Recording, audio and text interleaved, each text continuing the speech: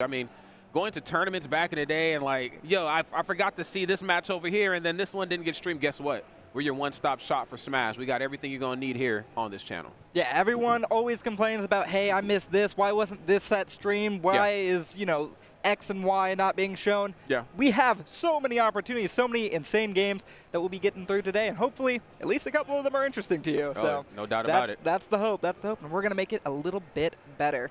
And I think we'll be jumping in pretty darn soon here. Yeah. As people are getting ready. Yes, we've got some characters to look at. We've got some matches to look at. Yes, we most certainly do, and I love this setup right here, man. I can't stress it enough. Friends, you want to strap in tight. Now, yes, now I think some of like the narratives coming into this this tournament is that we had Hurt, who was the champion last year, and who I think won it, in my personal opinion, pretty convincingly too. Yes. And then of course you had Tori Guri, I think was.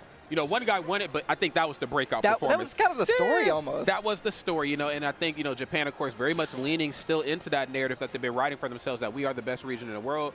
Our players are going to certainly be here to prove that story true. But before we get to them, of course, we have, 4 different matches here that we got to jump in on. Some options. And you're talking about the region that we're in. I want to look at some players from this region. Let's talk about it. Look at Nervy and Rush here on stream number D. Nervy, of course, a Pokemon trainer from beautiful British Columbia here, and Rush, very talented Wolf player. We've got a hand warmer there. Not starting right away. That's right. A classic Ultimate matchup. Can we even say that? I mean, 6.5 years of Ultimate. It's a classic Ultimate matchup. One from way back in the day. We can earn this now. We've earned this. I think so. For Wolf, sure. And, of course, Pokemon Trainer. I think 2 characters that I think have only gotten better with time, which is really strange to say, especially how, some characters just didn't make it through, like, the DLC era. They certainly fell down the tier list. I felt like Pokemon Trainer still pretty good for the most part, can still throw most opponents for a loop given how quick the matchup changes on the fly. And then, of course, Wolf is Wolf. Yeah, Wolf is Wolf. Wolf is Wolf. Always in contention for the best spacey. There's been some, deliberation over the years. Some people really coming through. I think it is. with Fox and Light, obviously, but I think Wolf is still the best. I think Wolf is the best, too. I think Fox has the better representatives. Now, that's no shot at Wolf at all, because we have Ouch, we have Jackal, we have some, even Tweak. We have some of the best Wolf players ever do it. But I just think, when the results really speak for themselves, Fox right now statistically is a little bit better, but there's just something about Wolf, man, and the way he could steal a stock. Not saying he don't work for it. I just feel like he steals stocks from you, It's beautiful. It's flashy. Especially, I think the Wolf players, the people that have stuck with Wolf all these years, have gotten it to this point where it's just so optimal. You see these beautiful flash combos. Of course, the falling fair into the bear. So, so nice. We saw Ouch this weekend beat Hurt at that pre-local. Yeah. Ouch is the best player in the world as long as it does not count for rankings. Love that for him. God dang it, Ouch. Maybe this is going to be Ouch's weekend to shine right here, man. But, yeah, before we get into that, we definitely got to talk about Nervy and Rush as we kick off this game number 1. The immediate nair on shield. Now, I was getting ready to talk about this a little bit before when we were bringing up Wolf. That leg is a weapon. It's literally a sword, yes. Bro. It's a crazy destroy. Okay. Uncharacteristic from Rush, I'll say. Okay. I've watched a fair bit of both of these players play. I know Rush, despite the name, not exactly the Rush down Wolf. I'll say that. Very technical, very I'll wait my turn. Nervy does some crazy things, especially we're going to be paying attention to the Charizard here. That regrab is going to get punished.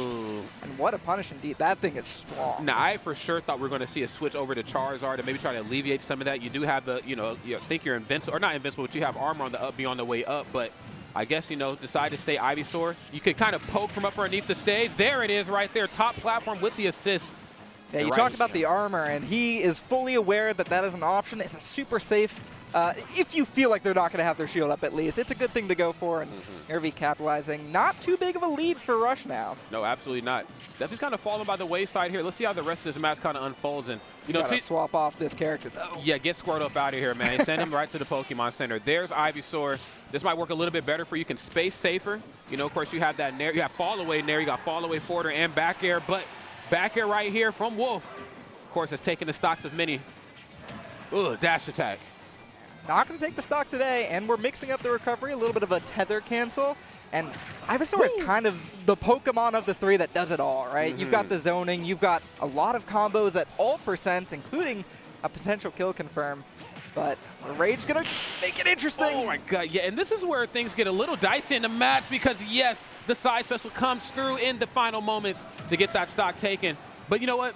I was actually curious because, you know, Wolf is an explosive character in parts and pieces. It's not the entire match like Falco and Fox.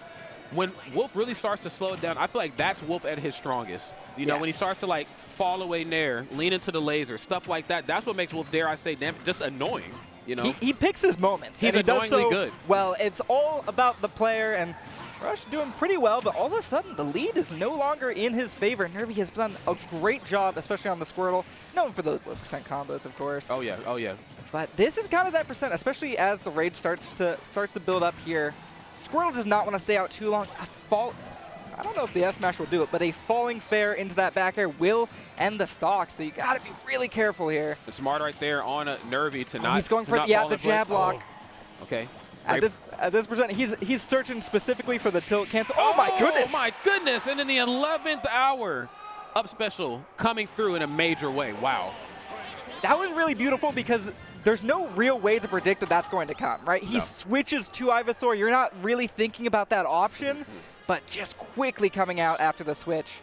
And Nervy's stealing away that game. Really solid stuff. I think it was just all about tempo in that game. I mean, we talk about Wolf being able to steal stocks. You know, you see Squirtle, and you know Squirtle's in the match for so long. Squirtle's more of like a nickel and diming sort of character. You know, he's going to be here a while, really trying to put on that percent. But after all that percent's been put on, I mean, think about how long he was in the match versus Ivysaur and Charizard. Stocks went just like that. So, great stuff. Let's see what this next game is going to bring us. I want to see some adaptation for sure, especially in those final stock, final hit moments. I do think that was kind of where it was being made and broke, especially you could see this is exactly what we were seeing before from Rush, big early leads that quickly melted away. So we're going to see if that continues to be the trend here. Lots being dealt back. Okay, nice. Gets the double up air. Just things you can do on the Spaceys. I feel like we're not really leaning into the fact that, you know, again, the Star Fox characters are just easy characters to beat up. They beat you up really easily, but they're very easy to smack around. And I want to see that philosophy used a little bit more here. Back air out of shield. Yeah, you talk about it. There's also one big issue, and that's the recovery. All of the Star Fox characters can kind of struggle to recover, and especially against someone like Ivysaur, can get really tricky when you have to factor in that huge hitbox on the spike. Oh, no doubt about that. Looking for the B-reverse right there on Razor Leaf. Doesn't quite get anything out of it, and yes, these platforms are not your friend, especially when Wolf is up underneath. Now, depending on the stage, of course, we'll see the Ouch Classic, which is the up tilt, but that's the Charizard Classic right there. Backer cleaning up the set and resetting the game right here. 2 stocks apiece. Yeah, Charizard staying out just as long as he needs it there. Throws out that one hitbox. It's like, all right, Squirtle's time to shine, and shine it is 46%. We're swapping to the Ivysaur for just that one move. Okay. Falling up air, nothing off the up tilt. Who said Charizard can't tussle up close? Okay, nice. Going to go for up smash. That's a really safe move on shield. You need a parry in order to be able to punish there, so solid stuff from Rush. Okay, yes, you might want to change your approach options just a little bit. You're dancing around my shield a little too much. My up smash does have a scoop element to it. It's one of the things I think kind of comes in and bites Squirtle in the butt is that he can't quite play the long-range game. Unlike Ivysaur. Ivysaur said I can get out there and I can stay out there. Yeah, Rush thankfully saved his jump there. Ooh, we're going for the F smash. Just swapping character. Dude, it's 2018 all over. We're just trading F smash just because we can. I love it, man. The pseudo spot dodge with the character swap there, really cute. All right, we're sticking with the Squirtle here. I don't. Oh, yeah. Like, immediately, I always remember at this percent, Nervy's going to be searching for the F tilts, but we're out of F tilt knockdown range. Instead, swapping to Ivysaur. He's hunting for some sort of find with the up. Oh! Special. That was smooth right there because, again, everybody was probably anticipating the up air, and for good reason. It's a move that covers a lot of space. Even if you air dodge it, if I drift into you properly, I will catch you. Smart on him to let him expend that jump and then go for a Vine Whip. And equally smart, Rush catching him with that up smash. A little bit too much on the mashing. Obviously, Squirtle, a character that likes to press buttons, and those buttons are pretty safe, do a lot of damage. Rush knows the options for it. There's a bit of priority on pretty much all of Wolf's smash attacks. Oh, yeah. Yeah, I can't tell you the amount of times I've been hit with F smash. Like, I'll shield it, and then I think it's my turn, and it's still not my turn. Never your, yeah. Always catches people out. You get one. You get one of those for sure. You get one for sure. We're swapping to the Ivysaur. Last stock situation again. This is a close set. No, it most certainly is. You got to watch that ledge. I feel like that was kind of what hurt Nervy in the beginning of game number 1. Got to watch how you hang out, man. You can't loiter. Charizard! Oh, my goodness. Whoa, my goodness. And this is kind of what defines Nervy as a Charizard for me. It's like if I think of all of Nervy's Pokemon trainer characters, it's that Charizard. He's so aggressive. He'll run in, he'll throw up that up special like we saw many times. He just ran in with an up smash there. I'm going to catch you out. Just do it. The Nervy Flare Blitz is kind of what he's known for in this region. He'll just send it out. Yeah, no doubt. You're like, there's no way he's going to do it again. He'll do it again. He'll do it again, man. Now, you know, I really like this match. I actually want to peek at this Bubs and Emma match if possible. I think I see Kazuya down there. I think I see Falco as well. Curious to see how that one's going to shake out. Yeah, looks like we have a 2-0 lead there. The Bluesy Thorin set also looking pretty close. I know Bluesy won game 1 there. Bluesy also a Western Washington Pichu player. Mm-hmm. But the Thorin adjustments are coming in, and that's a big lead right there. All right. Oh, yeah, Laser. Let's look at this Kazuya set. Ugh. Up there. We got 2 combo-centric characters. One's built into the game. The other, I guess it's still kind of built into the game as well. That's how airtight Falco's feels. Okay, up tilt, right into the Nair. Okay, in the corner, and I love that. Just in case he decides to go for a high recovery at the ledge. Of course, not in Kazuya's best interest with that really bad, jump squat, but I got to get off this ledge and the elbow. Just holding it a little too long there. Tough situation. And are we going to see typical Kazuya move right there? Yeah. You have one of like 3 good options from ledge. A lot of people will go immediately for the electric because you can get a lot of intangibility from the neutral ledge get up. I think you're only vulnerable for like 1 frame. It's crazy. Also the side B used, and of course the forward air. Kazuya's love forward air. Are we going to be able to make it back? Yeah, he was able to air dodge. The third-party air dodge is what I like to call it. Just why, on top of the cool recovery system you have, can you air dodge back to the ledge? It just doesn't make any sense. And that's not going to kill, but it does do 40 damage. Oh, my goodness. And the ledge trump into what looked to be the down air right there, making a bad situation to a good one. Spot dodge right to the double up tilt for good measure. Oh, and yeah, they're very different types of combos, but this is the Falco combo. Getting stuck in that up tilt is just a range you don't want to be in, but the angle isn't too bad there. We're recovering. Love the reversal. Oh, he's in trouble. He's in trouble. He's not making it back. Oh, my goodness. The bird is indeed the word. Jesus Christ. 160% this stock definitely on borrowed time. There's the big boot. Frame 5 on the up tilt. Nair. Up throw. You know it. Tough stuff. Okay. All right, Emma, let's see it. Night-night. Great stuff. Picks up that kill, but she is still down 66% here. I got to tell you, Falco is such a momentum-based character. You just cannot allow this character to start cooking at all. Nice. Oh! No, we're chilling. We tried it back here. And we're just going up normal. Oh, my goodness. Why not? Why not? No, wait a damn minute. Ziggy, wait a damn minute. What did I just see here? I believe we saw an all or nothing, if you will. Just throwing it all out on the line, and it worked out for Emma. I can't lie. I kind of feel a type of way about that. Damn. That was just a chunky read. I mean, the hitbox, Kazuya's animation was still, he was still in the pocket. He wasn't even all the way extended yet. Wow. That's, I think they call that the DLC difference. DLC difference, yes. And DLC diff. That's the difference. Let's take a look at another match here. We've got Hero and we've got Aegis. Town and City. All right. Got a classic sorority match. We got double Aegis, or not Oh double my Aegis, goodness, but are you double. kidding me? Oh, my God. Were they at like 100 there? That's. I think at that percent it's like closer to like a 50-50. I think so, yeah. Mega crazy. unfortunate indeed. I believe that's, is that 2-1 or is that 3-1? That's 2-1 That's there. 2-1, okay. I think that's all. I think that's all we need to see of that one. Yeah, we were brought in just for the whack. That's it. That's all we need. I'm curious. Let's take a look back at this Rush Nervy set. Looks like Rush did end up getting a game, and beautiful little forward air flash. Yeah, I think so. You got to just make sure you play the middle of the stage, I think, properly here with these 2 characters, especially for somebody like Ivysaur, who they get into the Pokeball range of this stage, and the whole bubble becomes kind of their home. They don't let you in, and of course, you have to leave when they say they want you to leave. So there's the back throw at the ledge. Clean stuff. Going to go ahead and use the neutral special just to try to bait him in here. 85%, but why? I got the lead. Oh, my goodness. Yeah. Oh, my goodness. Didn't catch. I'm shocked. Yeah, 2 rare misses from Charizard. Get up. Tummy time. No, sir. Oh, this is going to be a big punish. No, again, we're opting for the falling forward air into the flash, but that has only worked 1 of the 3 times we've seen it so far. Yep. You got caught. Exactly what you were talking about. I tell you, exactly. I tell you, it's not your turn. Ziggy said it. You get 1, and then that's it. And everybody falls for it, too, because just by the sheer nature, the rules of a fighting game, you know, you throw something heavy out. If I'm quick enough, it should be my turn given the matchup. And on Fox or Wolf, it just feels like I should be able to hit you after this. Why can't I hit you? So messed up. Nervy, you can tell. Also, Nervy's played so many Wolves. Ouch lives in his region. He should know. Yeah, he should know. That's just the rules of the game. You're like, F smash, it's my turn. Not quite.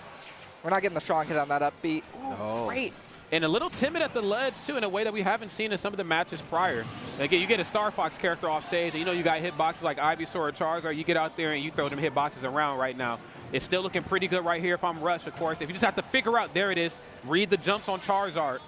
When we're swapping to Squirtle, this is a scary situation. You're probably not going to stay Squirtle too long. Oh, and that was a good read right there on Rush. He knew that sooner or later Nervy would try to run in really quick with the grab, and why not at low percent?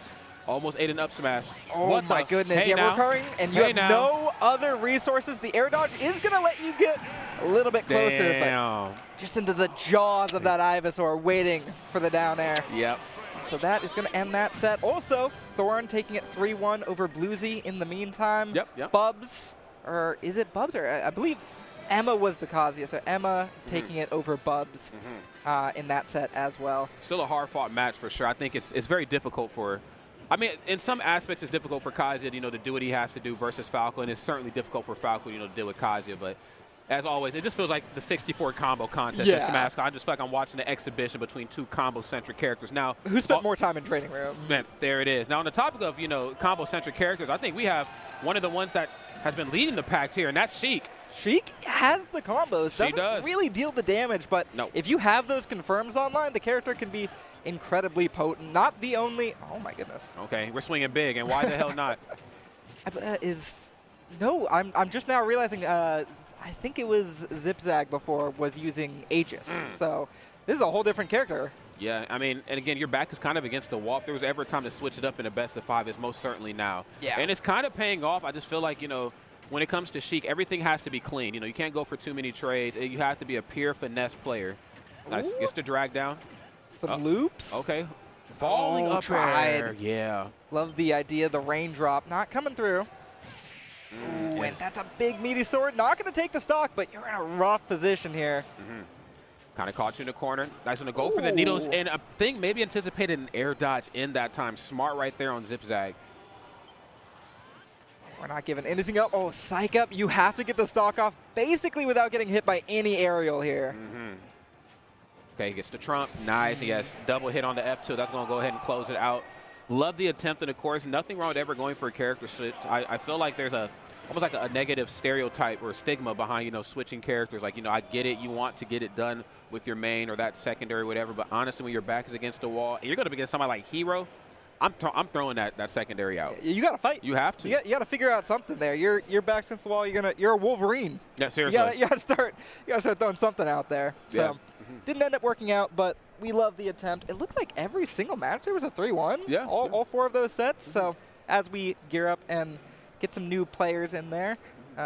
Yeah, they were definitely hard-fought matches for sure too. So they were definitely bringing the flash and the fire on the sticks. But friends, if you want to bring that flash and that fire off the sticks, and we want to tell you how we get this done, man. Stylish and affordable. Zenny, use the code BOBC for 15% off. battleofbc.com/Zenny. Now look, Battle of BC has been treating us very, very well, courtesy of our wonderful friends over at Zenny. I actually hooked us up with some shades. I actually left them in the hotel room, but I will have them on for my top 24 to 8 block later on because I want to make sure I'm styling and profiling behind the scenes as the players are doing it on the scene. Yeah, Zenny is one of those I can easily talk very positively about this this company because I wore the Zenny glasses the entire day yesterday. Maybe you saw me on stream with them.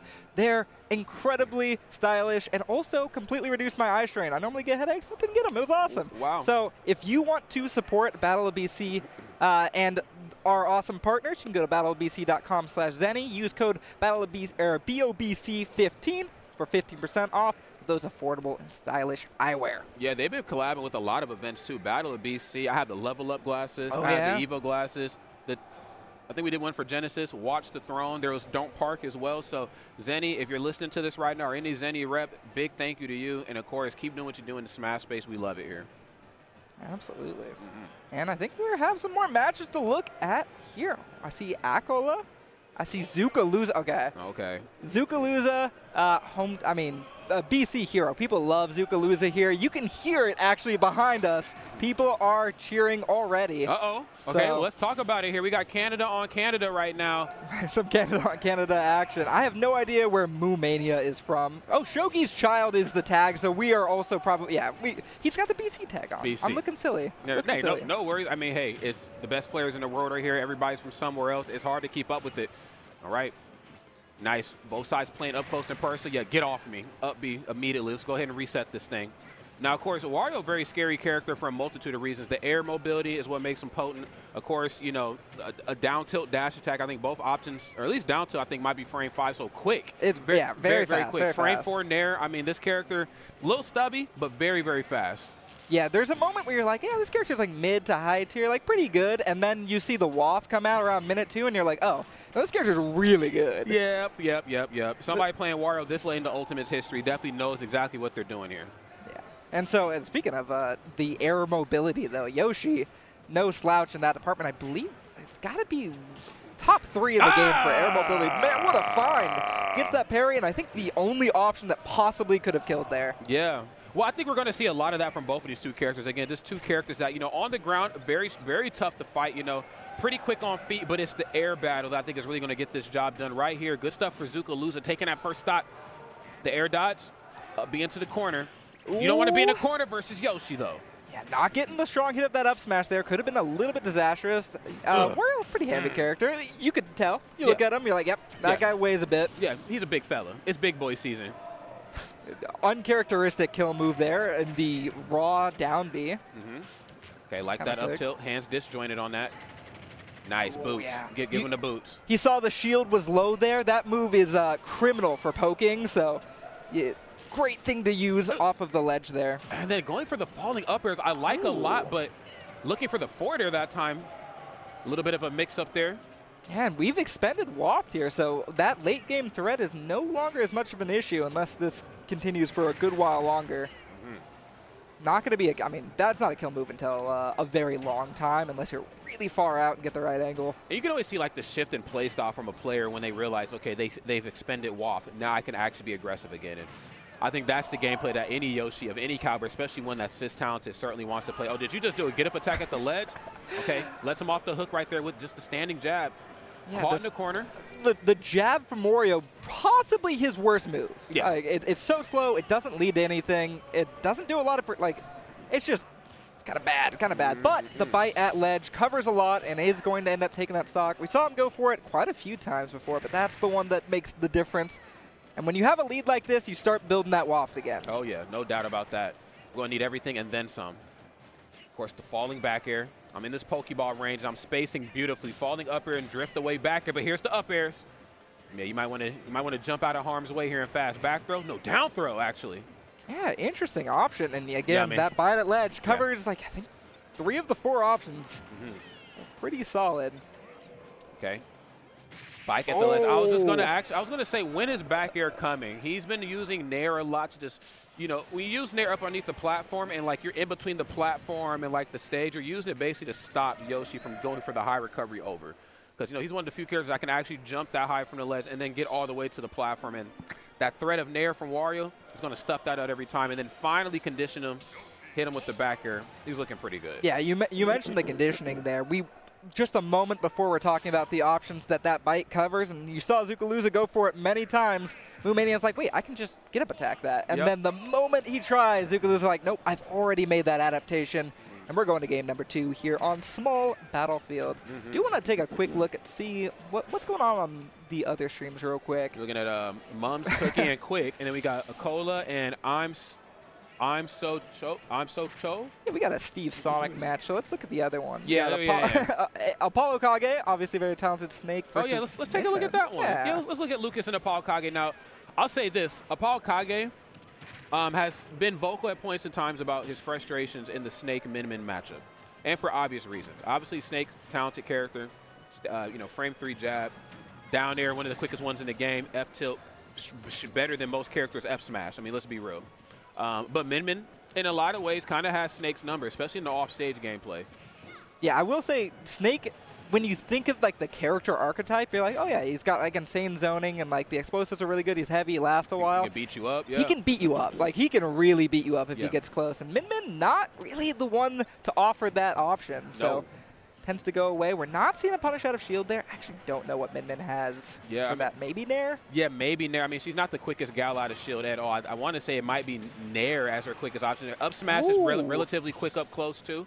But yes, and the biggest part of this matchup is really just playing to each other's weaknesses, which again, it's Snake off stage. Now, of course, when Snake hits the Cypher, he's able to get out of harm's way in an area where most characters can't really get to him. Min Min, if positioned properly, can really make Snake's life hell out there. Yes, Min Min already excels in the offstage scenario. This is one of those characters that has a pretty telegraphed recovery. Yes. I would say it's not even a bad recovery, but it is telegraphed. Yeah, you know it's coming. So, yeah, we're going quickly with it. Are we going to see a repeat? Waiting for the landing. Still actually catches there. Big loop on that. That's right. Going to go for the Ram that time just to try to reset Snake off stage. And I think it's finding those moments in between when it's time to go for like that final hit versus when it's time to just keep resetting Snake. It's hard to do. He's a very sneaky character off stage with those B reverses. You see AK trying to settle into a further game plan, just throwing the grenades across stage. But it hasn't really been working out for him thus far. No, really struggling right now. Going to get back towards center stage. Dash attacks his way in.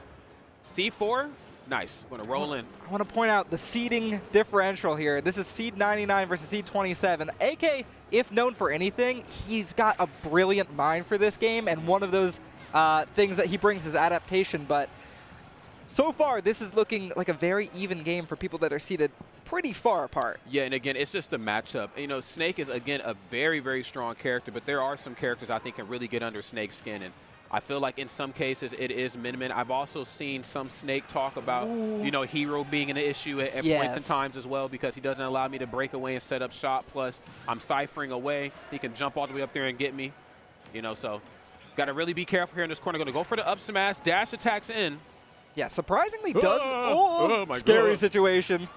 Yeah, Min Min's also will complain about the recovery, and it is true. If you get hit off stage, if you don't have a jump, you're cooked. You're cooked. You're cooked. You're cooked. That's tough. But so far, it hasn't really been that much of a factor. Obviously, the Nikita has been a very current presence for Lucas, but hasn't actually landed. Yeah, it's kind of a mini game between these two. Is who's going to get off stage the quickest, and then more importantly, who's going to capitalize off stage, you know, because these are two characters where the longer you let them live, in my personal opinion, the more dangerous it gets. Not for the character, but for the player. Because, like, anybody who's playing a character that's designed to live a long time, once they have it in their mind that I can outlast you, they just activate something up there, bro. It's like a kill switch. Yeah, it's like you kind of diminish the tool that provides, for sure. So it's very even. It could truly go either way. I think we're both kind of waiting to see who's going to go off stage first. And it looks like it's going to be Lucas stuck at ledge here. Yeah. And what a find. I've been very vocal about Paul Kage. You know, when he decides to stop moving, in my personal opinion, is when it's scary. It's checkmate.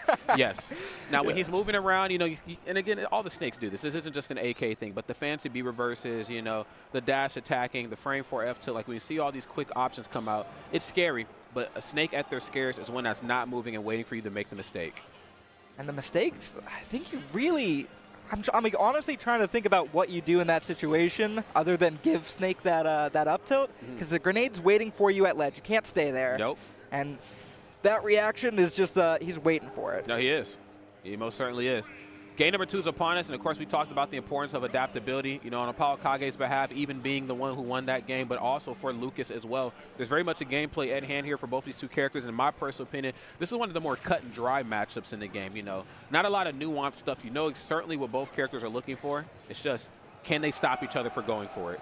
Yeah, there are adaptations to be made, but the game plan for both of these characters is, it can go on a Wikipedia, right? Like, it's like, this is what you do with this character. Yes, seriously. Okay, Apollo Kage making some quick work right there. Down air, first stomp. Okay, frame 3, very quick. Back air. And, of course, I love this. Just going for the arms just to alleviate any pressure at the ledge. Get off my stage. You're talking, again, about AK just kind of standing still. He jumped in place there, was waiting for that option, and is, of course, able to cover it.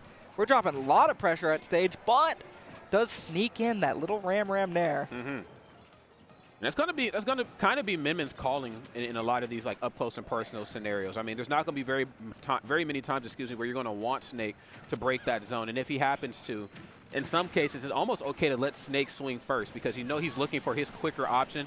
Then you have Nair out of shield. You have up smash out of shield. You have down smash. So she's not like mega slow, but I think it's in her best interest to let you swing first so she can answer back. Answer back? AK has. Like, Yes, yeah. I'm like really trying to think.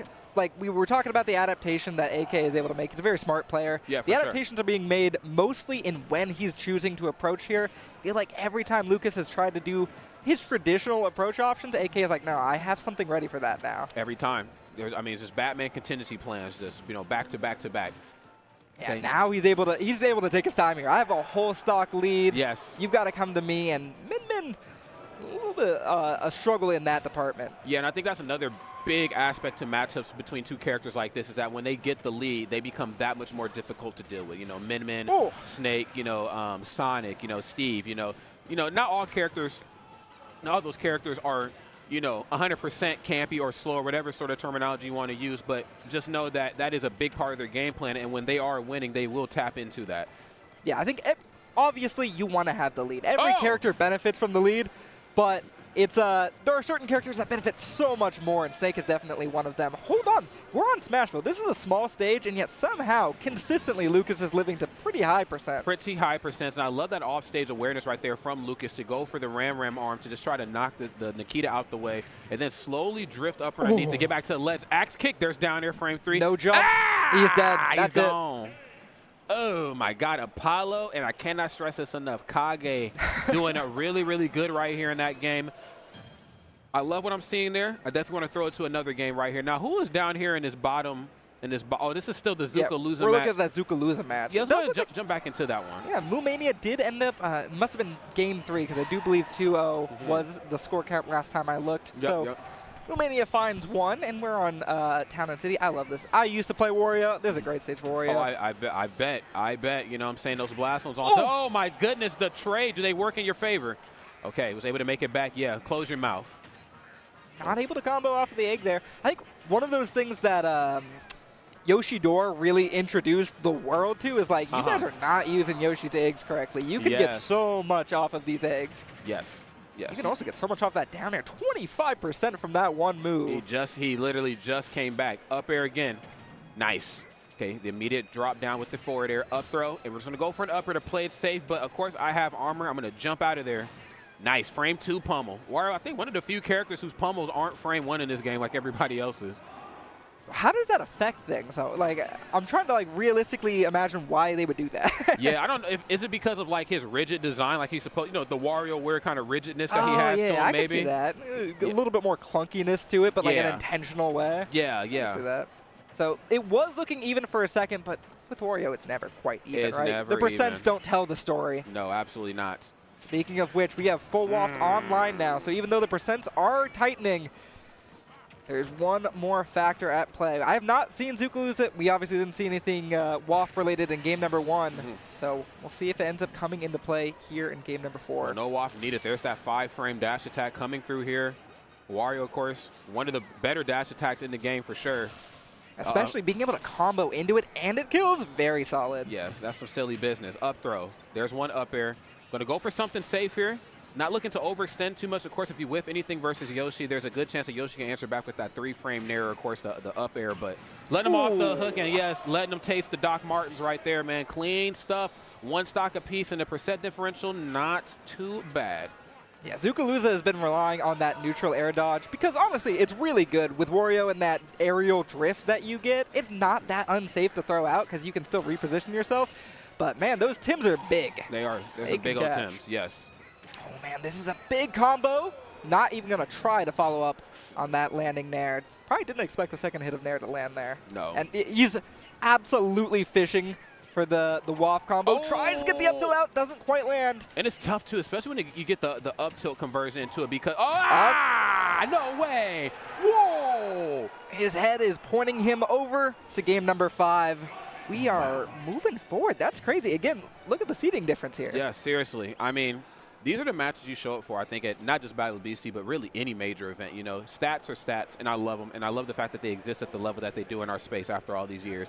But as a player, you cannot get caught up in the stats. You have to just focus on yourself. And I think each and every player that we've seen so far in this current broadcast is like, hey, look, I know what the seating says, but I know what I came to do. Who gives a damn? Does not matter what your seating is if you're getting tossed and turned around in the set.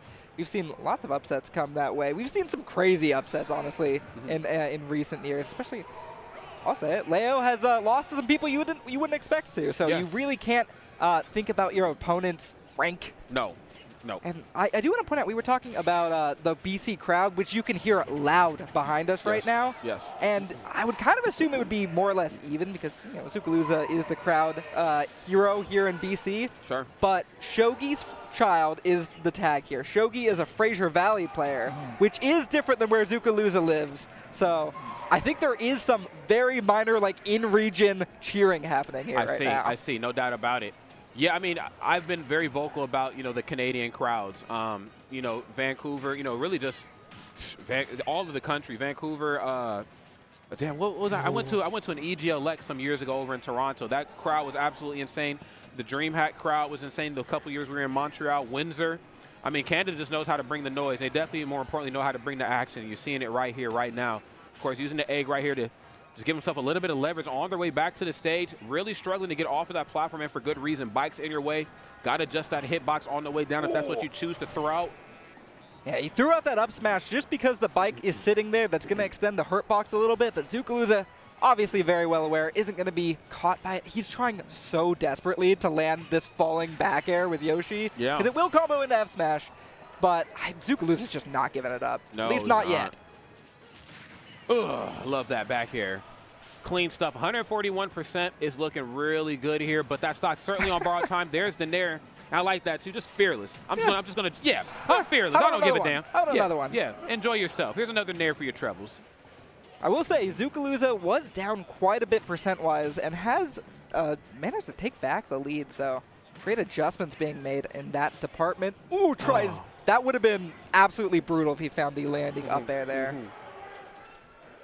But again, we're kind of returning to neutral. The up tilt gets landed, uses the down B to get out of that tricky situation. Yeah, again, that's just great presence of mind if I've ever seen it, for sure. Scary. Runs right up, doesn't actually go for the lock that time. No lock needed, just wants positional advantage. In the corner, don't ever dash attack. It ain't never that serious. Soji's child right now, caught in the corner. Yeah, Ooh. No. Whoop. Oh my, he's going out there. They are clobbering each other right now. This is serious stuff. You can tell a lot is on the line for both of these players. Town and City's high blast zone going to save Zucalooza. But we're in a tough situation here, Rod. Okay, drop down there. Okay, lets him off the hook. And yes, don't even think about going for your bike. Your bike belongs to me. Soji's child looking like an adult right now. Am I hearing the one more stock chant behind us? This is crazy. Already. Yeah, look at that player cam. There is a crowd behind these two right now, and the waft is online. We have not seen it have any real effect. Are we going to see it now? I think even just the threat of the waft at times is almost better than using the waft itself, because now your opponent is afraid to go for some of their more traditional options. Drift away Nair. Especially in a last hit situation, game 5. Like this is where it all matters. Air dodge, very smart. Not going to land in the jaws of Wario, just waiting for him there. Okay, looks like like getting the lock? No, we're not. No. Okay, looking for the falling up here. Nuh-uh. I'm not going to let you get 3 of those in a row. Get off of me. Caught in this top corner. Yeah, take your time. Take your time. We need to see some patience right here. Yes. Forward throw. Oh, we're landing directly on stage there, but the egg making it just a little bit safer. Nice. Okay, F tilt. Bike on the reverse. Of course, yes, I love this. Even if you decide to go for an attack on the way down, you always have to adjust the hitbox to in accordance of the bike. Scary situation. Wario has lots of kill options there, and he's going to spam that back air. Definitely would finish off Yoshi right now. Is he really going to get this done with bike? This is crazy business. He certainly seems okay with trying, right? Like, we're throwing this option out, not overextending, not giving him anything, and the dash attack is going to seal the deal for Zucalooza. There is an acknowledgement of respect between the two players there. Very, very close set. That's the interesting part I think about going against characters like Wario, or characters that have like that X Factor win condition thing in their actual toolkit. When you see Wario, you know what the game plan is at those later percents. That's not to say that that's the only thing that he can do, but you know that that's exactly what he's looking for. But then it's like, oh, he also has dash attack. I forgot about this. This is a KO option. It's a combo option. It is a very good move in his toolkit. I got too wrapped up in the waft and forgot about it. Yeah, you start focusing in on that one tool, And unfortunately for Moo Mania there are a couple of tools available for Wario. The down tilt, the dash attack, the back air, and one of them is eventually going to land. Going to move on. We've got Rauru, and we've got Tetra. Tetra the Thief. Tetra the Thief. The Tetra, Thief. Yeah, Toon Link believer since who knows how long ago. The character's good. Character is good, honestly. Can't take anything away from him. The character is very, very good. But Rauru also a pure loyalist of Luigi, it seems like, and very, very talented with this character. Has insane combos, and I imagine we'll be seeing them here. But Tetra is going to be trying to use all of these projectiles to slow down the game as much as possible, keep that space. Oh, as you should. I mean, if you have a disjoint versus these Mario characters, even as short of a disjoint as Toon Link's sword is, use them. You got to use it. Oh, nice. Went for the neutral special right to the grab. Didn't know that was a thing. That might just be hashtag just Toon Link things. Up tilt. Okay. Love the arrow there. That was cheeky. I would like to see them maybe. Okay, wait a second. Okay, there it is. I'd like to see them maybe expose the fact that Luigi's air game is just not all that great. Not so good. Yeah, so I mean, if you catch these catch these air dodges, put that sword out, you know. Oh, no way! Rauru, what the heck? Killed almost by accident there. Just getting Damn. caught with that recovery. The up air, I don't think the linger. I actually don't know if it has a weak hitbox. It should, right? Surely. Yeah, it should, yeah. Okay, yeah, Raru's, I'm activated Oh now. my You didn't goodness. messed up, I'm activated now. No tumble, no DI potential there, and Rauru doing all of the damage. 83%. This was looking really close before. It most certainly was. It's not looking like that right now. Okay, one of the better back throws in the game are Toon Links. Nice, looking for the reverse. Okay, we see a lot of the Link players do that. I'm talking all three Links. I play adult Truly. Link. That's one of my favorite things. So you stand in at that ledge, I'm going to reverse up B. Unfortunately, just a little late to the party. Rauru making them pay for it, but does find a way to get that stock taken. So Tetra the Thief, I want to see what she's going to bring to the table. Uh-oh. Ah, damn. Damn, JV3. Jesus. If you had told me stock one that this was going to be a JV3, I'd look at the screen and see Luigi and be like, oh, okay, that makes sense. There's a possibility. There's a possibility. There's a possibility. But you know what, though? I don't want to take anything away from Tetra the Thief just yet because a lot of what she was bringing to the table is exactly how you're supposed to play this matchup. Again, Luigi, not the best air game in the world. And if you have a character like, especially the Links, by the way, the Links are able to hold out up air, long-lasting hitbox, it catches air dodges. So clean stuff, you know, utilize that a couple times. And then on top of that as well, you know, just really leaning into your toolkit. Look, I play adult Link. I'm not going to let anybody shame me for pressing the B button. Versus Luigi, guess what? That B button's about to get wore the hell out. Yeah, okay? that's your best tool in that matchup. You bet your ass I'm using that move. I know that's right. So let's get it. Next game is upon us. Let's see what the adjustments are going to be right here from Tetra the Thief. Being very, very careful here not to get caught by that down tilt grab that Rauru is going to be throwing out quite a bit. Whoa. Honestly, you got to keep the distance as much as possible. I don't know if I'm really seeing that as much from Tetra. No, definitely. She's playing up close and personal, which, again, kind of is sending the message to Rauru that I'm not afraid of you, which is not a bad message to have at all. Whoa, the delay. You got to wonder, should you be afraid? And that was one of those moments that could have absolutely ended in disaster. We've got a 50-50, and fortunately, Rauru very much able to follow up. So, tough for Tetra. Yes, very, very tough for Tetra. Okay, but it's not over just yet. Frame 4 in the fisticuffs. I don't know why that dash attack is so damn fast, but it is. It's frame 4? Yeah, first hit, I'm pretty sure, man. That's it's crazy. It's insanity. That's good. Nair on the way down. We're chilling, though. I want to really see Tetra take back the air game. I'm not to say that Luigi's not dangerous in the air when they're in an advantageous state, but I don't even want to have Rauru with the presence of mind to feel comfortable enough to start jumping around me. I have a sword in my hand, the Master Sword. Let's make good use of it. Very good stuff from Tetra. Waiting for that roll in. Does end up getting the combo off it, but you're at quite a deficit now, so you're going to have to find a little bit more. You were talking about that air game, and I fully agree with you. I do think they have to fight a little bit different in the air. There is a space that Luigi likes to be in, and it's right next to you. Yes, right. You cannot let Rauru find it. Unfortunately, a little too close there, too, and the up smash is going to find it. We will certainly take it. You just got to figure out the gaps in between Luigi's strings. Unfortunately enough, you might be able to fight some Luigi's up close and personal as Toon Link. Raru's Luigi certainly ain't one of them. Down there, yeah, right into the up B. That's going to go ahead and close it out. Now, there are some advantages that I think Toon Link does have in this matchup. If you space Nair properly, that can really get under Luigi's skin. That's -3 on shield I just looked up. So really? Yes, it's very, very safe on that first initial hit. Maybe even the second hit, too, might just be a frame or so less safe. But regardless, like, you do have some ways to space around Luigi and to really keep him guessing on what the approach option is going to be. He's stubby. You're stubby-ish. You know what I'm saying? Use the fact that you're a little bit longer to your advantage. Yeah, you may have. I mean, it's the shortest sword of the bunch. Actually, I don't know. Is it more? Is it shorter than Young Link? Young Link? Somebody let us know. Yeah, somebody let us know. It feels like it. But at the very least, we do know that it is shorter than normal Links, and you really got to work your way in. So we have to see if Tetra is able to make these adjustments for what could be the final game of Tetra's winner side here. That's right. Okay, nice. Going to go for the bomb right to the falling up air. So, again, there are some strings here from Toon Link that I think Tetra is very good at utilizing. I think what I want to see as well, too, is that when those strings don't work, how do we still find damage? You know, when I can't go for, like, bomb into something, how do I still hold enough footing in the matchup right here to make my presence known? Yeah, and you could definitely, I mean, you're talking about it. It definitely seems like Tetra wants to be able to combo off of all of these projectiles. And we know that, oh, are you? Save their life. You got saved. The coin save for Tetra, but that could have been very dangerous. Yeah, you can also use those projectiles to nickel and dime your opponent. Tetra doesn't seem to be that kind of Young Link or Toon Link here. No, absolutely not. And unfortunately enough, I think spinning that jump out there, again, good presence of mind right here off stage, right from Raru. Raru, of course, just a menace on stage, and of course, certainly off stage when it comes to fighting against the Swordies. Now, get that up air out of here. I think I'm intangible during Luigi Cyclone.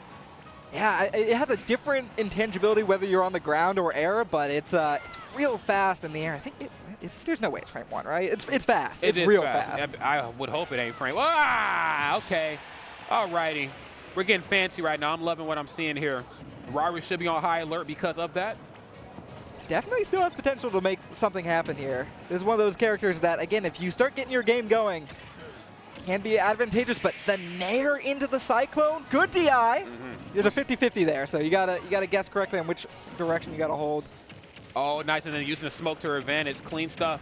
Gonna go for the down special again, though. We're still living at 135%. We can definitely make some magic happen here in this corner. There's forward air. Bomb in hand. Yeah, not gonna come into play. Not even allowing the reset right there. Raru, of course, like I said before, great presence of mind on stage, and most importantly, off stage versus the Swordies. Great stuff. And a valiant effort right here from Tetra the Thief. I mean, again, no disrespect to the gameplay. Definitely did what Toon Link is supposed to, go for those bomb follow-ups, bomb into forward air, bomb into up air. Then, of course, utilizing neutral special at the less. Those are things you want to see, but unfortunately, we just got to see more of it. Toriguri right here versus Bob the Dusclops. I think you're right. Bob the Dusclops. That's what it looks like to me. I know this is not actually game number 1 here. I think Toriguri did win that game on PS2, so Bob the Dusclops is taking us to Smashville here for the counter pick. Okay. Oh, interesting. Ooh, wow, really? We were just talking a moment ago about the types of projectile conversions that you're seeing. Toriguri somehow finds these with Banjo-Kazooie. Yeah, I mean, look, still living. Wow. Yeah, just air balls. You're not gonna be able to make it to the ledge that time. And the taunt. Look, I'm gonna tell you right now. I'm gonna tell y'all something right now. The Japanese players ain't the players to get taunt happy with. Don't do that. No. Don't play with Toriguri, okay? I love that you're feeling yourself. That is important, but I've seen a little bit too many taunt to get body clips for sure. Yes, they are most certainly a thing. I think in this game's coding, you taunt, guess what? The bodying is happening soon.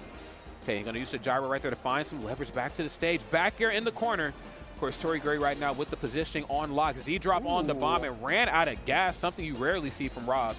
Yeah, I think he accidentally shot his big old laser there. And wow, Toriguri looks like he's, I mean, obviously plays a character that's super used to using projectiles, but use Rob's gyro against him in a really advantageous way there. Okay, we're burying, and the up tilt, not gonna steal it. It was a little hard to see for a moment there. Yeah. Down air's on the way down, and Toriguri has slowly but surely nickeled and dimed his way back into this. Great to not mash. Interesting enough, but not enough gas left in the tank right there in the last portion of that game.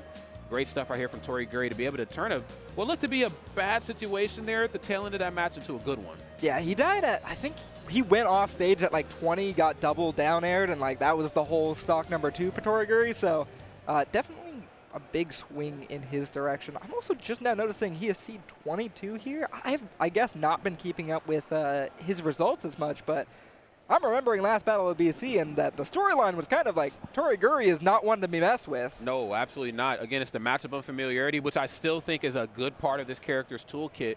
I don't know if there's another Banjo in the States or even North America doing it like Toriguri. Damn, the Blicky. Did you see how he was spacing out each individual shot there to align perfectly with when he would have come out of hit lag? Yes. That's crazy. Absolutely. Crazy optimized Banjo. Okay, on the way down, falling there. Bob the Dustclops right now just has to figure out a way to get some footing here in this match. Really struggling.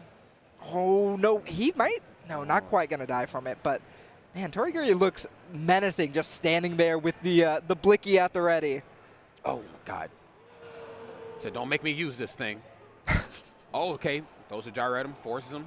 Come back to the stage a little bit later than what he probably anticipated. Forward air. Oh, my. Look at all of the confidence. It's like, you don't actually have anything to hit me on this ledge here. Nothing threatening. Sometimes you really do just got to take the throw, and I think in that case it might be Banjo's down tilt, which not a very good move. No, definitely not.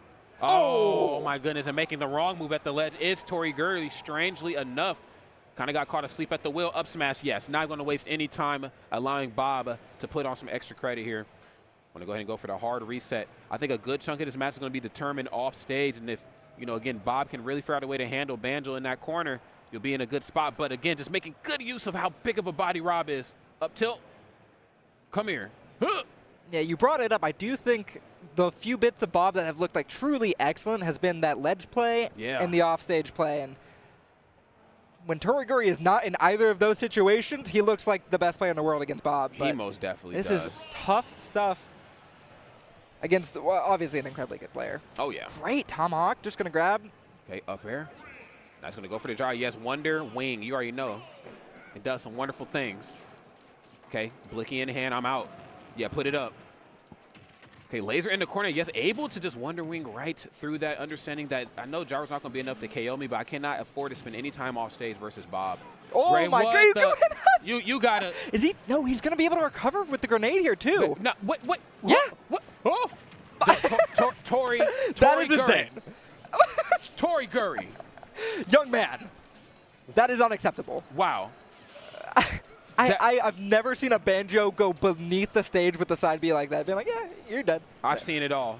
This is why we need more production teams like the ones we're on right now. I mean, we would have missed that at another tournament. Dang. Okay, laser in hand.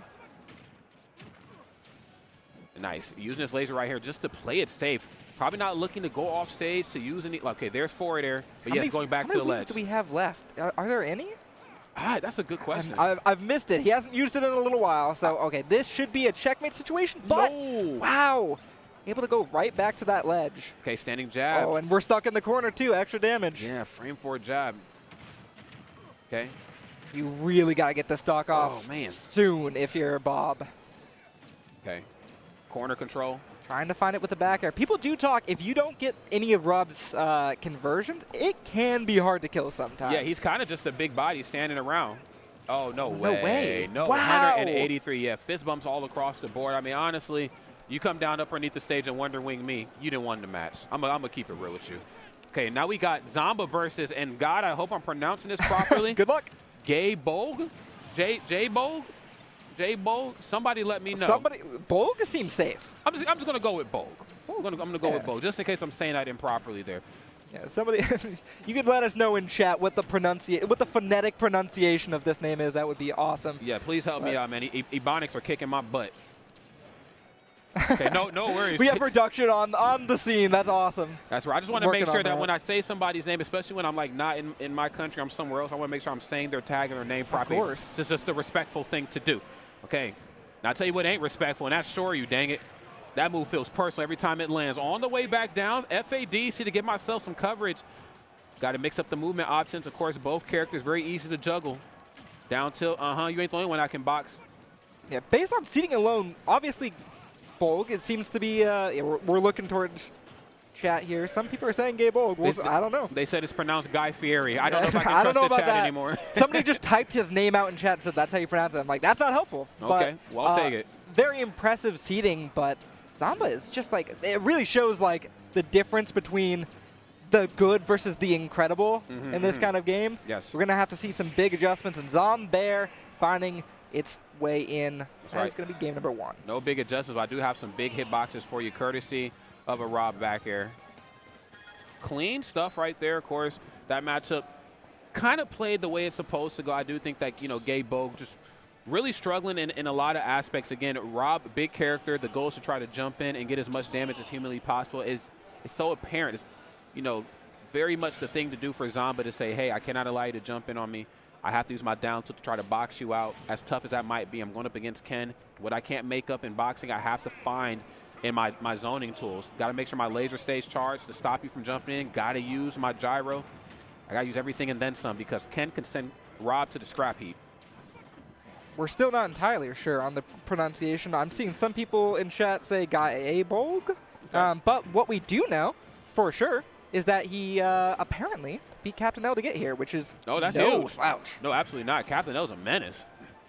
Okay, wow. So definitely battle tested for sure. Seed 75 at this event too, just to kind of put things into perspective.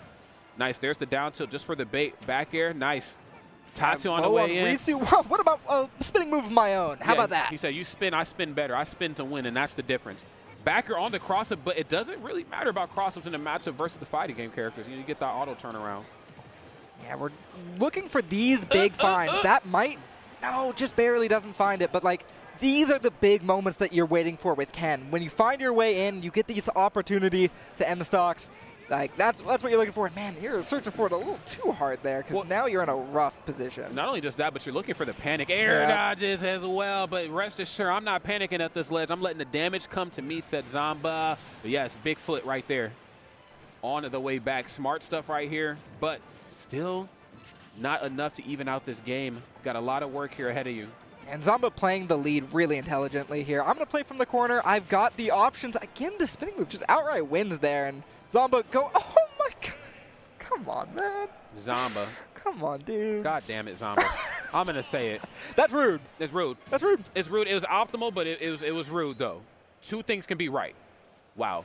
Great stuff right here from Zomba. Of course, I'm really digging the Ken gameplay as well. I think, you know, getting a little bit more comfortable in some of these interactions, being able to just run right up in Zomba, forcing the panic air dodge on the way back, and, again, just really making magic happen. Didn't get anything off the Shoryu just in terms of stocks being taken, but I think that's something that Zomba might be a little bit more alert on in this game, that, you know, my opponent's starting to wake up a little bit more. Doesn't fear me. Definitely going to be in the mental. You're talking about it, and I do think that is kind of the Ken game plan. It's like, I have to find my opportunities to get in on this character. When am I going to have my turn to run in and get, especially the very potent combos when they land? Yes, yes. But, man, that's another option that we see a lot. The, oh my gosh, what's the down B called? For who? Focus. Focus right? attack. Yes, focus attack. Yeah, a lot of times people just keep saying FA, which works as well. It's just shortened terminology. And honestly, I've been in moments where I've said FA so many times, I'm like, what does FA stand for? Oh, okay. Tatsu, I know that. Yeah, I spin too. Every time. Zomba seems so incredibly aware of, like, that's a cute move, but mine's a little bit better in that situation. Just a little bit more dangerous. And trying to find that backer doesn't end up landing. And again, Zomba does not really want to play up close, because the moment you get up close to Ken, you get these situations. That's right. You catch the hands. I also like to see the Tatsu cancels. I mean, that's certainly a large part of Ken's toolkit, especially for some of these bigger bodies. Yeah, it goes for the high recovery, and for good reason, of course. But, again, you don't really got much business in the air if you're Ken. If you ain't dishing damage, you keep them feet on the ground. He's dead. Wow-wee. That's it. Wow. He said it was a an honor. Long game. It was an honor. It was an honor. Really quick, yeah. It was a pleasure. That was great. Also, I think 2 games of Zomba Ken there went by as JDV Quick, I think, is still on game number 1. Yes. Because not surprised. Not surprised. I do want to take a peek here, because it looks like we're winding down. You have 2 minutes and 30 seconds left on the clock. JDV, I believe, is the number 1 in Washington right now. If not, he's somewhere in the top 3. Always been a serious threat. Oh, yeah. Oh, yeah. Yeah, JDV is, yeah, for sure. JDV, of course, has been one of the best Pac-Men to ever do it. I mean, has really been holding down the fort in a time where, you know, Pac-Man was, you know, pretty good at the beginning of Ultimate, then kind of fell by the wayside during the DLC era. JDV, of course, is kind of holding strong, but Quick, of course, no slouch at all. Looking to possibly redeem themselves for what we've seen in the crew battle last night. I'm just going to say it.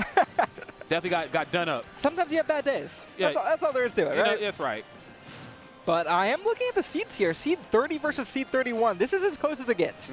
You cannot get a closer match, at least according to the statisticians, than this. The down smash, great setup from JDV on the ledge there. And those long games, getting the win at the end feels so much stronger. It does. It does. Like, damn, I outlasted my opponent. I did it. But now you got to do it again. Now you got to do it again. At least 2 more times. At least at the bare minimum. Now here we are. We are hovering over Pokemon Stadium. Are we going to get 3 Pokemon Stadium matches on the quad stream? Are we doing it?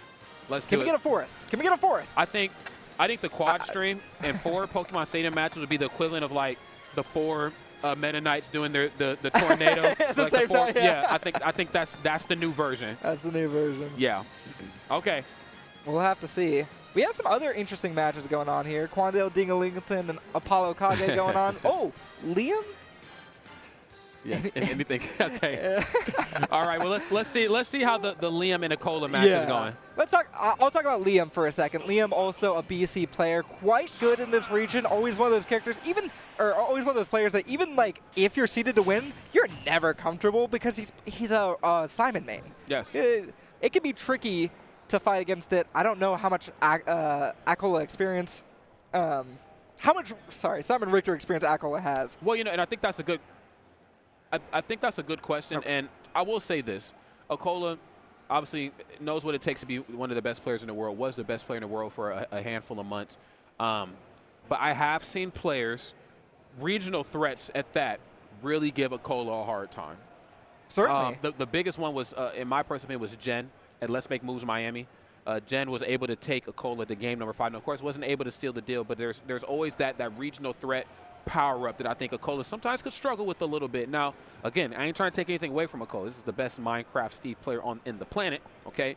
But there is a chance that things could go, maybe not the way of Akola. Especially with Liam just last year being so incredibly close to beating Riddles. I think it was a last-hit situation that me and Lentini had the privilege of watching. Nice. Just barely not going Liam's way. But we are thankfully not getting 4 PS2s. I'm now noticing. Thank you, JDV and Quick. We almost did. We almost had it all. But we are going to move over to a different stream because Akola sealing that one out with a 2-stock. Take your pick here. We got some interesting ones to look at. Yeah, no doubt about that. Yeah, so we got Raru. Raru and Tickle? Tickle. Okay. Tickle, again, a BC player, incredibly good on this Aegis. Yeah, I'm loving the fact that we're getting a lot of BC representatives here on the quad stream. I mean, again, just get as many on stream as possible. I'm here for it. Truly. Oh, my. Also, look at this JDV. I want to take one quick moment, look at the JDV quick, because this is a huge lead in this matchup, yeah, right? It certainly is.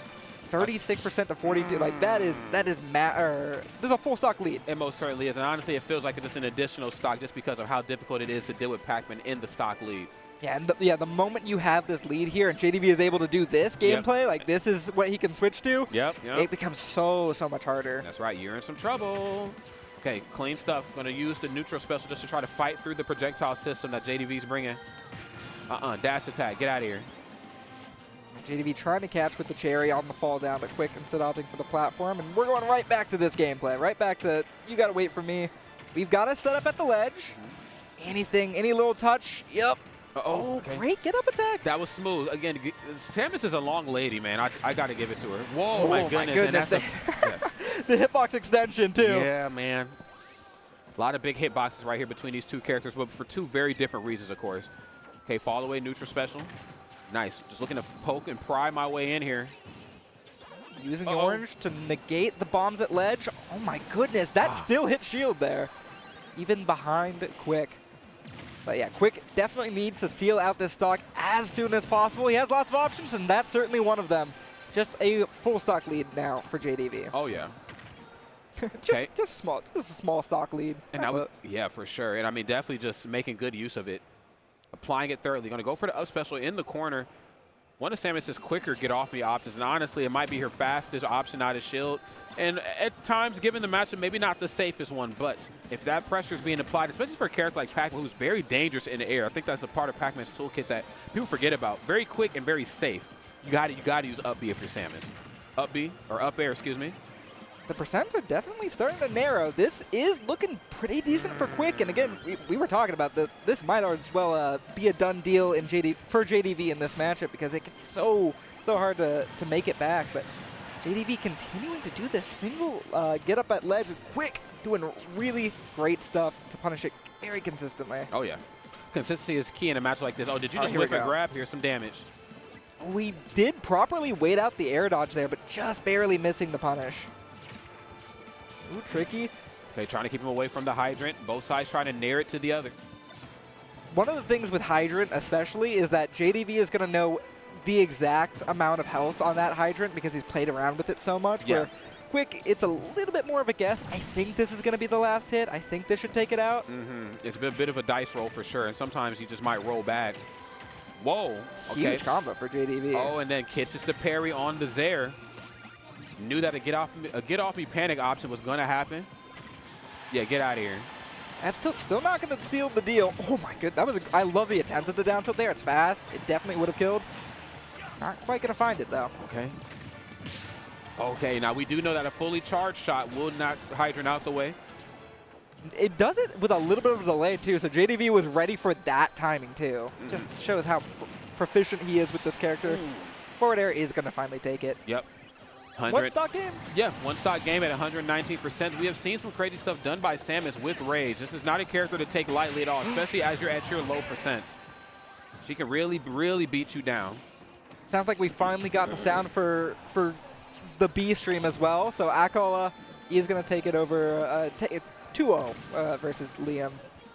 But back to the JDV quick set. Is Quick going to be able to make this comeback? 170. It's getting harder and harder by the moment. Every hit counts. Yeah, seriously. Okay, Matt's starting to narrow down here. The wave land on the way down. Just trying to fake out something here from JDV. JDV just not giving it to him, but wait a minute. Quick playing anything but that right now, so I got to slow this match down to a crawl if I need to figure out a way to win this. All the way down. Not a whole lot of ledge intangibility there. Oh my goodness. That should be a punish. Yes.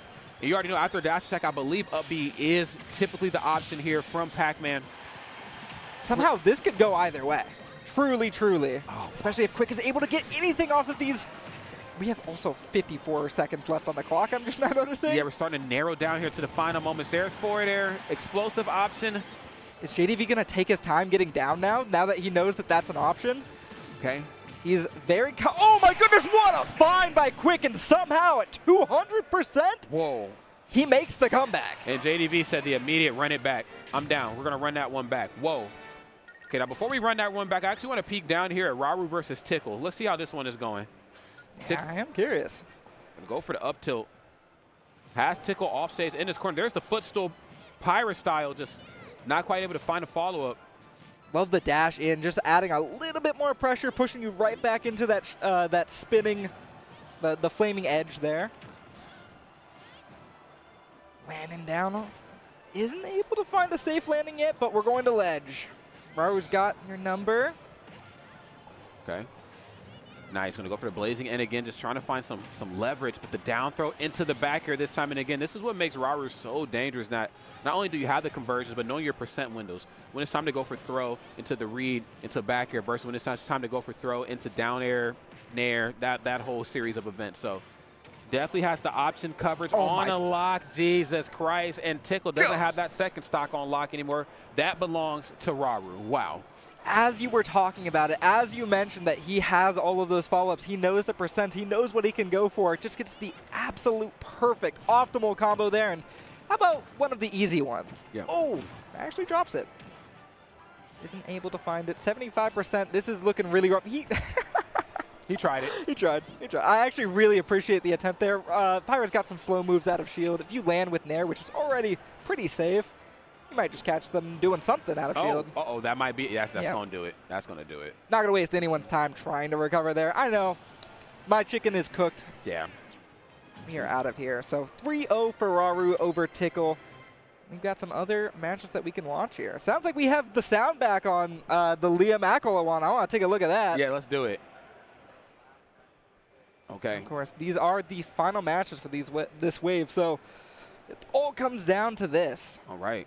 Well, Liam Looking pretty okay here. 2 stocks apiece. Has to figure out a way to get this stock taken off of Cola, but it is certainly a task within itself because, again, the survivability is a factor. Not if Liam has anything to say about it. Look at this player cam raw. Look at how animated Liam is when he plays this game. This means so much to him. And I swear, he takes this into basically every game you play.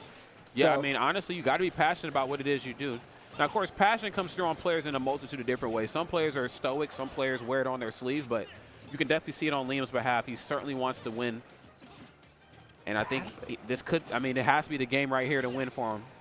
I'm also just now noticing that Akola actually switched to Aegis here. I wonder if this is that situation, because I took a peek at the last one. It was not a particularly close win. I mean, yeah, it wasn't close. Akola kind of dominated on game number 2, too. So I wonder if this is like that I'm going to warm up my pocket versus you. Maybe a sign of disrespect. I mean, it could be, it could also just be, Liam, of course, a talented player. And you play, the Belmonts, or really any character that can extend through the blocks that, Steve is bringing.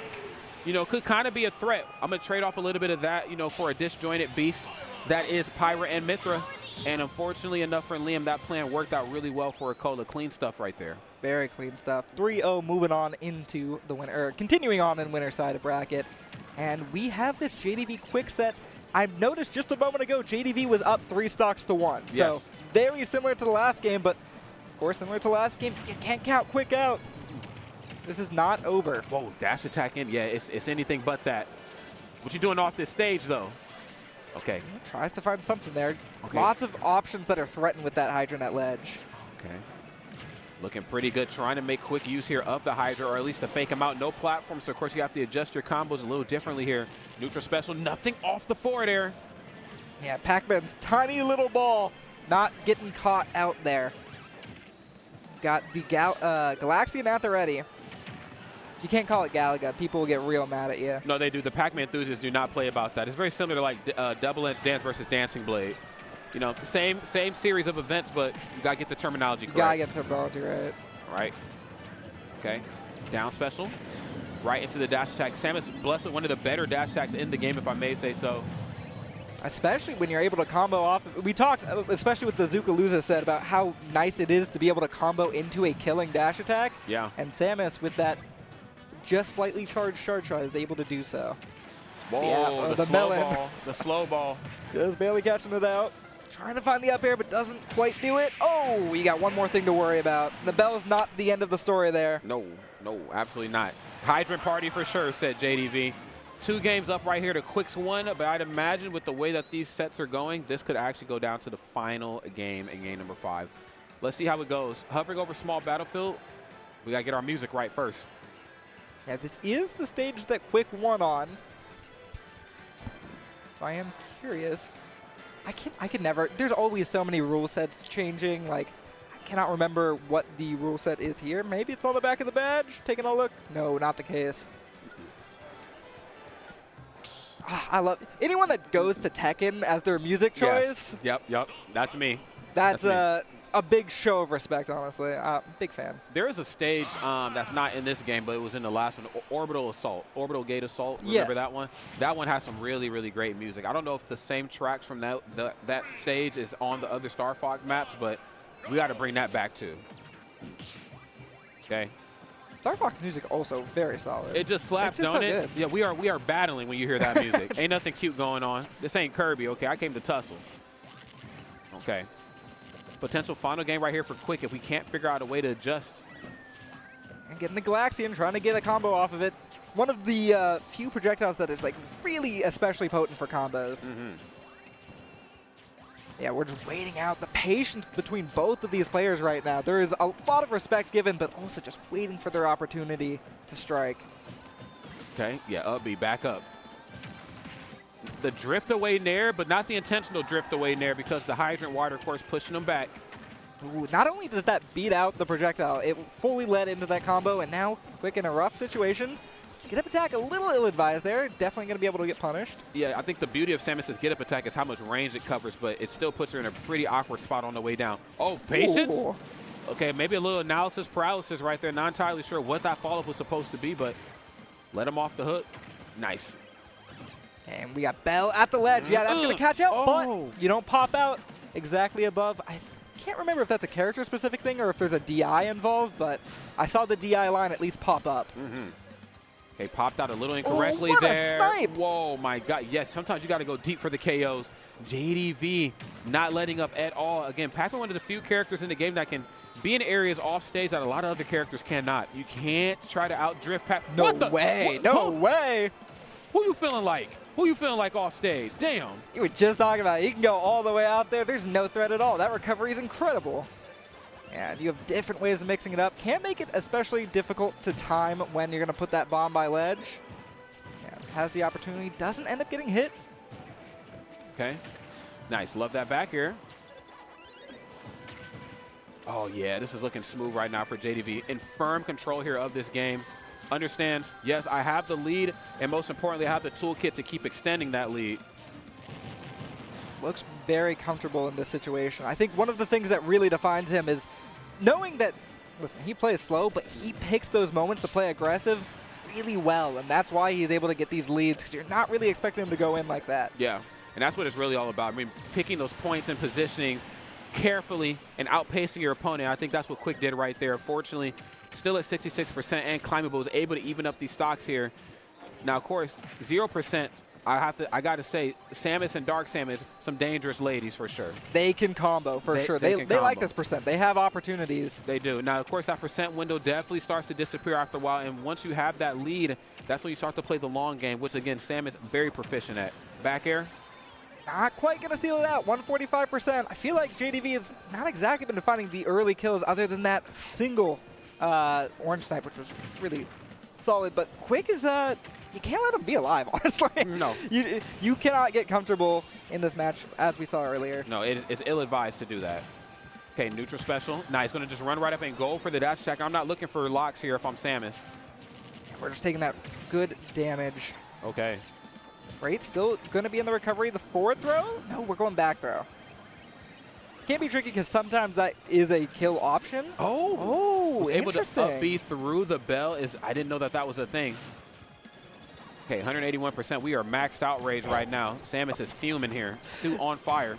That angle was so good from JDV. It was enough to hit shield, but still put him in a far enough position that Quick isn't able to get the punish.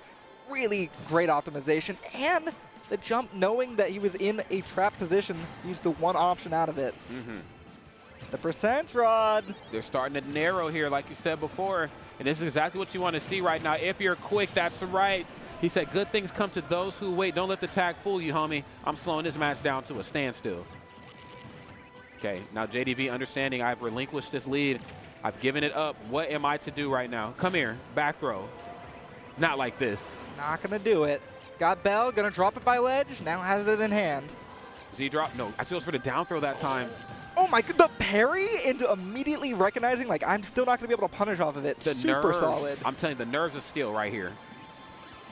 Yeah, JDV is one of those players, especially in Western Washington, known for, like, just incredible, incredible mental game. Oh, this is going to be a regrab, just punished with the F-tilt. For sure. JDV, one stock away from beating Quick here. But also Quick. You really know that this could go either way right now. Oh, no. Dropping the hydrant, not going to catch. Okay. Okay, what's the follow-up going to be? Okay, I like that. Up B.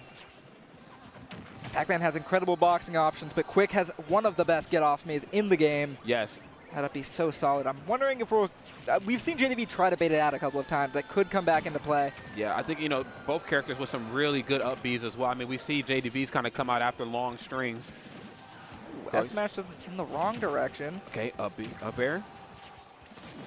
Okay, Oh, this is an aggressive Quick all of a sudden. It is. This is very different. I think he's starting to see the writing on the wall here. I might actually be able to push this to a game number 5. I know we kind of talked about it before we switched over to the other match, and it looks like we are not going to a game 5. Not quite. Almost. Narrowly escaping death. Twice. That snipe just barely missing. Again, the Nair not going to seal it out. Quick definitely has the earlier kill options in Pac-Man, and that's going to be one of them. Trapped by ledge, caught by bomb, and explosion. We're going to game number 5. That's right. Quick understanding what is going to, what's needed to succeed. And I think, again, you know, for a character like Samus to be utilized in those final moments, she actually becomes scarier. Again, because it's that narrative that I can't kill this lady, I can't KO this character, and they're slowly but surely bringing themselves out of the deficit back into even footing. And I love that right there from Quick. Samus shockingly heavy, for sure. Can be really tough to kill her. Yes, and also tough to combo as well. True. Again, you have to adjust your strings for a character like Samus. Now, of course, Pac-Man, you know, some of those combos pretty airtight for the most part, but there's still some opportunities for you to have to adjust on the fly, especially on stages where there's no platforms too. You know what I'm saying? You got to really fight for every piece of percent you're looking for. Final game right here between these two. Could you ask for a better ending to our block? This is fantastic. Seed 30, Seed 31 going the full distance here. Crowd behind each of these players, hoping for a different outcome, but only one of them is going to leave happy today. Okay. Looks like these low percent options right here kind of going the way right now of JDV. What we doing off this stage, though? Going real low. No, seriously. Okay. And stuck in the corner. Okay, nothing off the forwarder. Explosive option, figuratively and quite literally. That move, I mean, she'll be standing still. Next minute, she's in your face with fair. The extension on that hydrant actually caught Quick there. And I'm realizing that the majority of this match is kind of dictated by who has the better opening. And I know it's hard to have an explosive opening between two characters with this sort of toolkit. You know, two characters that can kind of do the same thing to each other. You know, you play this long projectile game. It's hard to really find out electrifying opening, but JDV is doing it in a good way. Yeah, and the moment you've lost the stage control, we're back to neutral. This is the deciding factor again. All of this percent, more or less, has come from JDV just having a really strong opening, having a very solid positioning on stage. Quick, stuck in the corner. Oh, great. The only option that would have worked there, truly. Yes, yes. You can't use my tools against me. Put it back. That's my thing. Yeah, seriously. I made this up. Okay, hydrant right on top, and nice, being able to yank them through the hydrant. I think that's something I want to see a little bit more of as well, especially as, you know, you see JDV start to, you know, kind of set up shot behind hydrant, pull him through that. Quick trying to do that air dodge out of shield to grab the item like we saw earlier with the Galaxian. Doesn't end up coming through that time, but again, very comfortable with the item play. Both of these, I mean, you have to be at this level. Oh, great find. No tech from JDV. Comes in with the key, but it's not the key to success today. Not going to finish off that first stock. We're 2 minutes in. This is already looking like it could be a matter of time. Yeah, I mean, seriously. That double entendre.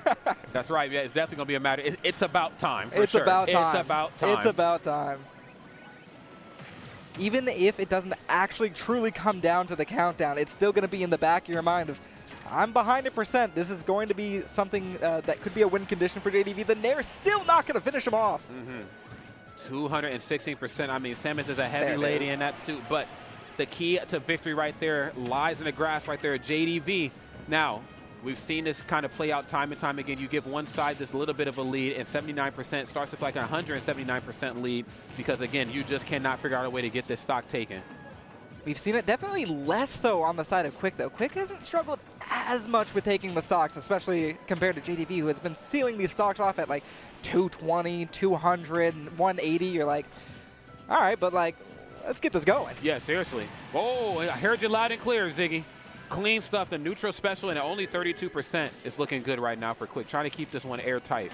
Quick living up to the name there. Quick response. Okay, I'm loving these like these hard directional air dodges down into the stage, or if not, just the perfectly done wave land. I'm loving this. You know, not very many characters really get like full utilization out of that, but I think Samus certainly does. Like those empty jumps, wave land backwards, your turn to attack, you overextend, boom, I'm going to grab you and close out that distance. The uppy out of shield. Again, things are looking real even, and things are not exactly going quick enough for time not to be an issue here. No, not at all. Got the orange in hand. JDV's been really good at using that like an actual projectile. Like, I'm just going to catch it, recatch it, make you worried that you could die a little early off the side. Oh, the fake outs, the mind games. Okay. It's getting scary right now. Yes, we didn't get a chance to see this. Oh, and that's actually really smart. Wow. Forcing the re-grab, knowing that they would go for up special right there in the corner. That was very intelligent right here from Quick, and this is looking really bad right now for JDV. A solid 15% from that uppy out of shield. And with the percents that we've been seeing JDV get the stocks off from Quick, this could this seems like a really big lead for Quick right now. It most certainly does. So we'll have to see if he has an answer, something to get it off sooner. How about a key? Okay. Not quite going to do it. Okay. It's looking good. Up B, back off me. Okay. Slowly but surely right now, JDV getting the right setup, gets the ship in hand right now for Quick, so we're losing some get off me options in the air, but let's be honest, the only one you're really going to see from Samus is probably up B. And why do anything else when it's been working this well so far? Yep, Smart. Caught from the corner, 79% on JDV. You got to get the stock off, and you got to get it off quick. Quick is not letting it happen. The Nair sealing it. Quick, I heard that. I heard that in person, the pop-off. Yes. Very excited, especially when you have these long games like that, these long sets. That feels so relieving. Well, I feel like that was kind of the difference maker in the last game between this one was we're not seeing the corner game come out here from Quick, which again is not the most patented part of Quick's play style. I think all the Samuses at this level have to utilize that option. I get you in the corner, charge neutral special. Did you shield? You're probably going to jump after you shield it. Here's forward air. You know, the down specials in the corner to frustrate you. I mean, we need to see more stuff like that. And I think Quick a little late to the party, but was able to rise to the occasion in the 11th hour and get it done. Definitely able to remember the options, the tool he has available to him. Yeah, for sure. And JDV unfortunately misjudging when it was his turn there. One too many times at the end and ends up losing the set because of it. So close. That was awesome. Yeah, it was. I love that, you know, typically you see a Pac-Man, you see a Samus, you see, you think of a really long set, but that is, that's going to be it. It was a really tight one, but I think that is going to be it for us. We're going to be joining you in just a little bit. Yeah, that was it was a really great, you know, set right there. Really great series of blocks that we had too. I think before we get out here, I think we have the merch ad that we want to talk about as well too. Drip, drip like the rain. Find your fit today at start.gg/BOBC/shop. Okay, friends, Battle of BC. Really, all the events up here in the Great White North have had some of the best merch I've seen in quite some time. They have bucket hats, hockey jerseys. They have, you know, the sweaters, the hoodies, everything you need, and then some right there to get fly on the sticks. And, of course, there's a lot to do in the surrounding Vancouver area, so you might want to be a little fly off the sticks as well, friends. And, of course, you see Gallant sitting right there on that sweater ahead of us. Gallant, the event organizers here behind Battle of BC. Incredible production staff, incredible host of people. And they are the event production company specializing in community-centered gaming experiences around the world. So if you want to support Gallant, if you want to support some more events like this, go ahead and give them a follow on X, Instagram, YouTube, Twitch, Pinterest. I don't know. They're probably everywhere. MySpace, MSN. MySpace, yes. Look them up. They need as much support as they can get these days. Heck, all the orgs do. It's hard to host Smash, especially to do a grassroots game at the level that we're doing it at. We're inside of the convention center downtown Vancouver, and if you know anything about Vancouver, friends, it's very expensive to exist here. And I'm saying this as somebody with the USD. Okay, the conversion rate is still in my favor, and I'm still spending a lot of money, okay? But scared money don't make no money, all right? And, of course, the players are here to do exactly what they're here to do, which, of course, is to win. Ziggy, of course, it's been an absolute honor to do this with you. Hopefully we can do more of this here in the future. In the meantime, friends, we're going to throw it to a quick commercial break. When we come back, we got some more Battle of BC 7 Smash Ultimate coming your way right after a word from our sponsors. Peace.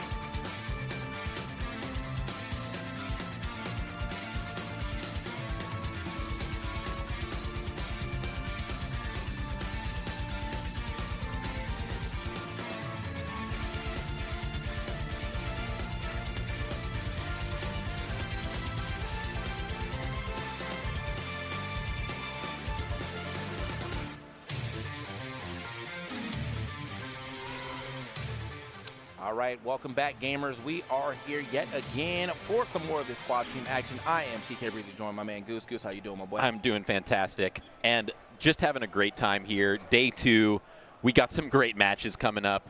I'm just excited. Battle of BC 7. It's been fantastic here in beautiful British Columbia. Yeah, this is my second one because I think I was supposed to come to 5, but just didn't work out. But I'm in the 6 and 7 now, and I always had a great time here. So big shouts to Darren, and also just big shouts to Gallant Gaming. But before we get into any of these matches, I do want to talk to y'all real quick. Got a little ad slide for you. And talk about what's going on here. Boom, it's the shop, start.gg/BOBC/shop. If you have not already got yourself some nice merch, you should definitely go ahead and check it out. I had the crew neck on yesterday. Definitely. I usually don't feel like I buy a lot of merch, but if you give me merch that doesn't have the year on it and also is fresh, I will get it. And guess what? They have both of those in the shop. So definitely go check it out. Start.gg/BOBC/shop. Great way to support the event and support those artists too. We love bringing in that artistry on these shirts. It's a really great way to just help out the event, make your local artists known, and yeah, make sure to check it out. Yeah. All right. Also, if you haven't got a pair of Zennies yet, what are you doing, bro? Everybody has a pair of Zennies at this point in time. They have came in and taken the scene by storm. So stylish and affordable Zennies. Use the code BOBC for 15% off, or you can go straight over here to battleofbc.com/Zenny. Offer is good all the way through April 7th. It's March 29th, so you got some time. You got some time. And I definitely have like 6 pairs of Zennies at home, man. Yeah, So, yeah. Smashers being zennied up at this point. And they're crisp, they're clean, and you got those transition lenses if that's for you. They're really low profile, nice backup pair, or your primary pair if you're like me and I got to get my prescription adjusted, looking for something new. All right, bro. And then, of course, got to say, big shouts to Gallant Gaming. That's been holding us down in Battle of BC. If you haven't got a chance to go ahead and check him out, man, I mean, bro, first if you haven't followed Battle BC on Twitter, do that. But Gallant Gaming should be attached to them as well. And big shouts to Derek again, being holding it down for British Columbia, Vancouver, and just Gallant in general. And really just being that connective tissue in PNW. And we're so lucky just to have so many talented TOs up and down the whole I-5 corridor. And really, it's just great to have people from all over the Pacific Northwest and, of course, all over the world coming in for just some world-class talent. We got events up and down the alley here. I know you were just over on Street Fighter. Really just an experience for everyone. Yeah, and we also had, we got Melee here. We got Rivals. We got some Tekken being played. I saw some, I think there was some Under Night maybe or Blaze Blue. Something was getting played in the middle that was being streamed as well too. So, I mean, games are a galore here. There's another platform fighter everyone's playing upstairs. Oh, the new one, right? Bam Bop. Something. Bam Bop, yeah. I saw some footage of that. It was Bam Bam Boom. Yeah, there we go. What a name too. Yeah, I got to get up there to actually, because every person just said it is hilarious. It is fun, and I was like, dude, if it's the hilarious fun that I'm thinking of, it's like, remember when Nasby 1 came out? Yeah. And everyone was like, this game is something. And then we all cracked out on it for like 40 hours. Yeah. That's the type of fun I like to have on a new game every now and then, bro. Yeah, the platform fighters that can come in and give you some reason to be like, you know what, this feels, as long as it feels good in your hands, right? And it just something clicks with you and you can maybe connect it to another character, another game that you've played. And if there's zany, funny animations, funny sounds, and hey, if there's some decent netcode too, I'll hop on. Yeah. Just give me some wacky gameplay, and I'm probably in usually, bro. Like, Akora had a Falcon kick that once you hit it, like the air version, it was like a slow fall. It was like she witch timed you, and I was like, all right, this is hilarious. Yeah. It was really interesting just seeing the evolution of those games and how their influence on the platform genre just as it stands now. I'm excited to see as we move into kind of, more of the Twilight era of where we're at in this game. There's a lot of games still out there, and it'll be interesting with 2026, 2027 as we, supposedly there's another game potentially on the horizon out there. It'll be interesting to see what else, what other developers are cooking up. I just want to know if, because there's 2 ideas out there right now, right? It's Smash Ultimate Deluxe, probably another Fighter's Pass, and a rehaul / some more patches or whatever, right? Right. Or it's just the new Smash game, and I feel like I definitely am on the ladder. I would like a new Smash game. Yeah, I think that the engine of Ultimate is good in a lot of ways, and I understand why. There's actually a lot of folks in that other camp who are like, give me Deluxe, give me the day one patch, get Steve tuned up, and let's tune this game up a little bit. Right. I would be interested in them just fundamentally and this is not even about being competitive or uncompetitive, just changing the way that you have to approach the game. Right. Maybe not making it so there's another back air dominant, and just kind of thinking about a different approach. Sakurai has stepped away. Obviously, folks are like, oh my gosh, now the game, it can't continue. And it's like, well, when the front man leaves, think about all the bands you know where the front man or some famous artist left. They still carried on making great music. Right. We can think of a ton of examples. So maybe the man has left the team, but I think he's still in the building. And I'm sure there's a lot of passionate folks on that team who want to make an incredible game. So I'd be excited to see something very different and new from that team, who clearly have past results to show. Yeah. And so, I mean, chat. I see some people already asking chat like, what would you prefer, a new Smash or a Smash Deluxe? But I don't know, man. I also saw someone saying they couldn't expect to see Sakurai do like a port, and yeah, I mean, same. I mean, the closest he's ever got to that was Smash 4. And Right. That wasn't really like a, where he's like, it's coming out now, and then it's going to be the same game on the other thing, except for no Smash 1, which was a travesty, to be honest. But, Yeah. hey.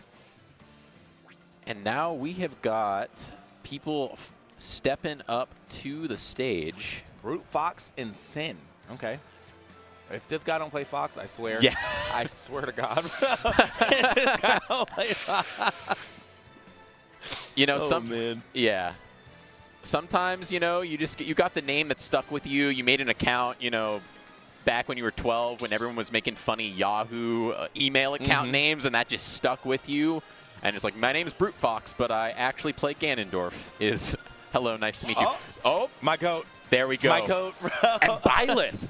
Oh, I love Byleth. I love seeing Byleth on the screen.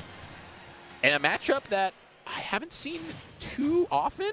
Going to be fun to see how Brute Fox can exploit the fact that Byleth is a little bit laggy, but got those disjoints. Yeah, bro. Got the range. This is like circa maybe like 2021 Light versus MK Light. Yeah. So we'll see how this one plays out. But yeah, Brute Fox coming in C357. Sin not showing a seed, but I'd imagine it's probably, he's probably on the lower ends of things too. We're in pools right here at the beginning of this day. So let's see how this one plays out. And we have got just some jump-heavy neutral here. Folks holding shield. And, early game one, you got to feel out your opponent a little bit, see what kind of game plan you're going to go for. And no problem with slow. Oh, yeah. Okay. Well, he even laughed it off a little bit here. He's like, so it happens. I think that was just, unfortunate timing for him. That's not a terrible option to go for. I don't really get to see it done so often because I feel like that's not an option that Leo usually goes for. But, yeah, that side B at the ledge does cover a lot of space. So if someone's just standing there, like, unwillingly not shielding, they will get hit. 100%. He got bodied on that one, yeah. Ooh, tech rolling in. Brute Fox not being able to capitalize. But, if I'm Brute Fox right now and I've got that stock that's been handed to me, I'm like, I will take those and start to just play a nice, comfortable neutral, not overextend, and, up airs. Okay, got the air dodge out. Almost gotten taken out right there with that up smash, or at least put back to the skies. I don't think he would have got taken out yet, but still, this is not the greatest start here for Sin. Great start here for Brute Fox, though. Oh, okay. The tipper of that back air going to send out across the stage. You're not living that as Fox. You are a feather light character. Got to be cognizant of that. You're going to die center stage. Throwing out the random up smash. Sometimes those work. Sometimes you catch the roll in. Same. Yeah, at this point in time, though, he really just has to find his confirm. Oh, sends it, but just a little too late right there. Now he's just throwing out any smash ever, bro. I just need something to hit the dash attack. Let's set up this ledge trap. Full hop. Oh, yeah, you got to watch out for that option. All right, bro. They all want B. Let's go to B, bro. Let's see what's popping off in B. I'm seeing Mega Man on the screen. I'm seeing the monkey. Yeah, I'm like, there's a bit going on over here, bro. Yeah, chat, as long as the match is good, I'll let y'all dictate. If y'all try to put me on a Steve match, though, I am vetoing that. Anyway. Yeah. I'm not doing that today. I already had to watch double Steve throughout doubles. I'm good right now. So. But we got Cash and Bagel. I love both those tags. Great tags. Ooh, and the F smash gonna cover that big old monkey recovery. That body gonna be tough to get back there. And we're gonna see Mega Man start to try and get some combos started here. And yeah, pretty commanding lead here. Need to find something on this Mega Man and quick. But we're getting put in the Mega Man blender right now. Yeah, I think honestly, it's funny too because like I feel like now I've been seeing a lot of discourse about like how DK plays, or mostly because of how Chunky plays, and they say, "Oh, he's gone. He jumped. Oh, I thought he jumped." Okay. Yeah. They say, you know, DK actually do be camping, and it's kind of true. Like they are kind of sitting around, just kind of waiting to get their like that one down tilt to really start it up. But they were always like, "Yeah, man, Chunky is really revolutionized the way DK has played." It's kind of funny, but like when he can't get anything started, this is what it looks like. Yeah, and when you have things like Leaf Blade and just like the ability to take up so much space, and you're that ginormous hitbox, you know, as heavies, you're gonna eat that 0 to 50. That's just part of the job. But Mega Man's got a lot of those options to throw out there, just kind of take up a ton of space. Excuse me? Wait, Sin Juan? we missed the whole. There was a whole story arc that just occurred there. We missed the first episode of the anime, and we are coming back around there. Let's see. Oh, Clune. Can we go to C real quick? All right. Clune is local legend. Got to 9th in doubles, losing Game 5 to the 1st and 2nd seed. Okay. So he plays Yoshi, Sonic, and Wario. Very interesting combination of characters. Really good local gatekeeper in PNW. I am not familiar with Giant Reel, but yeah, I think this should be an interesting set to watch. Yeah, I mean, first of all, it's Yoshi, and you know we don't see a lot of Yoshi rep out here. I think when the Yoshis do get rep though, they all hang out. You know, yeah, they're in that same boat of like Steve's. Like all Yoshis know each other, all Steves know each other. But yeah, don't get to see too often a lot of Yoshi. That was a clean Yoshi bomb though to go ahead and drop it on him. Yeah, and just gonna now go into Clune. Definitely a player who's very, very willing to just play slow and steady whenever he gets a lead, and gonna start the up air train here. Oh, we need to get out of those. Jeez, bro. All right, finally gets a chance to touch the ground, and then immediately chops him up with the F smash. Has to get rid of his limit, unfortunately. But yeah, I think it's gonna be a hard-fought battle for him to get back. Yo, he loves F smash. What's going on here? I mean, it's a pretty good move, but I mean, sometimes the battle of the F smashes here. It's been like 50% of the exchanges so far. Oh, that's his jump. Yeah. And it looked like I think he air dodged to get around that egg, and it might have been better if he actually got hit by that egg, so he could have had a little more time to try to charge that limit, but it'd be what it be. Now just looking for an opening here in neutral. Gotta respect that nair off stage. God, that move has so much priority. They chopped up, bro. There. This might be the most amount of F smash I've seen from a Cloud in a long time. Oh no! Oh, that's a nice little give there. Yeah, as a percentage of total moves being used too. This is like, unless game plan. If 37% of my buttons are not F smash, I don't know what I'm doing. All right, man. Good start here for Clune though. Yeah. And C91. I mean, that's a pretty good C here in this tournament. Of I think we had 512. It was a lot. I know they hit the cap for sure. So yeah, Clune's a sleeper. He's kind of always been one of those folks who's been around low PR gatekeeper level, who will just steal games off you. And the fact he has 3 characters, you never know what you're going to get. I don't think he's going to swap off the Yoshi, but we are seeing a swap from Giant Ant Reel. Yeah, I was about to Giant Montreal, Giant Ant Reel, something like that. Rob Def Clune. So there we go, bro. But as of right, the combo food though. Oh my goodness. 0 to death, and the DI mix-up on that is real tough when you're getting down aired up there at the top of the blast zone. Yeah, I think maybe the swap over here to the character that does get combo to Oblivion was probably not the play. If you're not getting the benefit of playing Rob, and right now I don't think we're getting the benefit. Finally gets his first up tilts into an up air. Wait. Okay. Ooh, in the back air too. That was 57 off rip. But these up airs, you got to figure out a way to land here. I want to see maybe a fastball nair or something to at least challenge it and maybe trade out. We can't just let ourselves get comboed to 60, 70%. Oh, man. Okay. Up tilt, up air, up air. Bro, it's not going well for this robot, man. Robots versus dinosaurs, and we now know who wins this battle for sure. This is like back in the early 2000s when you had those robots you thought you could talk to, and Yep. they just didn't work quite Yep. right. And this is what we're seeing right now. We need some new batteries up in here, unfortunately, and Was that 67% that he took in that entire game? Like, that was quick work. it was very expeditious. Yeah, man. Yeah, I don't know where we're going after this, but I do not believe that the Rob is going to be the answer here. Meanwhile, on the other side, I don't know what's this Brute Fox 10 game has been taking quite a bit, bro. Like, are we really in game one? They're playing still? game two, sorry, yeah.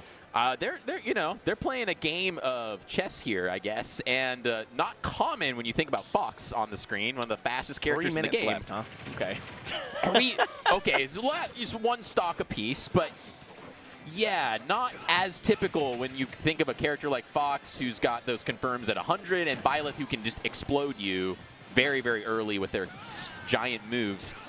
This one's down the wire, though. I mean, Yeah. I really want to know like how that last one ended, because when we left, I thought it was just a simple Brute Fox W. And he walked off, and it was the Sin win. So, that's not real. Nah, yeah. Not yet, not yet. Incredibly fake. Let's see how this ledge drop works. Oh! You were Oh, talking man. about that at the very, very beginning. That option, you got to watch out for it. Okay. Both of them looking for their finishing touch, their last move. All right. Go to ledge. That's way Nah. too high up. Can't get down to it up air anymore. But he is now just at the point where I think an up tilt will finish. So you see him kind of fishing for it. Yeah. And Fox do be jumping, so this is probably the perfect time. Look for the anti-air, back air for back air. It is going to be Brute Fox finding his back air, though. Yep. Saying, I am, in fact, the protagonist. I am him. We're going to game 3. All right.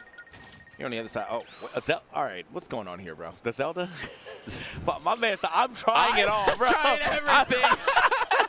I will do whatever. I respect it, though. You know, sometimes, hey, at the end of the day, we're all out here to have fun with the game. And if these are your characters and you enjoy them, then, go for it. But that up tilt is not it. It is not going to connect, and you are holding that F smash, and that was another 62%. All right. I mean, sometimes you get farmed, but I'm very surprised to see like the trajectory of his character choices. Okay? Yeah, it was a bit of a journey, an interesting path. Not used to seeing. Yeah, when the Black Twin set starts, we'll definitely go over there. But as of Yeah. right now, we're in the Brute Fox and Sin set. 1-1 right now between them. Very long second game. Very long set just in general, bro. Like, I mean, this is kind of going the distance for sure. They're taking their time, committing to their game plan, and some people hold the W key. Oh, Some yeah. people, they're tapping the S key on this game and just taking their time, looking for their openings, and just trading out almost blow for blow. Ooh, okay, good up smash. Not enough to take that stock yet. Should be. Oh, well, yes, yeah. You have to step a little further back there. I think especially with this character, it's much easier to actually get out of getting jabbed and then step back and then F smash if you want the tipper to hit anyway. But unfortunately, walked a little too far forward. So Looking for these dash attacks to get something started. Still at a percent where Fox can make something happen. You don't want to get into that situation where you've clipped and chipped your opponent away. Was that the sometimes the DI just isn't quite there. I believe he must have got hit with a dash back for sure. Yeah. But here we are, Black Twins and Josh coming up. We got another DK. The DK reps are out right now. Hopefully this one gets a little more of a chance to play the game because that last DK definitely did not get a chance to play. Yeah. And like But I it's Black mentioned, Twins, though. you're taking your initial 45. That's just part of the 9 to 5 of being a heavy main. And now we're off to the races against Aegis. Oh, Josh just opening up here pretty good. Oh. Uh-oh. Making a statement. That Wow. was clean. Wait, is Black? Wait, Is Black Twins not the? Oh, is he not the pirate or the Aegis? You said what? Oh, sorry. Okay, so Josh is actually the Pyramithra? Yeah, okay. What is going on here, bro? Yeah. This is crazy. yeah, I was thinking too. I was like, whoa, this is and like you're looking at the seed 210. Mm-hmm. hey, you know, we see those that I know we all see that Twitter upset feed. You know, every once in a while, people come out of the woodwork, come to play, and make a statement. All right, well, he's kind of schmooving right now, though, I have to say.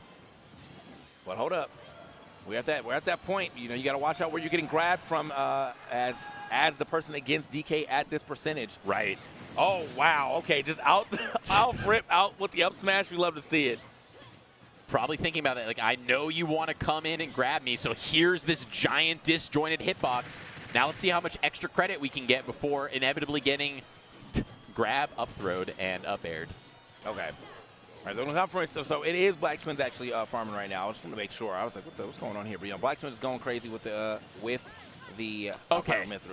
that makes sense. Yeah, Josh is trying to make it happen here. Oh, and will not be happening this time around. Just getting picked straight back up with that up smash.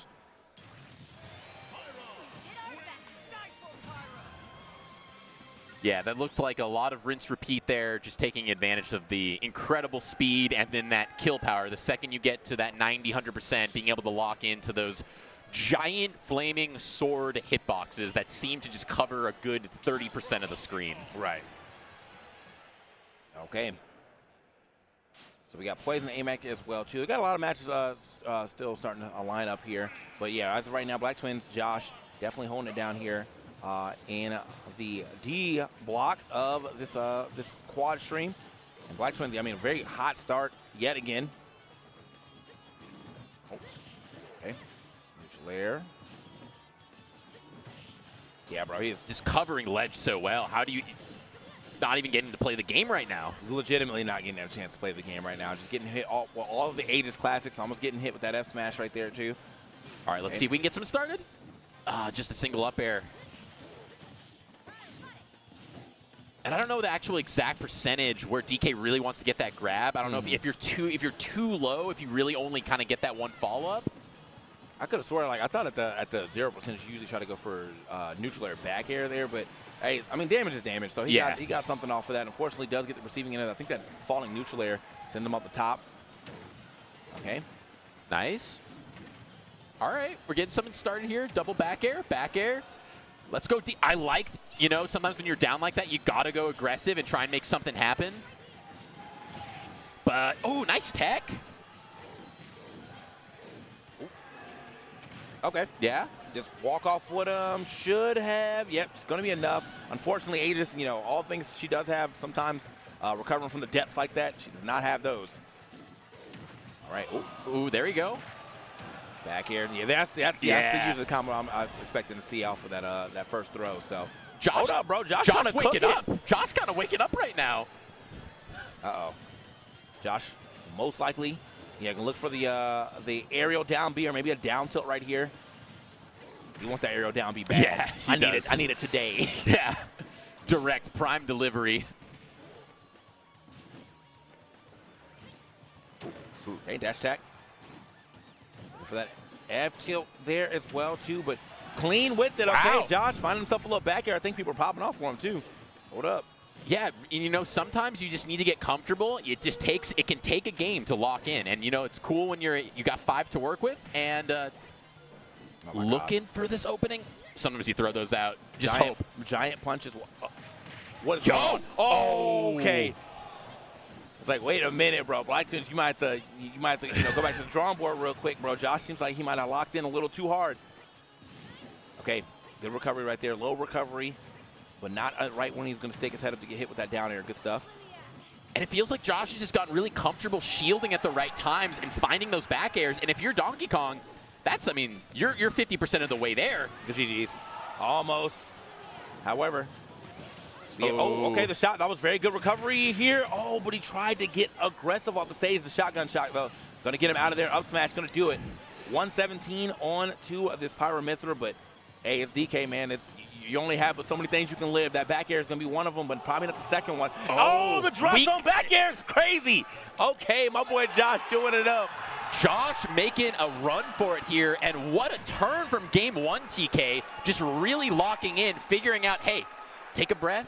Make sure I'm shielding. Make sure I'm not putting myself in situations where I'm getting comboed 50, 60%. Yeah. And just find the back airs. and I can gimp this character. Like you mentioned, the recovery is not all that. I just need to look for my openings. And now we're going for Town and City.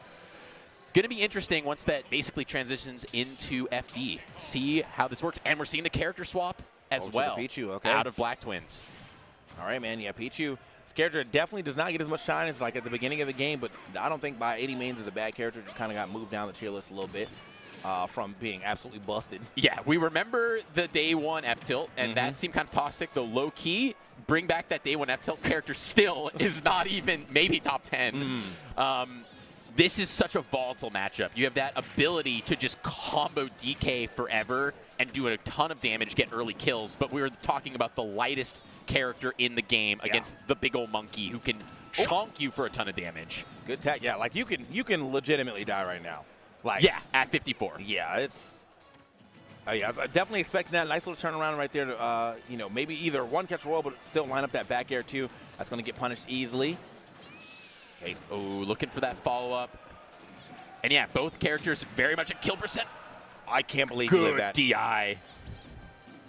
Won't be able to live another one though, for sure. That man was definitely right there, grazing the blast zone. However, quick with it, with the thunder right there for the extension. Man, walked straight into it though. No hitbox on your up B as Pichu, so you have to kind of just aim around your. Oh no! Imagine.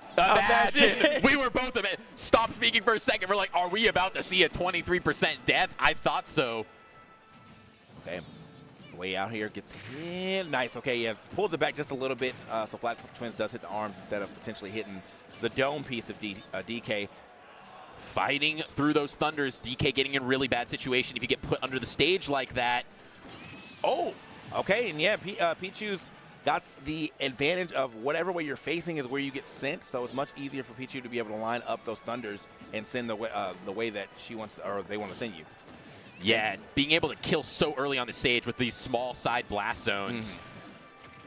All right, combo. Damage. Oh, okay. My man's getting mad aggressive with it. Does get another grab here. Clean with it. All right, let's see if we can take advantage of this off stage. Like you mentioned, no hitbox on that up B, but able to just clip right into ledge. Yeah, I think even with like it's, small character, very fast moving, hurt box still kind of hard, and yeah, man, the combos are just too clean from Black Twins here. Are we going to Game 5 or is that just over? Is it for Brute Fox and Sin? I can't tell, man. Like they've been playing for so long, bro. This is a saga. This is Game of Thrones. Yo, George R.R. Martin is gonna finish the 7th book before this game is over. Game 5. It's Game 5. Okay. This is the set of the century right here. Man, them boys have been playing so. And you know the emotions got to be high on Game 5 of this pools match between Brute Fox and Sin. I feel like that was the first match we got of. Yes, and I think we've seen at least 6 matches. They're playing the video game the way they want to play it.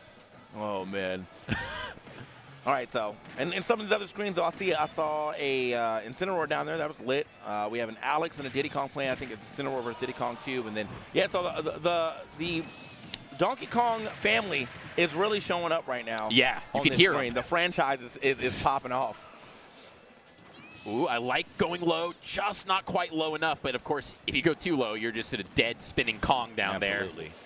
Uh-oh. Yeah, and he's just getting like it's such an easy confirm right there for Black Twins. On this super big character, and then the further you put he's basically hitting you with the Mii Sword Fighter right now. It kind of, yeah. And it's like you think about execution checks sometimes where it's like, oh, I could die to this, but it's an execution check for my opponent. But when you're the size of the Empire State Building, it's like, oh, I could show my my niece how to do this in 20 minutes. Right. Oh, okay, back on the other side. Is he gonna? No, all right, gonna go for the back air set instead here. Oh. All right, looking for the dash attack. Getting the grab, resetting here, and just looking for it, seeing if the DI is not there. We're comfortable to just keep on stacking on that damage. Oop. Okay. Usually kind of hard to punish that, but yeah, DK does have a little extra range. Using that down B on the ground right there. Okay, up throw. Trying to catch, see what his DI was doing right there. DI'd the right way, the back air. And I do like the fact that Josh is willing to go off stage like this, but you know, he's got to get a little more efficient on putting the damage out there. Wow, I'm surprised that clipped. Okay. Yeah, the move is pretty darn big, and at that percent, don't even need the sweet spot of it. It's just going to get the job done, and now we're going into Pichu combo food mode, and this is all pretty true stuff. We're using 80% TK That's the stop. Smash. Oh, my God. Insane sequence right there from Black Twins. Somebody clip that, please. Oh, yeah. Like, somebody clip that. Was anyone, again, saying that this character can't do it right there. I know it's on DK, and I know I'm getting a little hyped over doing it on a big body, but still, that was 80% and into an F smash read. You're done. Okay, here we go, man. Some Incineroar action. Love this character for sure. I think I thought he had already won 2 games. He might not. I don't remember. But however, I know he is in the lead in this set for sure. So either way, yeah. Incineroar versus Diddy Kong, not the matchup you get to see too often. Yeah. Some scrappiness, looking for that grab game to get started, and Diddy going to try and control neutral with that banana, but controlling his way right into that down smash. Oh. Okay. Scooped up. Yeah, got that armor on that too. Hold that. Quick 25. I like just holding center stage. Stage control super important against Incineroar. Keep the pressure up. Don't give him any room to get shenanigans started. Are we going up air? Oh. All right, let me get that A game real quick. I have to see the end of it, bro. I have to watch the final. Locked in. I feel like we're too invested at this point. It's been the longest set I've ever seen, bro. That shouldn't be, but here we are. Oh, right at the very end, potentially. Brute Fox, we thought you were the protagonist. You got to bring it back right now. Oh man, that was the time to drop off smash out of shield for sure. But I didn't think he's missed too, so he doesn't have the confidence. But can he make it happen? Down air. I like the idea. We just need to be a little closer in.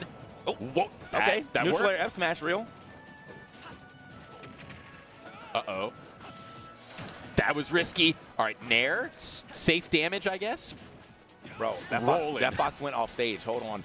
Hold that. Take that back. Wait, we're literally in the game right now. And he's using a laser? Okay, hold up. Nice. Okay, get up attack right back in there. 146. Oh, is it? No! Oh, he's still living, though. Oh, my gosh. He's good. He's good. He's good. No, he's not. We got the timing. No. Sin coming through with the down air to emphatically end the longest set of BAOBC for sure. Yeah, without question. And with 2 characters, I thought we were talking about off stream JDV versus Quick and how that was going the distance. That was a sprint compared to this marathon that we just saw. Them boys was big chilling. I mean, they was playing for quite some time. So, all right, who we got? I said we see in Seagraves. I think that's the only matchup that we actually that we're going to get started here. Zero Suit Samus, okay. Another character you don't see had their heyday, you know. Mars obviously repping and making them really popular, but have kind of seen a little bit of a fall off, and definitely one of those characters a lot of folks I know who main them are just like, God, I got to put in so much work with this character to execute all their little finicky hitboxes and confirms. Can be insane, but it just takes a lot of work. We'll have to see. All right, man. Their opponent looking like we're hovering over Snake, but that could just be AFK. I feel like, I mean, you had to move that up there, I believe, right? Maybe? No? Zero Suit versus Snake, though, that classic matchup, Child's Brawl. Yeah. I love me some Brawl Snakes sliding around like a little ice skater on the ground with their with the up smashes. People say Brawl had no tech. They didn't know the ice skate tech. Yeah, y'all were in. You ought to be there, bro. You had to be there. It had to be there. All right. So now it's Wissy and Seagraves, and apparently, if Chad is correct, it says Sin plays light now. So you got some Fox practice. Now you go to against the best Fox. Big rough for him, but see what Wissy and Seagraves here again. I see Base Mage is also setting up here, so could be interesting to see that as well, depending on who he's playing against. As of right now, though, Yeah, I always like to see how people can play the Snake matchup, because I think a lot of people who didn't get a chance to play Brawl do have a bigger, like, a harder time playing against Snake. Right. You know, but those who have played Brawl, like, usually in Brawl, like, you have to have good item management. Like, there's so many characters that just had good items. But Diddy had 2 bananas. You had the armor pieces when ZSS came out. So you got to get good with item play for sure. Just really seeing here ZSS being able to thread the needle here through all of these projectiles and just explosions and zoning that Snake can set up. And if you can get in with ZSS, utilize her speed, utilize her just frame data, and get things set up where you're killing at 100% off the side, you're going to be in good shape. Mm-hmm. Oh, nice grab. Oh, I'm actually a little surprised we didn't see that flip kick come out right after that. I mean, he was quick enough to potentially try to get the DI mix on it, but played it safe. He's down. Oh. Ping pong off the grenade, but just striking right back at disadvantage. Uh-oh. Yeah, Snake just really having trouble, I won't say playing the game, but just getting footing and actually setting up what Snake is known for. Getting your C4, getting your grenades, being able to actually set up a zone of play and kind of dictate the course of neutral. Right now, this has mostly been the ZSS show. Yeah, absolutely. All right. Okay, getting hit from the other side right there. The little dash attack is going to go ahead and push him off the stage. I thought that grenade was going to get involved for a second, but it was actually better it didn't pop him up, so just got the stock off the neutral air. Really great example of once ZSS is off stage, getting able to set up all those options. If you say, it's checkmate time, you don't really have anywhere else to go. Oh. Okay. Stomp.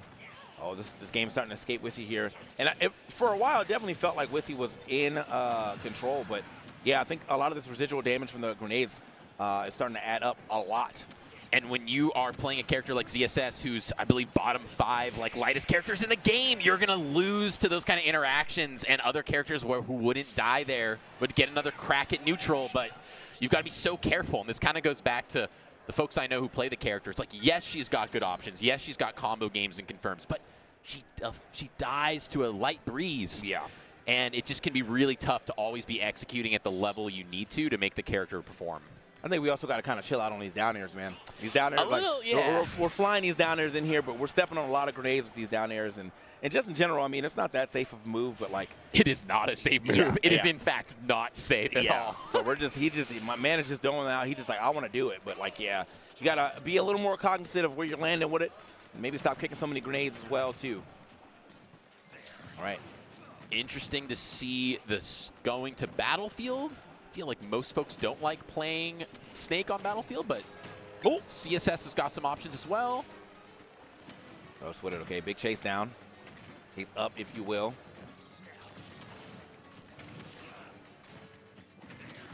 Oh! We have got, he's running everything, bro. I think all the C4 accuracy has got to be insane right now for Seagrace. However, though, double tapping him with the up airs, love to see it. Yeah. Having the premonition to be able to see your opponent in that zone that you can take advantage of. And you were talking about those down airs. Down airing into shield where there's explosives set up all around there. Every time. It's brave, but like you don't need to be that brave. You don't need to be first out of the gates. Absolutely. Okay. All right. Managed to make it back to the ledge here. Let's see now. Big chillin'. And the thing is, right now with ZSS trying to just clip and dive and weave for these little stray hits, but you just can't take the time because you're just going to eventually get clipped by a C4 and die at 120. Need to figure out a way to turn it on and actually get some combos started. I feel like what is this? Hold on. Can I get A real quick? Yo, Plant? We're getting some of the rarest matchups I think I've ever seen. Have you ever seen this before? No.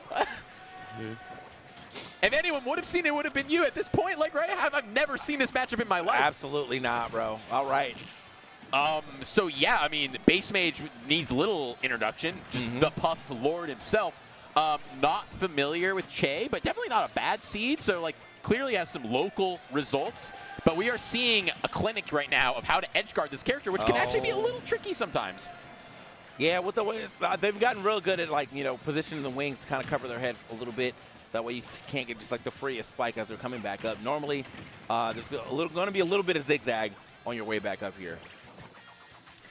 Ooh, okay. That's a little stall right there, but still Base Mage almost had the timing to get that down smash to hit. And Base Mage is super comfortable to just control stage and say, I will just continuously clip you until I can find an option that's going to end your day, but not overextending. Realizing that there is danger from neutral B, there is danger from taking like 30% in the purple cloud of doom. Oh, no. Oh, yeah. Unforced errors. Yeah. And he was like, he kind of like overshot it, I guess. You know, you wanted to, again, try to cover his head a little bit, but he pulled it back too late. Ended up getting pineapple there on this stage. So, and he's holding a lot of down airs. Yeah, and I don't know about the confirms against Plant. Again, just very, very rare character that we don't usually see. But if anyone is going to know it, it's going to be Mace Mage. Okay, just, yeah, drift off to your demise, bro. Base Mage. Go next, I guess. And Che, yeah, that was it's gonna be a rough outing straight up for Che, man. I believe, you know, it's very interesting. I love a comfort pick or like a I guess a soul pick where you're not out here just playing the top character. You just want to play somebody that you really like. But Base Mage, this is his soul pick as well. Like, bro is out here. He is a Jigs player. 100%. And just really a practitioner of the character. Was talking to him. He came over earlier, was asking about scrolls. He needs the scrolls for the matchups. And you learn about the way these top players thinking about notes, preparation for matchups. Dude really knows every little interaction at every percent. And if there's anyone who's going to know how to get that rest confirm on Plant, it's going to be Base Mage. I wouldn't be too surprised if we see something here before the end of this set, TK. Okay. Well, I think I know what's going to happen on this set, so I'm going to go to the Fatality set now. I thought I saw that guy hovering me Sword Fighter for a second, and I was like, he's hey, yo. styling right now. That's gross. Yeah. I mean, it was really awesome. Yeah. All right, man. Yeah, for a second I saw that Sword Fighter being hovered. I was like, Jovan? Oh, hold on. But no, it's going to be the Greninja. Greninja versus Captain Falcon. Another character that definitely had a lot of shine here at the beginning of the game. Yeah. Both of them, really. Well, not so much Captain Falcon. Captain Falcon was, I think everybody saw his new dash dance and was like, what's going on here? What's going on? I used to see him sliding all over the place, but now he feels like he's kind of he's got some muddy shoes or something. Yeah, but Greninja on the other side of things was definitely kind of holding down at the beginning of this game, too. Don't think much changed, just kind of has somewhat of a linear game plan, so yeah. Normally it's kind of hard to like mix it up, especially against these top players. We'll see what Jovan can do. I'm so down. All right. Getting things started here. Oh. Both players really respecting each other a lot right now. Absolutely. Kind of have to, too, man. That could have been an up air right there. You catch somebody running in with that dash attack. You try to get a little up air shenanigans going, but usually it's dash attack back here.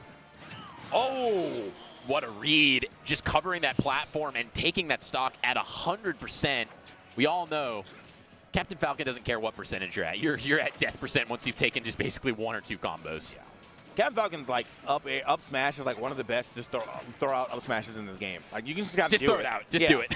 And it's like because it's very hard to punish on shield, on whiff. Like okay, I'm still catching though. Okay, looking for those up Bs. Yeah. But you know the funny thing is those up Bs, the way you're able to drift with it, it's so ambiguous. Mm-hmm. It can be really hard to catch that landing when you have the platform mix up there as well. Okay, dash attack. It's going to hit. You saw him try to get prime another up smash right there, but he does get hit by Greninja's fast fall neutral air. Looking for that. That would have been the kill, but we, like you mentioned, the linearness of the game plan, we know where the kills are coming from. Right.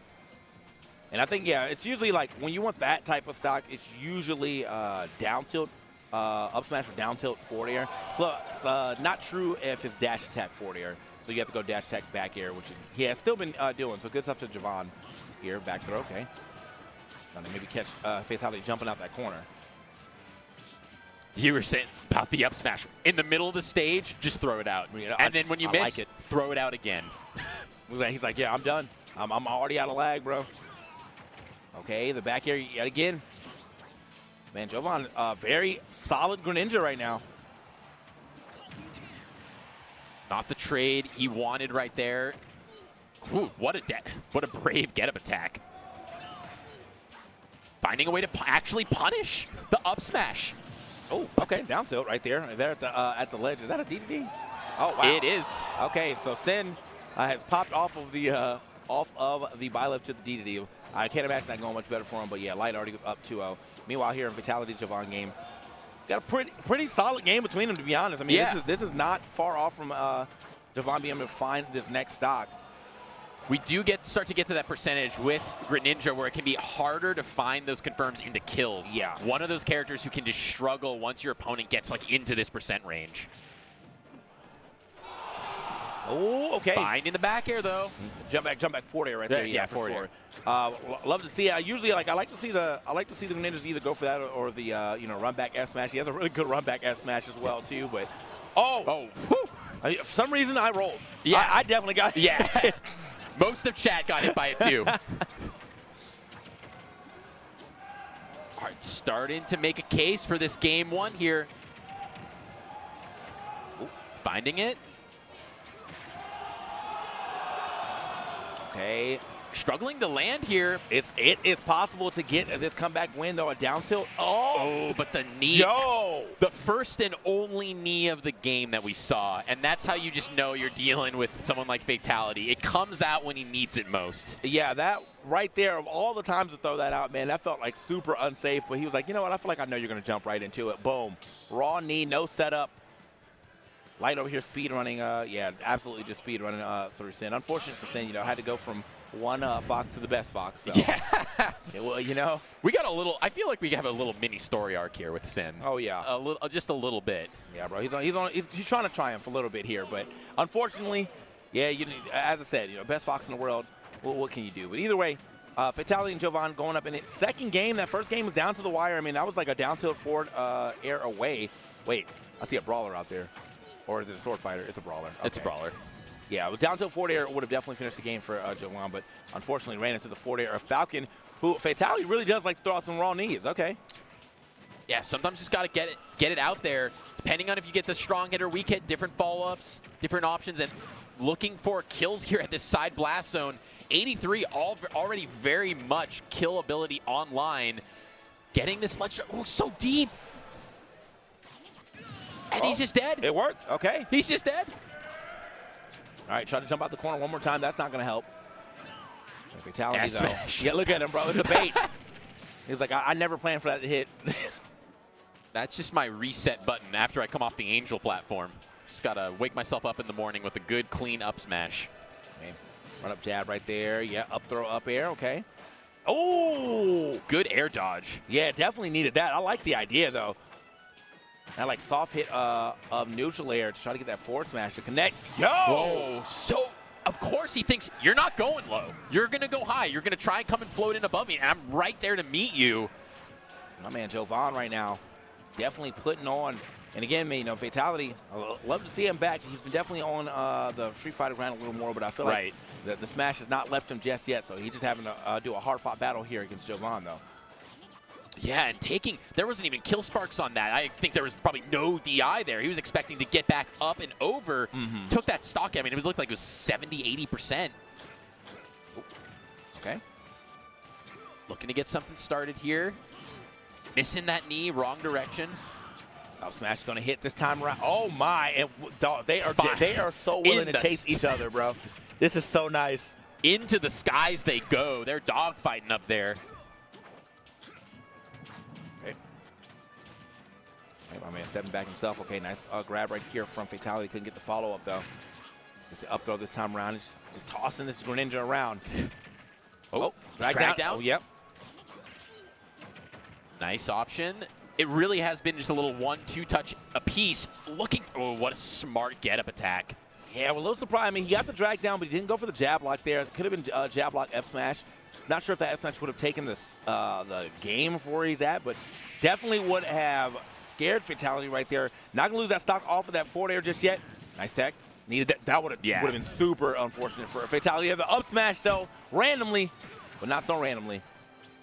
Very good move to just throw out. Oh my God, is that enough? Drop down there. It is. I didn't think it was going to be enough, TK. Bro, the drop down there. And again, that's another option. He pulled it out there. That's the first time we saw it in the game.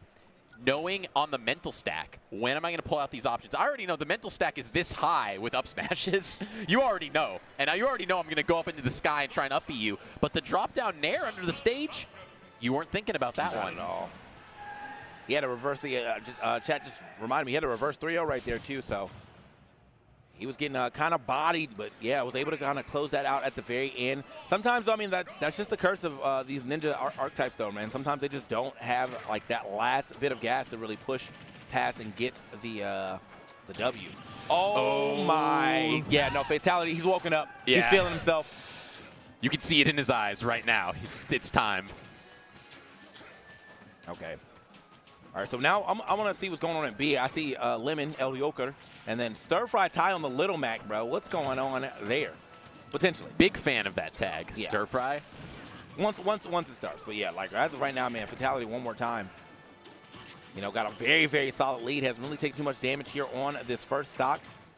Also, usage from Javon, very good too. Yeah, and it can be really tough when you have that early stock that just gets robbed from you, 30, 40%. Mentally, you've got to be able to come back from that, but this kind of looks like his game to lose at this point. 56% on deck. Really putting a lot of pressure on Javon right now on the side, and you know, with this kind of resources, you have this much of a lead. You can go for those crazy offstage plays. You can trade and potentially even lose a stock, but you've got such a good lead that it doesn't make a huge difference here. Oh. Okay. Is that going to be nice weight?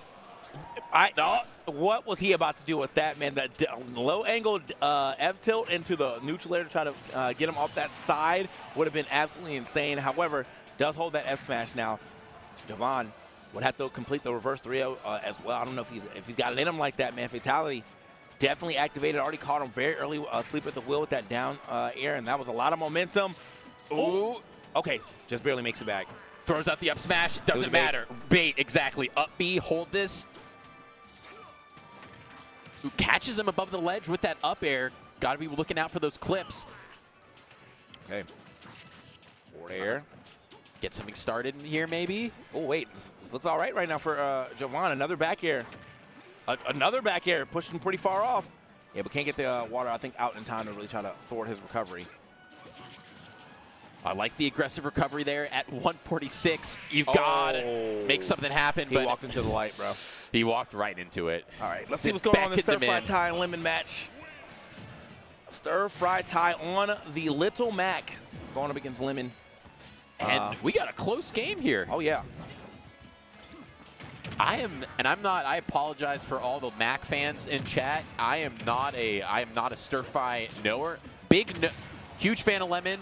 PNW legend, and I expect that we're going to see a lot of that, a lot of back airs off stage whenever Little Mac's out there. Very exploitable recovery, as we all know, but on stage, Little Mac can be quite the menace. Look at that damage. Wow. I eat those for sure. Yeah. Little Mac being a true menace right now. All right, man, just make it back to the stage. Now we just got to find this stock. I mean, Little Mac at these lower percentages, too, does get quite scary. And he's about to have KO meter on, too. So if he can get this stock and avoid getting knocked down, or get the stock now. Yeah. Oh, okay, KO meter is on deck. He has a little bit of time, the KO meter, to not go off the first knockdown, but still I know he wants to get the stock probably without using it. Oh, up B out of shield. Okay. An option for Mac that you don't really think about. We think up B out of shield. I think Samus or something, but Mac's got those as well. KO on deck, although it's probably just about to be over. Wait. Oh my gosh! Oh, no, this still could be it, man. It's a down tilt KO angle. Okay, gets hit. Oh man. All right, Lemon going out there. Yeah, rinse, repeat. Keep your composure. Those back airs are going to clean that up. Yeah, absolutely. He already knew he had to use the forward momentum just to get a little closer to the stage before using his jump. So yeah, easy call out there for Lemon. Stir Fry Ty though. Don't want to take anything away from him, man. That was a very good first game. Yeah, keeping it very, very competitive. And Little Mac, really one of those characters, when you think about clutching up and that comeback factor, one of the kings of comebacks. Yeah. You never are out of the game with Little Mac. I don't care if you're 1 stock, 3 stock, that character can just rob you. All right, got to see what's happening in some of these other events too. I see Rockhopper, op Op sign. sign, yeah. It's going to be, so far it's going in his favor. Shiny Mark and Hero going to be coming up relatively soon, and then we have none on C yet, but that was just fresh off the Captain Falcon, the Fatality win. But here, yeah, Stir Fry Ty, Lemon running up at each other again. Oh, drag now. Okay, let me get out. My boy's using that like a focus, like it. They're just jockeying for center stage. That up B again, that get off me option. Ooh, yeah, you gotta watch those. Throw it out again. Oh, okay, nice slide on, but just gets grabbed up anyway. Oh, I thought the pulled the spacing trigger was insane though for him to not get hit by that back air. He just didn't pull the trigger. Fast enough. Let's see if we can get something started here, get a little damage on deck, and get that KO punch activated. Yeah. And again, okay, wait. Nice. Okay, slip counter actually works. Gets him back onto the stage too. Lemon just kind of playing around this platform, looking for the opening, not wanting to get caught in close quarters with this character. And the up B's hitting again, just working as the get off me option. Okay. Nice little. Oh, man. Okay, I was saying side B, and then he catches him as soon as he pokes his head a little too close to the ledge of that down smash.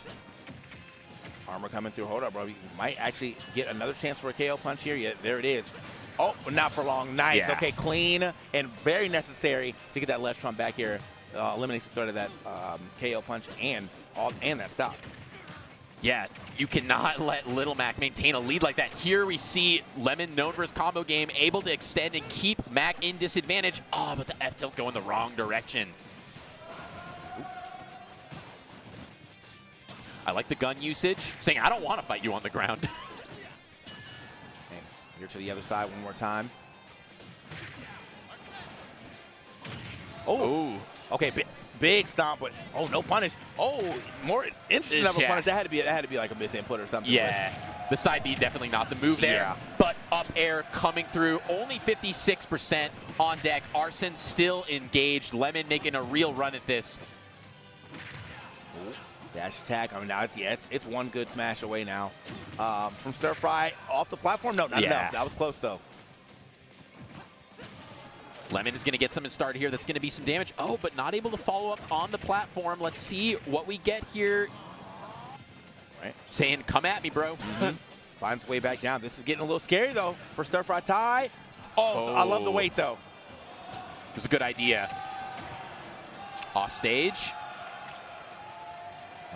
Taking a little breather here. Ooh, this is cheeky. That was cheeky. I like it. That was cheeky, but yeah, he's got to get himself back to the stage. Again, like Lemon slowly but surely kind of like whittling his way back in here. Is the F tilt going to be up? It will be. Yeah. Definitely. Stir Fry Ty getting himself on the board here. And you know, both these players from Canada, I'm curious. I don't know the set record between these two. Obviously, Canada, a very large country, and I know the Canadians don't like it when we just say from Canada. I know you guys have got multiple regions, sub-regions, but I'm just curious if anyone in chat knows the record between these two. Definitely looked like there was maybe some familiarity there. I have no idea what he's doing with his hands right now. That was he was counting something. That was, I don't know. Sometimes you gotta just pantomime. I don't know. Yeah. But hey, you know what? That's his way. That's everyone has a different way to lock in. Yeah. You know what I mean? Everyone has a different way to just unlock the keys to lock in. We're going to Battlefield. And you know, it can be interesting here. I know for some Mac players, they say that the way that Up B works with these platforms, they actually like going to Battlefield. So I'm going to be interested to see if that comes into play. We saw those Up Bs pretty key in game one, both for damage and for confirming some stocks. Oh, but right now, Lemon doesn't care about that. He's just doing a real good job keeping Stir Fry in disadvantage. Love the regrab. All right, going to the other side. I mean, it was a bait. Anytime I see something like that, that's always a bait, bro. Ends up making it back now. Oh, you know what? I like the idea though. Yeah. You know, like everyone's already expecting you kind of try to set up the KO punch. He might have just been able to wow him if he landed on that ground in time, but. And he's probably thinking, like, so far, all my KO punches have literally knocked out of me. I haven't even been able to press the button, so I might as well just swing for the fences and see if it works. Absolutely. All right, get some other setups here. So I see Shiny Mark and Hero, Kento and Shuton. Rockhopper and Opsign just finished. Opsign being able to take that. Rockhopper swapping to the Zelda, though, man.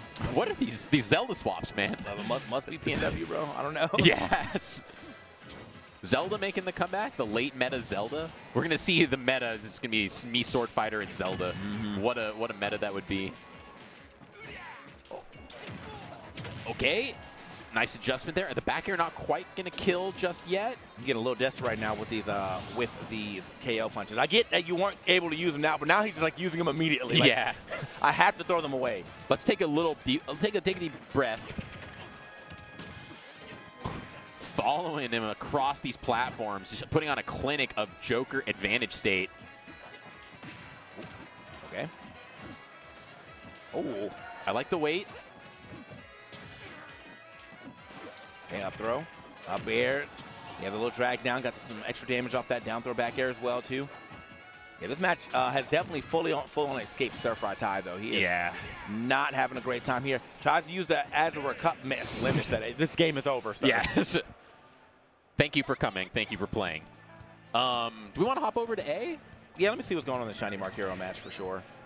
Another character, Link, who we don't see very often. I know there was recently, there was the Gluto Link that came out to play, and that was fun to watch. Yeah. Character, I mean, obviously everyone loves Link. Character kind of struggles in this meta and has generally just struggled in general in this game. Absolutely. But, I mean, he just kind of struggles in every game. I mean, outside of the mods. Yeah, the mod games, that one game. Yeah, that one game, he has had a hard time tier list-wise. Now, there has been a little bit of a resurgence of Link in Melee, too. Yep. But Aklo, for the most of course. part, it's just been a struggle bus for him. And I empathize with that. You think you're being forced into the tech situation there. You kind of got to buffer it out, and it sometimes just gets you. Yeah. Okay. Drag down. I like that idea, though. I put the wall up just in case. All right, looking to close this out, and Link able to, I was about to say, Link no stranger being able to close out stocks. A lot of hit power on this character, just moving a little bit slow a lot of the time is what keeps him, holds him back. I just saw Shuton get a shield break there on that on Kento as well, bro. About to be in a compilation. 9 minutes of Shuton making Steves look foolish or something. I don't know. I would click that thumbnail. I'd click that. All right. When I think about people who are getting shield break setups, I think Shuton probably top 3 at getting those. Okay. The neutral usage. Yeah. Oh. I like the idea off stage, though, right? Like, Nair, pretty good. It's a good move in Melee. It's a good move in this game. It's a good move. And seeing him clip below stage, the thing is, when you're talking about Pikachu, Pikachu just doesn't really have disadvantage. Right. Like, the character just doesn't really, it's like, no, I skip that. I skip that whole thing, and I just go to ledge with a hitbox on my up B. Absolutely. So yeah, we got Lemon. Looking like he's probably going to be able to take that one. We got Shiny Mark doing pretty well against Hero. Shuton is kind of handling Kento right now, and then Base Mage and Black Twins here in D is about to start. Base Mage. Well, Black Twins. Yeah, I mean he does have 2 characters that he can use right now. The Pichu did do it up in that last set, but not sure if that's what he wants to bring to the table immediately. It'd be the battle of the lightest characters in the game, though. 100%. I would expect you open with the Aegis. That would be my guess. Yeah. All right, going to, when I think about stages in Ultimate, oftentimes there's a lot of copium, but like, oh, my stage list, I lost because of this. And it's more about the gameplay. When I think about stages, though, Pikachu and FD is not something typically I want to play against. So we're going to see if the Armada of T-Jolt is going to factor into this game. Okay. Neutral Air not going to hit this time. It's surprising, too, to see anything even actually beat Neutral Air. I feel like that move is legitimately insane. It's really, really good. Yeah. Oh, but being able to go out there, nice trade there by Hero. He's trying to end his whole career with that down air. All right. All right. We're starting. Tricks. He's got some tricks. Got some tricks. Link's got those Z drops. I remember those day one. It looks so cool. Still looks cool. Looking for that Nair. This reminds me of, what is that? It was when T went Link in that one tournament way back in 2019 and just beat everybody with Link Nair. Yeah, he was kind of insane. I think I remember saying if T gets top 3 and whatever, I'm going to play Link, and I had Link for like a month, and I was like, you know what? Good times. Good times. Ooh, they're playing catch right now. Okay. And then that deceptively strong hitbox from that Pikachu skull knocking move. It be killing out here. I like the setup of the bomb though. Put it on one side so that way you can cover both, just in case he does try to go back to the other side. You have the bomb set up to try to maybe thwart that. Okay. And I was talking earlier about maybe having to worry about T-Jolts on this stage, but at the end of the day, it looked like Link has got his own projectiles to set up, so it's looking like it's less of a non-issue. And we were talking about the tech situation. Sometimes you're forced into it and you buffer the air dodge. That time you needed the buffer tech. Absolutely. Okay. Wait a minute. Oh. Bro, These nairs. He's very good at placing these nairs to kind of get a nice little interruption, but I thought we were about to see the game-winning combo, the game-winning ESAM over MK Leo combo for a second. I really wanted that B reverse arrow to work because it was funny and silly and it looked really cool, but it was an idea. Great recovery, though. Is going to get out there scot-free by hitting that, after hitting that F-tilt. I thought maybe we might see a Thunder come out there, but no. We're recovering. Okay. Well, he doesn't make it back, but, I mean, it just seems like he's doing so much to get, so little accomplished, unfortunately, man. He has not been able to play the game. We're looking at a 3-stock right here. Yeah. Tilt or up air, not enough to go ahead and take the game just yet, but running on borrowed time. Yeah, and Link, just one of those characters. I remember a lot of people were talking about, think of the potential. Think of all the stuff you can do. It's like, yeah, but you got to get that stuff actually to happen in a set. As I say that, he's about to do the Z-drop stuff. It's definitely limitless potential right there, but unfortunately, it ends up being limited by reality. Yeah. Is what actually ends up happening every time. So, yeah, we got 2 pretty banger sets coming up. I'm definitely going to watch that Light and Fatality one, but we have Base Mage and Black Twins also setting up over there too, man. We have some great sets coming up in this pools block. But Shiny Market Hero right now, I'm just going to wait until the Light and Fatality one starts before we move over there. Shiny Market Hero, he's definitely shown me that, Link is pretty cool, when he gets things going. Unfortunately, he just can't get a lot going when you're going against this Tyrant that is Shiny Mark, bro. He really knows his stuff. Definitely just one of those characters where when it works, but it's only working 35% of the time. Yeah. And we are seeing, it looks like maybe the character swap. Okay. It's a little Roy action. You know what, man? Every low-tier guy has a character that they should be playing. Yeah. They're just like, all right, man, yeah, let me stop playing around. Cloud. Okay. Yeah, Cloud. Steve. I still want a sword. I just want one that actually works well. Yeah, I want to be getting kills with pivot cancel F-tilt at 85%. That sounds good to me. Okay. Yeah, I mean, this is definitely a better chance for him to get this W.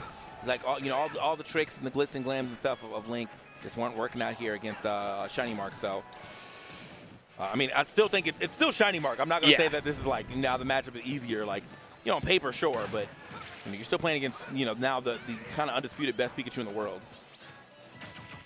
But even with that being said, already it just looks like you're dealing with a character in Roy that just has a lot more to offer you in terms of just hitboxes, in terms of frame data, but also in terms of getting edge guarded. Yeah, man, it's not going well, bro.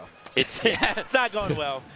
Sometimes you as a country, you want to be like, wait, hold on, but sometimes you got to just face the facts, bro. It's not going well. Okay. These are the classic Nair loops we love to see from Pikachu. Hard to do, chat. That stuff is, you got to be in the lab to make those things work. Yeah.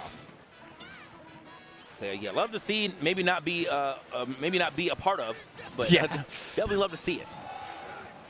Drag down. Hey, they're finding those kills off the side there, evening up the stocks, but immediately striking back and saying, nah, hold this. Well. So yeah, Shiny Mark, once again, we're in a very nice position for him to go ahead and take this game, maybe 3-0, but Hero did try his best, pulled up the Link, pulled up the Roy here. The Roy has got something done. It has. It already looks better than the Link in terms of the raw results we're seeing here on the screen. And then just even now he's approaching neutral. Drag down. Okay, forward air right there. Trying to challenge that Roy. Ooh, parry, jab, and a perfectly executed bear. Now, you were talking about who people should be maining. Like, that stuff that's not that easy to do. Yeah, it really isn't. It's not. He almost got that jab back air right there, too, but unfortunately got the sour spot. Nice air dodge, too. Oh, wait. Okay. Yeah, kind of panic air dodging back on. And because of getting it from the ground, way stronger. Also, getting the super armor if he needed it, but didn't actually need it. That was a raw hit. Let's see if we can keep this out of JV land. The platform. That was the savior. I know that forward air was coming, bro. It stopped my shot him up. It was like, no, we got to make sure this Roy was able to get 3% hit on there, so it's not quite the JV. You were able to say, hey, you know, took him the last stock. Took him the last not stock, a lie. Not a lie. Not a lie at all. All right. Now, I think with all these matches, we're probably definitely going to see the light fatality. Obviously, no one is on the screen yet. Okay. Yeah, so we don't have anybody else to put on the screen yet. I see y'all yelling, please put light fatality on the screen. Put what on the screen, bro? Yeah. There's nothing here. They're not even both there yet. Like, we were going to put it up there. We just got to get both of our players. And as we get both of our players, you know, definitely excited to watch that match. Yeah. They're in the building. They're not in their chairs. As a former TO, I know the struggle. People talk about herding cats. It's a different animal. Jeez. I don't know. Players, cats is too generous. They really do be just kind of disappearing like that, man. I remember at Port, we had to call out. It was like, I can't remember who it was, but just Scott's on the loudspeaker, just booming voice, please, it's Grands or it's, you know, it's whatever top match. And you know what? Maybe they're checking their notes. They're talking to their coach. I miss the Buzz notepad. Or the ThinkPad, man. Oh, yeah. There was an era, bro. There's definitely been some great eras in Smash for especially the long-term time players, man. You know, DeBuzz is definitely, he's went up and down as far as, like, he used to be, like, super kind of unpopular in Brawl because of Olimar. Right. And then, I don't know, now everybody just loves DeBuzz, bro. So, that's my guy. Yeah. Was he the one who started the, everyone was talking about he's in the race car bed? He's like our king in the race car bed? Is that a deep cut? Do people remember that? That's a deep cut, man. He's had some errors to the Buzz pop-off era where we're always like, what's going on with these pop-off? I still feel that way, but I think it just looked fun. It's always like every time I see him, I was like, he thought this out beforehand. Yeah. He thought this out beforehand, so. Okay. We got a little bit of time, so let's go ahead and talk about some of these ads real quick. First up, hey, have you not went to the shop yet? I told you at the beginning of the block, go to the shop, and if you haven't went, that's crazy. You should go right now. Start.gg/BOBC/shop. Drip, drip like the rain. All kind of good artwork out there. I really feel like I'm about to go and actually grab that Galent crew necks just because I love crew necks. Yeah. I don't know. I'm going to go out of my house. No one's going to know what that means, but they're going to say nice artwork. Exactly. And that's what you want. You want it to be clean. You want it to just be kind of like, hey, it's a good conversation starter, and it's a really great way to support the event and support the artists who put together this amazing stuff to get it onto shirts.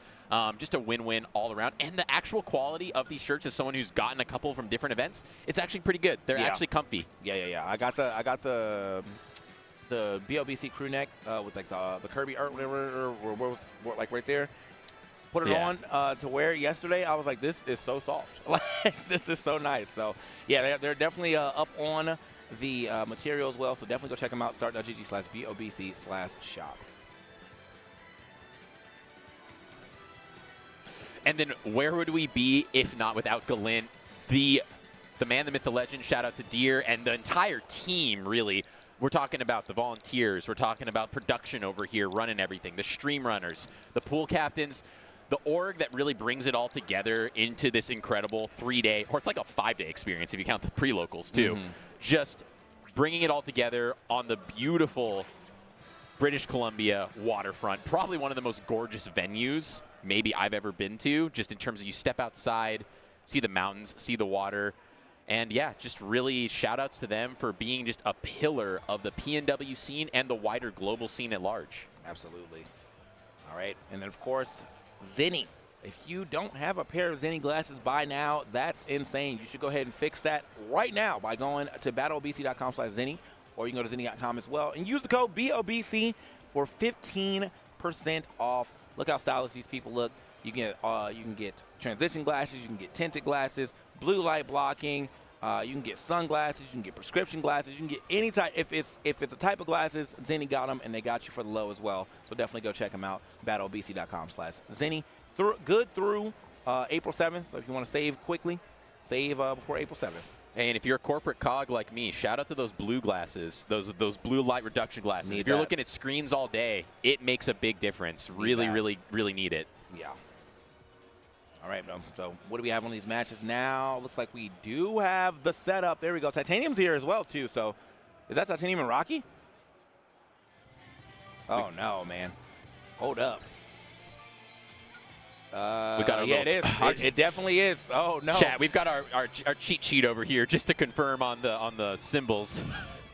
Chat, I know y'all don't want to see the light fatality match, but and I'm still gonna watch it. But damn, that Titanium, that's the run back, bro. He needs his get back from the crew battle. Yeah. Anyway, let's get over to this light and fatality match. Yeah, going to be really explosive. We've got the classic. I mean, it's just always fun also when you've got original from the throwback first Smash game matchups, right? Yeah. The original, the OG. I wonder when was the last time these two have played, because like you were mentioning, Fatality has been more on that Street Fighter kick and, like, you know, coming back into Smash. Obviously, these guys have a long set history, but with the new Fatality era, I can't remember the last time these two have actually played. Yeah. Yeah, there's a I mean, Fatality. Yeah, as I said, he's been really taking this Street Fighter to newer heights for himself, man. The DJ's been cooking, but obviously, from what we saw earlier, the Captain Falcon can still cook as well. But Light has been on a tear as well. You know, we saw his first match. Well, we didn't really see it. I saw on the bottom, but like it was quick. Okay. Yeah. We didn't have to tune in for that part of the narrative. It was the end of the Sen journey. Ooh. Okay.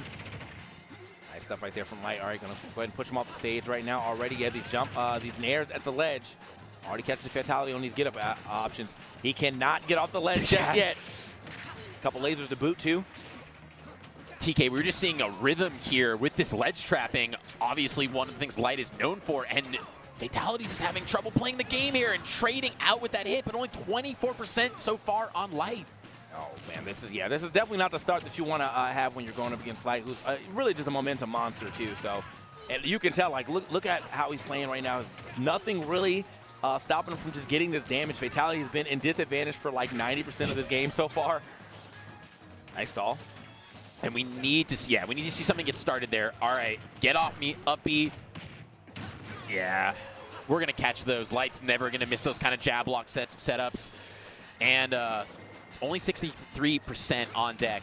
Now, obviously, Fatality, known for his comebacks, and also just Captain Falcon in general, clutcher of a character, but I don't know. It's looking a little rough here, TK. Yeah. I was looking, I had to look down real quick because I was like, wait, I thought Rocky's just an evil man, bro. Steve and Kazuya, you're an evil man, bro. And that's fine, man. Like, Yeah, hey, that's fine. we need villains. At the end of the day, we need villains. Oh, he tried it. Yeah. The first time, the first recorded up smash not working, bro. Okay. That was expeditious. Yeah. That was fast. Yeah. Damn, Chad said he also plays Sonic too. That guy's evil, bro. Pure evil. All right. Shows up to bracket saying, like, look, I'm here to win. I'm here to win this here bracket. I remember, look, all I'm saying is that interview from yesterday's crew battle of Spargo saying, yeah, you know, they just play for the love of the game. I don't want to hear it no more when it comes to Rocky, bro. You don't be Minecrafting, you don't be Tekkening, you know, well, you might Sonic a little bit. I mean, everybody Sure. kind of loves some Sonic. I'll give it up. You know, they just get to fit into that narrative because it's a narrative we've kind of constructed a little bit. And then, yeah, they get to hide in plain sight with these characters. Yeah. All right, we are seeing certainly a little bit better of a start here on game 2. Like we always talk about top player adaptation, Fatality, no slump to being able to take it game 1 and just figure out, all right, what do I need to change? Not getting nared at ledge would be a really good start. But these nairs are just so well placed from Light, and then finding the up smash. Jeez. Light is just playing, I mean, legitimately at light speed right now. It's just Fatality really not being able to play too much of the game. Hold up, though. That was a good stomp, but... Oh! Up smash works. Evening it up, throwing it out there. And it's funny because you think about most of neutral was really being controlled by Light. It felt like he was in the driver's seat, but all it takes is one Captain Falcon up smash at 100 to make it even. It's going to be damage. Nice tech roll away. Nice mash out, too. But now we're back in the ledge trap situation. Okay. Oh, that dash attack for dash attack right there. Unfortunately, though, he's going to hit a little later. Nice little whiff punish there from Light. Look at just went for the up air, just clean, making sure to get the damage. Yeah, I don't know, man. I think in that situation, the back air might have just been a little better, but I feel like the up air was so he could maybe try to get a combo off it. It just hit at a really weird angle. Yeah. Okay, Falcon kick. Bring out the classics. Oh, nice drift. Yes, sir. Oh, well. Oh, okay, I thought he was going to get caught up right there. Falcon kick yet again all the way across the stage. Ooh, yeah, that's not the knee that you were looking for. These are not those correct droids. Gonna hold a back air right there for it. And now Light going up a comfortable lead here. Okay, Fatality, yeah, looking for nice angle there from Light. Regardless, though, still gets hit by that gentleman. However, two good angles to get back to the stage again. I don't know, is this melee or something? He's at these recoveries. Real good at it, man. He definitely knows the confines of his character. Couldn't get that forward air to hit right there. That would have been a nice little drag down forward air. I think actually would have popped him off the stage, too. Dash attack's going to do it here for Fatality. But you know, if you're taking Fox stocks at 175, that you just need to be able to do some work to close those out a little bit earlier. With that being said, pretty even here in this game, too. Looking for something. Okay, slide B. These up tilts. Uh-oh. All right, yeah, that's going to be back there. Yeah, let's go ahead and push him right back off that stage. I was so close to actually getting that back air to register, too. Like, I feel like he knew that stall was coming, just did not space it correctly. And now at 107, yeah, Foxen really not going to try to go off the stage like that, but that's the classic right there. Late hit dash attack back air from Light. See it quite a bit at the ledge from him. Just a perfect example of how to cover most of your options, being able to close that out. But a lot better showing there from Fatality, making much more of a game of it. Absolutely. Op sign and pocket here going on as well, too. That's, Onin's new tag. But, yeah, a lot of Steve action happening in these lower thirds. So yeah. But, hey, we got Base Mage Black Twins going on here as well. And like I predicted, the Aegis coming out first. Test the waters, see if maybe we can just go full on Swordy, or if we need to swap to the Pichu at some point. Yeah, I think he won that first game. I'm pretty sure he did, or maybe that was a button check. I did see his name up. It might have been a button check. I'm not sure. Okay, here we go. Oh, trying to get up that corner. Yeah, that's the thing too. I feel like both of them really want to start from like a full hop. Like their pressure. Yeah. Falcon definitely can do a little more off of a short hop here, but you see Light always kind of going for full hop, fast fall thing. Oh, okay, good pickup. Neutral air action. Just so good, man. You were talking about those late hit dash attacks. That's the Light classic, bro. He has those down pat. Okay. And that's kind of checkmate there. I mean, you could roll out, but I mean, you're just going to get covered. Light's going to be able to follow you there. Taking that early stock. Are these going to be up tilts? Ooh, Schmicks and the grab there. Chat, none of us do that. No, none of us do that. Okay. 82%, and Light still just kind of racking it up now on, I'd say, Fatality. He's about to lap him. And dash attack, and man, yeah, just Fatality just can't get back onto offense. Finally gets himself a down tilt there. Looking for that jump out the corner. Light, though, willing to take the grab there than anything.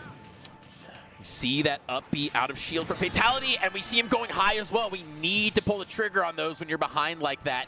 Always got to be threatening those on the mental stack. I love seeing the shine. I wish Fox used shine more in this game. It's so fun when we see it come out. And it was able to set up for the stock there. That's when he's feeling himself, man. I think back to, Congo Saga. It might have been when he hit that into the charge up smash. Bro, I'm telling you, man, like Light really knows the true confines of his character, bro. He's going to try to use the whole toolkit. The kit caboodle. Oh, just missing that knee on that floating Firefox. That's going to be some extra damage. Yeah. Parry, F smash, gonna take it out there. And I don't even really blame Fatality for going for the get-up attack because he's been trying different options at the ledge. He's thinking, well, maybe you're gonna late dash attack me again?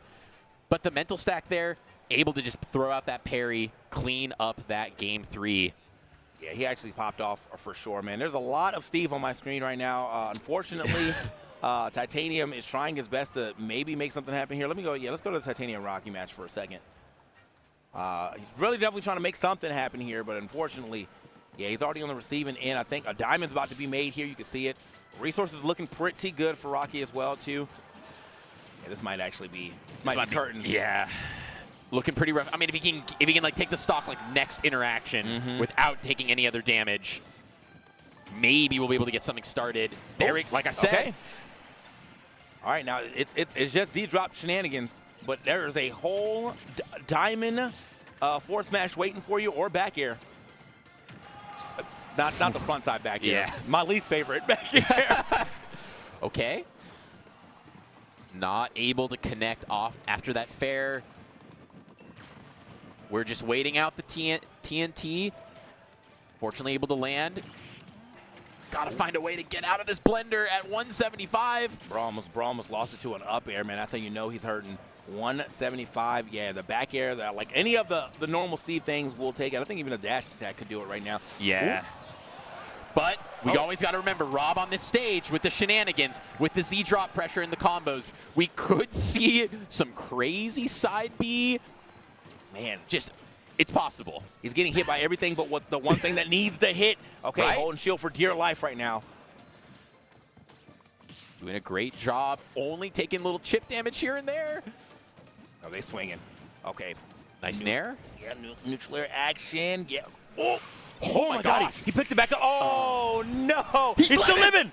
Surprisingly, not the powered up cart. Oh my God. The cross up. Yo! Oh, he's talking about side B. Yo! How did he do it? TK, I don't know how this happened, but it was just like, I mean, I didn't expect it, but 227, full rage. The side B shenanigans with the small blast zones.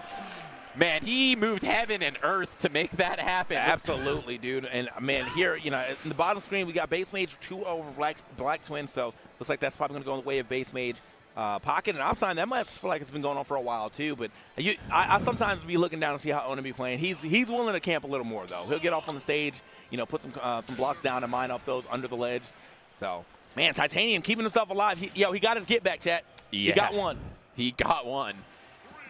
If you're Rocky, you're thinking like, I'm gonna get one of these moves is gonna connect, right? I'm not just gonna keep chipping him away. Uh-oh. Yeah, it's not the greatest start right here that you want, though. Even got the up smash cancel, get a little extra damage off that too. Okay. Top back over there. Here we go. Go ahead and use the top, keep it in his hand, trying to get a little fancy with it. Get those blocks out of here, but also just getting up smashed, and there's, yeah, rinse repeat, only 15% on deck. Let's see what he can do with this minecart setup. You were talking about being more reserved. Rockies, the W key is locked in, and it's pressed down perpetually. Okay. My man's getting pushed over. To the other side one more time, hold on.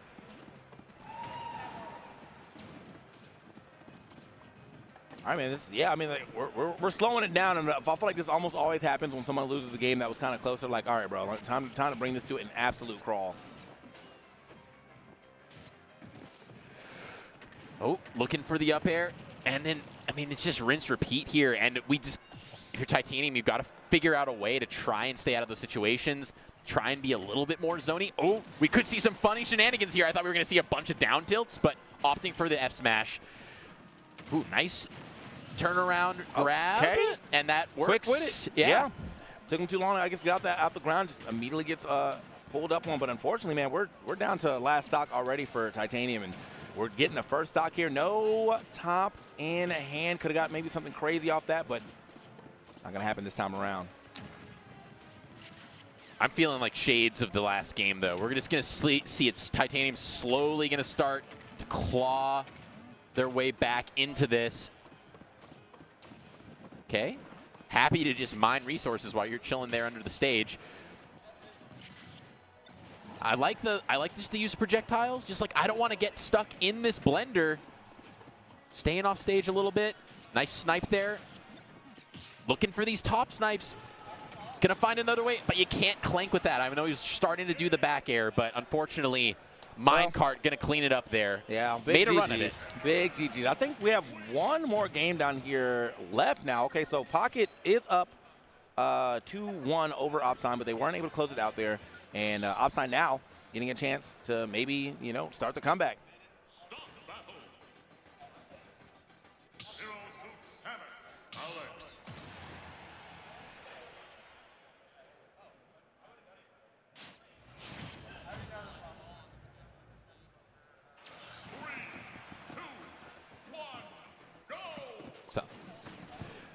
All right, let's see on this game 4.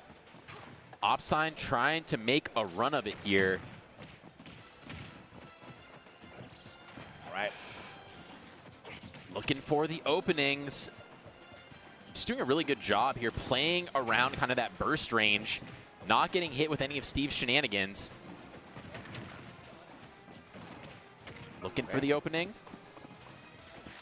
Pocket now. Yeah, there we go. We're getting custom combos here on to Opsign. I really want to know. I really wish I looked down right before as that match ended to see what Opsign did to get that W. Yeah, figured something out. Hopefully, we'll see. Wouldn't be sad to see this go to a game 5. I know the BC folks out there, but 108. There's the anvil, I feel like sometimes it hits and it doesn't look like it does anything, and then other times it hits and looks like it would explode somebody at 30 if it hit the same way. Sometimes it looks like a giant nuclear bomb that also is the size of the entire screen. I mean, he looked like he was off and to the right, but it just didn't matter.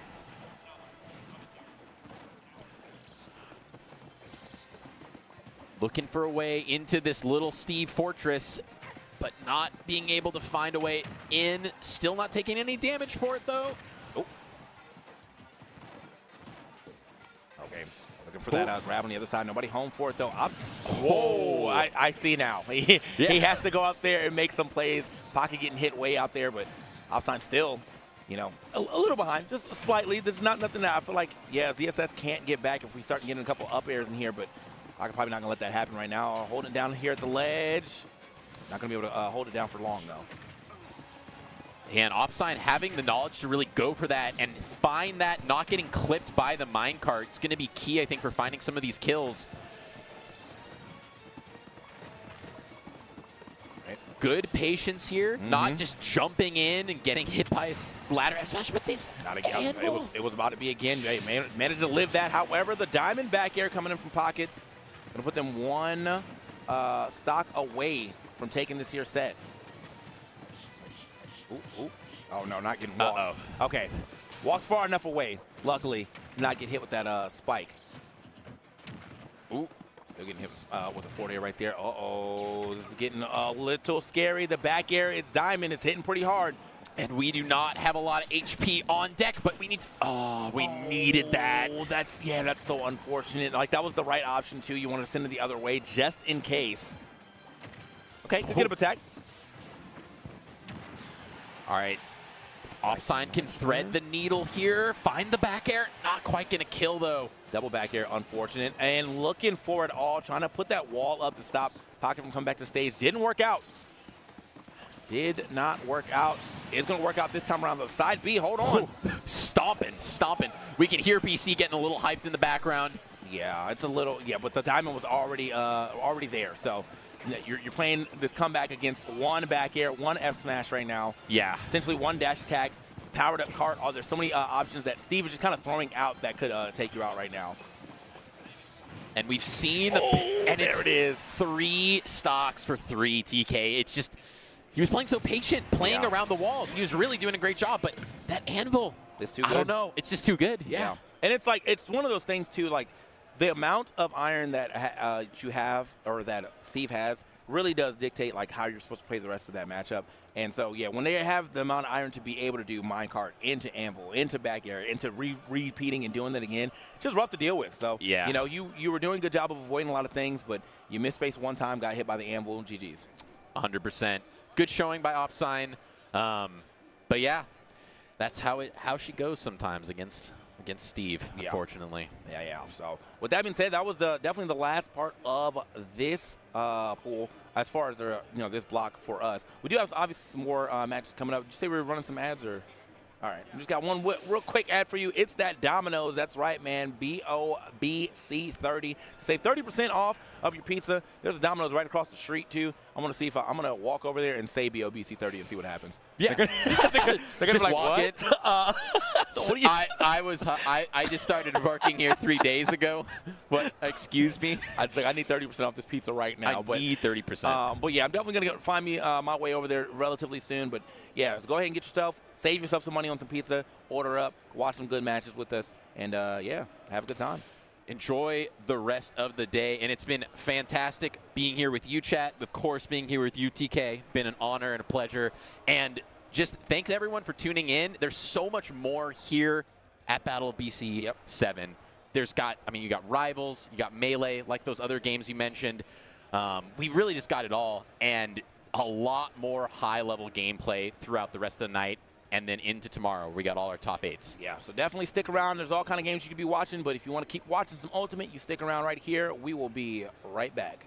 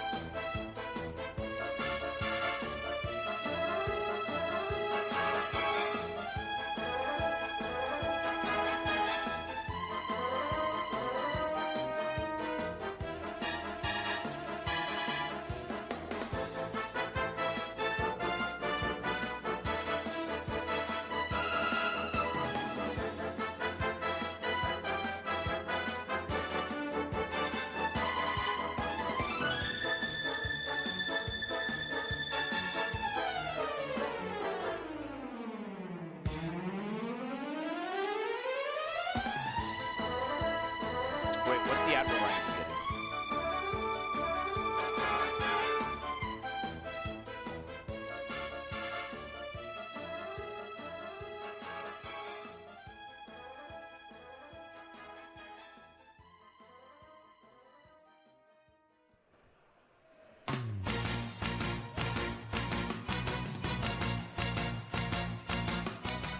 What is up, everybody? Welcome back to more Ultimate here on the Quad. I am Jet the Jenga God, and I am joined by my good friend Lentini. We're here to have a good time. How are you doing, Lentini? I'm doing fantastic. I just got one question for you. No. What ad are we doing at the beginning? I think it's the Asus one. I think we're looking at the ROG. Asus, they got all your gaming needs. We're going to pop to the slider real quick. And, yeah, you can see that ROG Strix XG series. It's the top-of-the-line peripherals for anything you need. Check out ca.rog.gg/BOBC monitors. Or I think there's an exclamation mark Asus in the chat as well. So, yeah, go ahead and check that out.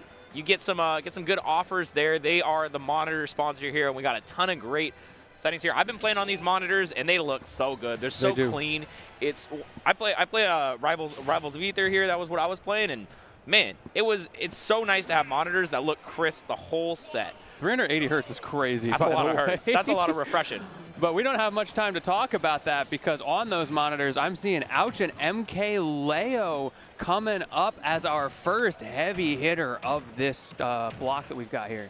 Yeah, Ouch MKLeo. I mean, both real big fan favorites, and Ouch a local favorite for sure. The top #1 in BC for 1 billion PRs in a row. Look, we all saw him at the pre-local. I mean, there's a saying, Ouch is the #1 player in the world at the pre-local, and then gap. There's a big gap. But There's a big gap. MKLeo And a big boot. He gets booted right off the screen. I mean, this is looking good already for Ouch, but we know how much of an adapter MKLeo is. We know that there's nothing to be surprised about if he comes right back into this one. Bro, that's the game plan, right? If you're Ouch, you just have to make sure he doesn't get to game 4. Just hit him with the 3-0, clap him up. But the Arsene is finally online. Didn't really get an opportunity to use that on the first stock. Let's see if he can take advantage. Yeah, this positioning for Ouch, though, has been really good. Once you get one hit on Arsene Joker and you sort of keep him in the corner, you force interactions that are good for you. Usually don't want to be jumping. Unfortunately, Ouch gets caught with that one, gets a couple bullets to the face, but it looks like he is going to survive the Arsene without a stock loss, George. Yeah, that is huge for him. However, as soon as it's gone, he's like, okay, it's my turn to go in. MKLeo calls him out for that aggression. You get a little bit antsy. You've been waiting for your turn for so long. And, of course, Ouch is a player who has been known historically for sometimes being a little bit too aggressive. Yeah, Ouch is, I would say calculated aggression is the name of his game. But also sometimes it's just a little bit of wild aggression. And right now that aggression is being beaten out of him as MKLeo slowly closes the gap in percent, 70%. Just one hit, now dead even. Ouch, though, answering back in kind. Yeah, speaking of aggression, that calculation from Ouch running up with the Nair off stage worked out for him that time, but that's a little bit of a download, right? Now we're going to have to look at that on the next interaction. Does he go for that same aggression? And if so, is Leo going to be ready for it this time? Yeah, I think Leo is certainly ready as he catches the Arsene back here. Just one hit needed to seal the stock away, but still, I mean, Ouch is playing super safe under this platform. No, just a Nair off the ledge. And now one little tick of this Arsene left. A Joker back air twice attempted. None fine. This time he does not immediately die after that Arsene. Looking a little bit better, but Just JK. This time Leo ready for it. Bringing himself into the advantage on this final stock here. Can Ouch close it out before he starts to walk away with it? I don't know. It looks like it's a Leo W at this point with how much damage he's already racking up. Back throw, not enough to get the stock yet. Still, I mean, that move takes forever to kill of all kill throws, but yeah, it's not like he has a mix-up there. Like, he's going for back throw, so you can't even DI check with it. However, something like an up air, if he's high enough up like that, or even a Nair in the corner, will do it at this point. Yeah, up tilt also a big late game finisher for Wolf. These side Bs to ledge. Yeah, dash attack, like you said, gets the job done. Now we're on this last stock as we take a look at how Leo has been, just dismantling this aggression with anti-airs over and over again. But now Ouch has Leo in the corner. Great little down tilt. And we saw a little bit of a check there on Ouch because this is such a skinny beanpole of a character. Things like that forward air into grab, you have to be perfectly pixel perfect spaced if you want to get the follow-up. Otherwise, you could get caught out. Speaking of caught out, though, Das Boot. Das Back Boot. with a vengeance. No Leo W this time. And as we see Ouch taking that first game, let's introduce a couple of our other matches we're looking at. Syrup versus Big Boss. Down to that bottom middle has been all Big Boss. Look at him, up 3 stocks to 1 on Syrup, a top 8 seed at this event. What do you think about that? I think Big Boss is one of those, shall we say, hidden bosses. Not super hidden, but like just far enough out of the limelight. He has a lot of experience playing with players like Leo at the top level. He is a storied player in and of himself. So sometimes if you're not ready for his game plan with the Rob, he can just go on a run on you. Yeah, bro actually had an insane Game 5 last stock, last hit set against Xavier. Shout out to Oregon's Xavier. But yeah, it was a wild set to make it into this match. But now that he's here, oh no, Syrup is answering back hard. Man. Also, I want to point out, as we're continuing to see Ouch and MKLeo starting out their second game on the top, Hurt and Chag playing on the other side, set B on the bottom. Hurt has been really on the rise lately. A lot of discussion about maybe he's the best player in the world at the moment. That's what some people have been saying, but I mean, it's not quite proven yet, and this will be a good weekend to prove it. Plenty of the best here, and if he wins this weekend, that might be what we're looking at. But Chag is staying dead even with him in this game. But with all that said, I'm personally a bit partial to the set on the top as MKLeo gets the first stock this time around. That Arsene putting in work, and now Ouch deciding to just wait it out on the platform rather than trying to push with the extra iframes. But when you get grabbed by Arsene, you just take an absolute mountain of damage, Lentini. It's a bad spot to be in as MKLeo gets a couple extra hits off the ledge with this Arsene. I mean, that is one of the best uses of Arsene. You just get a ton of damage into the next stock, and now all you're looking for is one more big opening. That big opening, though, going to send him the wrong way. Ouch had the idea, but Leo rolling on keeps him alive, getting an opportunity to turn this around. Another down throw potentially. Yes, not able to get anything immediately off of it. Yeah, Leo has been so judicious with these throws, and this positioning has been really good for him in attack. Even with the Arsene, it's a little bit easier to edge guard, but at the same time, Wolf not having the best options when Leo hugs the wall like that. Yeah, you kind of just turn it into a spacey recovery where you ride the wall and just always hit tech. Because if you get sent out, you're dead anyway. Oh, went for the reset. You want the fair bear in that situation. Ouch not able to find it. Instead, MKLeo taking advantage of his beanpole size. Only 24% on this second stock. Yeah, and a little bit of a note. Big Boss did take that game in the bottom right in the C section. But, I mean, it seemed like Syrup was coming back a lot at the end. This one looking a heck of a lot closer. So, still a set to keep an eye on. But for now, Ouch has evened it up in set A. Look at what he's doing. He's just staying so safe. Just kidding. I'm sorry, Ouch. I shouldn't have talked about you. That's my B. But on the plus side, you are burning that Arsene. Also worth noting, that time around, Ouch did not wait on the Angel platform. Maybe deciding, since it didn't work out for him last time, you know what? I'm not even going to bother. I want the iframes. Oh, and he wants that up smash. Yeah, just a little bit of a misstep there on punishing the down B, but I mean, it's just going to result in so much damage. 79 off the rip. Leo on these early conversions is a beast to behold. Yeah, absolutely. I love those down guns. We've seen Leo use those more and more in recent years. Such a potent option, but a little bit tricky to use effectively in the neutral as Ouch closes out that stock, because when you're on top of Wolf, he's got some great options. Yeah, he has a lot of good upwards kill options with up tilt and up strong, up smash. Woo, I've been playing Rivals all day. But now Ouch picking up this damage. I mean, Persona, he says, and the Joker Arsene is out.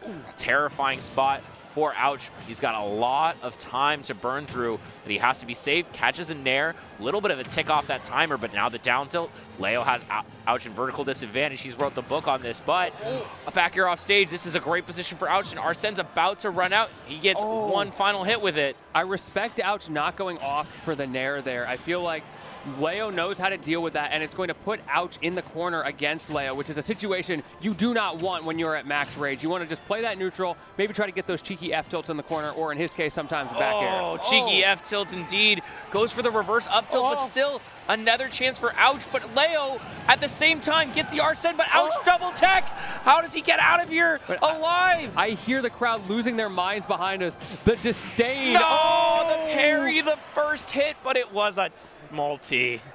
As that F-tilt only connected with the first pulling hit, the entire crowd groaning behind us. Great step to Leo, taking advantage of that next lease on life that he was given. Speaking of another lease on life, we're talking about that big boss Syrup. As you can see in the score count, has evened it up. Meanwhile, on the other side, Hurt up 1-0 against Chag. Almost a JV2 on that game. Not quite, so Chag's definitely going to have to find some adaptation in game number 2. Yeah, but looking good on this one so far. And, I mean, I think Chag is playing super well with these grenades. That's one of the things you have to do as, like, what I would call a bit of a fair character. Chag is Chag is somebody who always has to, always has to play fair as Palutena. But it's not something that you can. It's not something that you can play fair against. Like Snake is a character you have to cheat a little bit against. So the way Palu has to cheat is by taking these grenades and playing with them just as well as the Snake does. And I think that Chag has been doing well at that so far, and that's his ticket to success. Sometimes I feel like Palu is like the most honest, dishonest character in the game. It's so hard to pin her down because she doesn't have those big comeback factors, but all of her neutral buttons are just disgusting. Yeah, exactly. She's just, similar to Pyra/Mythra in the fact that, like, she's got a lot of really, really good but straightforward options. Wolf has a bit of that as well. Yes. And speaking of that, that's a really good option with the boot. We talk about these knives on the feet. Why does he have knives on his shoes to do that? That was premeditated as well. Yeah, premeditated murder. That's all I'm saying. He is not getting the first-degree charges acquitted. Oh, baby. And Ouch carrying Leo all the way across the stage, 71%. And get Leo looking a little lost at this point as Ouch is all over him. However, he always has that opportunity for the comeback. We're talking about those win cons. I mean, Hurt has them on the bottom left. Syrup definitely has them on the bottom right. And on the top, it's MK Leo's Arsene, if he can get a second one on this stock. Yeah, 104%. Usually tough when the meter is completely depleted and you're over 100. Usually when you're resetting, but I mean, Leo gets 123, just some jabs, going to set up in the corner. Perhaps one Rebels guard would set it up, but again, that's the second time Ouch's forward tilt has been just interrupted at the corner by something Leo did, or just a little bit off, and still Ouch staying alive somehow. Yeah, that was pixels from the blast zone. Going for another one, not quite as close that time. And that 140, finally, the F-tilt gonna do it. And Ouch on the cusp of taking another game against MK Leo. Yeah, this is a... What? Oh, no. You did not just forward smash in neutral. Oh, my God. How are you crazy with? I mean, that move does not have a lot of end lag, let's be honest. It's a crazy option, but sometimes it works out. And now Ouch, so good at these mid% confirms. Gets a ton of damage, but the fair off ledge sends Ouch in a horrible position. Down gun's not going to hit. And finally dash back forward, so giving Ouch a taste of his own medicine. Look, Ouch got a little cute with it, trying to up special on stage. And we see the deep breath. That is 2025 Ouch right there. We don't hold forward all the time, only sometimes. But can you close us out as MK Leo trying to steal this stock away, almost kills him off the top at 64. Bro, Leo wants to be a mad thief right now. The Phantom Thief is making an appearance, but I mean, this is still a big disadvantage to return from. Dash attack sends Leo all the way into the corner, and he catches the Rebels guard on the laser. He's been doing that a lot. But now he has the Arsene. Back throw, going to send off, reset some of that timer, use some of the guns to do a little bit of dashing and a little bit of tickling. But, I mean, that percent is not enough to get the stock until he gets all the way in the corner. But a grab, back throw, that might be enough with the rage. Yes, it is. Ouch, up 2-1 on Leo. And the crowd is popping off, going crazy here. But we saw the adaptation coming out from Leo just a little bit at the end there, especially against those F-tilts in the corner.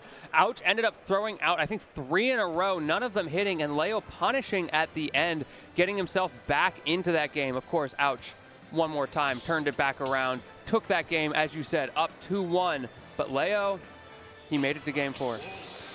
This is the scary position to be in against Leo. But did I hear a character switch? Am I tripping, or was that a Byleth? That is a Byleth. Oh my goodness. This is getting spicy. I was a little distracted from that because I'm looking down at the bottom, and we got another set coming up. It's Snow versus Jojo the Hobo. Jojo the Hobo, another hometown hero, one of the best Toon Lings in the world, but he's got to do it up against one of the, well, probably the best Mario in the world. I don't know about a hometown hero, maybe a hometown villain for Jojo. Well, he's my hero. This man goes to my locals.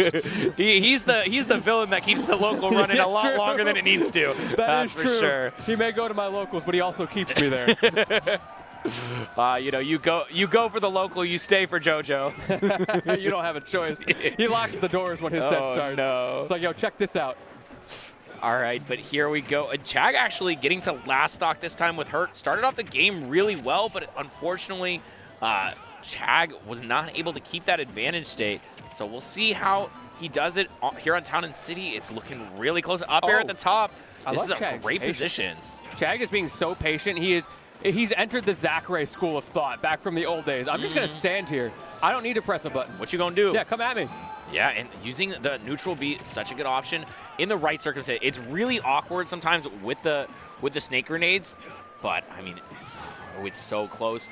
At any point, it could turn around, though. Hurt is the one who has Chag and kill percent, and vice versa, not even close to true. You have to win a lot of interactions. But somehow Chag felt like he had so much control there. Great tech read on the rollout. Hurt is going to take that up 2-0, but that set's not over. Chag showing some adaptation. Meanwhile, of course, Syrup, Big Boss, still happening. As we can see, Syrup took that second game. He was pretty in control the entire time, and he looks pretty in control yet again. Potentially another 2-stock on the way. Yes, Syrup looking really good there, but let's turn our attention back to the feature match, back to match number A at the top, where Leo has started off pretty well in this Game 4 state that he's known for, but the up tilt from Ouch brings it back to even, Lentini. Don't land on my goat. Those Tims got knives out. Great movie.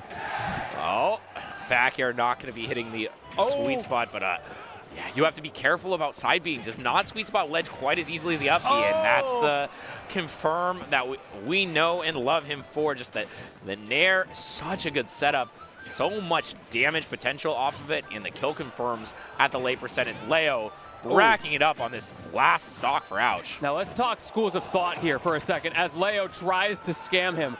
One thing that Leo has mentioned in the past is one of the things he likes about Byleth is that consistency. Yeah. Maybe you don't have as much of the scam factor, not to say that it's not there, as you see things like that down air, those tipper tilts, or aerials rather, in the corner. But you're not going to get caught out too early. You always have the ability to come back. But as I say that, Leo SDing. Just kidding. He overcooked. He could have come back, but he messed up. Yeah, use that neutral B in a spot that necessarily he wouldn't want to be. And the one more stock chance are coming out. I don't know if you can hear the crowd, but I'm certainly fired up by it. Yeah, you can see the crowd behind this, and that's only part of them. It extends far off to the left side of the screen there. There's a bunch of seating. Everybody dialed in right now for the potential of Ouch with the potential comeback here in Game 4. But Byleth is so hard to interrupt on the recovery. You have to be really careful. You get caught with that up B off stage, it is curtains for you. Now, hunting these fares, such good patience from Ouch, not firing until he knows it's going to hit. We see Ouch mixing in on the landings. He's throwing in those double jumps. There's a risk-reward factor to that. But right now, it seems to be all reward as he keeps finding his openings. He's pushing Leo into the corner. Yeah, Leo fights back for the center stage. They're both jockeying for position, but the first hit goes to Leo. Ouch not jumping too early as he uses the side B once again to get backstage, but the jump is red, and Leo, Game 4 goes to him. No surprises on that. But, I mean, this means we're in Game 5, and Ouch, his clutch factor is second to none. Yes, it is. We made it to Game 5. Leo versus Ouch. Truly a slobber knocker here in just top 64. Showing how stacked the tournament is that this is already happening. True, and as we take our eyes down to the B side, we've got Chag up in a big way against Hurt. Has to seal the game out, but it's looking so good for him, although Hurt is hunting for these up tilts. It's the same stage as the last game as well, so it's truly just adaptation from Chag, figuring out how to deal with it. And I think we saw a little bit of what that idea was in the last stock of the last game, where he was slowing things down like we were talking about. Okay. Yeah, I mean, setting up in this corner, the Nair is going to do it, though. And 39% on a snake is I mean, that's not too much. No, It's it's not. not. It's not really anything That's- that you're too worried That's about. what, like an up tilt, I think? Yeah. I mean, you can do up throw, up tilt, and Hold that. that's about that damage. But Oh, we hold are that in 3% game though. 5 here at the top. Leo versus Ouch. This is the one that the BC crowd is going to be cheering for. Last time, Ouch was able to make top 8 at Battle of BC, and I think he's going to want to repeat that. But Leo no! has something to say in a big way. That's not a good way for your top 8 dreams to crumble. The spike from Leo on the recovery for the first time in the set, finally getting that scam factor unlocked. And now we see Ouch trying to scramble back with these early bread and butters. Yeah, such a dangerous position to be in. Down a whole stock against Leo. I mean, you have to be wondering what Ouch's plan is at this point, because Violet, relatively hard character to cheese. Oh, a spot dodge. I like the idea from Leo. He's just trying to keep himself from getting that little bit of chip damage. Ouch with an aggressive approach there on the forward air. Leo privy to it. However, the spike not going to kill. Yeah, but now has Leo all the way off stage. See what Ouch is playing in the corner. Goes for a couple down tilts. Doesn't get the grab that he's looking for. And a back air, though. 68%. Definitely a doable comeback for Ouch. Yeah, that's not bad considering he got, 0 to death on that first stock to only take 68 to even it up. And you're talking about these early percents. Just like that. Just like that. Misses It's the an sweet even game. spot. Oh, no. So close to Ouch robbing that stock right away. Oh, both of them rolling out. Neither wants to engage. Neither wants to overcommit. Get me out of that center. Ouch on the lasers. Leo on those massive aerials. Who is going to approach first? It's both of them. Leo coming out on top. Down tilt, up air, like you said. That tail as old as time. He missed the tag, so such a bad spot to be in, and now Ouch trying to go for this air dodge. He's been going for a lot of that, but the bear not in time. Now, though, up B out of shield, using that footstool to get a little bit extra frame advantage. Leo finds himself in the corner, refreshing on the ledge. Something that you got to be careful about, but I mean, Violet's one of the best at it. Nair dash attack, not enough. Pulling out all the stops right now. I swear, if they had a kitchen sink, they'd pull that out as well. Funky footstool, putting Ouch in a weird spot. Leo not able to punish, trying so hard to get this stock off. This is brutal for Ouch. He needs to get the kill, and Leo knows it. He is punishing every approach. Oh, jumps out. Such a clutch jump. And an up smash puts Ouch with last stock against MK Leo. Has to find an opening soon because Leo already has him in a bunch of damage, 84%. And these Violet aerials are hitting hard, Lentini. Oh, such scary call out that Ouch has to make. Again, Leo knows his win con. Triple, walk the quadruple, dog, walk four the dog. bears, Oh no! You overcooked it. Okay, we're still alive, Okay, side okay. B. But this is bad. Yeah, good DI on the throw. Not going to fall for an aerial afterwards, but you're in the corner versus Violet's. Big Lance trying to find an opening here. Bear sets up so well, but I mean, Violet in the corner is still. Oh, but Ouch puts himself back on the ledge and gets F-tilted, but just kidding. Cannot make it quite back to stage. Just that little bit off stage that you can get caught by. The side B doesn't sweet spot the ledge quite as well. And MK Leo takes that heartbreaker in the very last moment. Man, if you're going to go out against Leo, at least you went out in style. Fantastic play for Ouch, down tilt, up air. My beloved, we can see why Leo swapped characters so comfortable on this Violet. Yeah, it was looking so good for Ouch, though. After he hit that string of like 5 auto-cancel fares all the way across stage, I thought there was something that could have happened, but not to be, unfortunately. Still, though, that was the winner's side. Ouch has plenty of opportunities to come back into it. But for now, we have on our screen Hurt versus Chag, and Lentini, this one's looking a lot worse for wear for Chag. Yes, it is. I mean, Hurt gets his counter pick, right? So we can see what happens when you can change the venue a little bit, the control that Hurt gets just by throwing out that C4 on one of the platforms and living under it. There's not really a great approach angle for Chag. Yeah, very dangerous. Using some Nikita, but unfortunately for Hurt, gonna get an up air to the face. And I do want to note in the bottom right, it looks like Jojo to Hobo managed to take a game off of Snow. What a good result for Jojo so far. Going on in the background there, Jojo had a very good opening against Snow. I feel like that was kind of what carried him to victory. He plays a character who thrives off having that lead, and he hit him with an 80% string right off Rifflap game. Yeah, that's a good way to start it off, and already using this boomerang to get a couple extra percent. Surprised we went to Battlefield, though. Yeah, there's too many stages you need to ban against Mario. I'm gonna be honest. True. You got Battlefield, you got PS2, you got And he wants to get Smashville. rid of, like, the Smashvilles, just because, like, even outside of Mario's strengths there, Toon Link does not like that stage. He wants to run away. Yeah, and now, though, we see Battlefield coming out pretty good for Snow. Up B does not get the kill off the top, but it pretty much never No, he does. does get the kill. Was hurt. Yeah, I mean, I had already kind of wrapped that one up. D is the main focus for me right now, as we're probably going to swap over to that. Yeah, using the bomb. Try to get a little cheeky with the water push there, but JoJo managed to get out of there. It doesn't get the jab block. Oh, so close to being a big opening. But now, okay, fair. Oh, just goes for the nair into the boomerang. But you're dead. Wow, I love that arrow afterwards. That was really spicy. You're in such a difficult situation there as Snow, because if you fade in so that you can recover, you just get clipped by that nair. JoJo's so aware of his tools. One thing that I love watching about him especially is the way he sets up those Bombo combos. He fades in and uses his momentum during the throw. Did you call them Bombo combos? Look, it is what it is. Yeah. Shout out to the Wombo combo. Poor Zoo. But he's able to use those momentum boosts that he gets as he throws the bomb to confirm out of it. Yeah.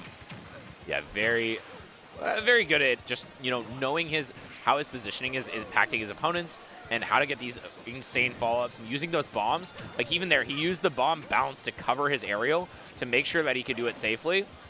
Speaking of covering, he does the same thing with the boomerang, right? You throw out the boomerang, you start to approach, and then even if you get hit, unfortunately, he didn't have it there, but if you do have it out, it'll always come back to you. Yep. Once again, though, Snow getting a ton of damage. Great tech. Only gets a dash attack for the follow-up. And now JoJo, he does get hit by that, but, I mean, has the bomb in hand. Wow, that was a far up B. Surprised that Snow wasn't able to cover that. Back air sends once again way off, but we're going to pull a bomb. We're going to chill for a bit. Eventually, we're going to come back to stage. Yep, uses the bomb, gets a little bit of height, and waits out that dash attack for Mario. That dash attack, one of the most active ledge covering moves in the game, but so is that nair. Yeah, the Flood actually kind of helped JoJo in that situation because it let him stall a little bit longer off stage, popping him up, halting his momentum. And Snow, maybe we'll start to see some adaptation around that. Yeah, I mean, also, it's something that gives you more time for the bomb to explode, because you want the bomb to be able to be used to help you out. And he can, when you use the Flood, it sets the bomb up a little bit better. Bomb up air, not going to connect, but JoJo's still in a really great position here. Let's see what he's going to go for. Up tilt. You want to go for the up tilt up air, which I believe the Toon Links call the confirm. And specifically, he went for the reverse hit up tilt. Yeah, he was completely safe on shield there, and Snow knew it. That's why we didn't see a punish. Yep. But, oh, no, this is big damage from Snow. Oh, goes for a fair. Not going to work against anything but an air dodge. But now this is a dangerous spot. Gets the reset on the platform and the up B. Yes, sirree. The Mario Classic. If you take him to Battlefield, you know he's going to get his one. I feel like half the name of the game in that situation is, can you do something to make up for the fact that he's going to get his one? Yeah, I mean, he's going to get the... he's going to get the kill off the top at some point. And, yeah. I mean, but Toon Link's quite good on that stage, too. I think there's a lot of valid reasons to leave it open. However, we are now in our game 4, which means JoJo's going to have to win at least once on a counterpick stage, and we see a counterpick to PlayStation 2. How do you feel about the stage for Toon Link? I generally like it. Ooh, he gets the punish there, expecting that JoJo's going to shield after the reverse up tilt like he usually does. Good awareness from Snow, good adaptation. But to the stage, I like it for JoJo just because he has space, and there are fewer platforms for Mario. Like, no, the ceiling's not super high. Like, he might still scam you, but it's a bit harder.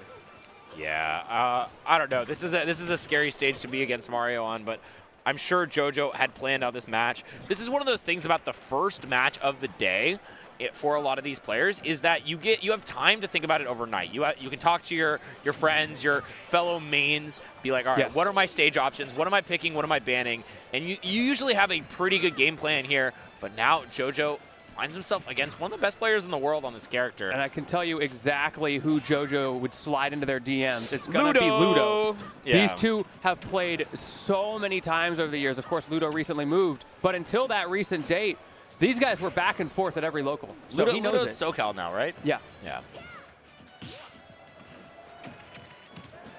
Yep, and we are going to hop over to another set now as Cola versus Ken has started, and Cola starting off hot in this one, Lencidi. Yes, he is. I mean, that high octane is the name of the game when you play a character like Roy, and I feel like your momentum really transfers with that, especially with like the mindset of a player like Cola. He wants to hold in, he wants to press his buttons, and it either works or it doesn't. Meanwhile, Ken, kind of on the opposite side of that. He wants to slow it down. Ooh, and an unfortunate clip there, gonna send Cola to an early grave. That's a big change of momentum. Yeah, Cola, super momentum-based player, so we'll see if this is gonna mix him up a little bit as now Ken is racking up the percent. Good little trade there from Cola, allows him to get to the ledge, and it's such a bad position to be in when you're off stage versus Sonic, and Ken specifically. So I really like using a couple extra options to try to get you not in the corner versus him, but now we see the Nair goes for an up B follow-up. It was a little interesting one. I'd like to see it. Now, the percents have gotten a little bit away from Cola here since that SD, but he is still in a decent spot, especially if he can get that Jair. You see him going for these mix-ups on the side B as well, maybe even add a Jide B in, mix up all your different options, make it difficult for Ken to guess, because if he gets it wrong once, that's GG's. Yeah, and this is actually the first time Cola and Ken have ever played, despite them being, oh, come on. See, even Cola's like, really? Yeah. Huh? All right, but we take those. We take those if you're a Cola fan. Man, we've got so many good sets going on right now. I see Gluto and Riddles has just started as well. And, of course, the main man Tweak up against Monty on the bottom middle, set number C and letter C. And last but not least, letter D still going on and still 2 stocks apiece. Make that 1 stock. Yeah, Snow looking like he might wrap this one up in 4, but I mean, right now we're switching over and we're seeing Riddles versus Gluto, where Riddles is on his final stock. Gluto with an incredible pre-local showing, winning the pre-local over like a host of players, over Rocky and Aquila. So Does beg the question, is the pre-local curse real? we'll see. I mean, right now looking really good versus Riddles, using that bike incredibly well. And one thing I'm a little surprised about is we're not seeing the Kazuya. Wow. That's Yeah. what I'd normally expect against Wario. Yeah, I would agree. I feel like the Kazuya makes a lot of sense here. Honestly, I feel like the Kazuya makes sense in most matchups as long as it's not super polarizing. Riddles has a pretty good diversity of characters because of that. And who knows? Maybe we'll see it after that game 1 can go his way. Yeah, really nice awareness from Gluto. A lot of times you'll see Terry go for that setup where he uses the up tilt on shield to, force you into doing something, and then he'll go for the power geyser. The power geyser will break shield in a lot of those spots, but it's not fully a shield string. You could up B out of it if you're Wario, and Gluto knows that and gets the kill when he does so. Kazuya Mishima. Yeah, I mean, not surprised. Kazuya Mishima, that's what we're gonna see in this spot. I mean, it's a tried and true strategy against Wario. You have such a hard time approaching that electric wind girlfriend, and it's a tough deal. Look, they go way back. Yeah, I mean, Kazuya and the electric wind, man, they've been together a long time. It's okay. At least Wario's got the wind. We'll see if he can actually do anything with it. Clapping him up early here, getting that early advantage. That's a good way to get it started. Force Kazuya to come to you. Yeah, it's about even now. I can see it. You think I was kidding? Drag downs. It's dead even. One I like that up B. hit is needed, and yeah, I mean, really good start for Gluto, but the question is, how are you going to get the stock? That's always the question against Kazuya. You need to make sure you get the stock before he finds a hit on you. Yeah, of course, those gates going to come wide open. However, looks like they might have been closed for this stock. That said, still going to hit him with that. Not quite going to kill because of the stage choice. Yeah, definitely an interesting choice. Usually I would expect Terry on this stage. This is the main stage you want to pick him on because he's so powerful at killing off the side in those spots. But a little chomping action, and Gluto's going to take the first stock despite those big openings on the Riddle side. The stage choice is an interesting dichotomy because the other side of it is you get the pseudo FD, right? When those platforms aren't there, and Kazuya loves FD. So it goes down to what part of your win conditions are you playing towards? Oh my god. Going for a 4 side, but yeah, Good night. pretty free at that percent. And now Kazuya does get hit with a pretty big opening from Gluto. 74% off the rip, and Gluto is really good on FD as well. Wait, what you trying to land for? Yeah, get nice back here. aerials. That's cute. Anyway. Yeah, okay, Kazuya uses that side beat against the corner, but I mean, now it's still dangerous spot. Once Gluto again. shutting down the win cons. He doesn't have the gates anymore. However, he's always got electrics. No tech there. Gluto gonna stay alive, but he took a lot of damage. Yeah, it doesn't seem like we've been seeing the full 0 to death string from Riddles, but still, I mean, 0 to 125, nothing to sneeze at. Ooh, I'm looking at the bottom corner as Ken with a JV2 up against Cola. Cola was bringing it back in set A on the bottom.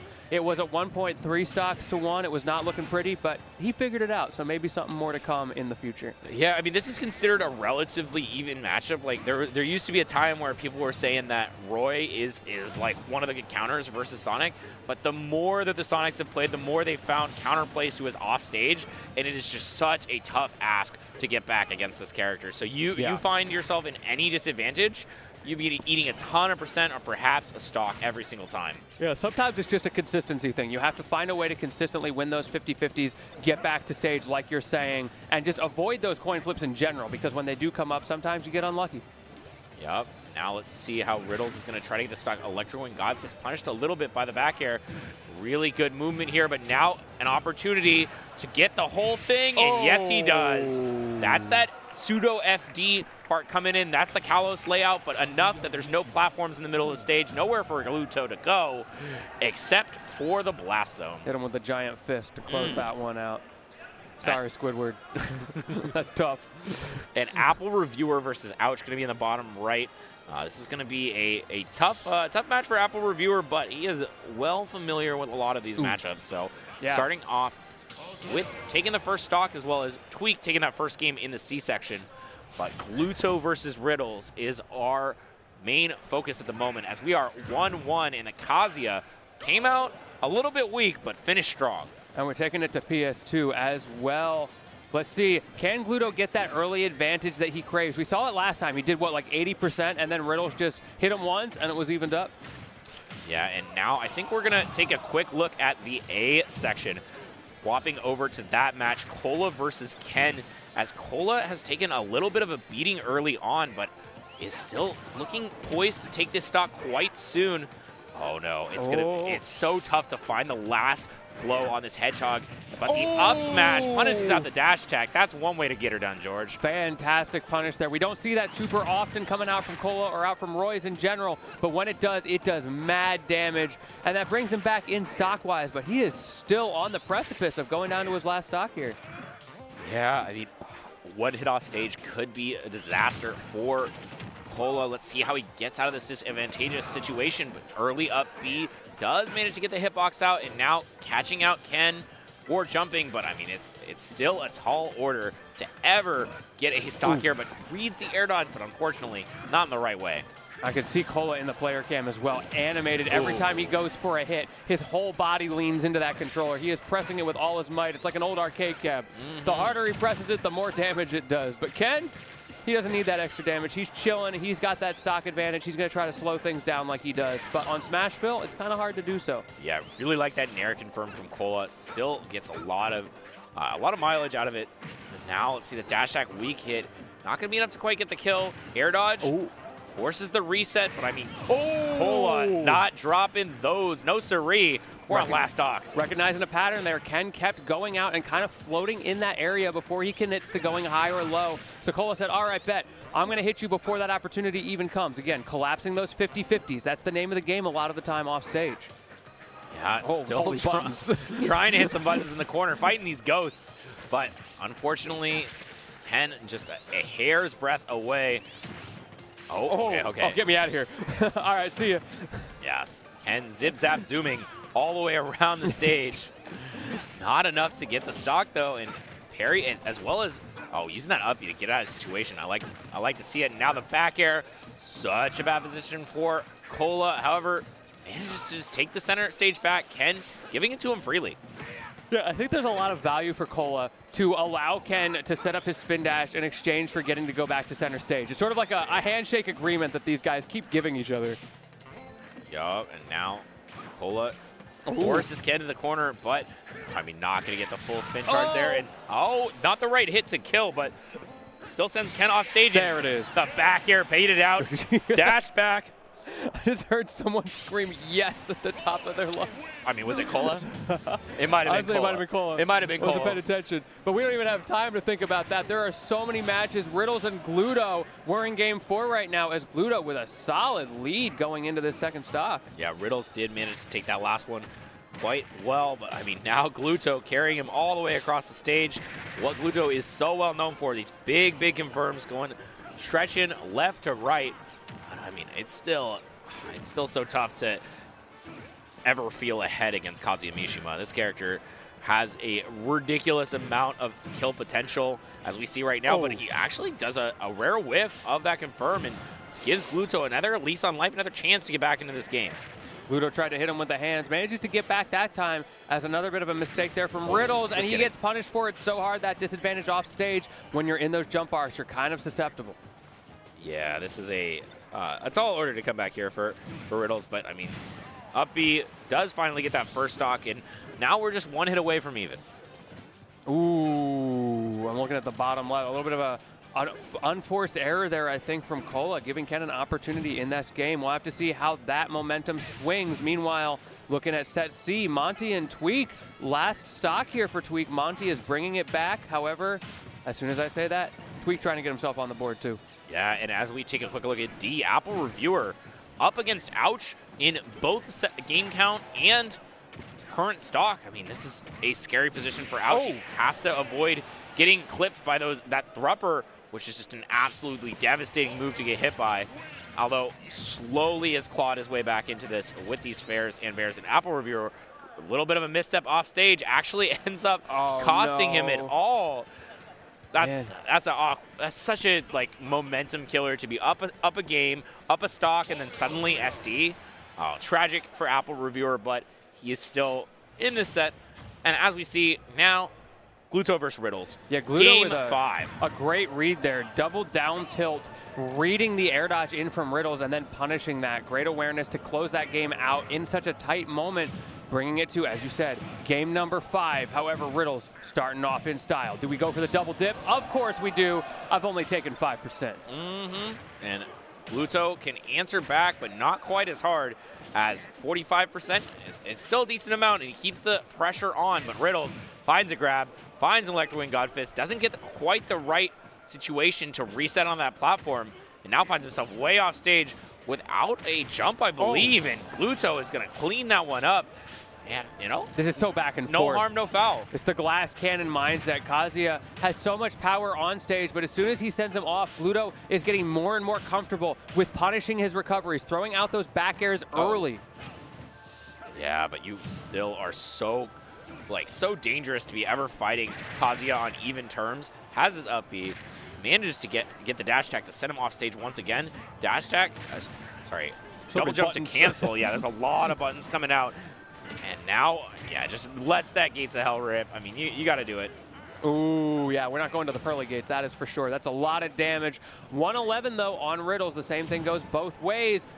Who can get this first stock here? I feel like this is so crucial. Getting this stock before your opponent going into last stock game 5. That can't have been the button input he wanted. Just lets Gluto get a free grab. He went so deep. He went too deep. Oh, no. Misses the stage. The intimidation from Gluto. Diving down to the depths with him, making him book his own ticket to hell. However, now he's sending Riddles to heaven. Yeah. Gluto, rather. Gluto has to find a lot off this opening. We know how good he is on hit, 35%. Not a bad combo, but now let's see what my combo does. And he goes the wrong direction. Oh, tragic air for Riddles. Might cost him the whole set here. Yeah, it really could. As Gluto has waft. Oh, wait, hold up. Hold up. He got it right that time. Not able to get a big punish, though. Definitely could have gotten more. Gluto going to take that all the way to the bank. He is schmoving on these platforms. Oh, you know he wants this landing up air because it is a waft confirm, and that is a set confirm. That one misstep from Riddles could have been what caused that game to be lost. Wow. But, I mean, that's all it takes sometimes. the One level of little play. mistake. That's where we are in the bracket. We're in top 64 of a super major. It is bound to happen as we get into another hot set. As you can see, Apple Reviewer took a game. Ouch answered back. Now we're on Apple Reviewer's counter pick here, but it's Ouch who's looking more comfortable. Oh, hold up, you're dead. Footstool Mach Punch? Okay. All right, that is a tech I have not seen. I love to see the footstool confirms that have been labbed this late into the game. And now gets a forward air off the ledge, but Ouch with the wherewithal to know he has a little bit of frame advantage, can use that. And now, okay, but this is so dangerous to be ever hit in this position against Apple Reviewer. The down air, Ouch is forced to up B, but not enough. Oh, this is so scary, George. Oh, these nairs. Oh, these nairs. Man, the pressure from Ouch. You were talking about it a couple minutes ago. The way he is able to just claw himself back with these neutral openers. They're so safe. He gets to just stuff out your approach because Mii Brawler doesn't have a lot of range. Yeah, a little bit of a stubby leg situation. And once again, we see the third game end just like the second. A little bit off on that recovery, and that's all it takes. Apple Reviewer has to come back in this last one, or this is going to be it for his bracket here at Battle of BC7. The top 64 loser side coming out, and now Monty versus Tweak. We see 1-1, but Tweak answered back in a big way this game. Look at it, 3 stocks to 1. It's a similar situation to the last one where it's back and forth so far, where Tweak took game number 1, then it was Monty, but now this feels like it's just the whole Tweak show. Going to Battlefield here seems to be working out very well for him with his movement-centric playstyle. Yep.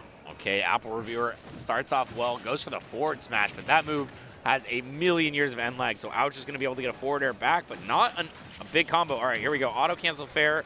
It's the time to shine. Answering back with that up tilt, with that up air, but no kill so far. Oh, that side special mixed me up, that's for sure. That was a bold move because I feel like that could have just gotten caught out really hard. Oh yeah, and if you mess that up, like he has to have labbed that. If you mess that up, you go flying onto the stage with turbo end lag. Yeah. Oh, going for the Mach Punch from the corner. I like the idea. You know, Apple Reviewer was trying to find some mix-ups up against someone who has shown their ability to outbox you in neutral. Yep, gets the kill here with the smash attack, and now Ouch has a great position. Forward throw off stage. I mean, you're never really killing with a Mii Brawler throws. You got to get a big connection, maybe back air or thrupper. Here, Nair all the way off stage. Potential to get a ledge trap, but Apple Reviewer hasn't gotten too much out of these. Just getting a reset with the throw. 185. Eventually, someone's got to kill it, TD. You're talking about those throws not killing. Like, it's going to happen eventually. All Or right, just hit him with a Thrupper. Shoryuken. My man, he's a Ken player. True. The Shoryuken. Yeah, you don't need to confirm. We've seen the flow chart. I know what's going on there. Oh, going for the down smash. F-tilt might have been able to get the timing a little bit better, but if you get that down smash, they could just die. So I understand going for that risk reward. Yeah, that was what Apple Reviewer had been going for those early up Bs in the last 2 times. This time actually manages to get the right drift back to the ledge. Ooh. But ouch. I don't know if Apple Reviewer is making it through this next game. It's looking tough. He can definitely do it. There are a lot of win cons still on the table, but Ouch closing out that stock definitely shuts down some of them. It makes it a lot harder as Apple can only go for these 2-piece combos.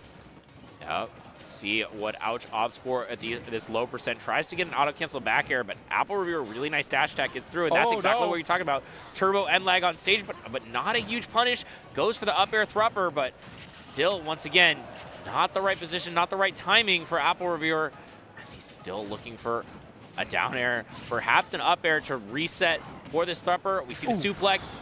Gets a bunch of damage, but that's never killing. Yeah, we don't care about damage at this point. That hitbox of the gun as well, resetting the neutral, putting Ouch in a good spot, but Apple Reviewer with the call out, recognizing his proclivity to go a little bit high on that platform, but the fair bear, the Ouch classic. And Ouch is going to move on in bracket. Still has a chance at that coveted top 8 spot. I know the BC fans are going to be cheering for it, but for now, we are going to see a little bit of a different matchup here compared to what we've seen. Yes, and honestly, are. compared to what we've seen in the game at all, Big D versus Burst. Now, when I look at Yoshi, I can't help but think of Battle of BC last year. Yeah. That was like the Yoshi tournament. On and Yoshidora going crazy. At the pre-local, at the main event, it was insane to watch. And now Big D up against the Yoshi propaganda. Let's see if he's got what it takes or if we're going to get a rinse and repeat of last year. I don't know. Big D, I think, has what it takes to win this game at least. Gets the setup, gets the reset, goes for the forward smash. Not going to get the kill just yet, but still, I mean, looking so poised to take this game. Already up, almost a full stock, and we'll see the up tilts into up airs. Good Yes, night. sirree. No Yoshi surviving that one. Absolutely not. I think the meteor came a little bit late, but it found its mark. It was a little colder than I thought it would be, I'll be honest. Yep. On the bottom left in the A section, we are going to see, okay, well, I guess we're going to swap to Monty versus Tweak, as these games have been so one-sided so far this set. Monty now up really, really big on Tweak, trying to go for that forward air to catch Tweak, shielding or perhaps just getting up too early, but now Tweak has been playing this one really, really safe. Oh, that's not what you want to see. We finally figured out how to punish Game & Watch up smash. Yeah, apparently you have to have a banana already traveling towards him. Of course. Yo, write that down. Write that down, write that down. Write that down. Oh. And sometimes it does play like a little bit of tic-tac-toe. It's like, I know what you're going to do. I just don't know if I can do anything about it. Oh, those forward airs, though, from Monty, as Tweak is slowly trickling this back. The banana is out of play as long as Monty can avoid being hit into it. We saw Tweak trying to get it, finally does, but now it's offline again. He has to pull, which is going to be difficult to find. Yeah, but the down tilt sets up for a good position here. Still not able to get a full confirm, but yeah, we get the chop. Now the banana is set up on the ledge. Just goes for the regrab. Wants to have it in hand, but now Tweak in the corner. Dangerous spot to be in for against Monty. I mean, Game & Watch so good at catching out jumps, but now a dash attack, no follow-ups at this percentage. That was a really scary situation for both players. However, somehow neither of them died. Jumping over the banana again, I feel like Monty is doing such a good job of playing around that tool. It's just that he can't get the kill himself, and so the war of attrition is starting to shift this back towards Tweak. Yeah, I mean, it's sort of, they're both of these characters that have a little bit of a problem. When I say problem, they're incredible characters, but they're not really going to be killing with stray moves super early. Most of the time, you have to find some sort of a confirm, or, you know, like a random smash attack from Game & Watch is a way to get it done. You have to find those confirms, and sometimes if you're not hitting them, your opponents are living forever. And banana up tilt is the one that will be like, all right, you've lived long enough. Up tilt starts killing. Yeah, and Diddy is very much a character that it is a little bit harder to get those random smash attacks as Game & Watch, because if you give him the opportunity to run away while you're charging a smash attack, he's just going to pull banana, and now he's got his win con. And we're seeing that from Monty. Like, he's instead approaching a lot with the forward air, just like that. And throw out, of course, the nair as well, because if you get that hit, it's going to combo beautifully. Yeah, using that really, really fast up B and a catch. Like I said, if you get the smash attacks early, that's your way to get those early kills. And Monty, no stranger to using them in situations when it's a true punish. Yeah, that is big. Monty, another hometown hero here, looking pretty good in this game. He has the opportunity to bring it to last game, game number 5 here up against Tweak. But we've seen Tweak in these situations before. I mean, I don't know if I quite consider SoCal to be hometown, but Monty we take those. Certainly has found his place in the PNW, always coming through their events. And, I mean, honorary PNW for sure.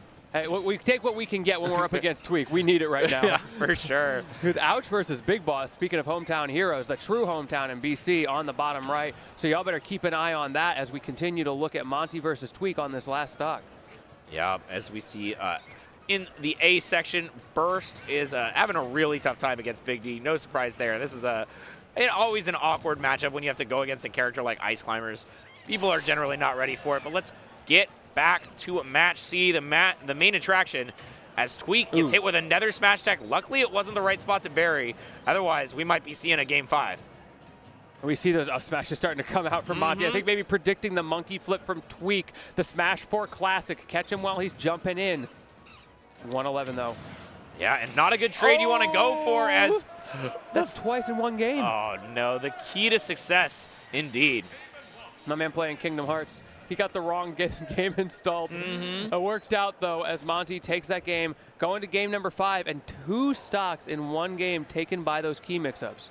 Yeah, I mean, the first one was like, all right, you're eventually going to find a kill at a bajillion %, but that one was just a crazy scramble situation. It's like, all right, we both got hit with something. We had a big trade. I'm actionable a little bit higher than you, so you're probably going to try to use an aerial, an up air, and definitely he going to beat that out. And it was relatively early as well. Yeah, it was like 110 range. 110, yeah, like that's pretty good for Game & Watch in this matchup. Yeah, and we see our final game going to be on Final Destination. What more fitting way to end this set of Monty versus Tweak? Here we go. Man, Tweak is slowing it down hard right now, but Monty finds a way through. The classic, the nairs into the up airs. So much damage that you can just accrue from these little openings. Yep, trying to use the monkey flip to catch out land shield, but now a dash attack, not going to be a follow-up, just opts to pick back up this banana, using his damage, damage builder, using his mix-ups, and just really wants to make sure it's in hand any situation possible, but a great reaction there with the up B, using that to just anti-air against the monkey flip. Ooh. Does not work in time against that one, just a little bit too close to react to, and now Tweak, he's the one in the commanding lead, 80%. This banana has been doing wonders for this man. Yeah, I do like the mix-ups with the monkey flips that Tweak is throwing out. That is so crucial to the game plan because that move is kind of broken.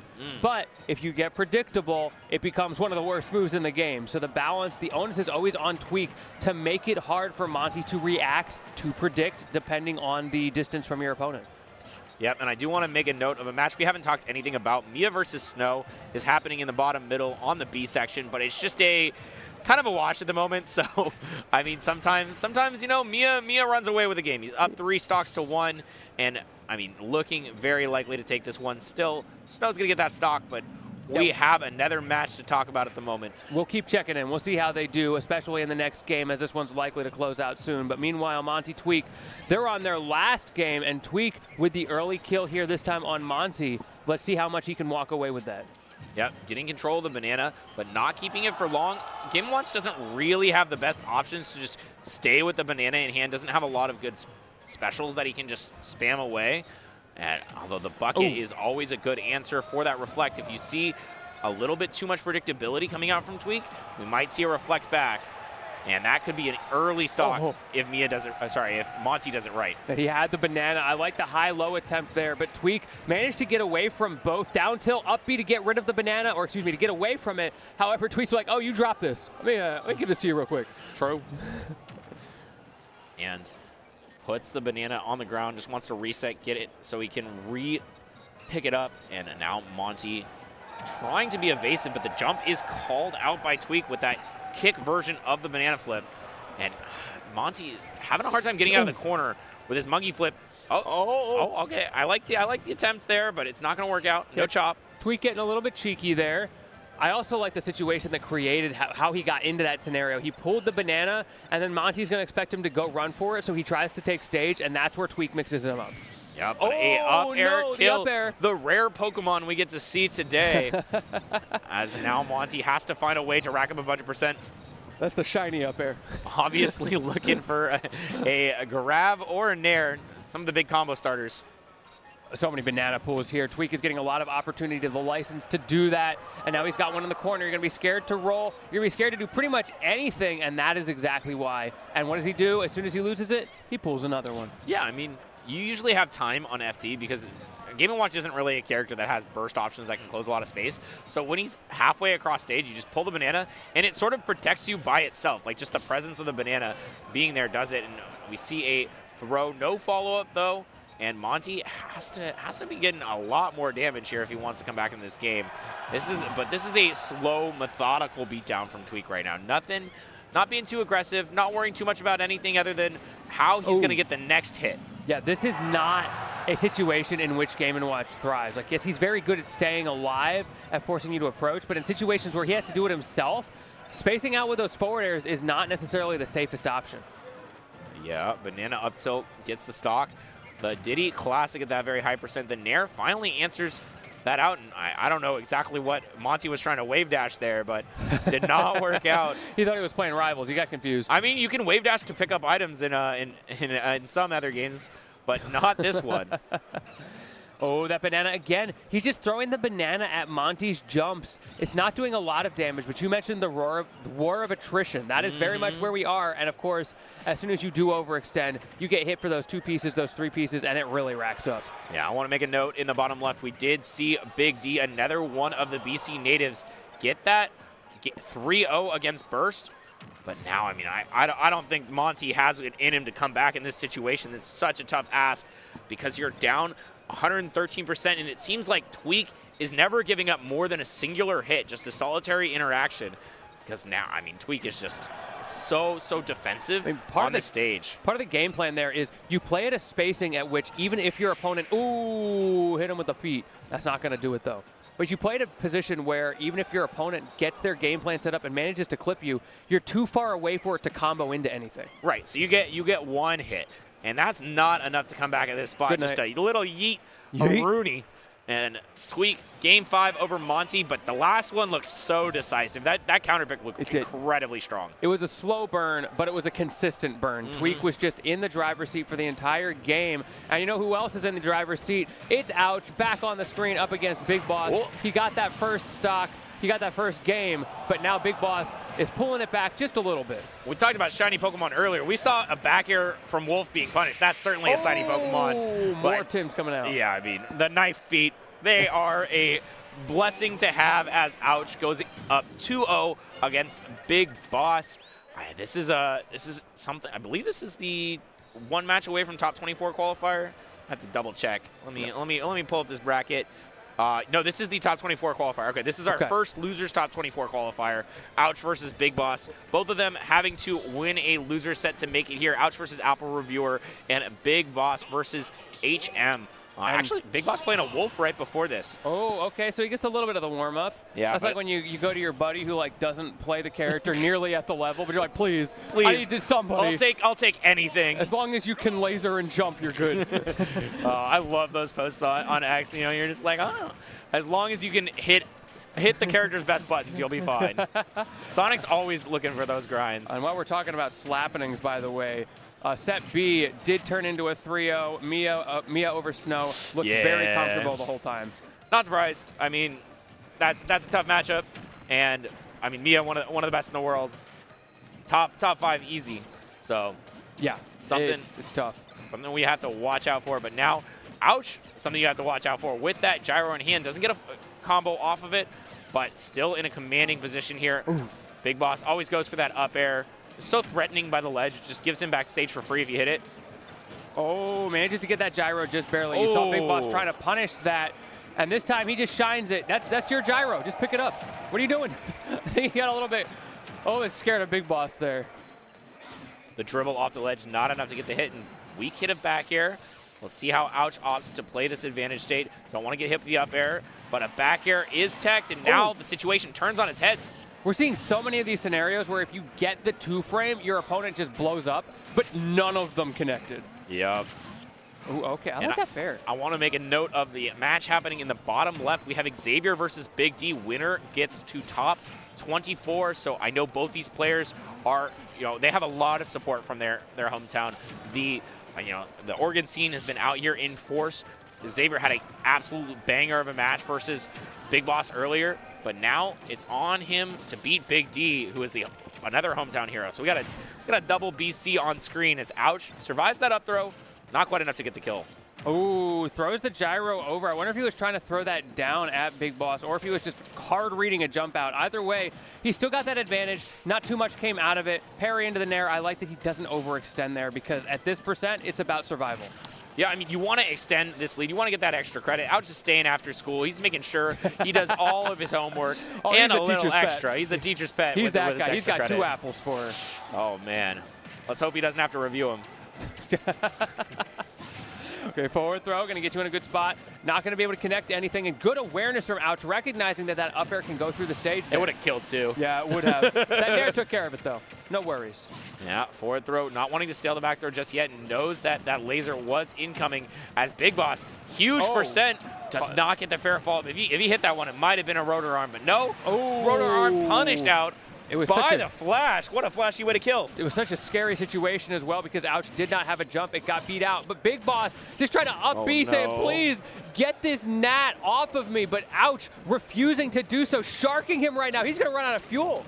Yeah, manages to land, restore that engine to full capacity. But Ouch does get a big punish on him. I mean, okay, I like the reflect, but it's not going to be enough manage to get past that. I wouldn't be surprised if I saw it down here right there. Okay, Ouch doesn't go completely bananas, but that is I was so something scared. he is known for. I thought he might do it, and I was terrified of that proposition. Thankfully, for his sake, for his supporters' sake, he restrained himself up against this character. You want to be very sure if you're going off. Yup, and forward tilt would have gotten the job done, but an up smash just as well. And ouch, 3-0 versus Big Boss. Finds himself on the loser side at top 24. And that's going to be Big Boss, like you said, loser side out of the bracket. Ouch, still holding on for dear life. He wasn't able to get the victory earlier, but he got it when it counted most.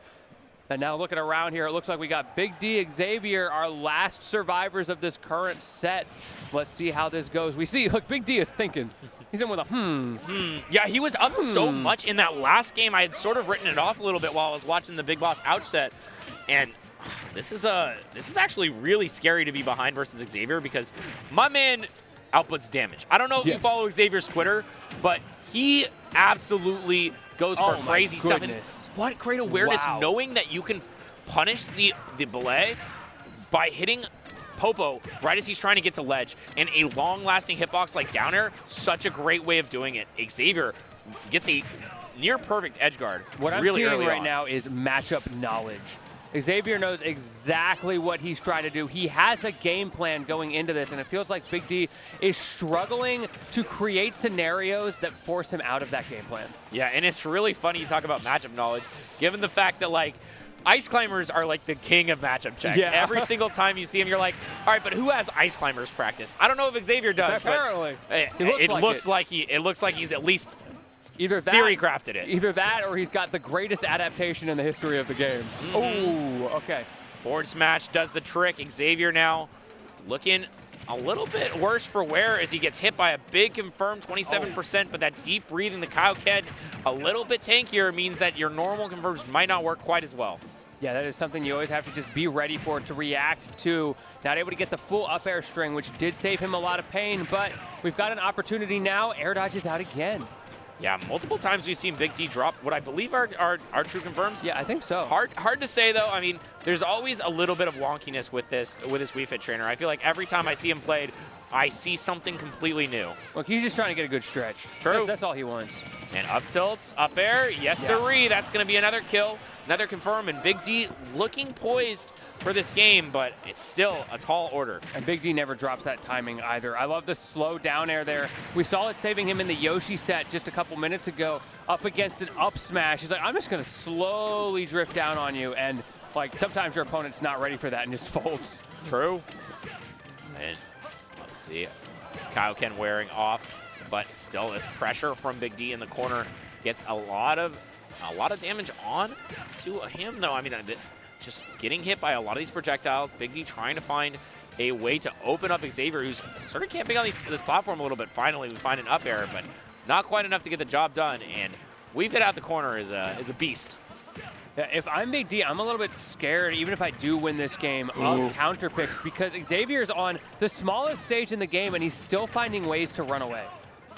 Yup. Trying to throw that header. Big D just air dodging through, but okay. Gets the kill on Nana and almost on Popo. A little bit from downtown. And Xavier up 2-0 now on Big D, almost in this top 24. Hey, you want to play volleyball? Bonk. Bonk. That's not how you play volleyball. Ow! Who's using your head? Why are you using a soccer ball? Oh, no. That's what I don't understand. Why does he use a soccer ball? To play volleyball? Yeah. I mean, he uses his head. It's a header. Oh, wait, does he? I thought he slapped it. It's sorry. That time he might have used a forward air or a back air or something like that. I've never looked super closely No, at the that. move is called header, and he uses his head. It's definitely a soccer ball. It's definitely a header. The way he throws his arms up, I've just like interpolated the frames of my brain. Yep. Oh yeah, you're right. It's the head. I've always just assumed it was his arm swinging. You know, that's totally fair. I thought that at one point too, but That's I wild. looked real close and I was like, wait. Okay. Why is the move called header? Oh, because he uses his head. I've spent almost 7 years now being perplexed why he had a soccer ball. That's funny. But I mean, sometimes he hits it with his hands. He definitely will with forward air or something like that. That is definitely illegal. Yeah. This is not the goalie. I don't know. It could be a goalie.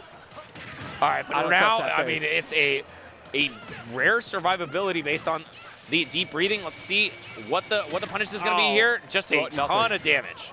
There's definitely a confirm there, but it's really tricky to find because of the variable timing of that freeze. Big D not able to get it in that scenario, giving Xavier another opportunity to start to get extra credit. Yeah, and okay, that up air does finally take the first stock. Big D with a big lead, but this is the same we saw in the first game, and Xavier, well known for coming back with his deep breathing.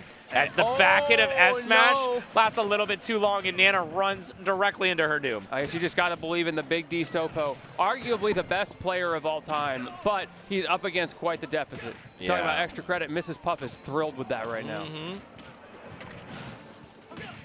Yeah, and Ken versus Chad coming in the bottom left. This is such a hard matchup for Palutena. A lot of people are just they do not have fun when they play this. I'm going to be honest. It's tough. He's trying his best. Yeah, you have to be so careful versus the insane aerials from Sonic, and you don't really have great options to contest him on the ground. You can use dash attack, but it's a very committal option. Although, let's keep our focus here on the BC hero Big D. We're gonna see if both of them can make their way into top 24. Because Ouch just did it. Oh. Okay. No! How did he not get punished? Somehow got out of there unscathed, but it's like such a wild option that it just works. Because who up Bs into the middle of the ice climbers like that? Yeah, apparently Xavier up smash out of shield, not enough to get the stock. And still though, looking for back airs over and over again. Xavier once again a beast in this corner and uses the lingering hitboxes of that forward air, hitting the soccer ball to get the stock. But oh my God, the moment he steps off this platform, he's dealing damage. It's so much damage. Even if you just hit Nana there, you're increasing her knockback, making it even easier to kill her later. So it's not such a bad thing, even if you don't see the numbers going up. Yep, back air sends them both together. Let's see, we're probably going to see Big D go high. Yeah, this is something that we've seen him go high a lot ever since Xavier started catching that belay with the down air. Oh, there's still a ton of damage. Perfect angles on these icicles. And now racking up even more percent. Catches the air dodge. Yeah, he's been air dodging successfully every time. This is Big D pulling out all the stops, trying so hard to make sure that he gets another game, another opportunity to stay alive. Oh, yeah, you can't come back from that one, especially with the soccer ball just for good measure. Doesn't even get a chance. My so God, he's already dead, my man. He's not playing soccer, he's playing ping pong. True. And looking at the last match, I believe we're going to have on stream, it's going to be Benji versus Monty. Okay, I think we might have one more after this because the winner of this plays Riddles or Danny Tudeni to make it into top 24. But a little bit of a SoCal team kill. Unfortunate to see all the way up here in BC, but sometimes the bracket happens like that, and Benji looks like he's gone on a little bit of a run. Yeah, he definitely has. I mean, you're in that situation where you're talking about getting into top 24 right now. So eventually, you're going to hit your homies. Oh, speaking of hitting people, Big D clapping up with the mallet. Okay, Big D gets this first game, but like you said, there's 2 counter picks you have to win on from Xavier to make the reverse 3-0 come to fruition. And what do you think? Does Big D have it in him? I think Big D always has and always will have it in him. But Xavier's kind of cooking today. Yeah, looking real strong. Xavier going to be on this Wii Fit trainer. I mean, one of the best reps of the character at the moment, ever since Varun retired, and we don't see John Numbers too much at these big major events on the West Coast. So, big rep for his character. Let's see how Xavier's going to handle this on PS2. I mean, this is a stage everybody's going to be comfortable with. It's not that crazy of a counter pick. No, it's really not, but it does give him a little bit more space, especially against Smashville, the tiniest stage in the game. So it's going to be a lot easier for Xavier to run away, to get that deep breathing, to get those headers going as an approach option or as a splitting option between the 2 climbers, just like that. And we'll see the Big D managing to get some desync set up early in this game, although now interrupted and in the corner, although they're trading corner pressure. Do not want to be messing with that up tilt on shield. Very scary, but a deep breath back air, enough to get the Nana and a forward smash. Man, Xavier is closing out the Sopos so well. And I genuinely think when you're up against Big D specifically, that has been such a critical part of the matchup for him. Because how many times over the years have we seen Big D turn on the afterburners with Sopo and bring back the impossible? Yep, and the freeze not going to connect. Still gives Xavier a chance. Oh my god, the damage output is insane as already 63%. You have to be so careful. The parry into dash attack. He knows the timing of that last hit. Great work. Ooh, speaking of parries, gonna have to do a little bit more than that there. Holding shield, but gets poked. Xavier taking full advantage of his deep breathing, forcing Big D to play so defensively right now. Yep, and let's see what Big D's gonna go for here. Just uses some fairs to space out, try to catch a errant approach from Xavier, who is looking so good in this corner, and a forward tilt kills Nana. Once again, Nana has been such a liability, but like you said, the elimination of Sopo, there's nothing you can do. It's instant. Xavier just runs off stage, not even trying to let you. We've been seeing that's been the name of the game this entire block. Preemptively going off and doing those edge guards instead of reacting to the high-low. Yep. Now we see Xavier just getting this deep breath for free. Nothing you can do to contest it, but puts himself in the corner, does get caught with that back air as Ice Climbers is looking poised to come back into this, but they still have such a huge stock deficit to make up. Oh, yes, they do. Oh, that deep breathing. It's so terrifying because every hit does so much damage, even if it doesn't kill. Finally, it's offline. This is the opportunity for Big D. He does get that double up air combo.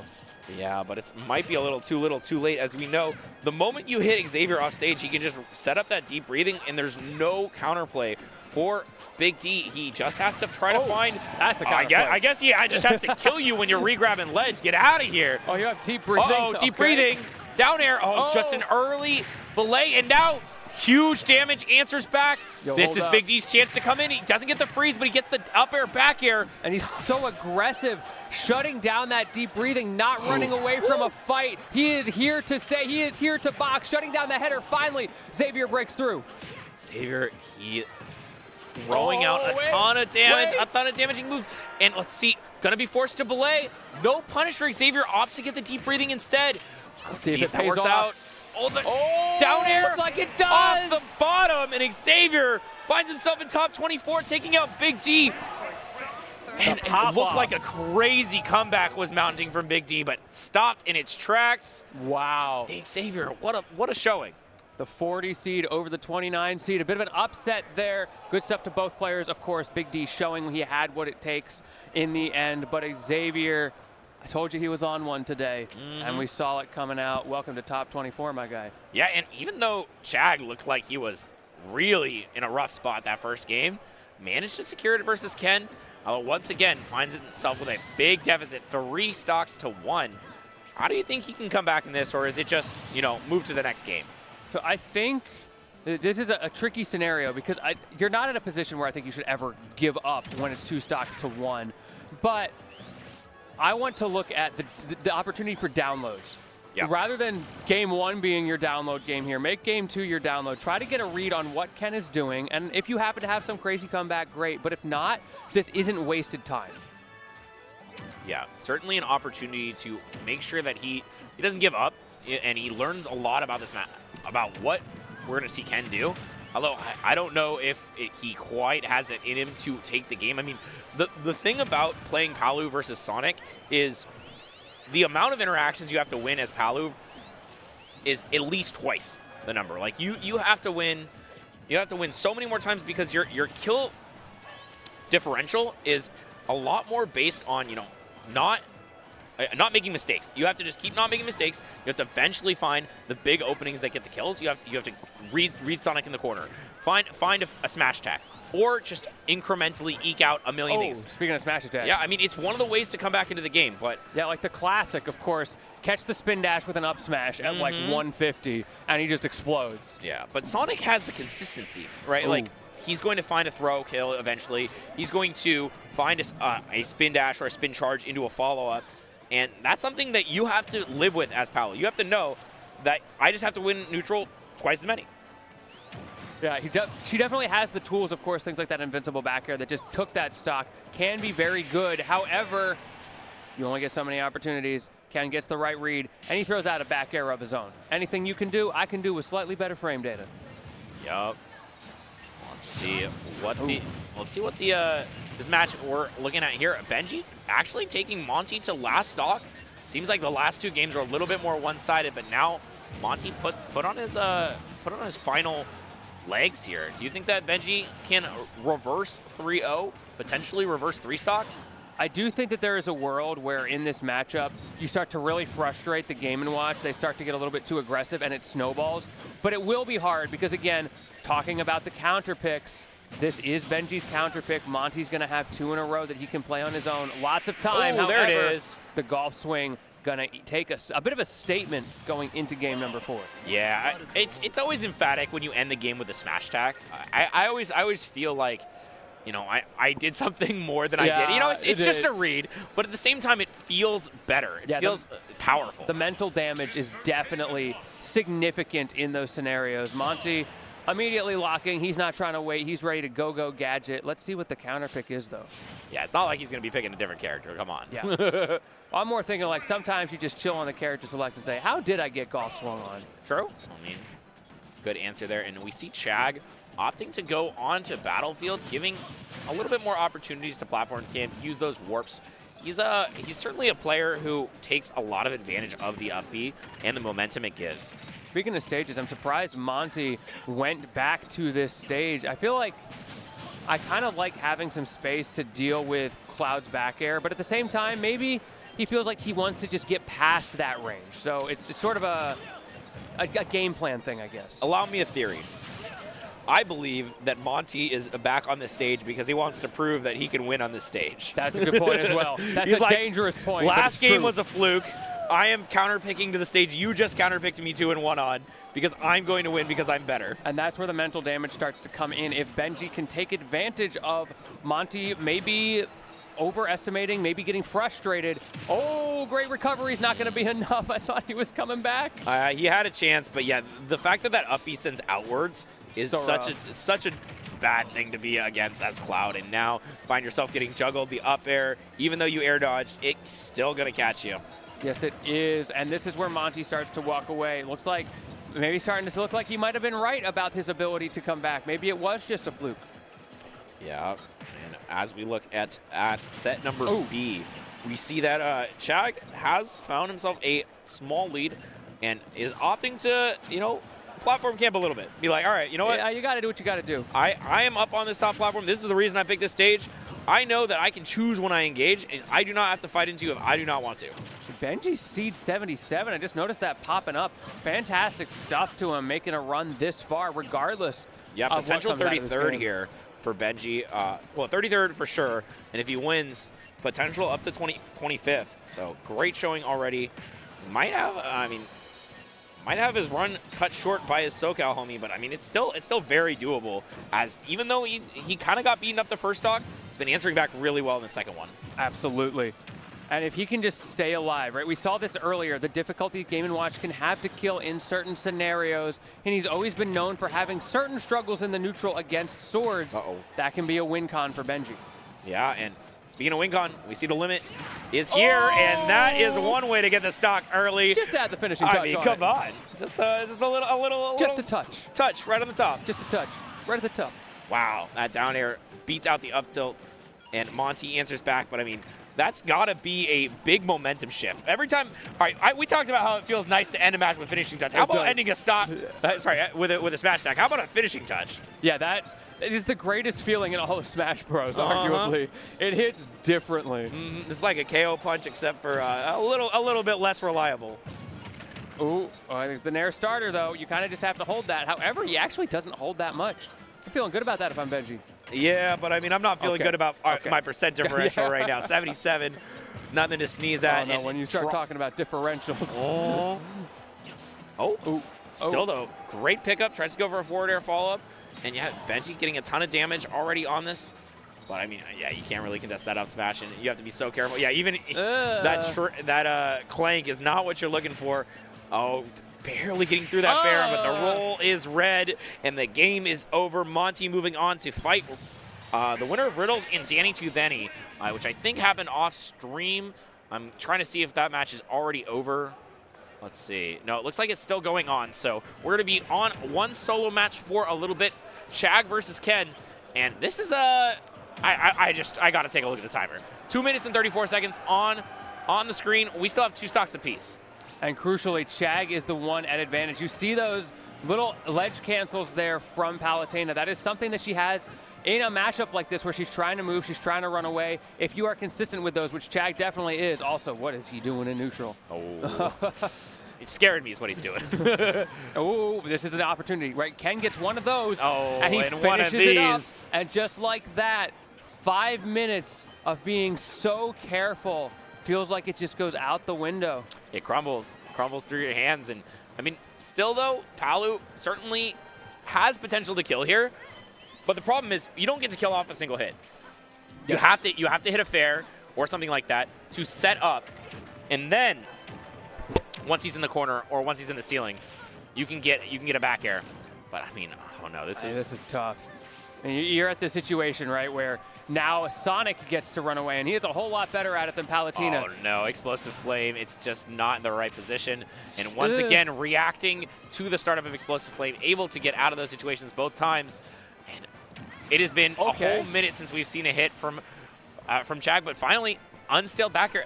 Notably hadn't been using the back air on shield, so kept it fresh to be able to get that stock. But I mean, 62% has to be made up in the course of a minute. I doubt we're seeing this go to anything but time unless Ken has a crazy opening. Oh, hold on. But, okay, 34. Yeah, you're halfway there.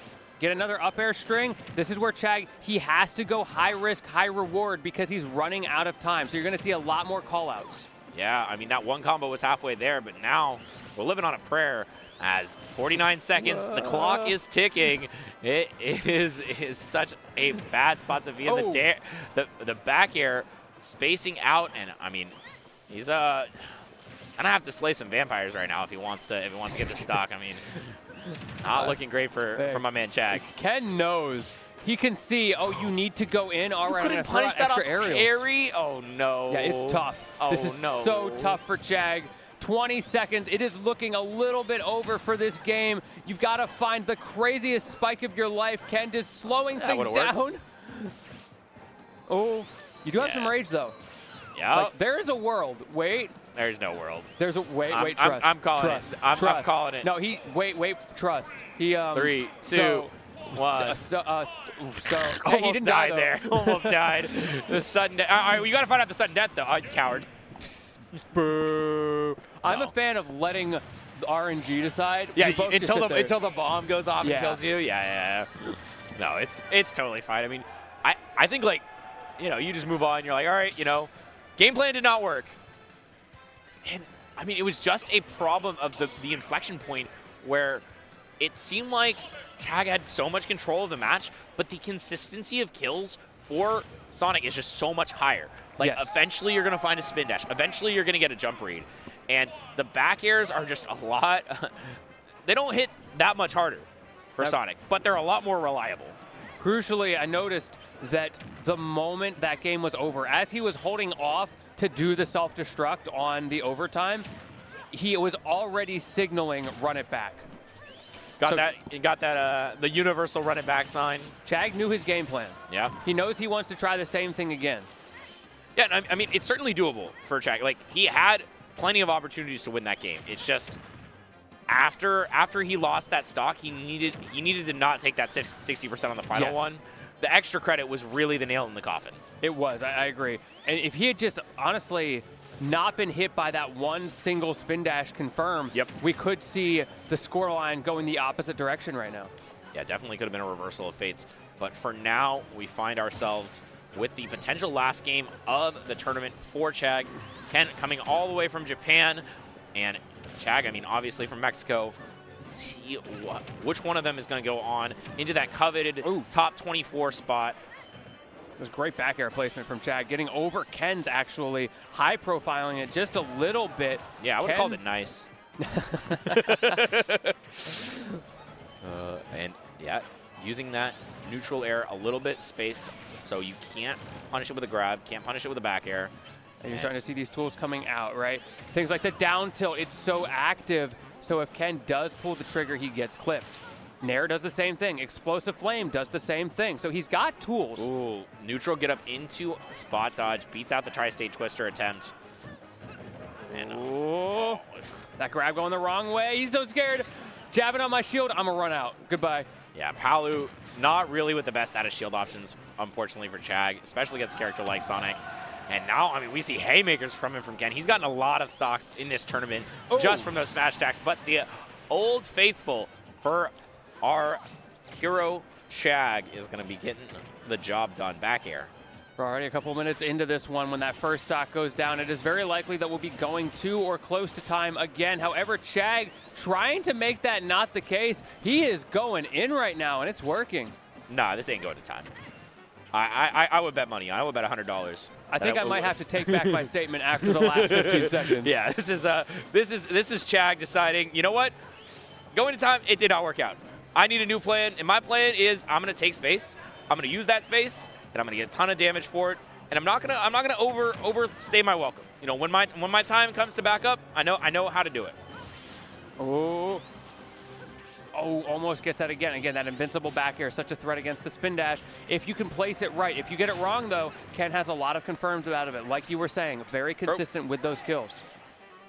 Yeah, and picking up some more damage here is Chag. I mean, gets another neutral air, sending off stage, tries to go for the up air. Was expecting the hop, but we are very high percent now for Chag. And I don't know. Maybe he's deciding he wants to go for this timeout play because it's going quite long on this stock, but I don't think that that's going to be how the game will end up. Now that he has such a lead, I can understand definitely switching game plans, right? You had your success, and you saw what happened when you did play to the time game. There weren't big swings. Like, he's up an entire stock. They're both at kill percent. Neither of them could overextend, so it makes sense. Use this time, run out a little bit of that clock, because realistically, if you need it, it'll be there. It'll be there, exactly. Yeah. He hasn't lost a stock, and we're at 3 minutes. Yeah, a lot of foxtrotting from Ken, just really trying to find his way in. And we see up throw is going to get the kill at this high percentage. Yeah. 3 minutes on the clock. Yeah, we wait on the platform a little bit. Gets the back air. Ken way off stage, but I mean, not enough to get the kill. We've seen how difficult it is to find the final blow on this scary hedgehog. I mean, oh no. That was scary. Speaking of scary hedgehogs, side note, I did love... Oh, drag down Nair. It doesn't work. I love that Chag waited just a little bit on the platform. It's a timing mix-up. Yep. You're not staying the whole time. You're not going down instantly, and it can often catch your opponent off guard. Yeah. Oh no. Uh-oh. Super dangerous spot to be in for Chag. I mean, we saw how much Ken got out of the corner in the last game. Jabs, not a ton of percent just yet, and Ken is opting to wait all the way back. But we know back air, explosive flame, up air, what we're looking for a kill option. Grab in the corner also would do the trick, but we are eerily close to where we were in the last set. Yeah. All right. Remember, maybe I have to take back what I said about it not going to time, but 2 minutes. That's a huge kill there for Chag. And remember, a few minutes ago, I guess more than a few minutes at this point, when Chag was the one who had to take those risks, had to be more aggressive and adjust that risk-reward game plan, now Ken is in the same spot. And just going to get out of there so close, but I mean, the Nair sends all the way up, and even though Ken finds himself down, we don't really see Ken doing much in terms of, you know, in terms of going for the kill. He's just sticking with his simple game plan, being like, all right, eventually I'll be in the right spot at the right time. Yes. I'll get a back air. I'll get a forward smash. And it's an even game. Stock. It's even game. It's an even game. And a minute and a half on the clock. Now if you're Chag, you're thinking, maybe I shouldn't have wasted out that clock. Because if Ken gets a little lead, 8%, that's a lead. Oh, no, it's going to time. It's going to time. I'm glad I didn't take that bet. I would be down $100 right now. And, yeah. Really, we saw Chag get exactly one hit in the past 3 minutes. Yeah, like, that's actually insane. It has been wild how well Ken has been playing evasively. Can we go to Smashville next time? I mean, what next time? Please? What next time? This game might be over. This might be the set. Trust. Can you imagine? No more hits for the rest of this. Oh, that'd be crazy. A jab? He's so close to being spaced out for that grab. Oh, Ken's spacing on shield to prevent the grab out of shield has been so consistently perfect, where he's right on that borderline where Chag thinks he can do it, but he can't. Yeah. But, I mean, he hasn't been getting punishes for it. That's the thing. And, oh, no, this is a big punish. Oh! Text the stage, no problem, except for the damage. And finally, we find an up air, but just one. It's I think 15%. And oh, you didn't- can't be taking that damage. he didn't go for the second Oh, it's because it over. wouldn't have been enough, so he went for the reset because that would. However, now he's even further behind, 10 seconds on the clock. Unless Jag has a miracle, this is GG's. Ken moving on loser's side. I can't believe that we ended up at a timeout here. Oh, no timeout. No timeout. I'd say You were game, right. though. It's a game before the time. I don't know the rules here.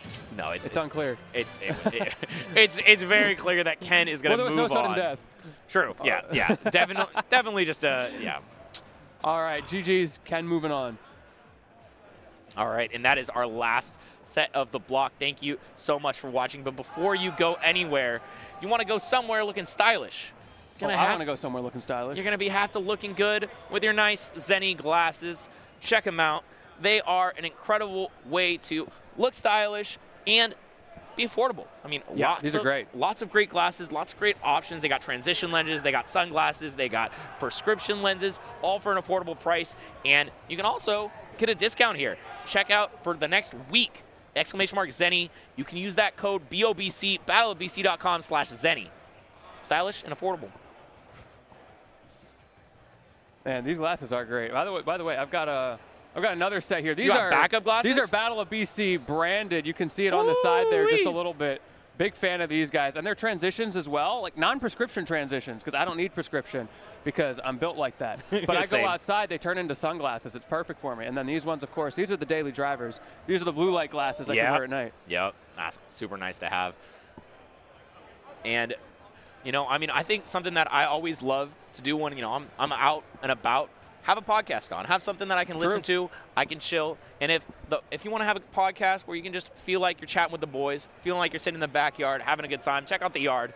Great guys making great content, and it's always a great time. It's a wild event, but something that you feel like you're a part of when you're listening to. Yeah, I'm a big fan of those guys. It was great seeing them have their own side stream Yeah. during Top 8 of Genesis That was in wild. the venue. That Really was- going to show like that was they're crazy. still part of the community. Yeah, definitely amazing people to have as a part of the scene, and amazing to listen to. Yeah, so if you want to check out a good podcast, Yard, always a great one to do. And that's going to be actually it for us. So I'm Vidjet the Jenga God. You can find me on my socials at JetJenga. And George, got any words for the people? I'm in Lentini. You find me at the socials below at George_Lentini. It's been great working with you as always. Such an amazing event, y'all. Definitely don't go anywhere because we got more action on this stream and on like 5 other streams that y'all can check out. Just search Battle of BC on Twitch. You'll find it. You'll find it. Don't go anywhere. We'll see you next time. Peace.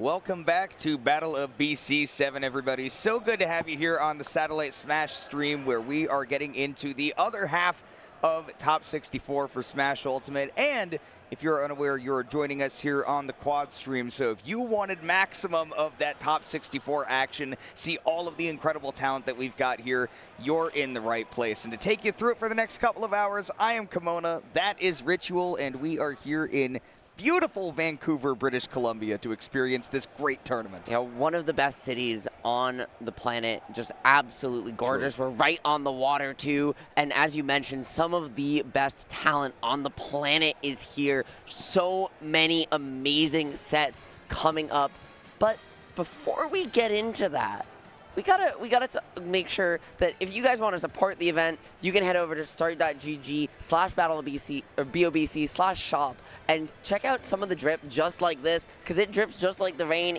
here in the Pacific Northwest. And let me tell you, it does a lot of that. This merch goes just as hard. There is plenty of merch. This is about one of the 3 hours out of the day where drip like the rain is actually not relevant. The clouds are just peeling away and revealing the mountains that are right outside Vancouver. Just literally out the window that I'm facing, which unfortunately there are doors in the way, but it's gorgeous outside right now, just like the merch. Again, yeah, go to the shop on the start.gg page, check it out. Again, you will be supporting this event, which will be greatly appreciated. It helps them run a great event at a great venue and get great sets like you're about to watch. Yeah, and speaking of, you were talking about the clouds parting, a little bit of light, right? What better person to kick things off in that environment than Connecticut's very own Light? One of the best players in the U.S., only really being pushed by his tri-state rivals, Syrup and Tweak, right at the moment, going up against Base Mage, who had quite the performance in doubles yesterday. Yes, looked really good, and of course playing in his home turf. Used to be an Arizona native, but now this is a battle of people from our own respective regions. And yeah, it'll be fun to watch. When you think of Fox versus Puff, you don't generally think of Smash Ultimate, but you'll get to watch that here. Also, if you're looking at Stream B as well, you're about to kick off, I believe that is Raru and Embo Z, so that's going to be Japan versus the Pacific Northwest as well. Embo Z, the #1 in Seattle at the moment. And why don't we jump on over to that now that we're right into Game 1. Raru, one of the top 10 players in the world, pretty much, right? With this Luigi just pushing this character to completely new heights. Embo been on a tear of his own recently. He's the low-tier hero with this Duck Hunt Dog, trying to maybe use some of these Frame 1 projectiles, right? Try and disrupt a little bit of Luigi's combo game and put him in some awkward positions. Raru going a little deep there, though. Yeah, a little bit of tricksy off stage with that recovery.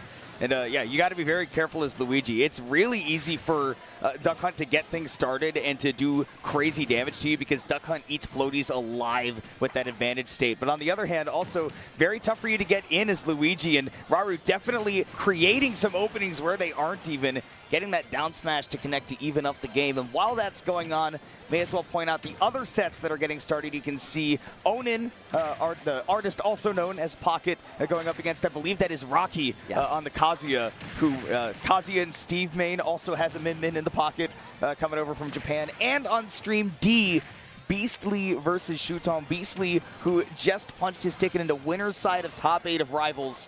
And of course now he's just going to go ahead and play a casual, winner's side top 64 set against Shuton. Yeah, why be a top player at one game when you could be a top player at 2? But right now, I mean, right, those explosions flying left and right, no matter whether it's in Rivals, whether it's here in Ultimate. Embo trying to set up some defense and doing a really good job utilizing the space here on Stadium to its fullest. It's right so wide. It makes it hard for a character like Luigi, who, once he gets in can do so much. It's very hard for him to get in on Duck Hunt on this stage, especially with that character's disjoints. Yeah, you got a big, long stage. Zoners are definitely a big fan of it. Clay Pigeon coming in clutch. You can see that even has that interaction with the plunger as well. Does not mind it.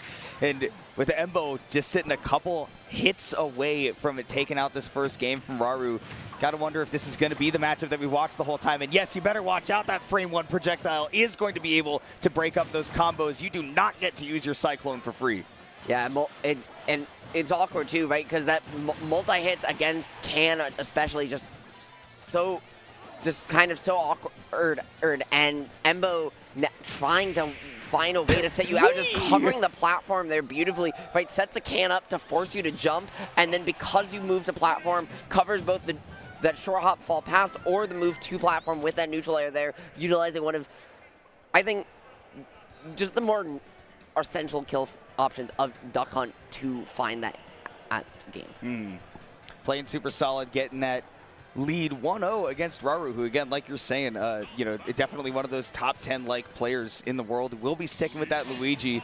Definitely what he's known for. Also, just like peeking over at these other sets, I saw the Base Mage and Light. That's game one, just ending there. Light's favor. Base Mage had a chance at that comeback, and a couple of these other ones still wrapping up. But yeah, and like you're saying, I love to see what the adaptation is going to be, what a smaller stage is going to be able to do for Luigi in this matchup if Embo's not going to be able to create a ton of distance. And yes, you better believe that Clay Pigeon, that is a very, very punishable move. If a Duck Hunt whiffs that, here's a pro tip: hit him. He can't do anything. I do like what we saw, how we saw Rauru open that up, though, right? Coming on in with the down air and trying to get a little bit more vertical. Yes, Duck Hunt does have this up air that, as you mentioned at the beginning of the set, right, each floaty's alive, but also that kind of slight angle or plunger from a distance can kind of approach. It is one of the more awkward places for Duck Hunt to kind of guard against an approach, and Rauru, they're finding just enough chip to kind of put Embo in the awkward position and then close the stock out. And the big poke right there takes that stock, and we're racking up that damage, 65%. Good DI on that whole combo from Embo, though clearly has done his homework on where Luigi is and is not able to extend. And is going to extend a combo of his own, getting right back in there with that Clay Pigeon, forcing the jump from the Luigi, but really, really good stuff from Rauru, being able to get off the ledge without taking too much damage, without getting knocked back off stage. And Rauru there got reeled back in by that plink on the can as well. Now finds a down throw Cyclone, the 1-2 classic pocket there if we jump over, taking the game one over Rocky. Rocky in his first appearance here in North America, and someone who, we've seen just make waves recently. So really well at the pre-local, right? Yeah. And I believe was ranked number 34 on the yes. recent Lumi rank, and a lot of people hadn't heard of them. And then you look at the history of Rocky playing in brackets, and you go, how have I not heard of Rocky? But yeah, and I believe those names are swapped down there. I do believe that that's Onan / Pocket going up 1-0 on Rocky, yes. With Rocky being on the Kazuya. Although again, Rocky does also have the Steve as part of the repertoire. But while we've been talking about that ritual, suddenly Embo versus Rauru has gone even. Yeah, and suddenly Base Mage also up 2 stocks to 1, just losing his first against Light as well over on FD, trying to even up this set with an edge guard in the corner and gonna take game number 2. Base Mage answering back with a JV3 as Rauru answers back with a game of his own. What better way to start the quad stream with a nice bunch of close ones? 2 sets that are even at 1-1 apiece. Love to see how those are going to progress. Meanwhile, those other 2 games, they're just getting started with 1-0 leads. It's just going to be constant action. That's what I love. You know that beastly shoot-on set's going to take a little while. You know that this Onan Rocky set is probably not going to take that long. Light Base Mage certainly isn't. Yeah. But I was gonna say, honestly, Embo Rauru feels like the set that just has so much tension to it. Embo, kind of the local defender here against a whole plethora of invaders to the Pacific Northwest, and has been on a tear, it feels like, as you mentioned, but one of those players who's done well at the pre-local and so many other things. And speaking of people defending the home of the Pacific Northwest, we've been watching this set for a while. I do want to get a spotlight on Stream A right there with Light and Base Mage for a little bit, because you were just mentioning Base Mage playing really well in that last game. Got a very early 0-to-death against Light off stage, turning that into a 3-stock-to-2 lead. Of course, we'll be checking in on all these sets, but this is one that's going to go quick. We want to check out a couple of these games before they're over. We'll see how Troy is able to play with this bigger lead. Yeah, and you see Light there in the player cam. Those sleeves already up after that game 1 answering back. You know he's not sleeping on this pink little puffball here on Battlefield. Down on stock already, but answers back with a great little option select into the up smash there, just covering almost everything. Yeah, I mean, and especially that air dodge low to the ground, right? Not a lot that Puff's going to be able to do to, act out of that super quickly. Like with those reactions, right? You're not going to catch him lacking on a reaction test unless he's playing poorly, and I have seen no evidence to suggest as such so far this weekend. I will say, though, right, Light in the last few weeks especially, been in a slump. CT GamerCon, his tournament, a tournament he has never lost until this year, failing to make top 8 on some pair of upsets. He's coming into this tournament with a vengeance and answering back against the last game with 1. Base Mage has not been able to get a whole lot started here. Yeah, if only Base Mage were playing Lucas, he might have a better chance. But Light nonetheless taken to the adaptation against this Jigglypuff very well. Like you said, playing with the stock lead now. We'll see if he is able to turn this into a continued lead in the set. Did win game 1. Of course, you want to try to maintain that advantage when you have the counter pick available. And I do like him going to Battlefield 2, forcing that Puff to be a little bit more aerial, maybe even occasionally chase the Fox. Because as good as her horizontal air drift is, doesn't have the most amazing options to cover directly above her when you're trying to land on a platform. And meanwhile, Light with that landing, the big Battlefield blast zone does actually betray him a little bit. He is continuing to just put on empty pressure after empty pressure against Base Mage. Yeah, and he's been abusing these platforms left, right, and center too. Just trying to Base Mage into jumping, right? Trying to really leverage at any opportunity to fire off that up smash and just steal a stock away, right, with just how light Jigglypuff is. All it's going to take is one more solid hit, but the shield broken. You know that you're gone. You don't want to commit to the rest, so obviously Base Mage just going to go for the smash attack. So this game, not over. If that Fox goes off stage, we saw this game started. It could very well end the exact same way. It absolutely could. Right now, Base Mage recognizing that the limit, trying to maybe find a dare loop there, but doesn't get it. Light recognizing and finding a way out of dodge. The neutral air is going to trade and keep Base Mage pressured in the corner, and the full reset neutral is going to come through, but yeah, but dash attack back air. Easy. Classic. Classic as it comes. Light going to take a 2-1 lead. And while that's wrapping up, I would like to go ahead and take a look at match D right now, because I think that that is going to be the end of that set very soon. Shuton is up 2-0 on Beastly, not just 1-0. That Olimar, I know it's shocking, has already taken 2 games off of Beastly and has forced him to select a different character. Has a pocket Rob. Literally everybody from Dallas has a pocket Rob.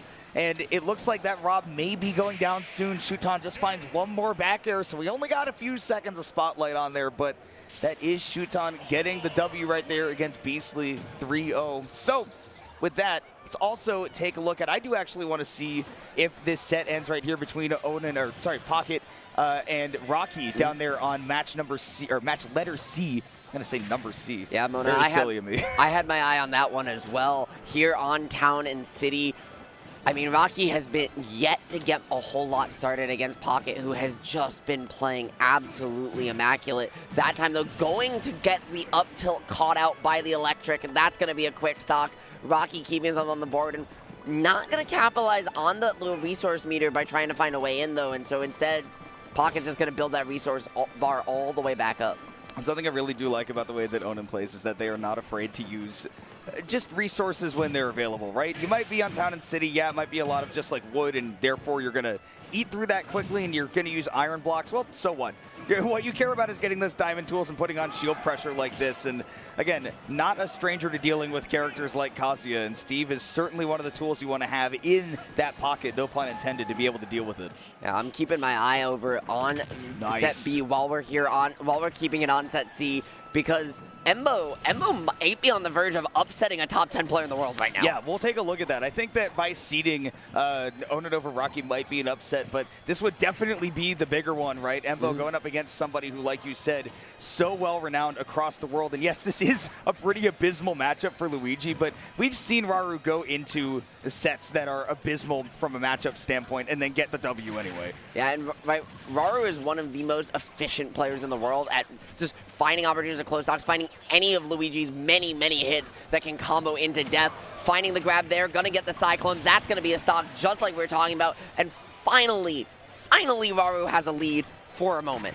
Is going to get to play with one. And speaking of leads, Light takes it to victory there over on Stream A over Base Mage. It's a 3-1 at the end of the day there. So that set has wrapped up. A new one will be cycled in soon. But yes, as we are focusing right now on the set between Embo and Raru, sorry, I was looking down at the Rocky game as well. But yeah, Embo and Raru definitely looks like it's going to go to a game 5.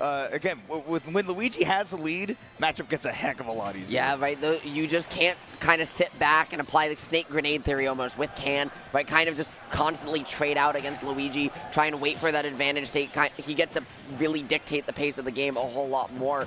Or especially when the second you get grabbed at low percent, you get 0 to death, you get grabbed at high percent, you get back thrown, and all of a sudden Embo going to just have to maintain the momentum he had, because Raru is not somebody who you can sleep on in the game 5. And speaking of, you can't sleep on Rocky either, who might be coming back into this set. Got the anti-air with the electric into the up B, so that is going to go to game 4 between Rocky and Pocket. And that's a terrifying electric to throw out too, because Pocket had Diamond there, right? And you're at 143. If you mistime it, you explode there. And speaking of explosions, Embo going to be trying to make Rauru do just that. Yeah, switching off of Pokemon Stadium 2, I think that we definitely got to see the advantage in Game 1 of what that stage gives you when you are in the lead as Duck Hunt. We got to see the problem that when you are not playing with the lead and you have all that space to try to make up against a Luigi who's sitting behind one of those platforms, huge pain in the butt. And meanwhile, I mean, Rauru is saying, I'm not even going to engage with that can. I'm just going to keep hitting it with plungers, and that it's your problem now. Rauru has given up a lot of stage control, though, for trying to go off with some of those stage spike back airs, trying to set up a whole bunch of shenanigans. But Embo has been so good at just micro-spacing that up special ever so slightly to find ways back. Rauru now trying to find the tech chase. He's going to get it into the Cyclone. That's not going to be the stock, though. And Embo going to just get one more chance to try and maybe close this percent gap a little bit before he goes down a stock. Duck Hunt's not exactly as heavy as you might think. He's I know it might sound funny, but I mean, you would expect just one puppy to be not super heavy, but still, Robert trying to bite into this stock. 144% means that just about anything will do it. Cyclone probably would have, but misses the connection, and now you have to get around a Duck Hunt ledge trap. Very aggressive roll in and then dash to center stage. Does get Robert out of a very sticky situation. Now all of a sudden it's tough for Embo, who is perhaps getting this reversal. Does Robert have the jump? No, so it's all over for that first stock. Embo going in with the lead. And great recognition from Embo there, who took the time to set up Can, knowing, hey, there's no jump here, right? I don't have to finish this edge guard. I can just let him float on down to the blast zone on my own. I like the way that he's playing around with that space, but unfortunately, you play a little too much of the space and you might just glance your way on to losing a stock. Yeah, Phantom hit literally just a unit of distance away from connecting that move, and we are just Zare into Plunger into Zare into Plunger right now because, I mean, what else can you do as Luigi? Embo is not taking any risks sitting in that corner behind the can, and therefore, Raru's not going to either. Yeah, you just kind of got to sit there and wait for somebody to get impatient in that position. Embo's the one in the corner, so the onus is kind of on him. But Rauru is so good at finding those rebounds off the tech and just resetting the situation, right? Doing it again, just rinse, repeat until you find the stock. And Team Japan out there in the crowd getting loud for Rauru to bring this one back. Embo falling victim to that Cyclone, tried to keep the pressure on a little bit too aggressively. And now the question is, do you really slow it down or do you try to make a play happen? It's a little bit of both. Embo sliding in with that up tilt, does get that juggle going, but Rauru gets out real quick. Dash attack to send off stage. Could be thwarting the upset right at this moment.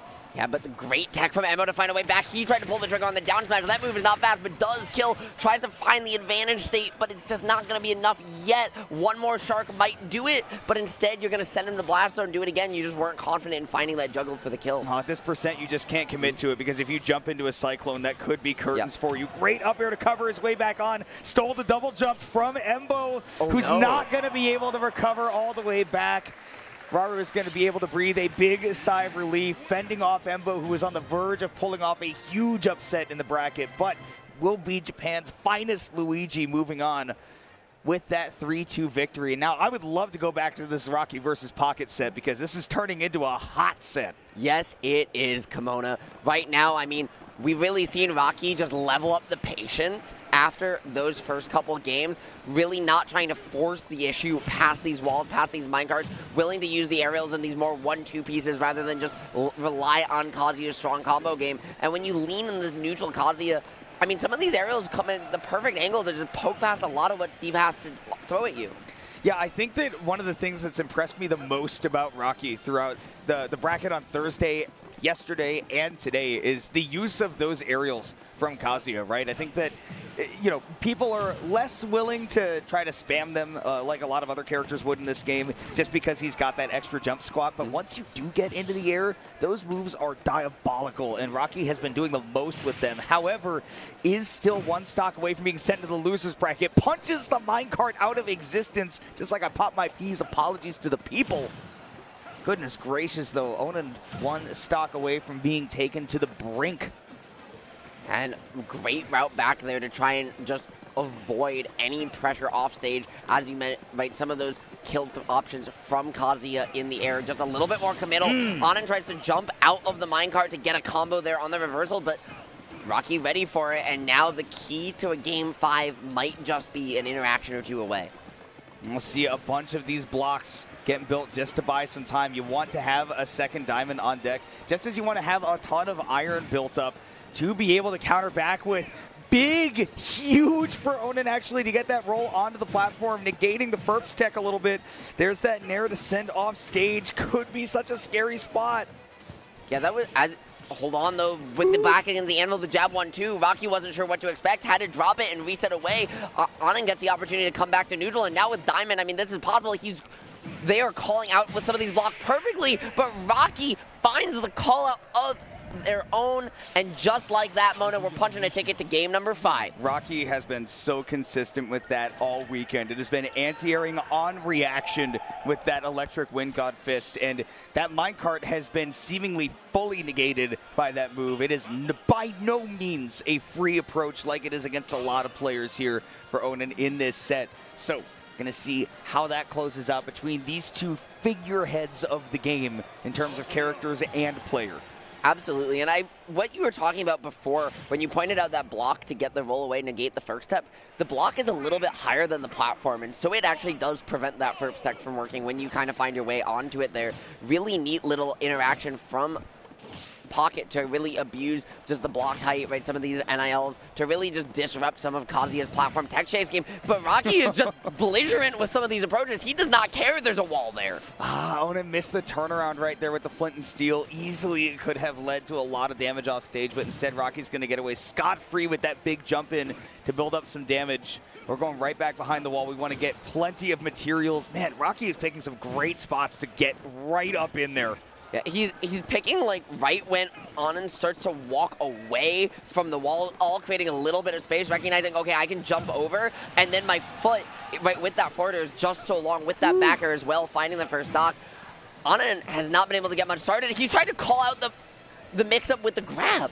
Perfect spot dodge, though, gets Pocket out of that bad position. Fall to the platform with the back air. He's going to be able to make up some space, but does need to use this diamond to the fullest. Doesn't have a second one queued up for that next stock yet, and is desperately searching for it within that material line. Just is not able to get it, and I think that is the #1 priority, is to make sure you have it available for that last stock. F-Smash is going to buy you enough time to get it. Almost certainly does now have it queued up. But you still want to make the most out of what you have here. You want to get some damage. You want to get set up with some extra credit. Yeah, I mean, right now, just these minecarts starting to come back online again. We know that Pocket, right, kind of the originator of the minecart cause it's good, not going to find the jab there, but going to just keep the advantage state going. And I really appreciate the way both of these players have been able to pick back up these advantage states after they're dropped, right? Just really doing a good job of shadowing the movement of their opponents here. Just because a follow-up was not guaranteed doesn't mean that you should not at least try to go for one.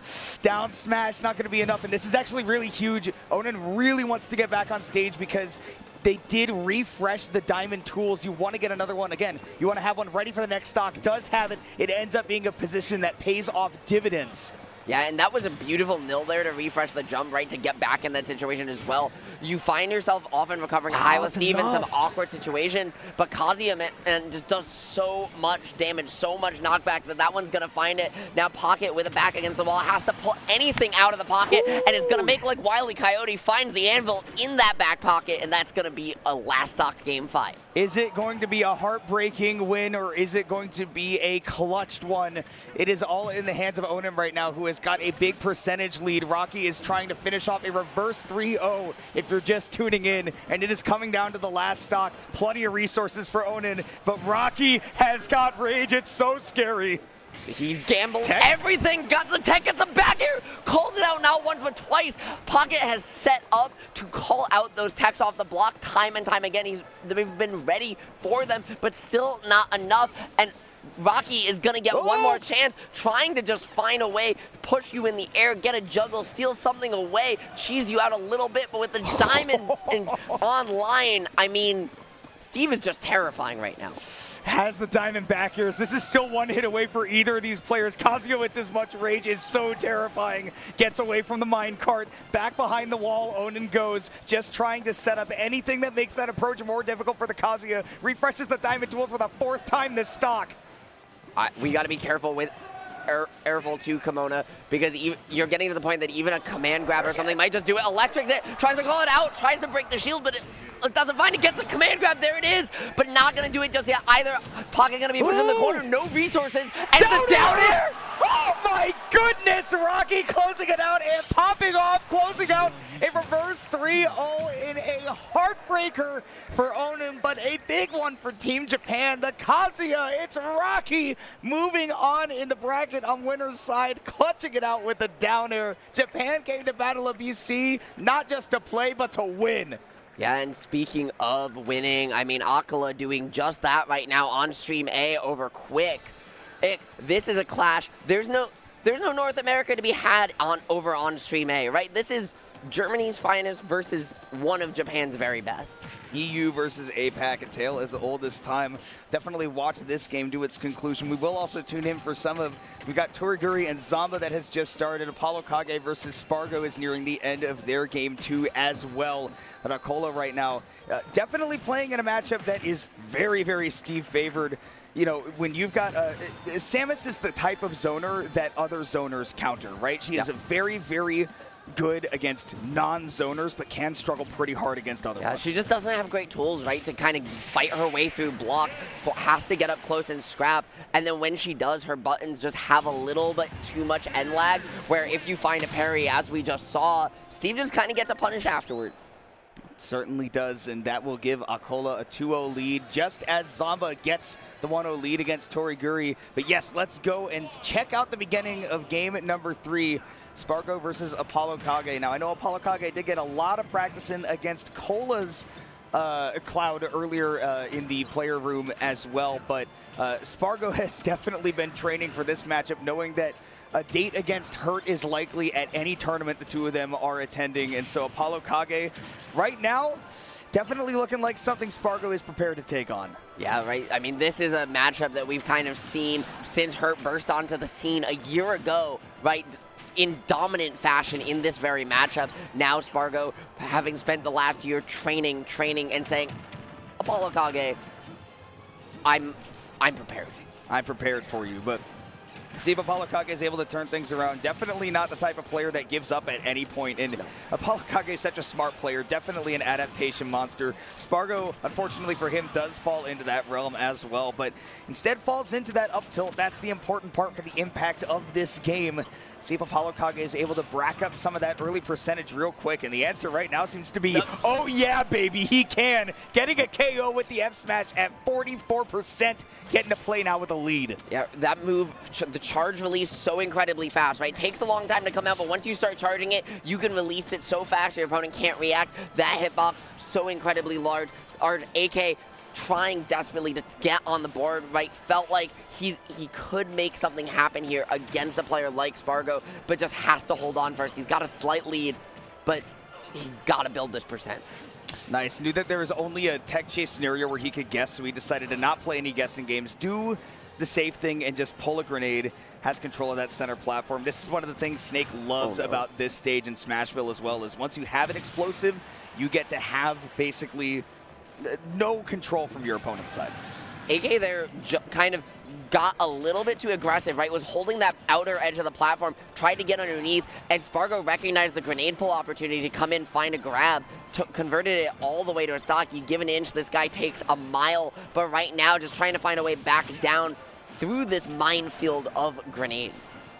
Minefield that it is. Spargo is keeping the pressure on as Apollo Kage at 89%, and with limit, that means you could be gone soon. Down tilt gets Apollo Kage a little bit more space. Rolling into the blade beam, though, gives Spargo control of the stage. Back air puts Apollo Kage in a tough spot, and the Helm Splitter is what's going to send him to the depths of Hollow Bastion, down into the freezing waters below. It will be a 3-0 victory for Spargo. Tijuana will move on. And yes, production read my mind. I wanted to go to Zamba versus Toriguri. I love getting to watch some Banjo And these two, man, I mean, this is a set that may go the distance in terms of time and games. Absolutely agreed. We made an absolute beeline for this one, Kimona. As Toraguri tries to find the egg ladder, these two going to just absolutely scrap on top of this platform. Zamba's a player who will just hold this defensively, but the second that you try to do the same, it almost feels like Zamba does not respect the defense of the platform on Hollow Bastion a lot of the time. He is so willing to play belligerent and on this stage specifically, and it's something that Rob, I think, just does so well with both his projectiles and CQC options. Zamba is a player that wants to make things happen, and it doesn't really matter what character you're playing. Things are going to happen when Zamba is on screen, and you know, whether that goes well for him or not, it's kind of up to you as his opponent. He's right there. He was trying to call out with that down tilt back layer, right, a fade back, maybe an egg or a grenade to kind of get out of dodge. Zamba now going to use, right, the up special neutral air, save a little bit of shield safety out of that one, right? Those moves counted as specials in the game's code. So when you do those neutral airs, Toraguri has no chance but to kind of back off a little bit. Yeah, definitely. Sometimes you just see Zamba go up there and pop it just to power up that landing option. But maybe the back air beating out that neutral air. Do you have that disjoint of Kazui's beak? Because, of course, Kazui, not an individual, is actually just a weapon. Yeah, the Rare Bear, right, trying to find a juggle here, get something started, just build the extra credit, and finding a way all the way back down with the power of friendship there. Kazui coming in clutch to keep this advantage state going. And this damage is starting to rack up. Zamba is starting to get in a position where he might really, like, he really needs to find this stock. Definitely needs to close it out soon, but Nair's not going to be enough. Banjo's a heavy bear. Will eat the gyro, though, so takes this down to last stock. Let's see if Zamba's able to make that comeback. Of course, as Rob, anything is possible, but we saw why in the crew battle last night that Team World wanted to avoid this matchup, because any more slow-paced or large characters that want to try to get in on Banjo are going to have a rough time, because there's just a barrage of projectiles to get through. And remember, too, like, Zamba trained in the depths of Tri-State, right? Like, this man has seen every weird character on the planet. He has seen the army of Banjos that Tri-State has to offer between players like Skew, players like Achilles, the Hunter, right? Like, he's one of the rare players in North America who knows this matchup. Yeah, basically, only if you live in, what, like New York and Massachusetts if you play Wampy. Yep. Like, that's about it. Also, while we're getting to the end of this set, do want to point out Akola with that 3-0 over Quick did make it quick. So, having a good showing down there for Japan, Steve, and a good showing here for Zamba. Able to bring that one back, able to take a 2-0 lead over Toraguri, who, again, especially after the crew battle last night, looked really, really solid, really, really, I don't know, I didn't want to say unstoppable, but somebody that people were not prepared for. So to see Zamba up 2-0 against Toraguri kind of speaks to the fact that he looked at that crew battle last night and realized, I've got to be ready for this guy. I mean, listen, the guy's got a driver's license. He's unstoppable. Right? Like, that's all he needed. And here on Hollow Bastion, those kind of final destination size blast zones, a little bit larger of a stage to work with, right? Going back again to this top platform, Toraguri just trying to find any way to slow down some of these descending approaches, trying to slow down, again, Zamba's belligerent style of gameplay. Yeah, and I mean, being able to sit underneath that center platform normally so good, but Rob does have the tools to sort of excise you from it, right? He will use that gyro, he will use that laser, just to make sure that you at least can't sit under there and play entirely a single-player game with all of your projectiles. Nice, though, right there. Toraguri says, yes, we're playing a two-player game. I know you want to swing at me. That's why I've got this invincible move to counter you. Had the percentages back even, but then ran right into the gyro. Again, sometimes considered harder to pick up than the character of Rob. And Zamba will turn that into a stock lead. Yeah, and, you know, right, not all characters in the game created equal in terms of their item grab hitboxes, but Banjo one of the ones with a better one. So a little surprising to see there, but as you mentioned, Rob Gyro just incredibly hard to pick up from time to time. Just those spins slightly awkward. But so too is when you try to approach Rob on this platform. When he's at the edge, Rob's one of the characters that can kind of actually hold center stage from sitting on top of a platform like this. And a lot of players aren't ready for it. Just going to immediately try to not commit too hard, but I love the down air out of that mash immediately from Toraguri.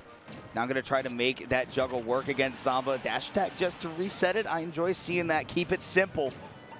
Yeah, now going to try and find a little bit of a snake style, right? Snipe you with that grenade toss up, but it's not going to find its mark. So Toriguri just going to jump up and call him out, send the haymaker to the blast zone, and Zamba now having to come back down and, you know, lost his first stock, but still up in the percent game, so gets to still set the pace here, but Toriguri's answering back. We'll see if Toriguri is able to reverse that momentum. Does get quite a bit of a heaping helping right there. 50. That's just paying the big body and the heavy tax right there. So like you're saying, maintaining that momentum for Zamba may not be as easy as you have described. And of course, you're implying it too. Not the easiest thing to do against a character that can throw out quick projectiles. He can get tilted very quickly, but Zamba right now not feeling it. Does eat a pretty nice custom combo right there. Good recognition from Toriguri and calling out that landing there with the Wonder Wing. We hadn't seen it yet, but if you get too predictable with those landings, that Nair is not all powerful. Yeah, first he got tilted, then he got special. Now he's down a stock. Kimona, all of a sudden, Toriguri has just found his way into a lead, getting caught in the corner a little bit here, has to fight his way out, create just a little bit of space. Now going to fight his way to the platform edge, take his way to the other one. You don't want to fight Rob in the center of that platform, and Toriguri playing the positioning game here as well as he can, but just overshoots a little too much, and Zamba says, you're going to hit me in open space, I'll take the stock away for it. Exactly, and now puts Toriguri potentially on winner's bracket stock. Zamba just needs to find a way to come back in this one, although does have quite a bit of a deficit to play with. Like the angle on that laser as well, just to delay its arrival to Banjo. Gives Zamba that opportunity to reset back towards center stage. And man, that forward air coming off the platform has been brutal. Toriguri has not been ready to counter it. Zamba burns that Banjo Wonder Wing counter down to 3 by continually chucking that bear off stage. And right now, that one, I mean, as long as you still have Wonder Wings, right, where there's a will, there's a way, that invulnerable option just does so much work when push comes to shove in that clutch time. But that clutch time right now is now Kimona, because this is a last stock, last hit scenario. And both these characters, both these players, I mean, we're running out of options. And Toriguri also running out of Wonder Wings, only has 1 remaining, so you got to make it count. And I think Toriguri would rather have it available as a kill move here instead of a recovery for sure. So goal number 1 is staying on stage. You can see immediately we're not even playing in the corner. It is dashed to center stage. Yeah, he's trying to find those up tilts, right? Just try and put you on platform, find it, I'm the kill, do something, make it happen, just get an advantage state. But right now, just has to fight to keep Zamba off. That gyro, though, lasting a little too long, and so Zamba in the delay got Toriguri in the position to find the parry. Now he gets the parry into the up tilt. That's going to be the game. Toriguri saying, you went up 2-0, you don't get a, you don't, hold on. You I'm don't get unstoppable. one. Yeah, You don't get 1 3-0 over me, all right? You're not getting any of that. I already proved in the crew battle last night that I can hang. Willing to show exactly what Banjo can do. Getting 1 on the board. And speaking of 1 on the board, we got a couple more matches that we haven't touched on yet. You got Lemon versus Onan down on Stream D, but the one I want to look at for a little bit here is on Stream C. Base Mage versus Opsign. Just saw Base Mage get sent into loser's bracket by Light, and we are here in the middle of, I believe this is game number 2 between them, with Opsign taking that first one. Yeah, but it looks like we're going to jump back over to... Oh, no, we are going to stay here on Stream C for a second. It's Banjo Rob. We've got time. Yeah, I mean, when you're right, Kimona. And here on Final Destination, we might not have all that much, because these characters, despite playing that defensive game, right, so good at flipping around, and without platforms to land on, it doesn't matter how good you are at playing defense, because this stage, all offense, and Opsign capitalizing with the F-tilt, but capitalizing with the edge guard, but just has not yet been able to kill Base Mage. The Puffball's defense so good. Yeah, even at 155, right? Light characters aren't supposed to live a long time. Opsign does figure out how to take that stock, getting that flip kick, just the footstool hit of it to even up those stocks. Sometimes when you have that much stun to work with, it can be really, really awkward. But as his combos down, so too does Base Mage, though. Up air is safe on shield. That Puff will pancake. Yes, she will, but you know what else will happen is that Zera will stuff out any approach that you aren't absolutely perfect on your spacing with, and Opsign getting pushed into the corner by being able to get out of dodge for free with the flip kick. Gonna find the juggle, one of ZS's absolutely the best abilities, right? Her best game plan often is to just get underneath you, find that shark, and right now, Base Mage just trying to answer back after game 1. The difference between 1-1 and 2-0 is absolutely ginormous, especially when you were just sending losers. See if Opsign's able to do it. Does actually get that quick back air to call out that high recovery. Representing Canada, the crowd is getting loud for Opsign. 1 game away from moving on in the bracket, which would be to face against Quandale Dinglingleton, the Steve player, waiting on the winner of that game. I do think now is a good time to switch back to that stream on B. Take a look at where Toriguri and Zamba may potentially wrap up, or if this is going to get sent to a Game 5. Right now in this one, Ritual, too early to call. This is dead even. It absolutely is, but Zamba going to push you to the ledge, try and say, hold on, let's open this one up a little bit with a down air, but doesn't find its mark, is able to keep the corner situation going, but Toriguri knows those item combos no matter what the item is, able to get something started with the gyro, take the entirety of stage for his trouble, but once he takes it, he's just not able to maintain. Zamba's so good at picking the opening to not allow this Banjo to set up defense. But once you do have that lead, or honestly at this point even stage control, you get to do that as Banjo for sure. Both of these characters have that ability to sit behind these platforms. Of course, like you're talking about, like we discussed earlier, Rob has the ability to stop Banjo from doing such a thing, at least on an unchallengeable basis. You can get lucky and one of those gyros can hit, but if you whiff, that does give Toriguri the chance to sort of bring some luck back into the mix. And speaking of mix, Zamba says, I'm not going to mash this time. Let's see what you do. Oh my God, called him out for the laser though. Toriguri saving an adaptation for a key moment to take the lead. Listen, they call it Wonder Wing for a reason. It's because it leaves you in wonder when it leaves you without a stock to work with. Right now, Toriguri found a slight opening, but he's not going to find too much more. The pile driver gonna take it, answer it back, and just like that, we're back to even. Zamba going to give up stage control here, trying to approach with a neutral air, but instead Toriguri just going to swat him away and say, let's just play the slow game. You really glossed over that joke you made earlier, but I'm glad that you told me because I've really been wondering why it's been called that. Listen. Sometimes I've been wondering. Oh no. Last stock potentially for Toriguri here in the winner's bracket. Doesn't seem that way with the percentage lead that he's built up so far. You can see that he is ready to stay aggressive. Doesn't want to give Zamba any chance to adapt. You know, again, let the mistakes speak for themselves if that does occur. We got a couple of eggs to reset into the Nair, pushing that robot into the corner and eating a little bit more damage for his trouble. Those footballs are spicy. Yeah, and I love that from Toriguri, abusing the Z-catch. Right, if you mess up your Z-catch slightly, you'll still catch it, but you'll get a grenade. And finding the shield poke of all things. Kimona, we almost saw a reverse, right? We've seen the reverse 3-0s attempted before, completed on Pocket. Now Toriguri saying, you know what, you're not the only member of Team Japan capable of that feat. 1 game away now from potentially completing his own. Definitely has the opportunity to. We'll see how that Game 5 develops. I do want to go over to match D here. Lemon and Onan, we haven't really talked about it much yet, and it does look like it will probably wrap up in Onan's favor here, but you never know. You got Lemon with home field advantage, not just in terms of the country. No, this is not an Ontario night. This is a player from BC. You can see it in the Twitter tag, but Lemon is really going to have to channel some of that hometown energy to bring this one back. Down 2-0, and a lot of people are saying, let's go Taylor. We'll see if that banana peel Joker can bring it back. Yeah, but right now, I mean, here, caught in the short side blast zone of Town and City, you are stuck between a Steve and a hard place. You do not want to get caught up by that diamond, because even at 55, it might just spell death. 1 more hit now going to do it, but getting sent the wrong way, so able to alley back with Arsene, use these last couple hits to answer back a little bit. Now it's gone, though, and that's a lot of work to contend with. It's tough. You're at 106. It's most likely over, but again, the hometown hero, you can never count out what that momentum can do for you. But it will be the anvil to close it out. Onan stifling one of the finest to the Great White North, will be taking that set 3-0 and will be moving on in the bracket. Can take a look back here as Toriguri and Zamba have gotten back to it, and Zamba's going to be the one taking the lead. And before we get too far into the weeds here, I do want to point out that Opsign versus Base Mage could end in a moment. Apollo Kage versus Mudace. The 2022 Classic has started, and Mudace, I believe, has already taken game 1 in that set. Yeah. Yeah, the 2022 Classic, but let's stay here. Opsign going to do it, Kimona. If you speak it, it will come.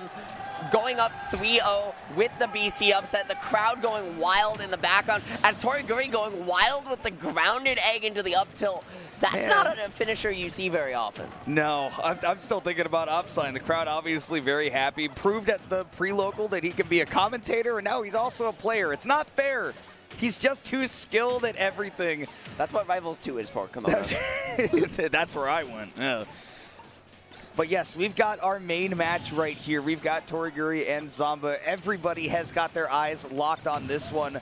Showdown of international proportions. Neither of these two call the venue their homeland. USA and Japan both having to cross some borders to make it here, but only one of them can move on in the winner's bracket and stay, you know, in the safer part. Yeah, right. So many killers down below. We've seen our fair share of upsets here across multiple games, right? Ultimate Melee. So many top players falling. It doesn't matter what bracket you're in, what game you're in here at Battle of BC. You do not want to go down the loser's side.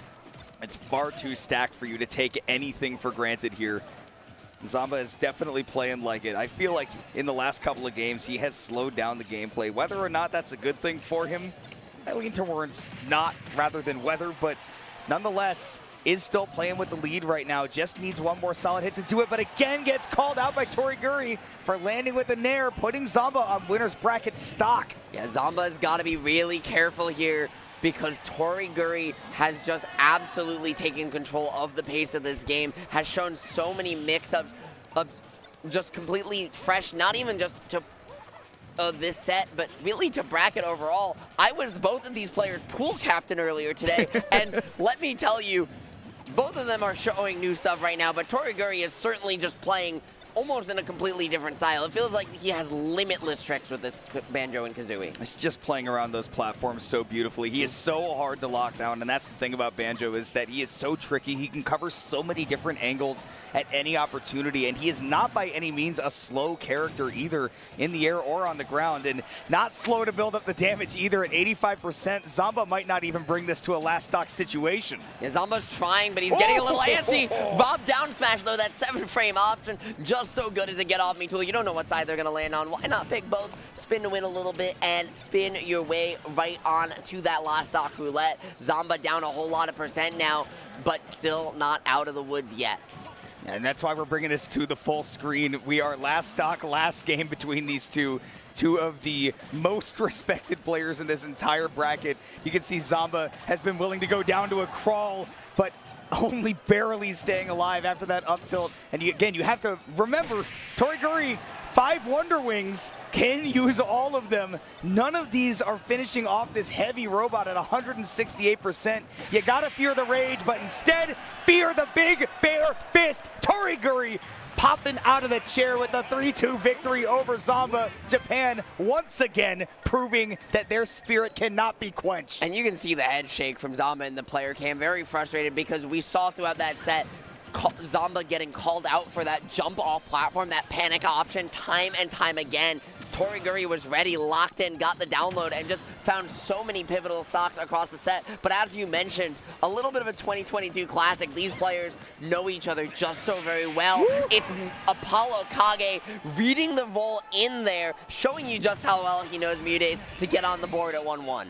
He did get a very early lead in that game, which Mutace kind of fired back almost instantly to, really evened it up at 2 stocks apiece. But Apollo Kage able to work with that momentum, make it a Game 3 set with it all tied up. And again, like, this is a 2022 classic. These two have definitely slipped from their highest peaks as of now, but are both still very hungry to do well. I mean, Mutace has put some stakes on this tournament. Of course, Apollo Kage is always on a journey to get better and is laser focused on that.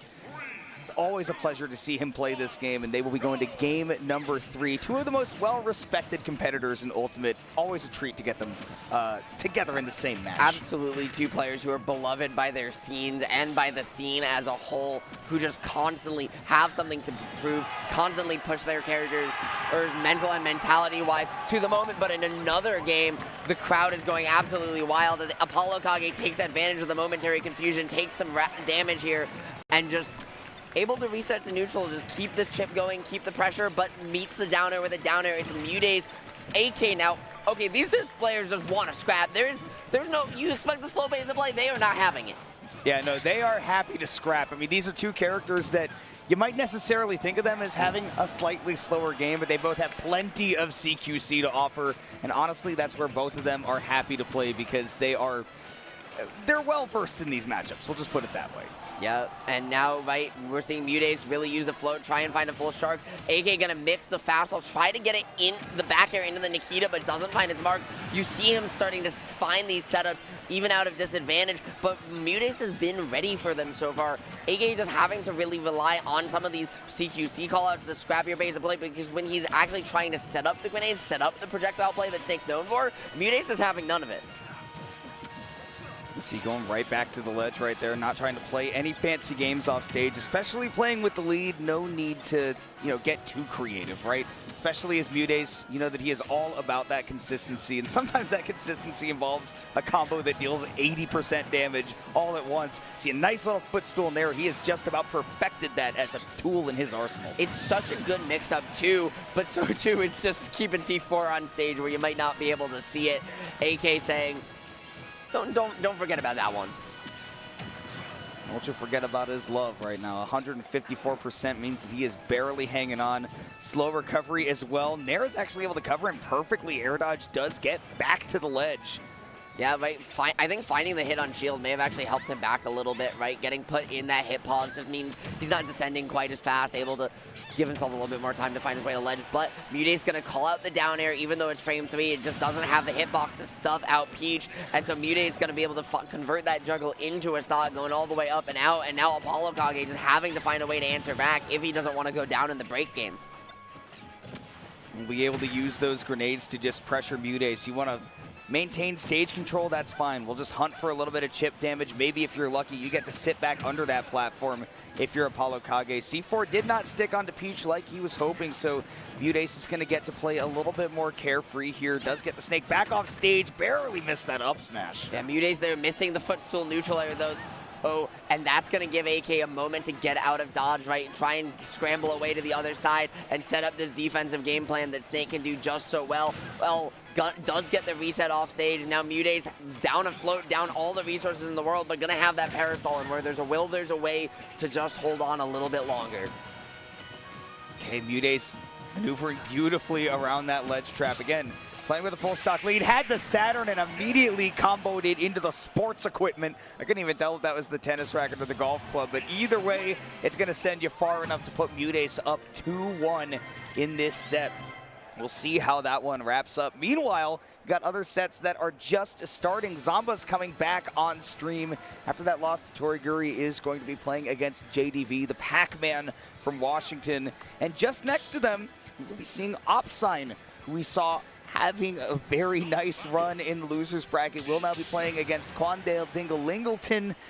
Always a fun tag to say, to try to get into the losers side of top 24. And the new action doesn't stop there, because on match D, you've also got Quick versus Tickle with the Samus versus the Pyramithra. It does look like Quick is in position to take that game, but of course, anything is possible over there. All of these will be rolling on, but the one that I want to keep locked on, Ritual, is this one between AK and Mutace. Yeah, this one certainly tickles my fancy, as well as the game number 4 between these two seasoned competitors takes us to Battlefield, this top tri-plat. So interesting in this matchup, because at game's launch, this was considered one of Peach's work stages. Now she just kind of they like it better. They just kind of slow the game down a lot more and want a shark. But Snake, and especially Apollo Kage, so good on this stage.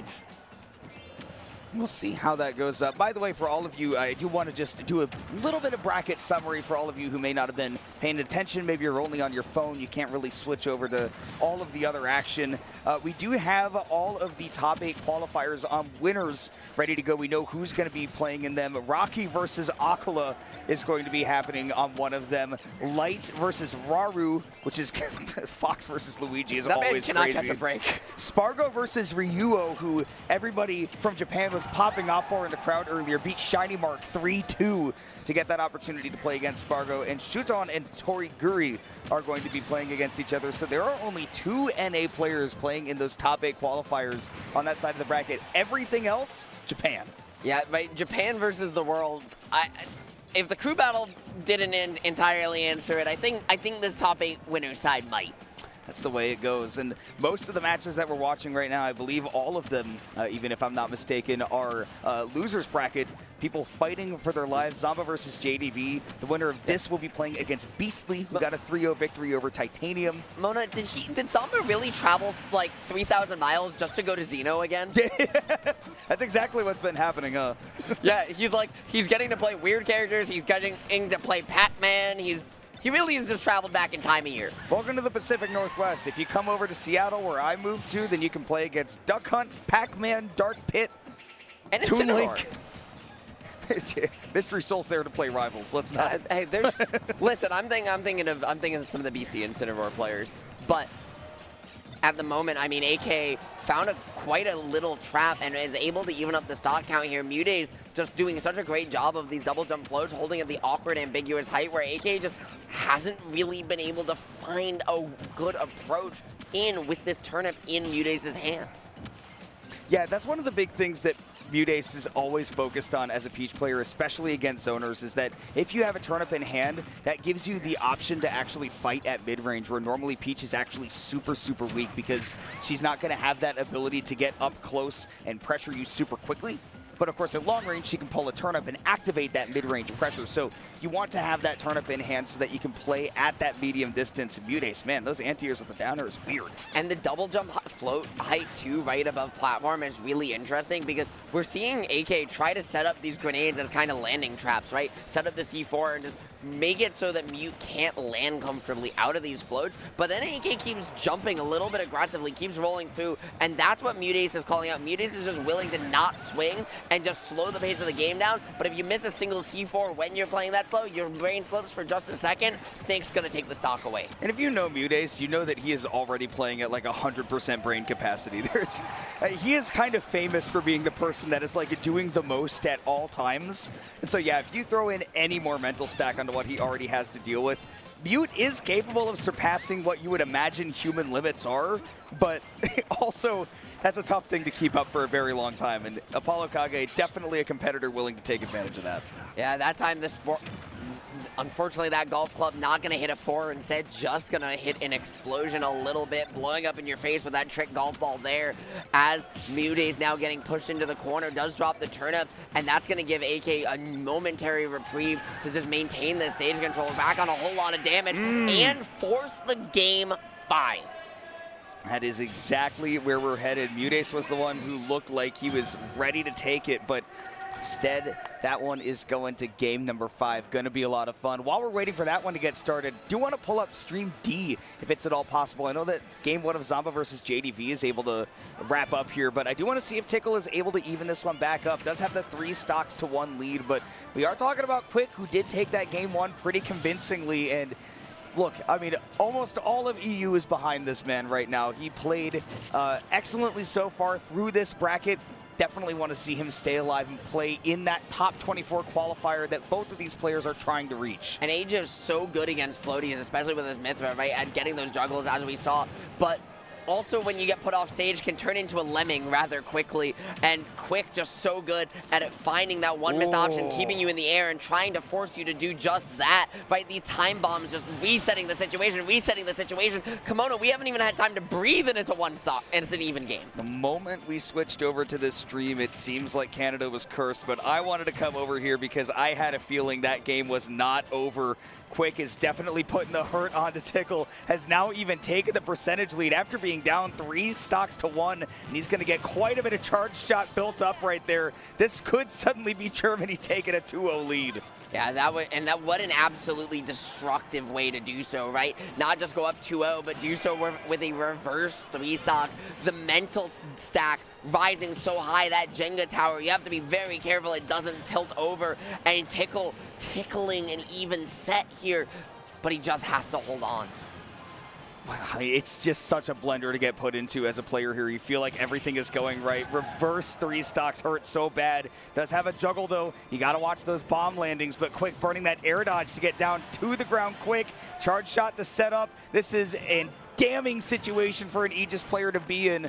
They are barely able to make it back, but the up special, the screw attack, not on Hollow Bastion. Yeah, barely surviving and fading back the platform to give yourself one more opportunity. Tickle playing this immaculately, picking spots just so well. Wow. But even the smallest mistake is something that Quick has seen before and is ready to capitalize on. Going up 2-0, and you can see Tickle just sighing so deeply the second that one went away. Yeah, going to be tough to recover from that one from a standpoint. You must have burned a lot of adaptation in that set, but I think near the end of it in that game, I think we did definitely see Tickle playing a little bit scared. There was a lot of run-up, shield, dash, shield, trying to see if something would get baited out from Quick, but eventually got the jump red. That's where that game 2 ended. But seen a lot of game 2s on stream right now. I'm more interested in the game 5 where this one's going to wrap up. I would not be surprised if this one went down to 1 minute left on the clock because these two are going to be pulling out all the stops. And at the moment, it's Mutace getting that first blood, being able to take the lead here. However, that lead not going to last long at all. That Nikito, the Homan missile, going to track you down and rock this one right back to even Kimona. Those hips not going to lie with the side B. Unfortunately, not going to find the mark, though, either. And so Mutace just having to kind of push away, and AK able to kind of leave these retreating explosions to just cover the retreat a little bit. And especially when you're playing an even game like that, right? You can sort of leave a candy trail for Mutace to just try to, have to fight through, honestly. And even though Mutace has taken this percentage lead, not totally a fault of how Apollo Kage is laying down those grenades. It's just what he's doing afterwards that has gotten a little bit predictable. Mute's been doing a great job of chasing him down.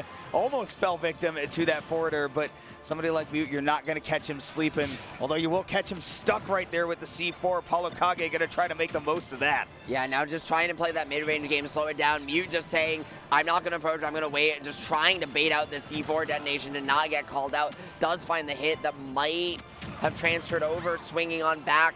Hard to tell where it is without the light flashing. He's going to get the down throw, but just doesn't pull the trigger on anything. And all of a sudden, it was on Apollo Kage.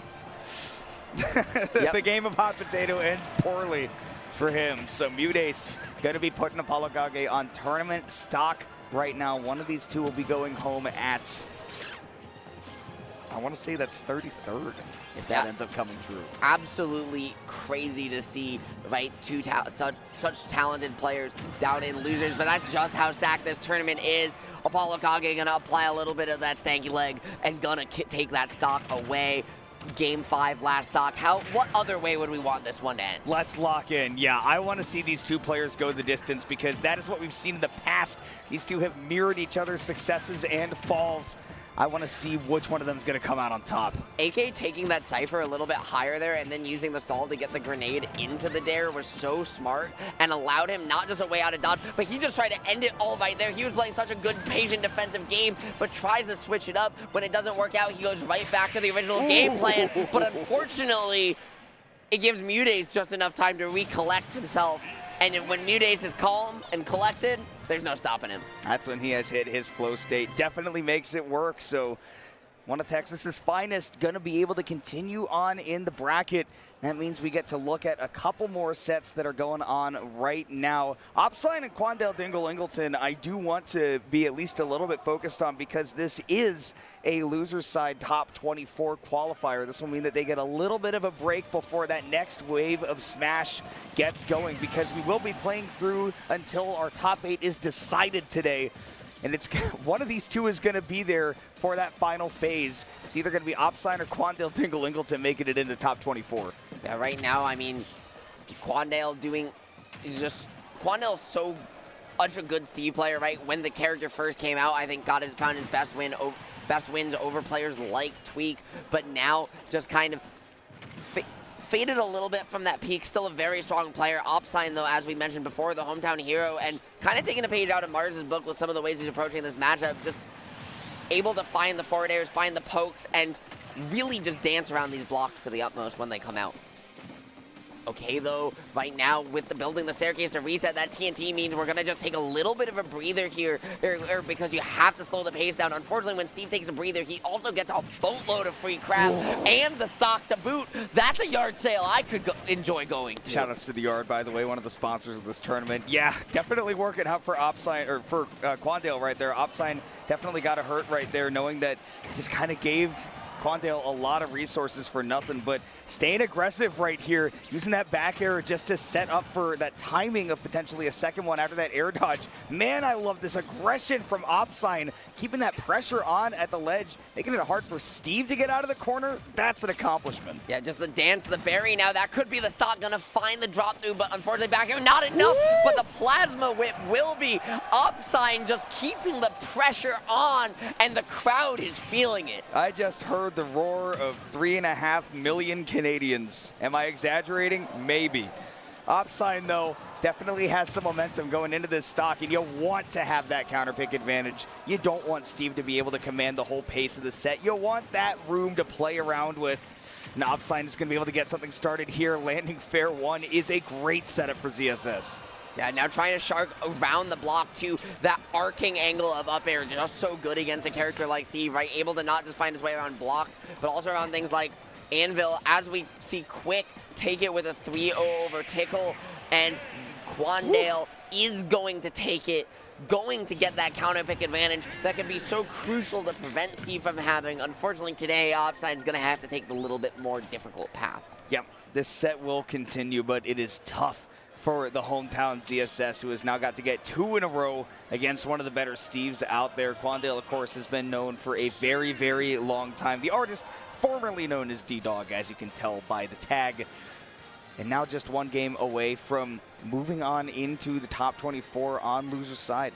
Yeah, but I see set B causing a little bit of buzz. JDV actually took game number 1, so Zomba keeping it even, and JDV finding a couple strings. If we could jump over to set B, that would be fantastic, because here on Town and City, I mean, this defense from JDV has been great, but so do the combo extensions. He's been able to find some really cheeky things into grab to get resets, to get the pop-up and the vertical juggle, and just keep these trains going. Zomba just has not even landed and reset to neutral in a minute now.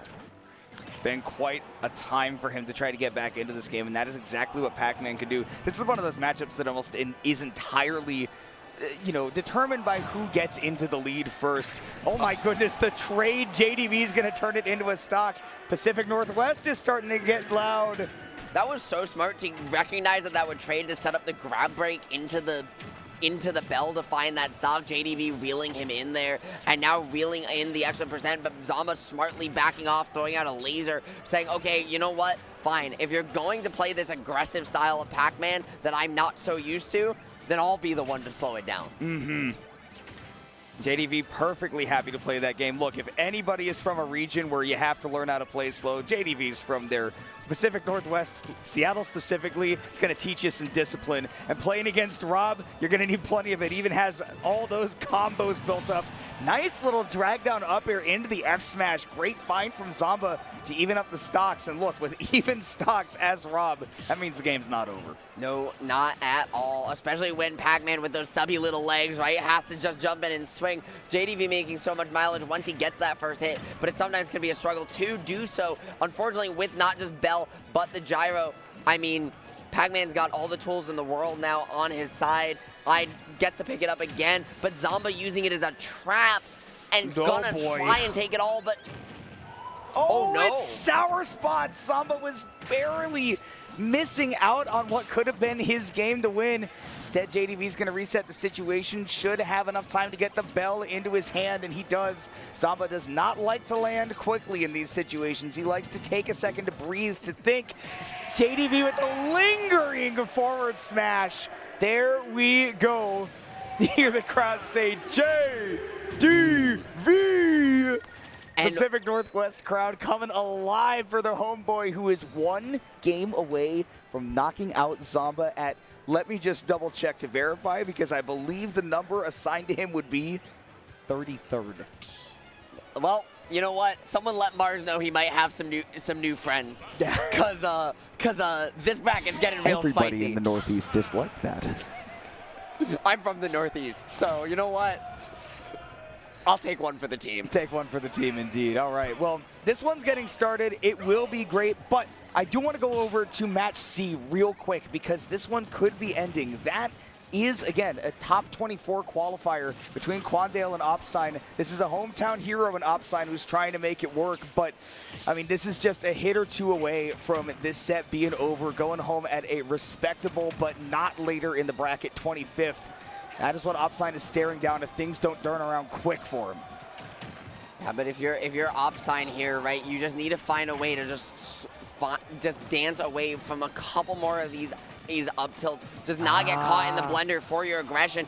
Unfortunately, that time, right, the E-Dog just does get sent the wrong way doesn't find the turnaround on the jab, and so doesn't get the swing, but Opsign gonna push it, and now punishing D-Dog's own overextended pressure here. Quandale has to be very careful. Oh my goodness, down air could have ended the game if you guessed wrong right there, but Opsign does get an opening, and this is really all you need. Once you get to 30%, things can happen. 2 nairs in a row, can't turn it into a stock, but that's a lot of percent to start with. Yeah, and I don't know if you saw that he had the DI in on the first one. He could have gone for the flip kick, but he just didn't pull the trigger. Unfortunately, it's going to be D-Dog who does with what else but a diamond back air over the center to call out the jump. ZSS loving to flip there, and Opsign, unfortunately, going to take that all the way out of bracket. Steve's best friend. So Opsign will be out at 25th, but BC is definitely happy for their boy. He had a great showing at Battle of BC this weekend. Now, gonna head on back over to Zamba versus JDV, which if you've been missing out,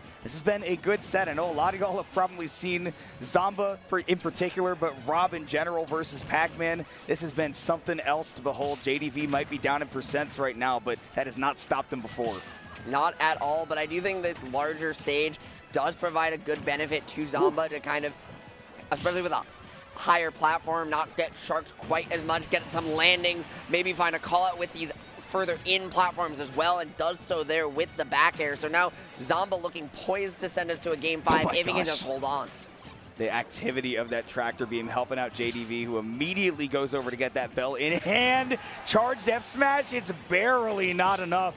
Another bell just might do it, but barely missed spacing it right there, so Zamba's going to get off scot-free in that situation. Yeah, unfortunately, not the top of the minute, so the bell not yet rung. JDV just trying to find a way to stem the bleeding, but now has to find a way back down to stage. Going to do so. Great little air dodge there, trying to find a key to the stock. It doesn't work out either. And Kimona, I mean, JDV is starting to just try and find any opening, but Zamba is going to take full advantage when you start to press those panic buttons. Okay, and get up attack right there, knocking that gyro away. Does give JDV a path back onto the stage. Love the use of that back air, right? You don't always have to focus on getting that bell immediately. But when you can, it's helpful. Just like Rob would love to have that gyro in hand. And Zamba is just going to continue to shoot everything in the kitchen sink at JDV. It doesn't work out, though. There's just enough shield to get in on him. And here come the chance again. Okay, right now, out JDV, right, as you mentioned, and he's down but not out, starting to rear his head back and build the momentum in his favor. Zamba trying to zone own and trying to find some chip to get you into kill percent, but JDV with the parries, you have to resort to his tools alone with the hydrant to answer on back. But Zamba not going to bite on any early approach up this far in percent, so JDV going to have to work a little bit harder for it. Can't grab that Galaxian again, but JDV could be coming back into this one. We are one bell connection near the ledge away from this game being over in JDV's favor. The set could end, and Zamba has to exercise the utmost caution coming back down. Yeah, with bell in hand, unfortunately you can't throw it, but JDV, the crowd going again. They feel it in their bones. They don't want to see this one go game 5. They don't want to see their boy have to go the distance. Instead, they want to see it end in 3-1 fashion, but Zamba says no, not today. It will be going to a game 5. It is ZOMBA all the way in that game 4. It is going to come down to a climactic one, but while that one kicks off, let's take a quick look at Toriguri versus Shuton on Stream A. We've got that Banjo versus the Olimar going on right now. I do believe that that is a winner's side top 24 qualifier. Yes, it is, and one of them will be qualifying on the loser side. So they have both already made it into top 24. This one is to determine, I guess, the top 16 if you want to be technical. And just a quick update for y'all who are sticking on this stream. First of all, thank you. It's a pleasure to have you with us. And second of all, you may not know it, but Raru got a 3-1 victory over Light which does send light into the loser side of top 24 later on. But what we're going to focus on right now are the two matches that we've got on screen that are certainly qualifiers. I believe that Quick versus Pocket is as well, but keep your eyes on Toriguri versus Shuton. That one looks like it might be 2-0 soon, and especially this one that we've got focused now. Zamba versus JDV has gone game 5, and only one of these will stay alive in the bracket. And the only reason that JDV is not playing with a stock lead right now is because that was a cross PS2. And honestly, Kimona, just very quickly, I want to say, if this does go down very quickly in Toriguri's favor against Shuton, there might not be a single player in this bracket I want to run into losers this early less than Shuton. Yeah. That's that sounds terrifying. demonic. Yeah, right now, though, the only demons we have to contend with are Gyro and Bell, because these two trying to bait each other, and it's unfortunately going to be nobody's bell getting rung because somehow JDV doesn't die there. I'm actually shocked at that, but at only 100%, it was just enough to live. This Pac-Man will get to breathe a little bit more life into this first stock, but now JDV knows you have to be really careful tossing out that bell, and with it gone, trading with the Gyro, it's just going to be down to a little bit of a grab to get things reset. Don't even necessarily need the bell anymore. The key can also do it. Great horizontal kill power, especially at a percentage like 172. Yeah, where you can just snipe him out and say, okay, you're swinging at the wrong moment, Whoa. but instead, what else but a Dragon Ball moment to kick off such an even set? The back and forth knows no bounds, Kimona. It could not be any more even than this. No, it could not. Right now, though, JDV just finding parry after parry on these gyros, really abusing that extra frame advantage to just take some stage control and say that, you know what, Rob, you have great zoning tools for someone who's not a zoner, but I am a zoner. It's happy to play either way. We've seen JDV absolutely abusing his shield. It has been rough in some times. Still has not gotten it popped. Zamba, though, has been able to take advantage in a few spots, knowing that JDV's options become limited as that shield gets lower.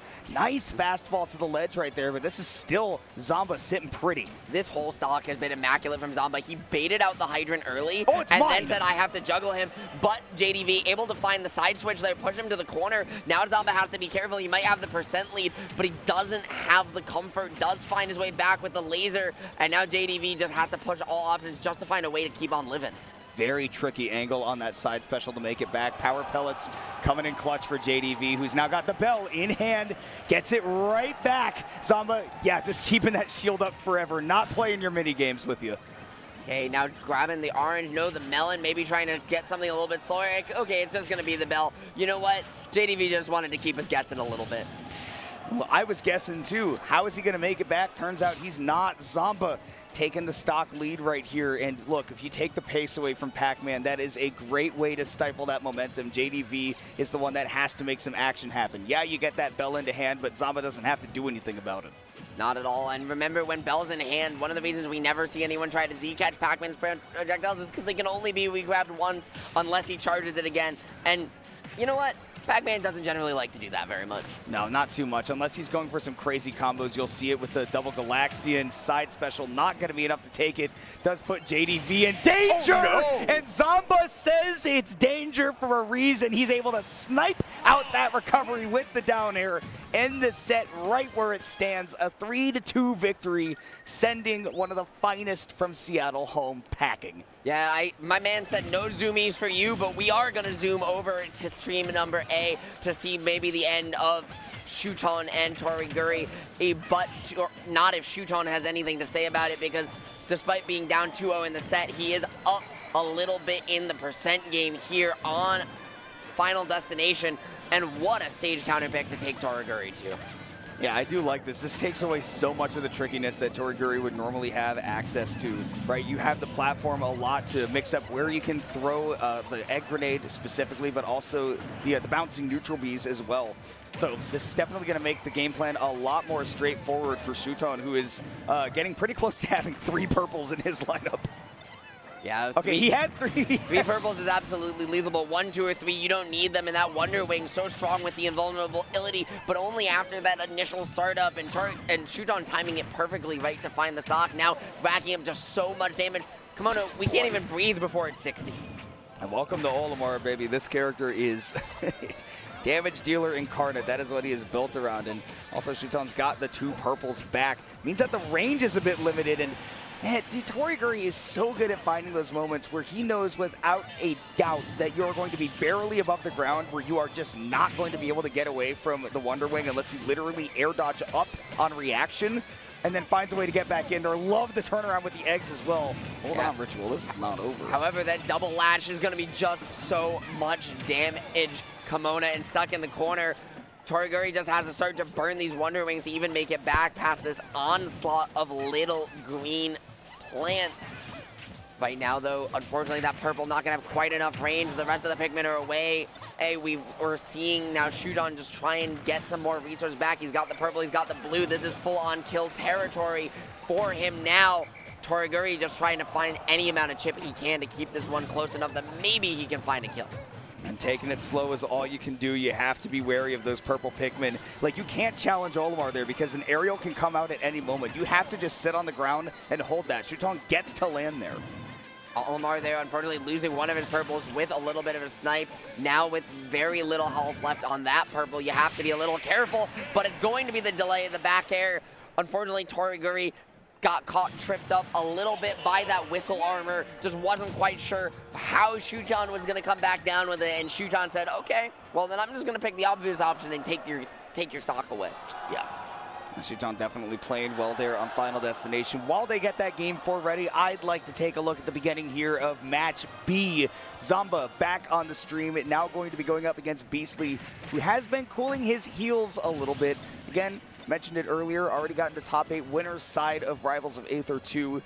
Did play on stream earlier. That was up against Shuton, who we're seeing on stream now. Got 3-0'd by him, then quickly picked up a 3-0 over Titanium to get here. So the last bracket match that Beastly played was against Zamba. Maybe with that stock taken, you might not know it, but Zamba says he is definitely prepared for this matchup as well.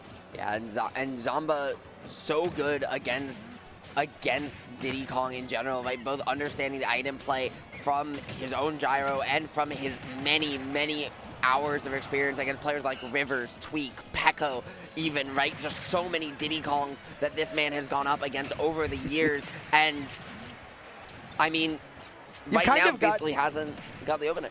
You've kind of got two players that are just like laughably experienced against these two characters. I mean, like, Dallas is just the land of infinite robs, but doesn't help Beastly, at least immediately in game 1. He's not coming hot off of a set win the way that Zamba is. And of course, Zamba, such a high seed in this tournament. It's crazy to see him in losers this early, but is still playing with plenty of fire. Gets that 1-0 lead on Beastly. Might be a good time to go right back to that Japan showdown between TG and Shuton. And Mono, we were talking about how good a stage this was for Shuton, in our opinion, as a counter pick, but Toriguri just took us right back there. Might feel that he has some unfinished business to settle. It's not uncommon among a competitor to feel like, look, I got to know what would happen if I just locked in 5% more in that game. Yeah, Shuton with the immediate mash and then the whistle as well to find his way out of dodge. Right, that whistle's so good at disrupting some of Banjo's kill confirms, but not at disrupting the raw range on that forward smash. Toriguri able to get the call out and the stock, but Shuton well within striking range of his own, just has to find a way to get maybe a purple and the right hit in or a grab or something. Ooh. Hit him with the side, the mother, father, gentleman into that down tilt afterwards. Not able to get off the ledge without popping a bunch of footballs. Pikmin go down, but so too does Toriguri, with the stocks coming right back to even there. And, well, you know what? A 60% deficit feels like a decent one in a lot of matchups against Olimar. That's just, right, a wet sneeze away. Right now, I mean, double Wonder Wing having to be burned just to even avoid all of those latch damage that can come up. And even still, he's still taking 40%. Yeah, if I'm Shuton right now, I just want to get this Banjo off stage as often as possible. See if you can't burn those Wonder Wings.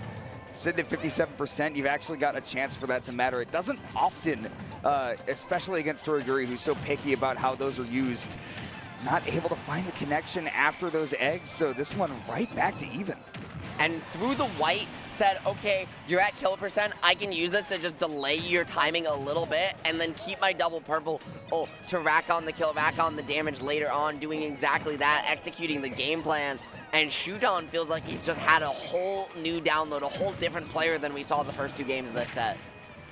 Forward air going straight to the corner. Shuton's DI is going to keep him alive for just a little bit longer.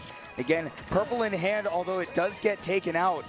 So maybe we'll be able to see Toriguri challenge those landings from Shuton a little bit more if another purple does not immediately come out. Great spacing by Shuton, though. Whoa!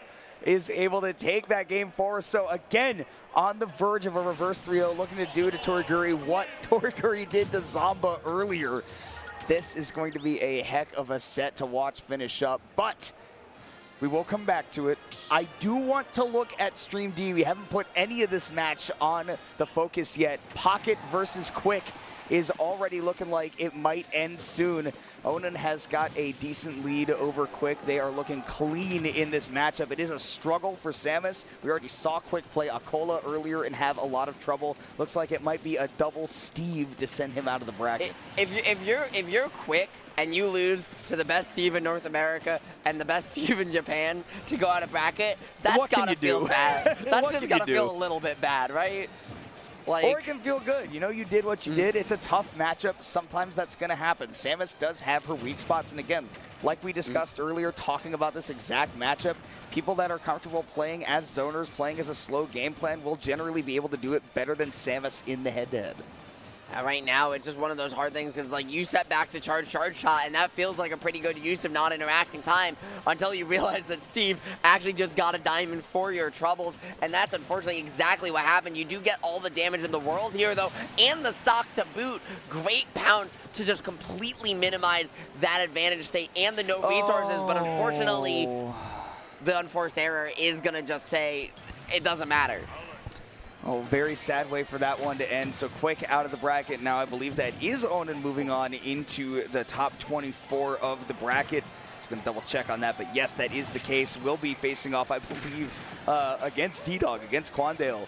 So we'll see how that turns out, but we are very interested in this one. This is for a winner's side spot in that top 24. Shuton got off to a very early lead. I believe found a purple forward smash to take that first stock.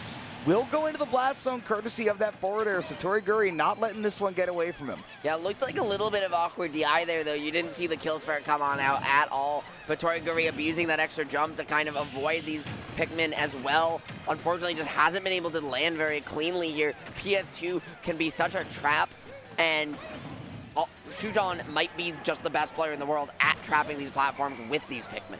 Especially if you have at least one of those purples, you know that you can cover that from a distance, actually have a disruptive hitbox out there. Speaking of those platforms, I love that Toriguri went for that back air to try to set up for a tech situation. Shuton with the reaction, the even better DI to make sure that he didn't get set up in that situation in the first place. He's able to fire back, put Toriguri into the blast zone. Yeah, Toriguri getting caught out there a little bit by the explosion, and Shuton coming through the smoke swinging to find that stock. So now just one away from completing his own reverse 3-0. Just could come to fruition. Looks like he's in a great place to do it. Here comes that fabled Olimar damage. 55 in the blink of an eye, and two purple Pikmin to show for it as well. Breaks the shield. You are not dead. There's no way. There's no way. He actually got the blue Pikmin to build on enough damage to do it. Shuton with a genius way to close out the game. Recognized all the resources at his disposal. It's a reverse 3-0 ritual to get the W. And look at Toriguri just sighed and sat there. Shuton looked at him, chuckled, and then Toriguri shot the hand out. Like, these two know. He knows he got away with one there. Posing for a photo op right now. Yeah, whoever can't, you know what, communism, we got to get that photo on Twitter.com. We got to get that photo on Twitter.com. Those two know what they're posing for the camera. Yeah. Oh my gosh. Niche reference there from you, but I do appreciate it. Meanwhile, another set has also ended in much less dramatic fashion. Zamba getting the 3-0 over Beastly, so that will be ending one tournament run for one of the Texans here. Another one in Mudace is still going to be in the bracket. He and Shiny Mark are moving to a different setup. Not sure what's going on there, but they have already played a couple of games.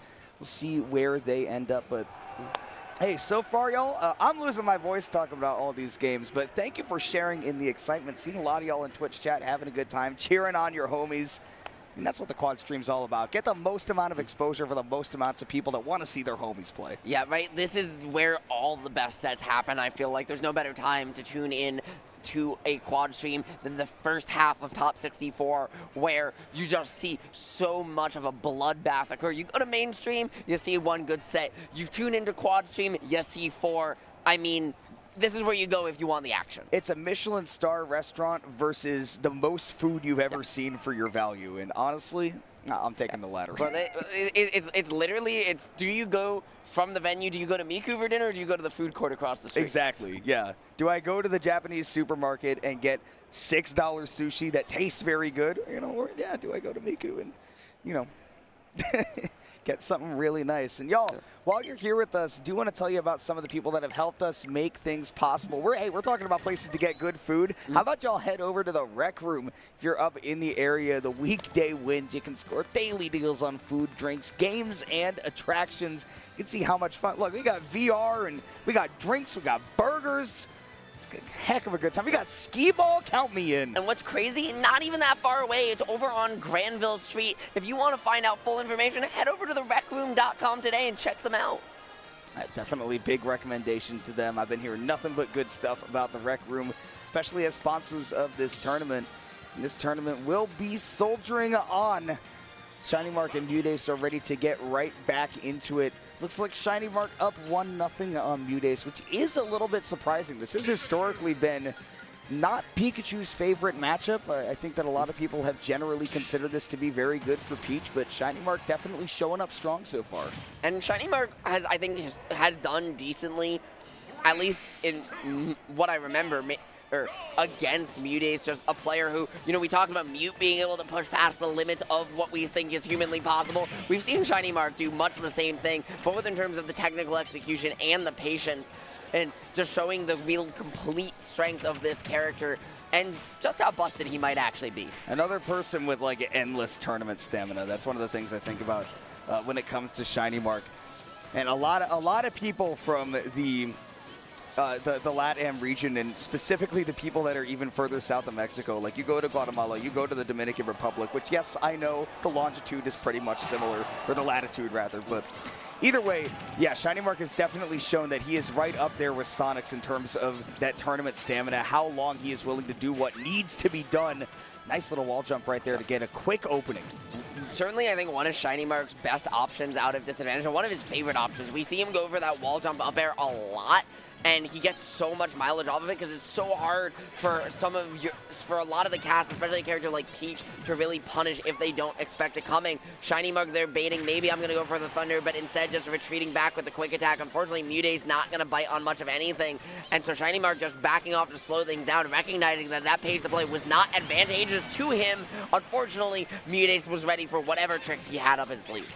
It's tough to play slow on Smashville, honestly. Like, you're talking about that kind of being the pace that Shiny's shooting for, but, I mean, Mute's almost always going to be within striking range. And honestly, again, a very tenacious player. Mute knows what needs to be done.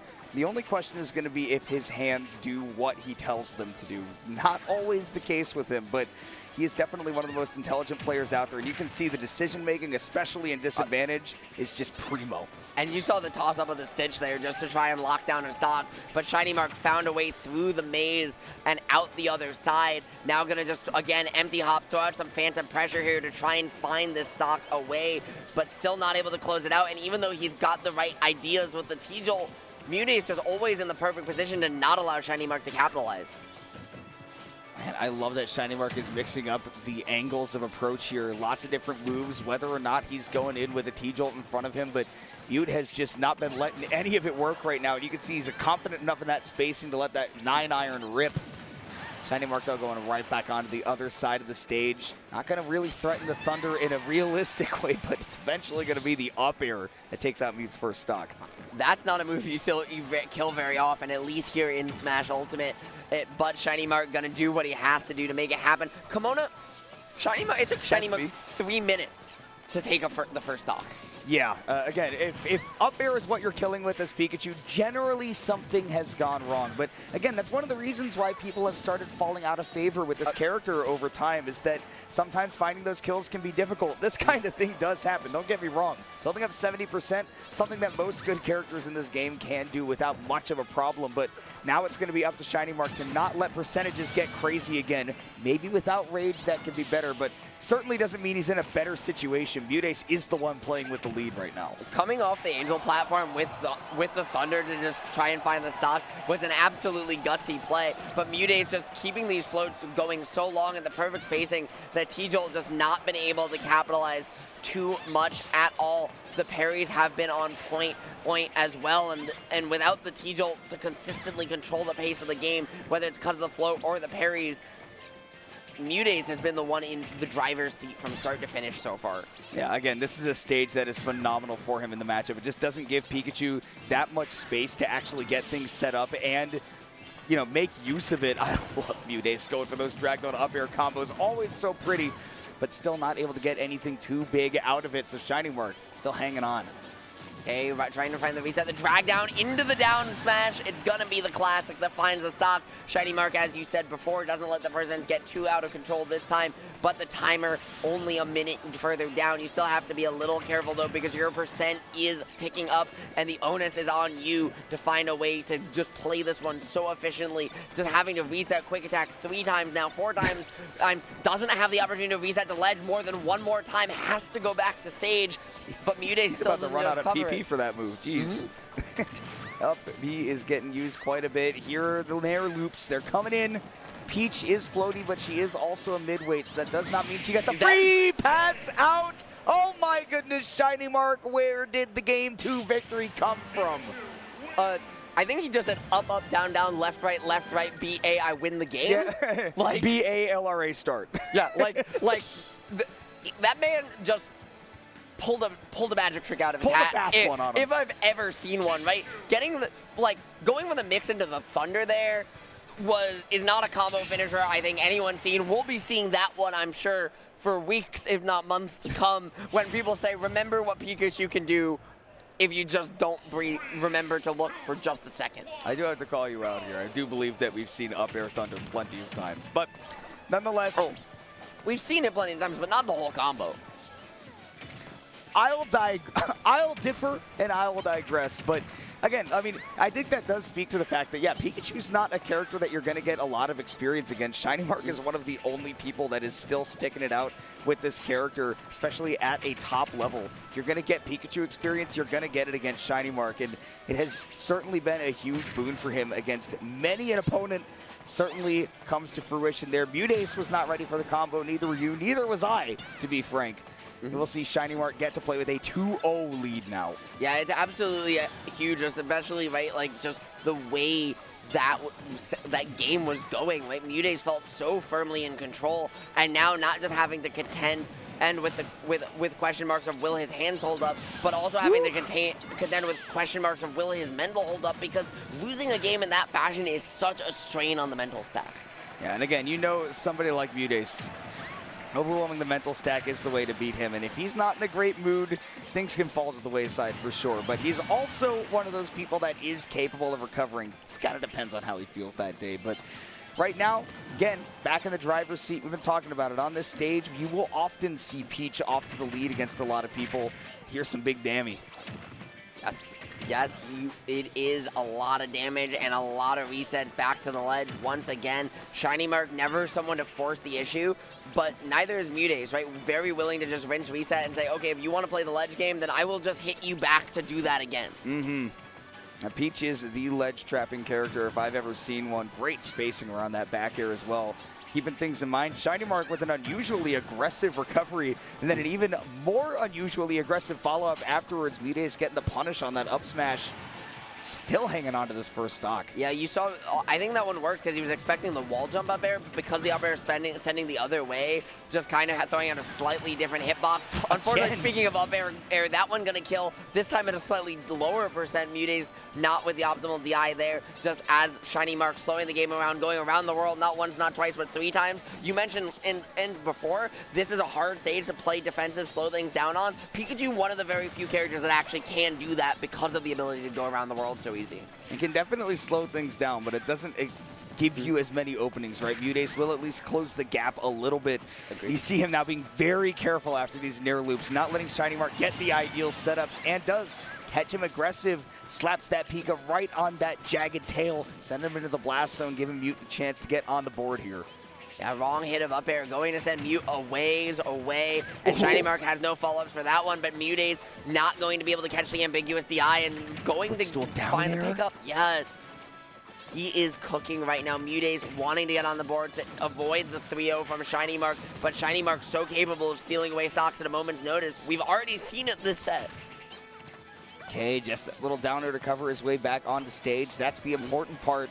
Able to make up some distance here, too. You see Shiny Mark is actually getting stuck in the corner a couple times. I love that he does not stay afraid of pulling the trigger, though. He is able to say, all right, I'm stuck in the corner. I need something. I will dash up and pull out an air. I will find a way to get back into center stage because Mute is too aggressive to leave unattended there. Yeah, I love that fade back from Mute to miss the last hit of the dare so he could set up for the follow hit in hitbox. Able to keep the pressure going with just a mix and the fade back to get on the board, going to crown himself champion of the game number 3. Still a lot of work left to do in the set, but it's got to start somewhere. Yeah, we've seen reverse 3-0s happen on this stream already. Perhaps we may see another one, but if it's going to happen, you know it's going to get dragged out. These last 2 games, if we even play 2, are going to be on Shiny Mark's counter pick, and I would have to imagine that these stages are going to be rather large. Maybe not. I lied. Maybe it's actually going to be small. Battlefield. Yeah. Listen, I think that there's something to be said about just getting a little bit more space, which small Battlefield still does give you, and keeping that ability to go on around the stage, maybe not wanting to take Peach to the high blast or the high platforms of a stage like PS2, where if she can get a lead right, she can float camp you just so well. And I imagine that Mew probably banned some of the stages like FD that just can get a little out of hand for Pikachu. Yeah, definitely not going to give Shiny Mark the easiest time, but being able to sit behind these platforms is exactly what he's looking for. Now Pikachu gets that opportunity to slow the game down, and he can still go, like you were talking about on Smashville, under the stage and then to either side. He can break himself out of a ledge trap scenario and at least make Mutae start guessing a little bit. 33% to get started on the lead. Typical Pikachu stuff here. Mutae's throwing out an aerial to try to land, and Shiny Mark with that quick attack is able to get in and keep the aggression on. Yeah, just trying to bludgeon with up air after up air after up air. This Iron Tail putting in just so much work for Shiny Mark right now, but so too is the combo. Mutae's going to just force the coast to coast, and once Pikachu's in the corner, that's where Mute just turns it up to 11. I see a lot of quick attack there around the ledge, but Mute hovering around these Thunder Jolts is able to keep that pressure on, taking the percentage lead just a little bit. Nice high recovery mix up there by Shiny Mark, though. Says, yep, you want to cover me, I get it. I'm not going to make it easy for you. Yeah, and tossing the turnips back and forth, a little bit of hot potato there going on between those two as they are just so ready for whatever the other one has to throw at them. Mutae's trying to find a way in, but it's been the feedback fair that has been the MVP for him when he's finding these leads, when he's making things happen. Able to snipe past ledge, able to find the kills, able to win neutral and just reset, smack you away. That move has really been doing everything for Mutae's the last couple games. Forward air in general. By the way, Hungrybox just walked by me and glared into my soul. I don't know what's going on there, but I felt him see everything that I was thinking in my head. My life flashed before my eyes, bro. And maybe it's just because he's got one of his goats. Shiny Mark, of course, a Coinbox regular. Lots of y'all, I assume, are very used to seeing him play and play well. And here against Mutace is able to even the stocks right back up, taken to the other side of the stage with that Skull Bash, quickly getting himself out of that sticky air dodge situation. And it is his ledge trump to work with there. Yeah, so good too at finding the full combo reversal here off the ledge, looking for these up airs or the forward air, just recognizing the perfect time to let you fall out. Not sure what the option was there, just trying to maybe get away, slow the pace of the game. There does find the full start off the quick attack, though. Oh, and now just chasing him down, playing pressure after pressure, saying, if you're going to run away, I just have the tool to keep up with you. Nice meeting Mutace up in the air. Burned the air dodge already, so Shiny Mark definitely could have an opportunity to turn on the jets. Mute hasn't landed yet, so I do believe the double jump is still gone. Finally gets his feet on the platform, but with this game right back to even, feels like Shiny Mark definitely the one in control of the pace. And this might be one of the reasons we saw Shiny Mark go here, is how close those platforms are to ledge, right? Mutace didn't have stage to land on before the platform, had to go get the feet on the platform, as you mentioned, instead of on the ground, and that's still perfect juggle position for Pikachu. Yeah, he's able to challenge her up there if he's in that close range. It's that mid-range that's so scary. Shiny Mark puts a lot of time and effort into trying to make it hard for Mutace to pull Turnip. It's not the only reason that he throws Thunder Jolts, because it's not as effective as it is in other matchups, but it is the one thing that they are very, very effective at in this matchup. And it's been important because, like you said, Mutace has had trouble landing, and he hasn't been able to get a ton of crazy openings fight at that mid-range because Shiny Mark has been proactive about not letting Mutace get the vegetables on the screen. Yep, we're seeing a lot of long floats, as you talked about, because of those T-Jolts, and now Mute just having to find a way in with that a little bit less mix-up timing at his disposal. Well, those longer float timings do come back to bite him, because Shiny Mark just waits, it says, okay, I'll wait it out, and then find the grab for it. We're going to be going under the stage every single time there. Has a Turnip in hand. Don't know if Shiny Mark wants to continue having it, but to get back on stage with the quick attack. I imagine that this next stock will be taken quickly. Then again, we know how tenacious this rat can be, barely living with just good enough DI.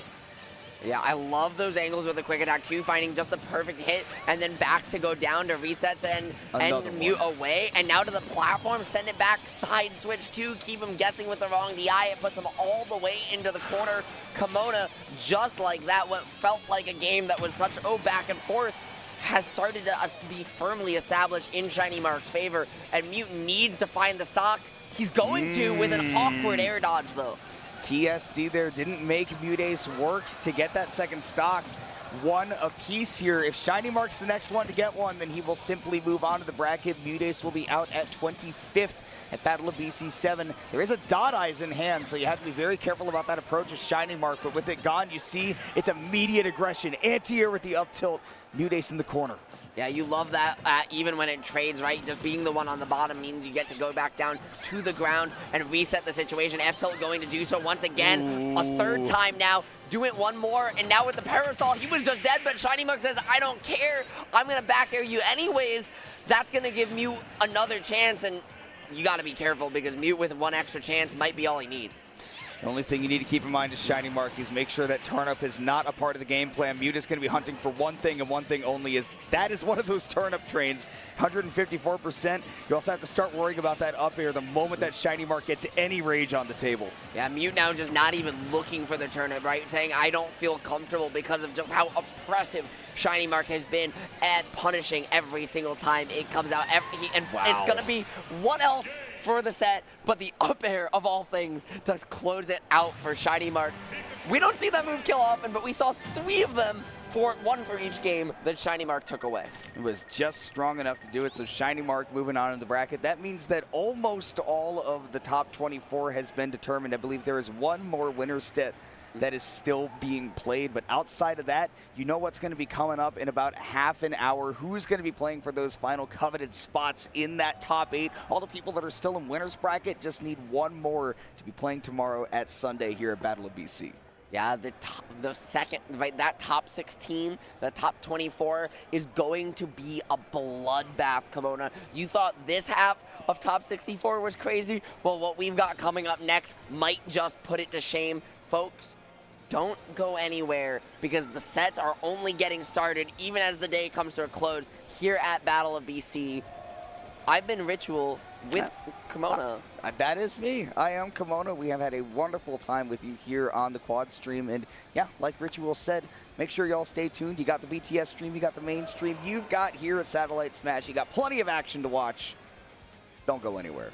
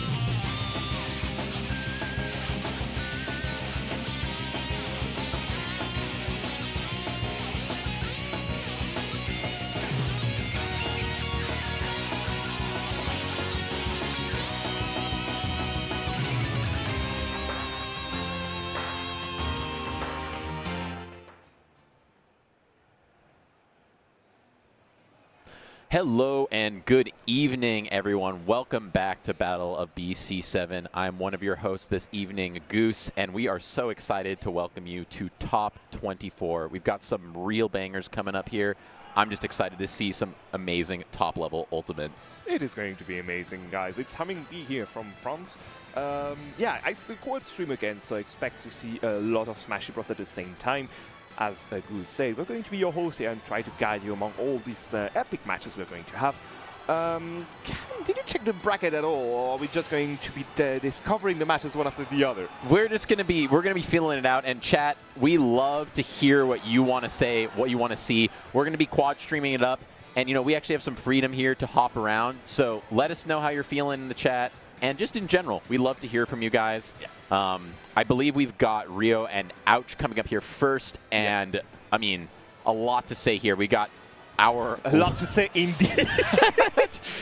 It's going to be Rio Ouch in the mainstream right now because they are ready, and we're going to having a first battle between Japan and Canada here.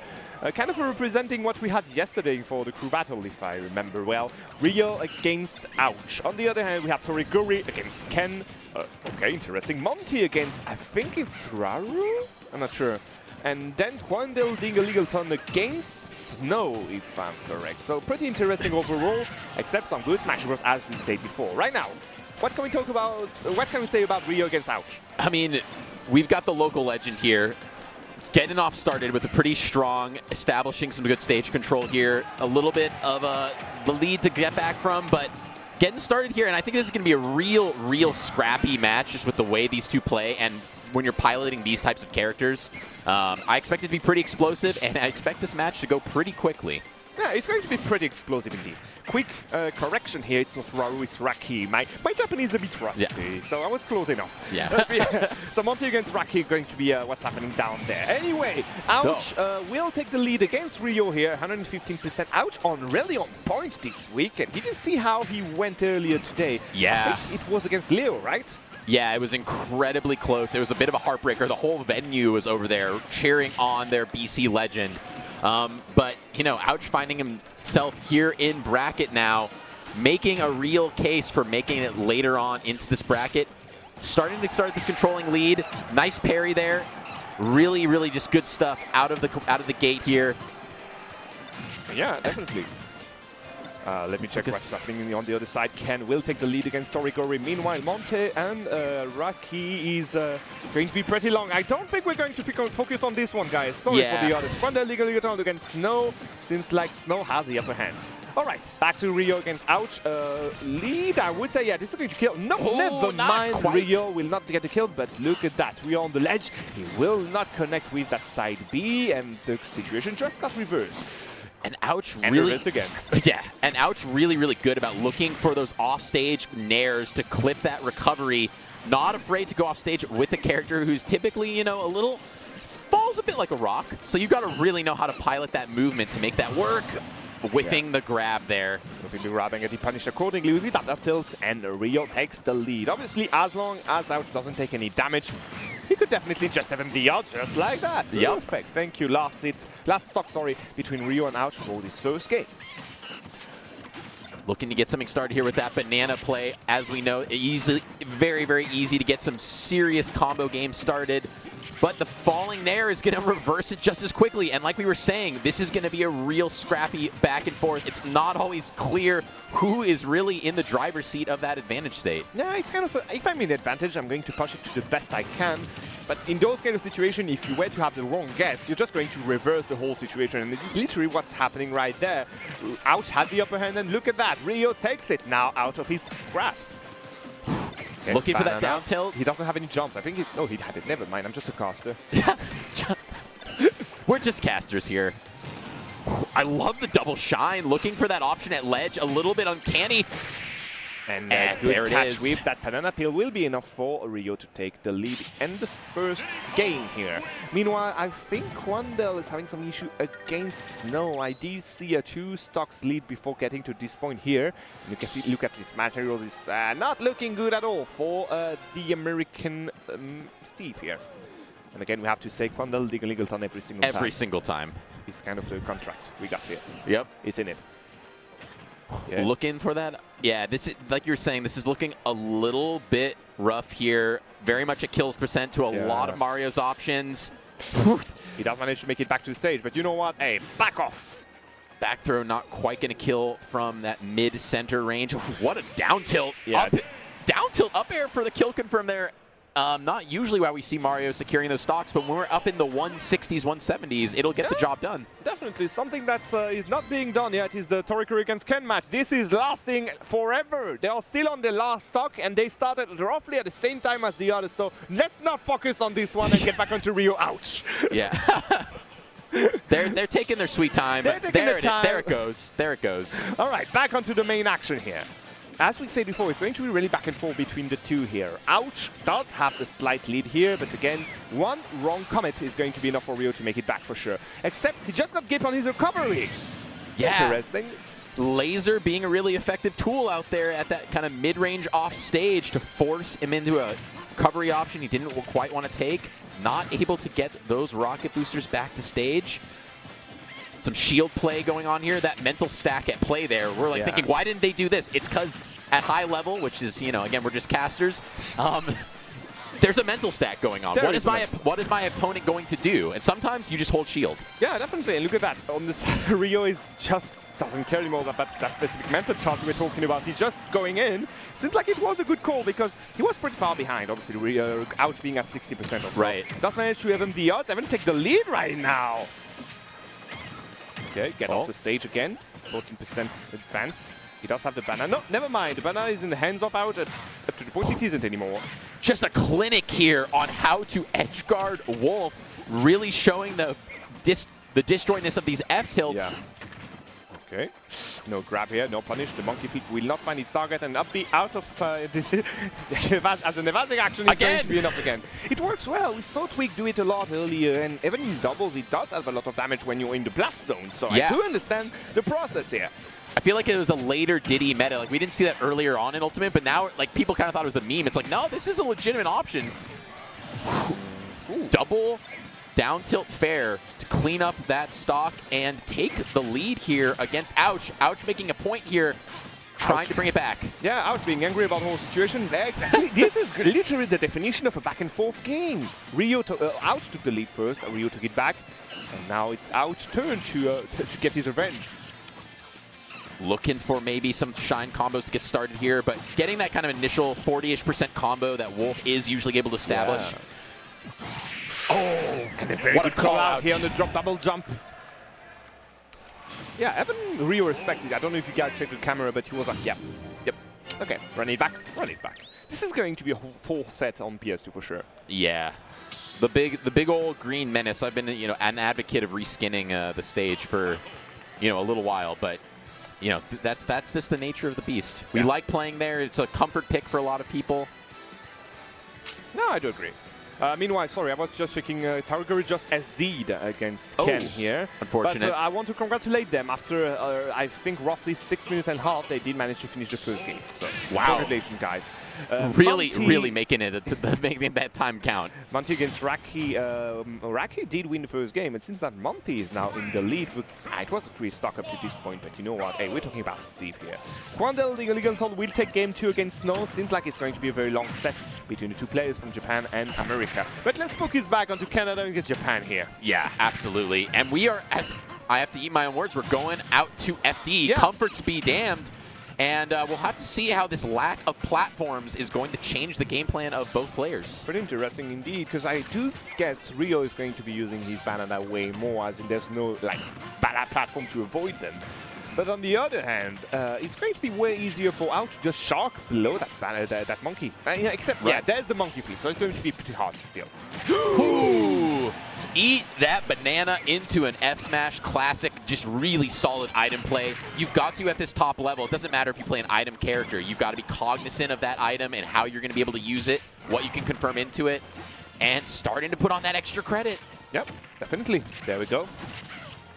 Kind of breaking the rhythm that we had in the first game, because right now, just Ouch, it's just Ouch extending his advantage little by little, even taking really high risk here by going so far away from the stage. And this is working. Look at that, a 4 stock ahead now. Yeah, and like I was saying earlier, Ouch not uncomfortable to go for these offstage options. He knows exactly what his character is capable of.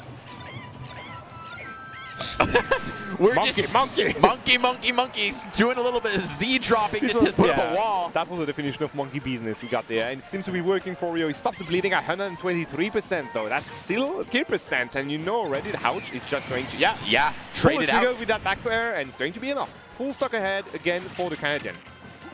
All right, let's see what this. A little bit of damage to start it off. Ooh, brave air dodge in, but it works out. Okay, 3 fair in a row. Maybe a 4th one for Gumicho. Give me 70. There we go, 70, 80. Perfect. Back air. And now 90. And Ouch just putting on a clinic here of how to keep the monkey at ledge. Really having trouble here, looking for that shine a little early on it, but doesn't matter. Gets the throw. Send this monkey to prison because right now it doesn't look good here for Rio. Didn't leave that ledge for a minute at this point.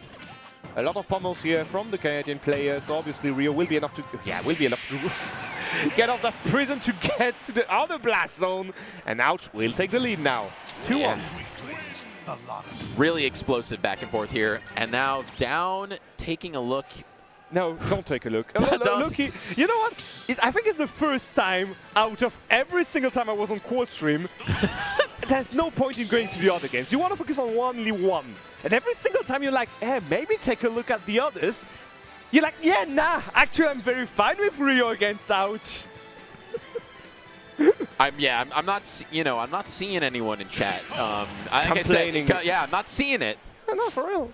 And I asked, I love to hear from the chat, but right now I think they're liking to see the scrappy, aggressive back and forth. Maybe in the only situation where even the chat agrees with us. I know, right? That never happens. Yeah, that never happens. But for once, we've come to a state of agreement. Oh, getting it started there, and Wolf is not going to be able to recover. Yes, and we talk about lead. This one is tremendous. A full stock ahead now for Diddy Kong. What are you going to do? Yeah, you're always kind of a panic in those situations. You want to say, oh, I can't make it back, and you take risks, obviously. Not going to pay, unfortunately, and Rio gets away with a very full stock ahead.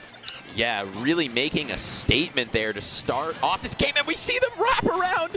Oh my gosh, it seems like somehow those Rockets always know how to come back around and aid their monkey brethren.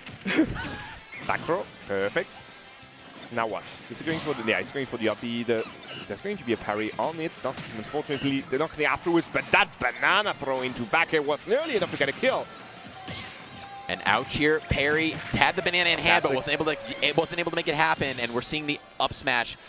Man, Rio making a real statement here in Game 4, saying, yeah, I'm not getting knocked out that easily. I mean, I hesitate to count Ouch out at this point, but I mean, it's looking like this is going to be a Game 5. This looks like a Game 5 and a very clean, like, 3-stock, even for Rio. Look at that. Oh, unfortunate, not quite able to get the timing right on that grab attempt. Yeah, no jump though. This time around, he's cooked. Never mind. Gauch again taking a lot of risk to go out there. After not going to get a kill, but he will push Rio out of the stage. Are you going to try to... Almost got it. No cigar, yeah. Finally going to be able to... Not quite. Don't kerosene. Fake kill screen there. All right, banana in hand. Still working on this 174%. Yeah. Really need to finish this stock off. Not this time either. You have to respect the movements of Rio. He's just monkeying around at this point. Again, jumping left and right, using the reverse neutral Bs, the monkey flips, everything he has to just avoid Ouch. Yeah, and looking for those little options finally is going to get taken out. But at 70%, an entire fresh stock to work on now. What are we going to do? Oh, what a read. The call out here again. It's been 2 games, one after the other. We start to have call outs on on each side. So, and I'm quite happy to have a Game 5 here against these 2 players because like you said, like you said, Game 5 means we stay here, right? Bro, the only one that actually kind of sped up was Snow against Quandale Dingleton, where they're on Game 3 or 4. But I don't want to have to say Quandale Dingleton every time. Quandale Toriguri on still at it, and I have to remind you guys, Toriguri got an SD in Game 2, which is why it ended up sooner than expected. And Monte will take the lead against Raki. All right, Back into what's happening. Back onto the hype. Yeah, back onto the hype. We're Ouch here takes the lead. on Town and City, getting things started. We're effectively going to transition to an FD situation pretty soon here. But for now, the platforms are in play. And they're leaving, I think, in 2 seconds? I'm not sure.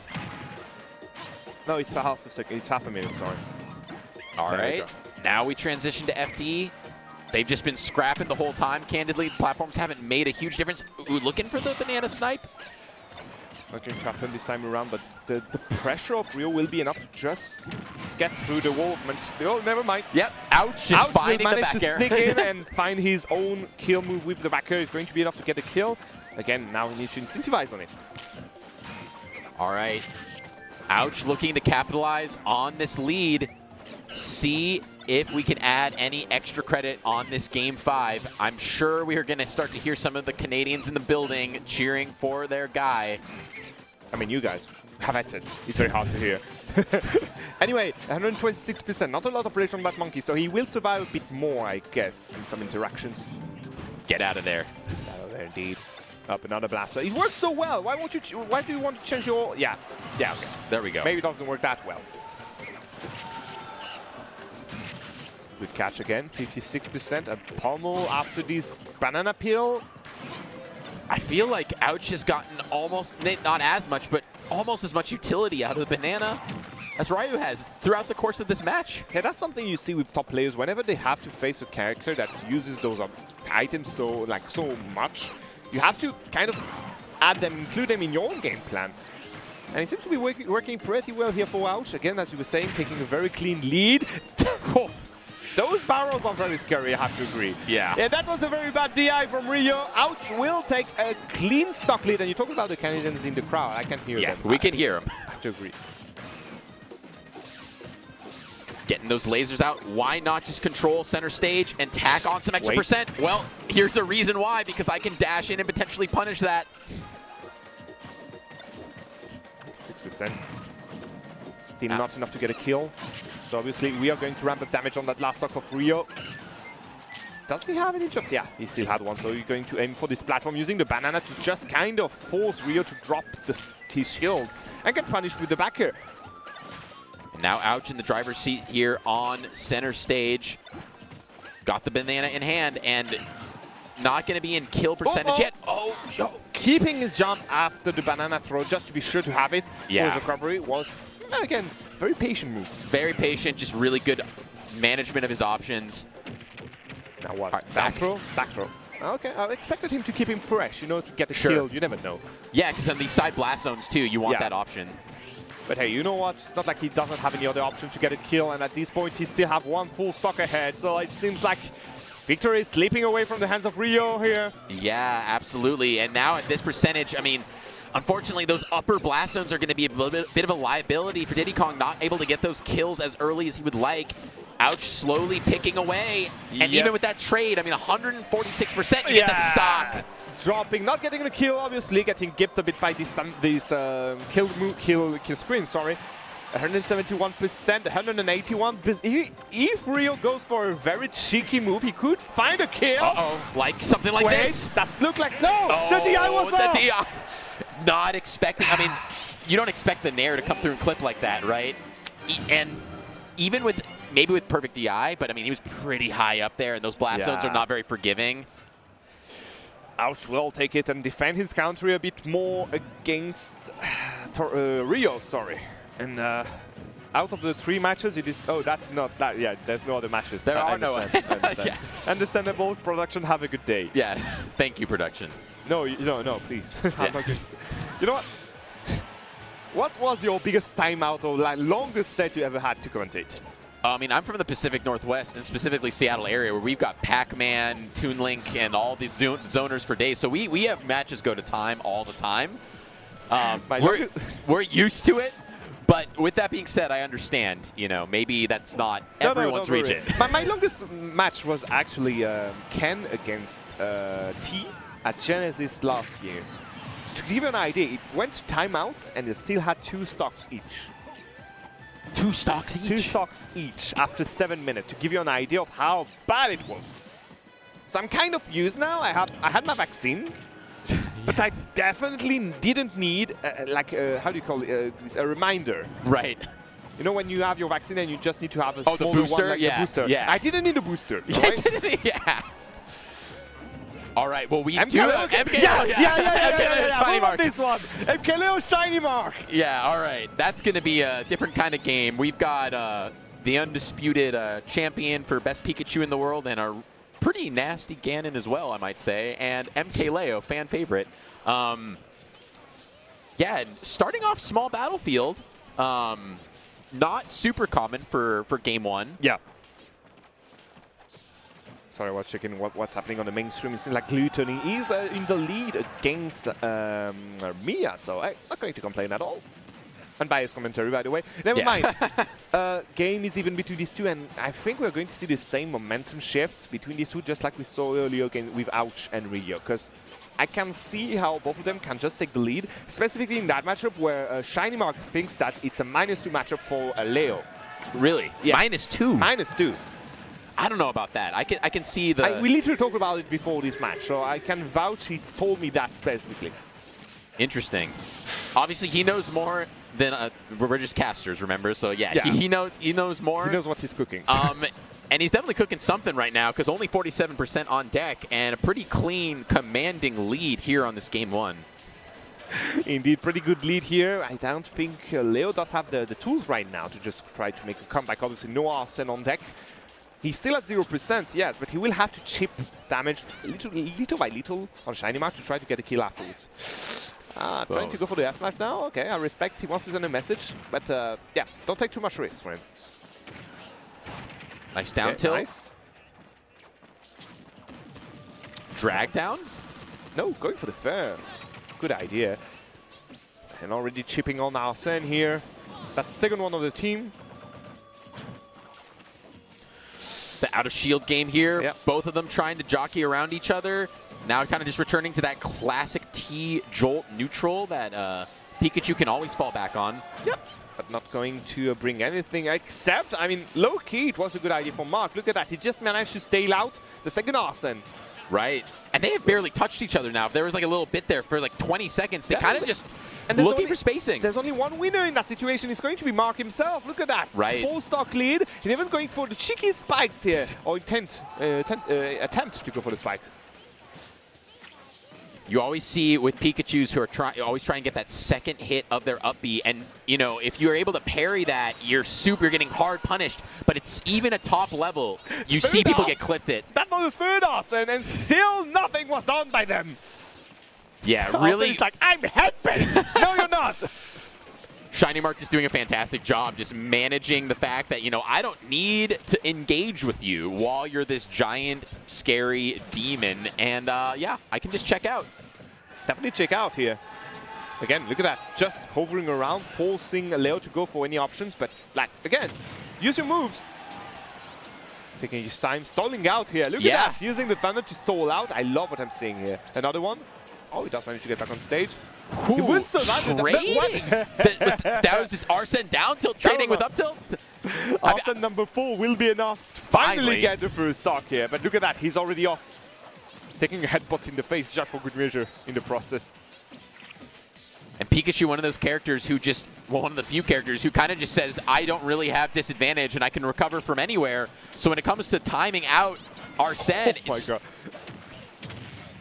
You talk about our timing out, and I do agree, but look at that. The 5,000 will be just enough to save Leo's ass, to be honest. Like, he got transformation during the Thunder, so he will survive it.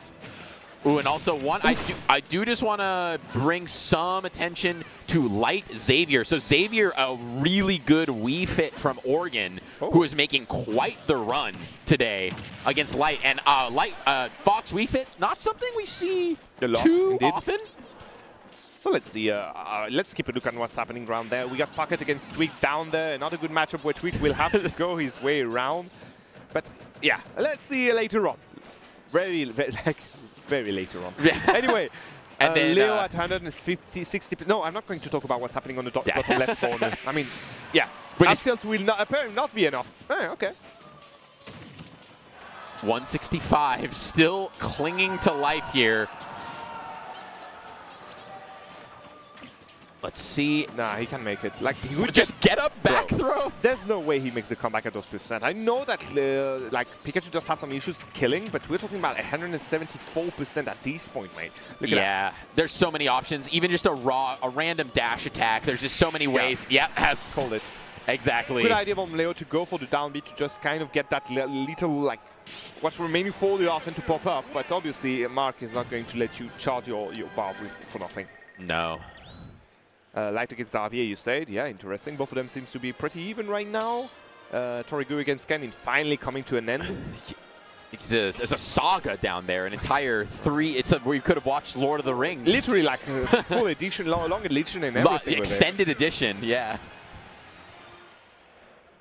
Gluto is going to go for game 4, I think, against Mia right now.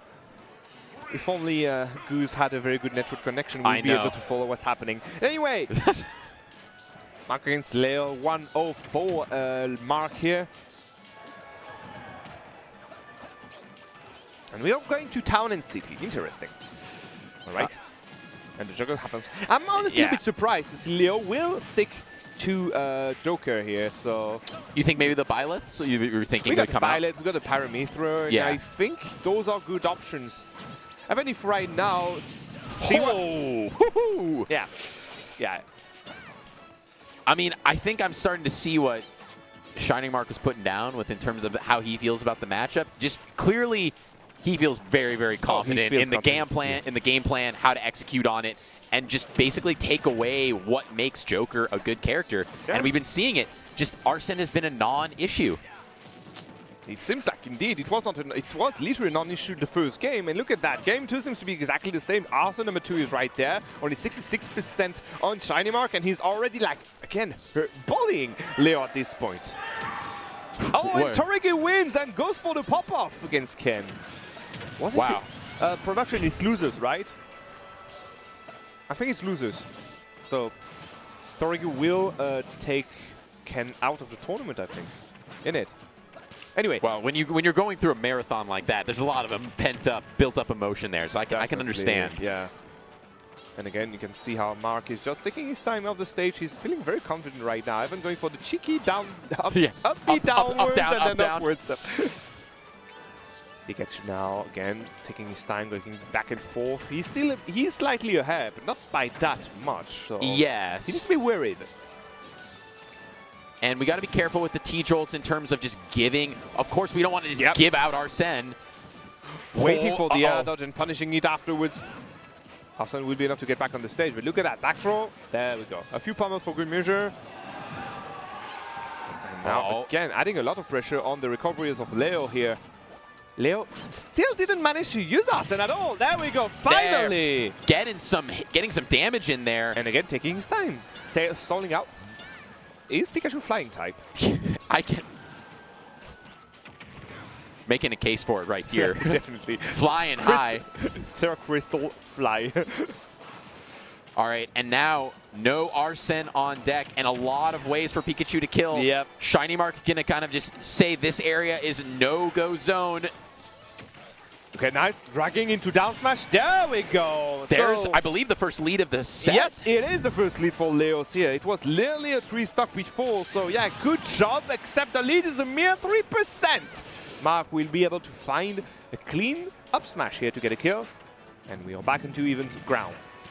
And let's see if we can get anything started off to the side, so not able to get any drag down started. We're just getting 2 up airs for our trouble.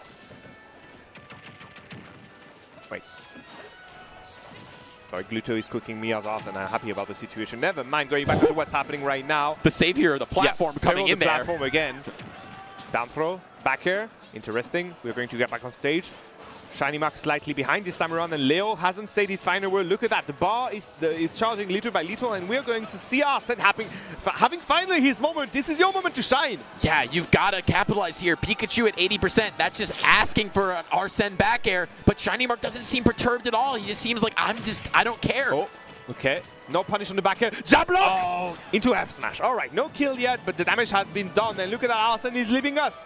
So, yeah, Leo was in a very good situation right now. The game is roughly even, I would even say, in Mark's favor. Right, yeah, without that Arsene on deck, and it's so far away now. the management of that resource so key in this matchup. The way Shining Mark has been able to navigate around it and just show no fear when it comes out. Look at the pressure he's applying from the ledge, not even being... Oh my god! He's just playing with no fear is the best way I can describe it. It doesn't matter if Arsene's on deck or not. He's like, I'm not gonna get hit by your moves. He's feeling confident. Light against Xavier is not looking good for Xavier at all. Look at that. Light being 2-0 against him, and it seems like We're Gluto. 2-2 over here. Ah, goddammit. Gluto brings Mia on game 5 here. Xavier will take the lead right now against Light on this third game, and we are going to have Zomba Cola starting on the bottom left corner. That's going to be pretty spicy. Oh, it's going to be spicy for sure. Zomba has the set count, I think, against Cola. I will ask production to take a quick look if they can and tell me if I'm right or wrong. But I'm a caster, I can say whatever I want, right? That's exactly. How it works, That's right? how it works. We try not to spread misinformation, you know, when it works for us, but sometimes you just got to throw it out there into the ether. Yeah, exactly. I'm just joking around before I usually talk something with some sense in it. Just like right now, we see Mark again taking a clean lead against Leo and still Joker on deck. And just not able to get some of these, looking for shield grab on these, you know, on these nairs on shield, but just not able to connect. It just feels like Leo is struggling to really get his offensive game plan started. It's just Shining Mark's able to set the tempo of the match. Exactly, and you can see that we're already having an Arsene on deck for Leo, but hey, the last few times it happened, I think Mark was quite happy about it. Like, hey, I don't really care, actually. And just, look at that. Showing absolutely no reservation Look to go at out there. that.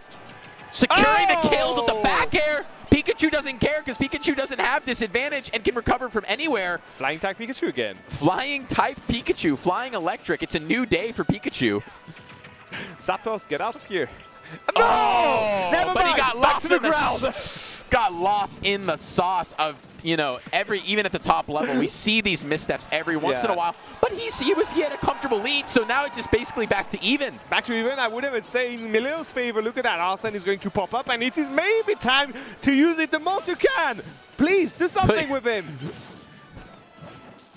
But it just doesn't seem like there's an opportunity there. Just being able to keep the pressure up and move around these back airs and the moves that he knows that he wants to get. All right. Yeah, finally. Here we go. It's not going to be even enough. It's not even enough to just go and even things out. And he missed the grab again. We've seen some uncharacteristic just misses on that dash grab. We've seen grabs that Leo wants to get and just not being able to actually get them connected. Very looking dire here for Leo. Shiny Max is just Xavier going up with game, just calling out. Game 3 indeed. Thank you for notifying it.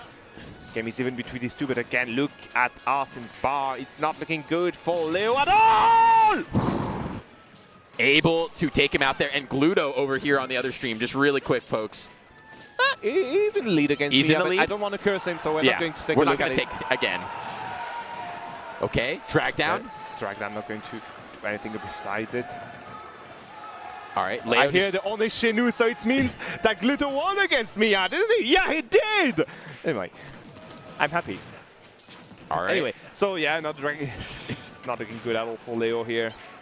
Arsene's on deck, but it doesn't matter if you're just getting laddered across the screen by Pikachu. Going to be looking for that down air or the F tilt instead. Stalling his recovery to just try to get back without getting spiked by Mark another time. He will make it back. Yes, he will. But look at the damage already, 110%. He will catch a jump. Will it be enough? Fake kill screen, but good DI. Yeah. But yeah, it's looking very dire here for the Mexican player. Can he make it? That's the question. Good catch. Down throw will not be enough to get a kill. Is he sharking? No. Shinemark doesn't care at all. He's literally going to say, I'm messing myself if I can help you. I'm going to go to the farthest reaches of the blast zone, and then just I know I can get back. Yeah, he can indeed.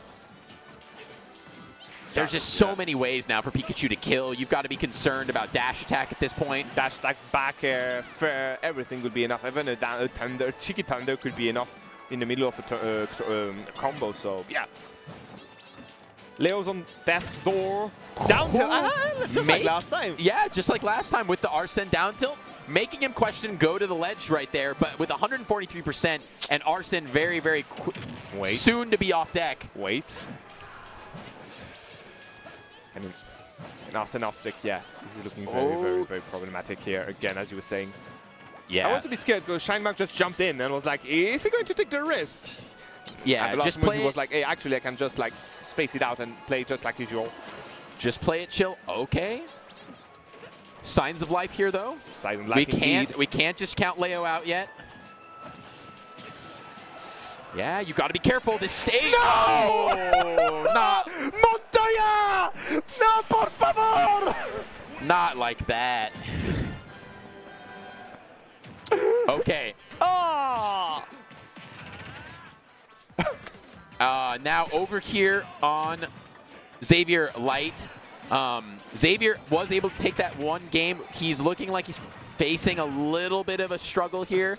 Yeah, a little bit of struggle indeed, but we're talking about like, oh, the classic. Wait, what? Wait, what the? What the?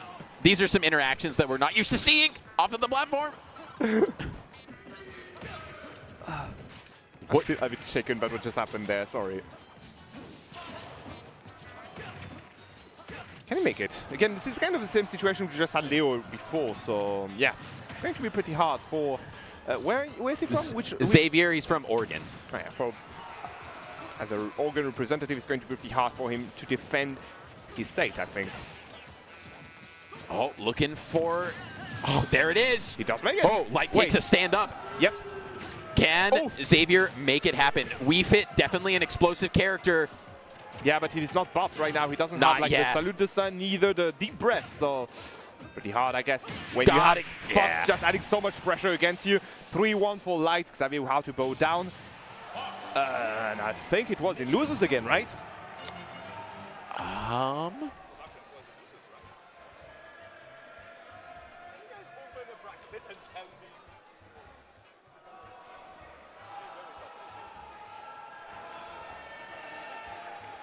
Yeah, so Light and Xavier was in losers, so Light will move forward while Xavier will have to bow down. And now back over to... Before going on to Zombacola, I want to just want to talk about the pocket tweak happening right now. It seems like it's not looking good for Tweak at all. It is not. And we've got Tweak over here on the Sephiroth. Yeah, he decided to pull out the Sephiroth here. No, we don't. We're not. So we were not going to switch. We just want to talk like quickly about this one before going to Zombacola, because it's going to be explosive again. Yeah. Cola did win game 1, but it seems like there were some mishaps here in game 2, and Zomba will take the lead. Roy finding that good old classic reliable side B at ledge is going to do the trick. Still a bit bummed about Leo as he's at the end. You know, yeah, it happens. It happens, yeah. All right. Sharking there under the platform, trying to get something started. Yeah, okay. Good idea by Zomba. He does have the tools to get back on the stage, and you don't want to risk a tech chase with Cola at those percent. Yeah, 100%. Covering that tech in place with a big old beefy fully charged laser.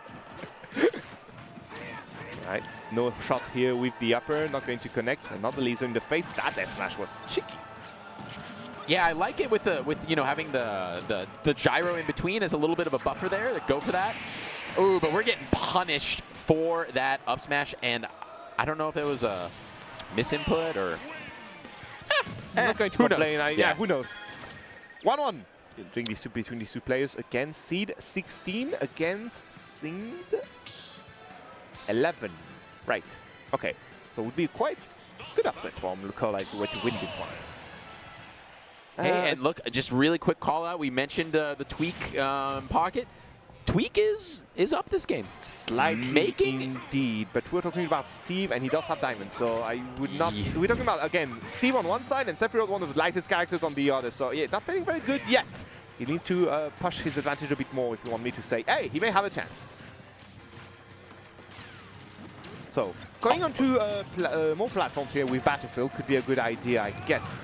For Cola, because he would be able to just roam around a bit more. But he will also be quite useful for Zomba, who can actually shark those platforms. The menace that is Rob up air becoming really a difficult option to avoid when you're stuck up on that top platform. Good up air again. And we talk about sharking. Seems like Cola was like, hey, I can shark too. Look at that. Absolutely. Being able to find that parry jab to get things started here. falling onto his shield with the up air, looking to get something started with that sour spot. Bro, does he have any jumps? I don't think he does. Yeah, he doesn't have any jumps. What was that angle? Could have been the worst situation for Cola. It seems like it's just going to make him able to reverse the situation. Yeah, just totally reset, and now it's Cola in the driver's seat here, looking to get the ledge trap started, but it just pulls the trigger.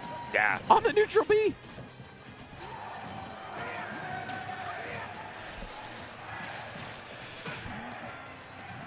Okay. Thanks. Finding the ridiculous back air hitbox. He was in front of him, but it just did not matter. Yeah, I did not. I just got information from production. All the games we have here are on loser side. So, yeah, no more questions. This is last change scenario for all those players here. Okay, good combo for Zombat. Just, again, evening the out between the two players here. Seems like... wait. Yeah, someone in the chat just asked me to swap to Pocket Tweak.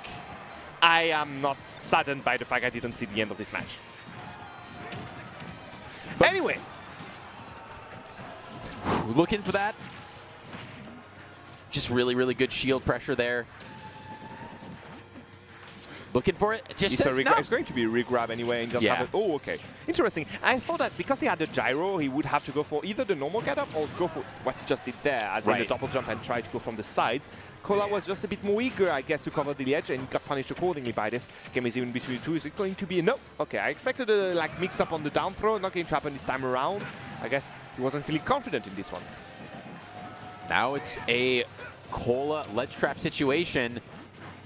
Zomba having a little bit of trouble getting off the ledge, but then down tilt is going to do the trick. No tech situation. Okay, you know what? No tech is sometimes the best tech. It is an option. It is an option select. Whoo, the snipe with the laser. Zomba going out there, and Fair is going to do the job. This robot on 139. Let's see if we can get any extra credit started here, and that's what all it takes. Initial nair into dash attack. Yeah. And this is where the damage starts getting tacked on. Indeed, look at that good call out here on the Fair there. Sorry, he's going to punish it with a beam, and it's going to be another one, not going to connect this time around. The damage has been done. Up air will be, will take the kill. Stop the bleeding at 100%. That's still a lot. Yeah. Boom. Oh, that was the slowest snipe I've seen in a while. Yeah, and a very interesting kill screen there indeed. Talking about kill screen, did you see who won the first match down there, bottom right? Ouch took the game against Toriguri, and I think we can focus on this one a bit. Okay, so Ouch did manage to win against Rio just before, right? Is he going to go and be the Japanese player? This is game 2, yeah, 1-0 for Ouch. Are we going to see a Japanese Slayer? Maybe. Already?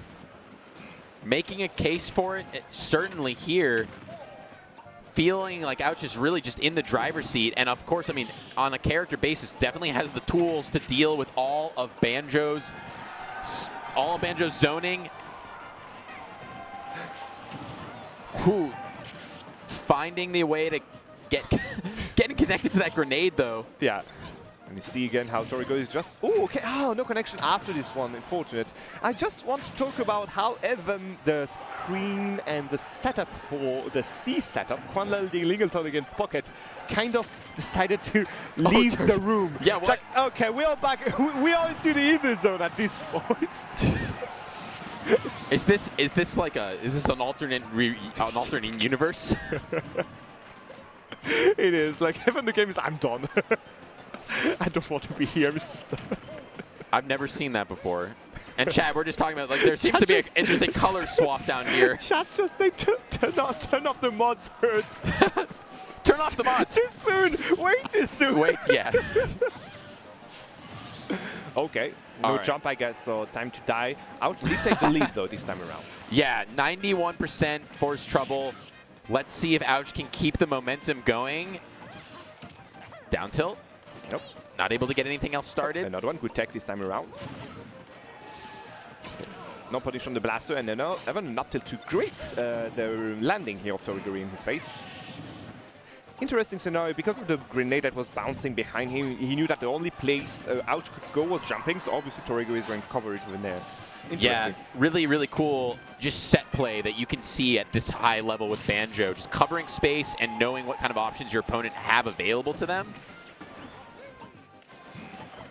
Okay, again, just comfortable to play the ledge here. Exactly. One of the few characters that do feel confident playing the ledge with Sephiroth, which just saw earlier. So, yeah. Good idea. Toriguri taking his time and little by little chipping on Ouch second stock and evening things out with him. I remember last time, nice. I remember last year I interviewed Toriguri and he said that he's actually quite happy with his play with the neutral B of Banjo-Kazooie, like the little eggs and all. And you can see the way he confirms them into everything else. Obviously he has to die at a moment and that back throw was enough to seal the deal for Ouch. Right. But I do respect again the way... Yo! I wasn't 100% sure exactly the way that was going to go, but yeah, just you got to respect Wonder Wing. At the end of the day, that move is beefy, and it's got a lot of invincibility. Nice. Oh, man. Toriguri making a point here saying, yeah, you know, you maybe have been in the lead, but hey, I can still make it, specifically if you go for very like high and dangerous recovery like this one. Never mind. Okay, good shine. Don't want to see the damage of this grenade afterwards. And Zomba wins against Kola down there. Unfortunate. Kola, we have to bow down at doors of top 8. That's not quite going to do it, but yep. At 135, so many options here for Ouch to close this out. The scenario we've seen so many times already. You know that the back air and the dash attack are going to rain down on Toriguri at this point. Good parry after. Yep. Never mind. Not quite. Fake kill screens all around. 2 more feeders to go for. Last one, yeah. That was a bit cheeky, my friend. And a good up smash will be enough to seal the deal. 2-0 for the Canadian player, and you can see the crowd already vouching for him. Really, really good parry into F tilt there. One thing we've been noticing with just a lot of this top level play is that you've got to have the parry punishes when you're playing at this level. And I mean, at this point, one of the it's a very high risk, high reward situation when you're playing with this Wonder Wing, obviously. And sure. Yeah. All right. Are we believing in a reverse 3-0 for Toriguri? Interesting. I remember him then. We're playing with 3 screens here, ladies and gentlemen. Screen A, B, and D. Yeah, that's the only ones that exist. That's all. But yeah, Toriguri, again, I remember making top 8 last year. Would be a shame if he can't make it this time around. But on the other side, would be a shame if Ouch cannot defend his country. 100%. And, I mean, yeah, hometown legend. See what I mean with play with eggs? Yeah, those combos, and it's crazy because I mean, buff this character. Oh no! That's really, really unfortunate. That kind of unforced error that early on, you could see, like Wolf falls like a rock, and when you fall down below that midpoint, you're like, oh, I don't think you got the momentum to bring it back up there, but you just got to shake it off. Nah, listen, I think he actually lost his double jump in the middle of all those legs, in the middle of like the ladder that Toriguri went from the middle of the stage, so he didn't expect to die from it. Right. Good F tilt.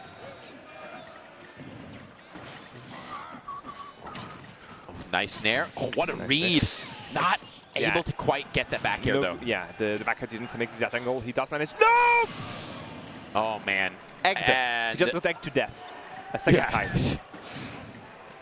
Toriguri, like we were talking about, perfectly comfortable to play the ledge, but not when you're getting back aired in the face. Ouch saying, yeah, I may be down, but I am not yet out. Still playing this for the win. Double spot dodge there. No punish, though. No button indeed. So 30% now, still counting, avoiding the neutral B and just adding another nair in the face of Toriguri. How are you feeling, Chas, about this one? 27%. Time to juggle. Yes, there we go, using the grenade against him. Taking a good potato in the face with that fair. So in French, we have an expression. The movement, like the strength of that fair from Banjo and Kazooie and the one from like Dr. Mario, we call them la patate, the potato. The potato? So, yeah. La patate. So a good patate from Banjo and Kazooie. Yeah, another good patate in the face! Able to get one on the board with the le patate. La patate de forain, yes, exactly. We got some French in the chat. Je parle un peu. Français, perfect then. So yeah, finally one win for Toriguri. Maybe at the time for the comeback, but yeah, there was an SD in the middle of all of this. So the momentum there definitely started off in Toriguri's favor. We're gonna have to see if he's able to translate that. And right now, thanks for the switch. Thank you, production. A perfect timing right into that. But yeah, one on each. Actually, surprising and good thing for Monte to take a lead here, a win here. Absolutely. Keeping it close down there. Still see, you know, we're not talking about that over there. Yeah. There's nothing to see on C. So yeah, going on Talon City. Okay.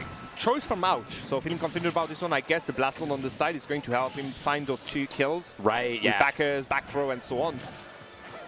Which is interesting considering he got his kills with up smash before. So it's true, and that's not going to be anywhere close as good of an option on this particular stage, but pretty much everything else. Starting off pretty strong here, basically doubling his percent. Yep. Making a point here. Definitely a good point here for Ouch. Playing tremendously the whole tournament. Ooh, avoiding the backers, making it back on the stage, but again, 154%. You can be sure he's going to be juggled from one side to the other.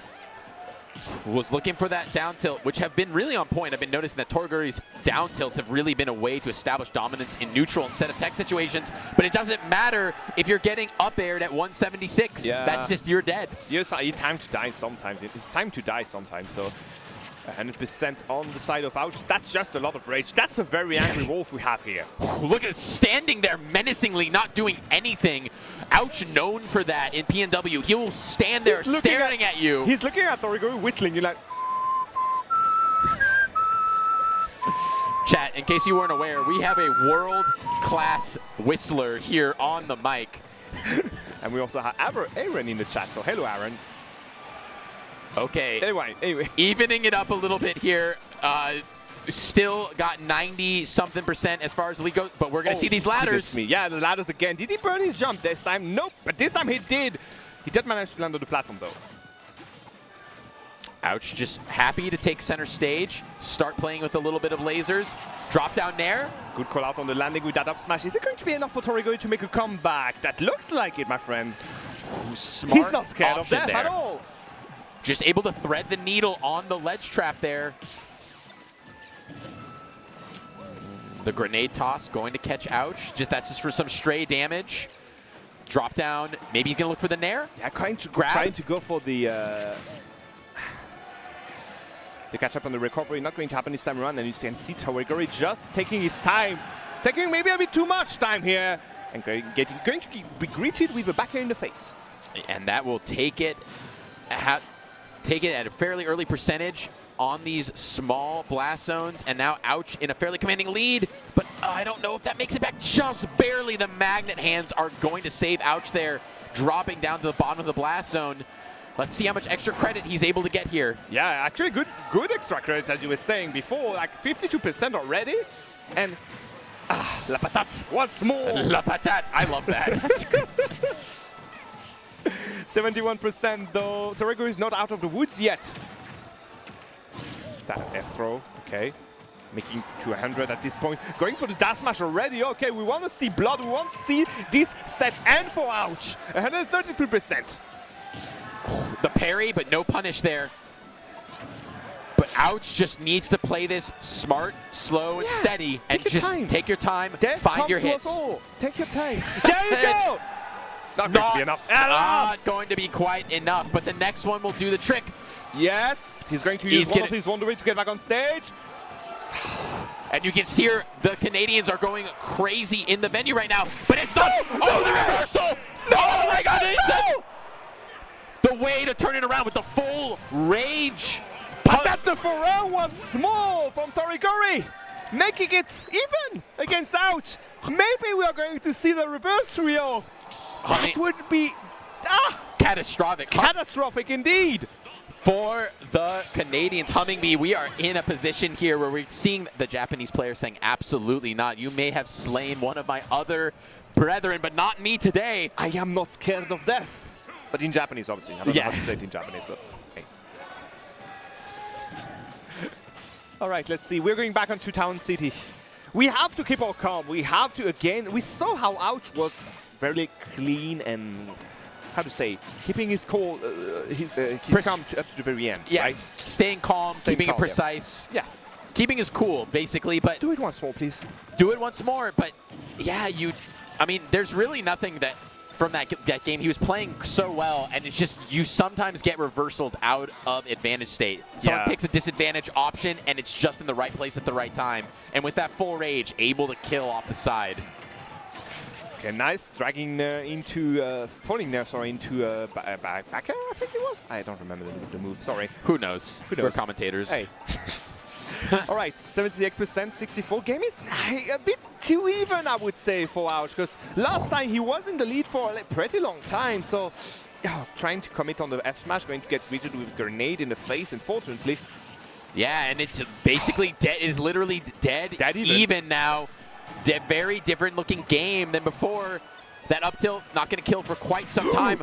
Looking for the soul read with that F smash. Yeah, both of them were going for smashes early. They want to end this set. They've been at it for 20 minutes at this point. Oh, another one will be enough. Torigo is on point with his first. And you know, Banjo, a decently heavy boy, not even really at full kill percent unless we're getting a back air at the side of the ledge.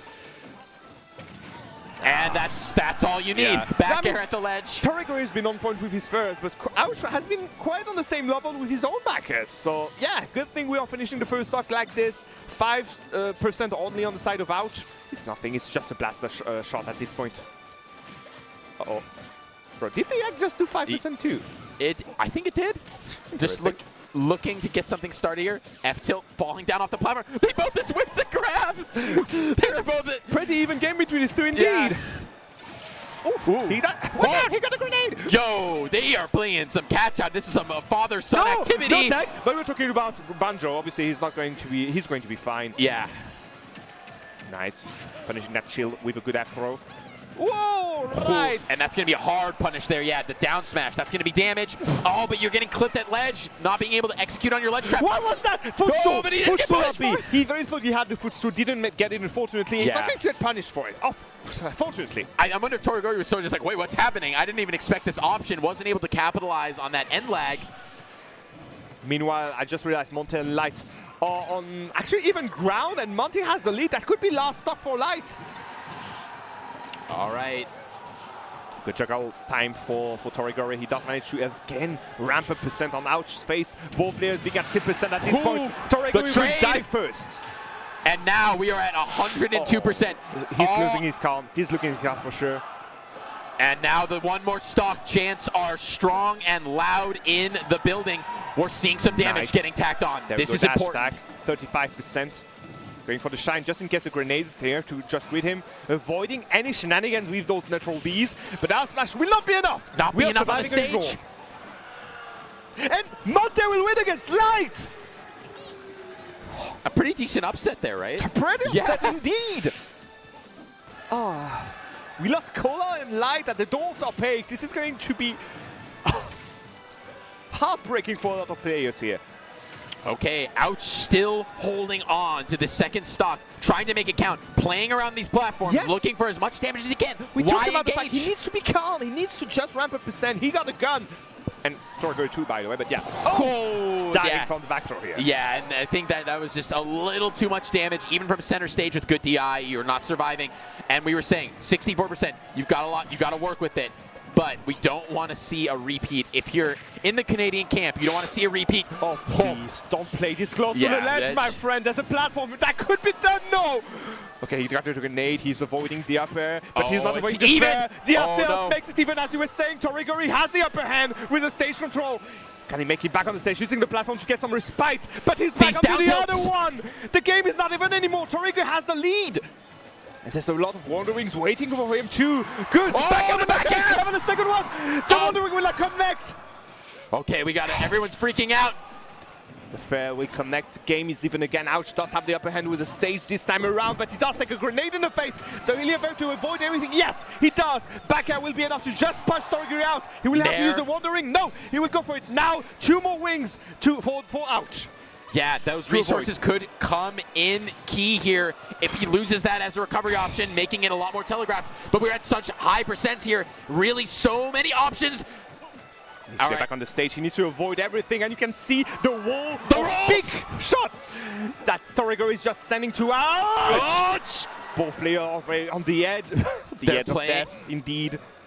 Who Playing will so their favors carefully. this time around? There's a grenade in the hands of Wolf. We managed to just ramp up even more percent. I think an upper could be enough to get a kill. You can see how he's Potentially. spamming them at this point. What is Torigori doing? No! That's it! And takes the win against Torigori. Ouch! Will make it against the Japanese player and will move on to top 8. Oh my God! Japan is popping off. Chat is popping off. Oh wait, it's top 6. One more. Okay, thank you, production. Ouch! We have to play one more game before top 8.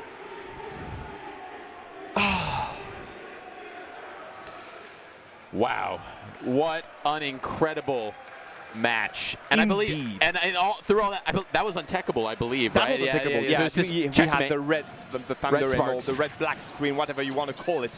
It was enough for Ouch to take the win with a pretty interesting interaction here on the ledge. I think it was a re-grab from the side of Torigori, hence why it connected.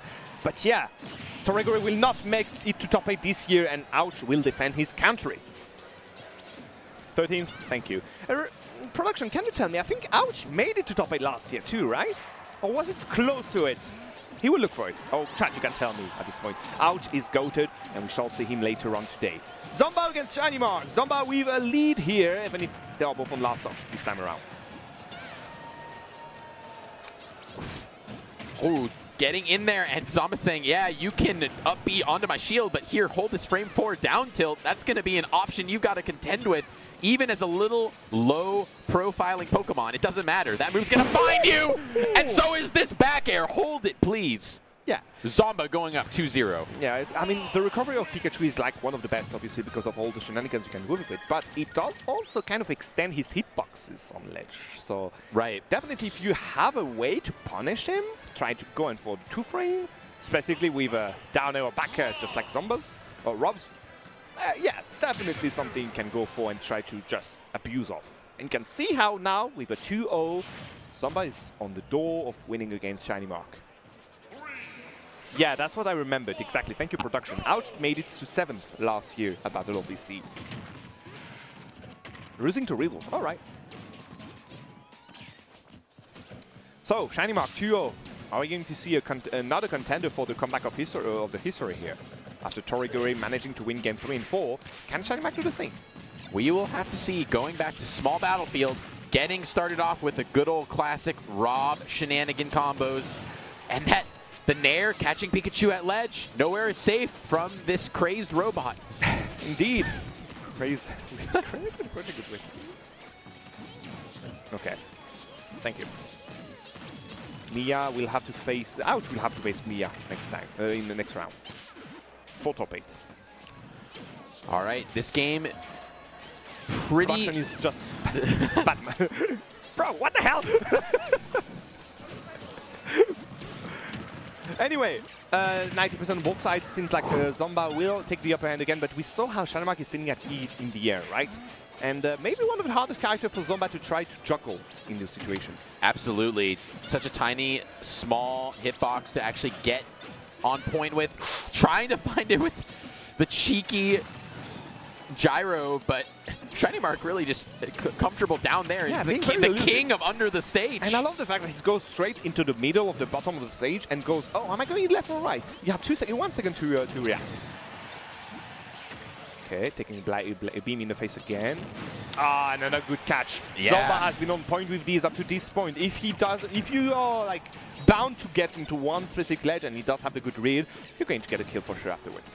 Like you mentioned, even though incredible recovery with Zomba's timing and ability, if he knows where you're going, that hitbox is so massive, so disjointed, you're going to be able to find Pikachu. And Pikachu pretty light. Going to die to those Nairs. I mean, he was at 160%. That does count a bit. It's true. Ben, this robot pretty darn heavy, living to 177 at this point. Yeah, and I can see why Shiny is having some issues killing him. Back up, finally, sorry, will be enough. And low-key, 36% ain't much. But tell me if I'm wrong, my dear Goose, but I haven't seen him go for any good big juggles up to this point. Yeah, thank you. Never mind. Yeah, he hasn't really had the chance to get his game plan established like we were seeing against MKLeo earlier.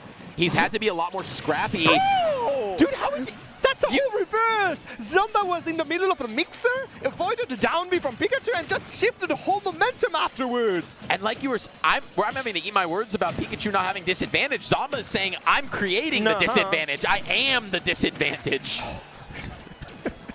Take the disadvantage in the face. Bam! And what could have been a very even game is literally like slipping out of Shiny Mark's hands. Look at that, trying to contest the recoveries of Rob. He's going to be a regrab. He's cooked! Again! He's cooked! He's just making it so that normally against 99% of players. Thank you. So against 99% of players, I mean, Pikachu can play the ledge like that all day. But Zomba clearly there just he's the 1% by himself. He's the 1%, yeah. Absolutely. Just making the ledge unsafe for Pikachu. Even though you think you're just going to get right there and grab that ledge. Had a down air, had an air prepared for him. Yeah, indeed. Making it look easy. Making it look easy, indeed. And, well,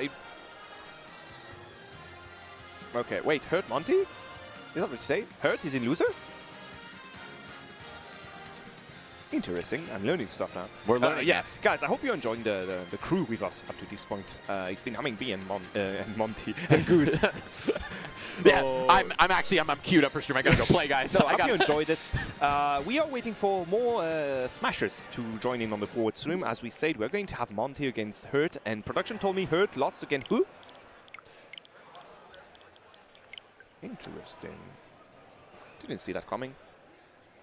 But yeah, Leo out, Shiny Mark out, Yeah. Light out, Cola out, Glutonine winners. Just saying. Just saying. And we've got the hometown hero. I think really, at the end of the day, every Battle of BC is just a chance for Ouch to prove that he's the best player in the world. He's one of the best. Low-key, like again, Low-key. the way he played against Leo, and was a very close game, right, between these two. Yeah. Just prove that these guys are the best. Well, when we were seeing some clips from some of the pre-locals, we saw the old pre-local where Ouch 3-0'd Hurt. I don't know if you saw that clip circulating around a little bit. Yeah, so I mean, he traveled more, went around more. There's an arguments to be made about where he'd be on the various rankings, but we don't need to talk about where the numbers. Who cares about those? It's about playing with heart, defending your home turf. Sorry, I can hear it. There's like the Canadian anthem in my headset right now. Wait, I don't know the Canadian anthem. What the? I'm from the States. Bro, it's literally the next the country I that's know. the closest to yours. I actually went to a French camp. I probably know the French anthem better than the Canadian one. That doesn't help your case at all. It doesn't help my case at all. Anyway, America, I guess, again, once more. No offense against you guys, but since Friday, I have a few issues with your border policies. Let's say this. Yeah, we're glad you're here. Yeah, so am I. All right, so who do we have on the mainstream? I think it's Shuton against. Oh, weird. They're cutting back over to comms as well. Looks like we are in waiting mode right now in terms of matches across both main and quad. Any ad reads we could do for free at this point? Hey, production just gave me the shrug. I was like, let's do that. We can always call out, hey. Let's go with Knock first. Do you want to do this one? Do me the honors. Sure. We've got 3 different monitors here. Yeah. And the main takeaway here is if you're a movie head like me, 4K, UHD, you got the nice 16:9 standard. If you're a workaholic also like me and you want to have that productivity and that immersive experience when you're playing those horror games, look at the super wide. And if you're a hardcore, insane Valorant, CS, Twitchy, Overwatch gamer and you need to have those clicks just perfectly lining up, accept nothing less than 240 hertz. You got to have the computer to run it, but hey. That would work. But yeah, as we said, AOC here, they have been providing the monitors for this event, so thank you guys for supporting the event. We couldn't have done this without you guys. And talking about sponsor, another one which kind of brought a lot of support for this tournament is Zenny. We both wear glasses, right? Yeah, we do. Eyesight is very important, gentlemen and ladies. I actually have a lot of problem with my eyesight because I didn't get it checked for the past few weeks, and it's getting worse and worse. Zenny does provide a lot of good quality, either with or without prescription glasses. So check them out. You can use the code BOBC for 50% off all of the products. So yeah, check them out. And then check them out. if you're here in Canada, make sure to get that 30% off. Domino's. If you like stuffed crust, new Parmesan I'm not stuffed part crust. of this. What the hell is that? That's like heresy for a European like Oh me. yeah, are that's you looking heresy. at this and just like, what even is this You monstrosity? guys are yeah. We're monsters over here. I'm sorry. That's what we are. For real. With Parmesan?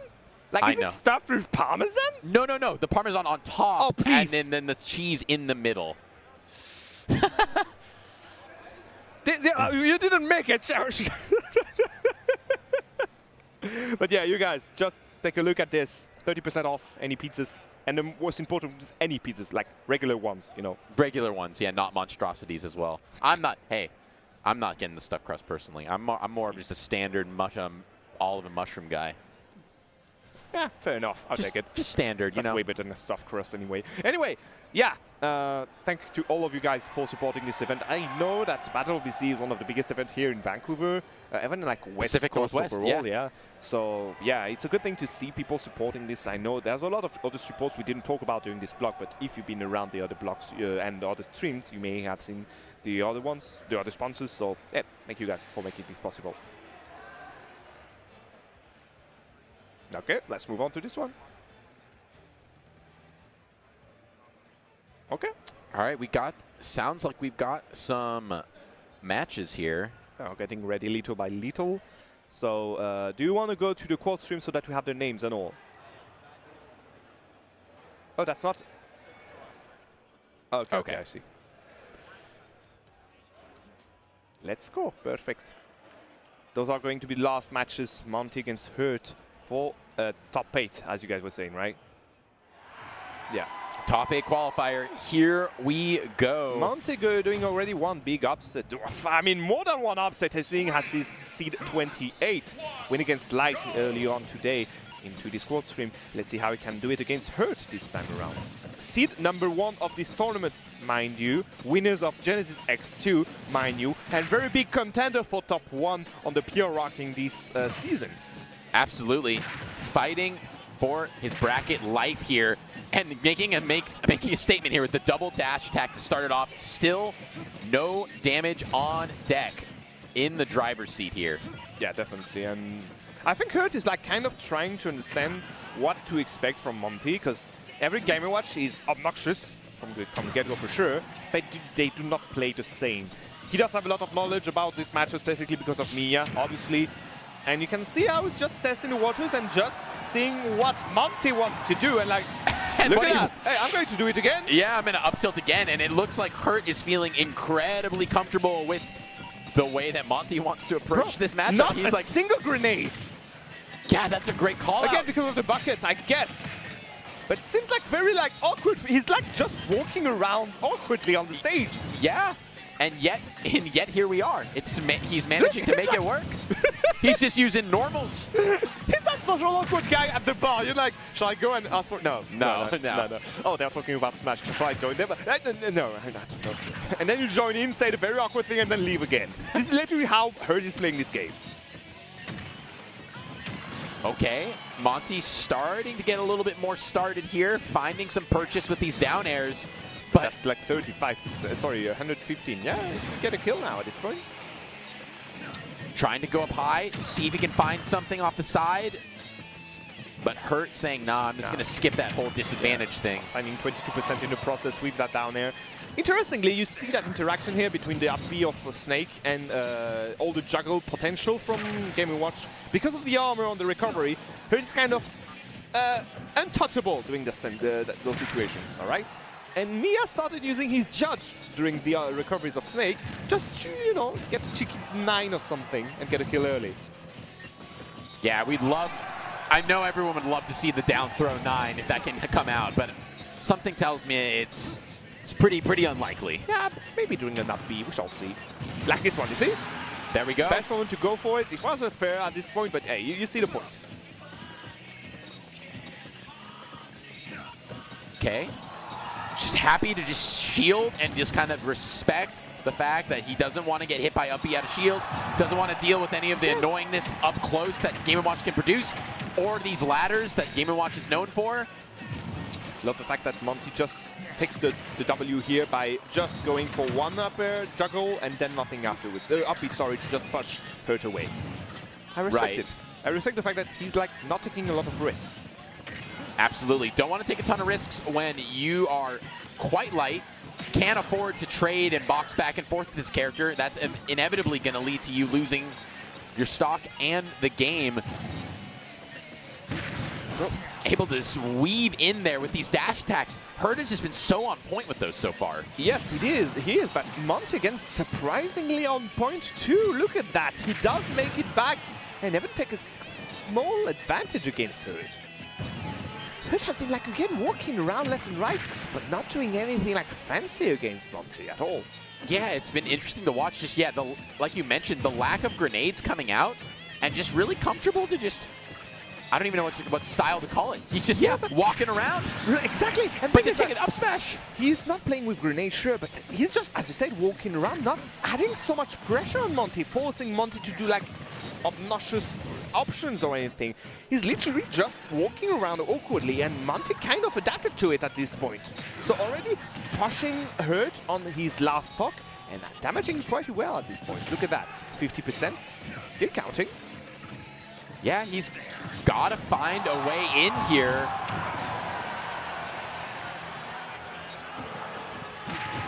Good dash attack here, not going to be enough. Meanwhile, it seems like the crowd is popping off on the mainstream. Oh, cheeky side B, I guess, from Ouch, taking the lead here against his opponent. Interesting, I respect it. That was game one. Thank you. Back onto what's happening on this screen. Production, be focused. Down there will be enough to get a kill. Means that he had to die at this point with 50%. Yeah.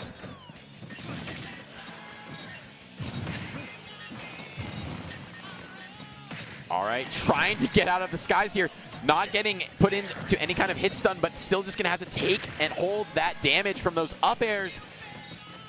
And yeah, Hurt has got to find an answer here to Monty's adaptation to the initial way he was just approaching this game plan. Yeah, and look at that, 5 minutes in, still not a single grenade from Hurt at all. Okay, good grab here on the dash attack, one of the safest moves in the game, but yeah, not in that case, it seems.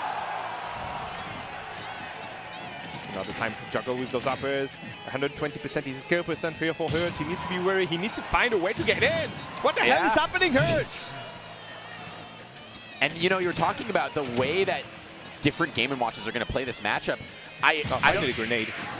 I don't know enough about the difference between Monty and Mia's gameplay and game plan, but maybe there's just a little bit of an adjustment period in this game one, and maybe we'll see some, I'm sure we'll see some adaptation here coming into game two. I really hope so, because right now, Monty just had a field day. He just to sum it up, Hurt was too kind to him. Monty was like, can I do that? Hurt was like, yeah, sure. Yeah, go ahead. Do you want me to go there, by the way? Yeah, that could help you Be out. my guest. Be my guest. And the thing is, obviously, Monty is not going to complain at all. What a timeline this would be. Imagine just Ouch and Monty making it into top 8. Interesting indeed. So, don't want to get too far ahead of ourselves. We're swapping the stage. We're going back onto. We are going to PS2 this time around. What could be different here? Again, no grenade, I guess, from Red side, but a bigger stage overall. Right, bigger stage. Little more room for, I guess, to move around C4 and how you want to set that up. But overall, it's, you know, there's a reason why people call small Battlefield smaller PS2. Small PS2, yeah.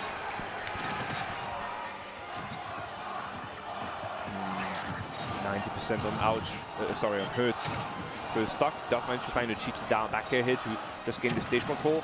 But the second one will be punished by the Dane on the side of Monty. Monty takes the lead. He's going to go for, yeah, very okay. Trying to contest the recovery here, adding more percents. Doesn't care if he doesn't get knocked back again. Yeah. But he needs to damage in order to get rid of Snake anyway, so I respect it. And it's been consistent. He's like, yeah, you can recover high, but I'm just going to tack that extra damage on every single time. And when you end up getting hit by my fair, it's going to be curtains for you. Going for the up air again. Another one. Uh-oh. And then there, it'll be enough. Monty takes the lead against the seed 1 of this tournament and the number 1. Like, again, one of the strongest player, if not the strongest right now in the rankings. Pressuring on Hurt Shield with these nairs and parrying that, but not able to parry that last hit. I don't understand. I really don't understand. Dash attack here. C4 just to cover the ledge, but Game & Watch doesn't care. I don't know if y'all can hear in the background. People are just losing their minds right now. Yeah, over Mia against on Mia Ouch. versus Ouch. Ouch is currently up 2-0. I believe Mia though just struck back and took that third game. Yeah, he just did. Meanwhile, Hurt still not a single grenade here, and Monty just. He's a Game & Watch at 175%. Yeah, we can. Hello, ladies and gentlemen, what's happening there? Can someone just plug in Hurt's controller? We need to. We need to be taking these stocks before 175. Yes. We're letting him live far, far too long. It just feels like Monty's getting to dictate the pace of play. Which is so weird to say. I feel like Snake is so good at that most of the time, right? But again, flashback time. I was at Kagami 12 last year. Hurt was playing against Mia, and it went to last hit, last stock situation every single time. It's completely different right now. He's, yeah, just dashing back and forth. I mean, we haven't seen him be able to weave in and out with these dash attacks. So maybe that's the play there, just looking for that opening.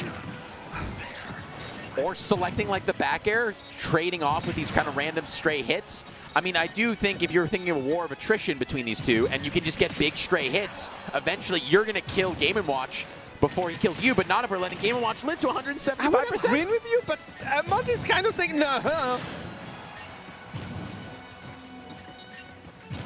Going for the up B, in parry up B, I like it. Again, just ramping at 4% on Snake's face. And you got to respect that. There's no follow-up there. I think Hurt tried to just make the C4 explode. Didn't do any damage, unfortunately. And a good up tilt. Finally, Hurt takes the lead. But look at the percents. He's like on north death already at this point. Never mind. Finally waking up! He's woken There we up. go. Someone plugged that controller in with a little bit of extra juice. And is that going to kill? No way! How come he did manage to make more damage to Monty in 5 goddamn seconds? That just happened, and he took 2 stocks in like 15 seconds. Did he just open his eyes? Did he? He's just like, I hear these fools over there on the mic talking about this nonsense. I'm just gonna lock in real quick. I can see what's happening on the other side, and it seems like again, Ouch is taking the lead. We're hearing calls of one more stock. We are a little bit behind, so okay, that probably is why. But that was crazy. That set is crazy, like obnoxiously crazy at this point.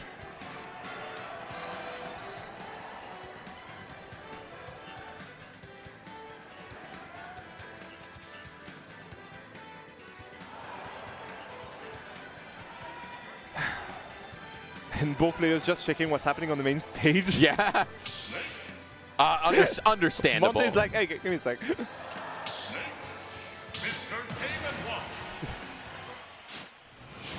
Is it last stock in both sides? It is. It is last stock on both sides. But 2-1 for Ouch in this situation, so yeah. Clean lead for the Canadian player. Monte again taking the lead against Hurt. There we go. Looking Talked about for it. I talked about it. Why not go up there if we're able to? And untouched on this game 3. Only 10%. Just got that exactly at the same time you were Yeah. saying untouch. 112% seems like we got a very angry Monty in that situation.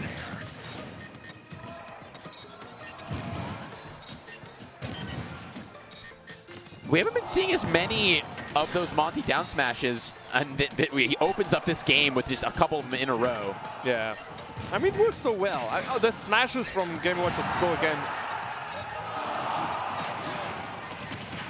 It's hard to tell what's happening with the roars and the. It's not bad at all. It seems like he won. I think Ouch won against Mia. Full top 8 this time around.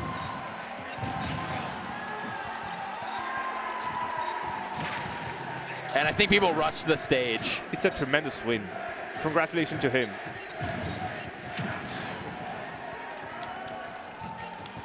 So, Ouch won on his side. Let's see if Hurt can win on this side. Hurt sitting at 177. Just, yeah, throw out another fair. Got to hold that one.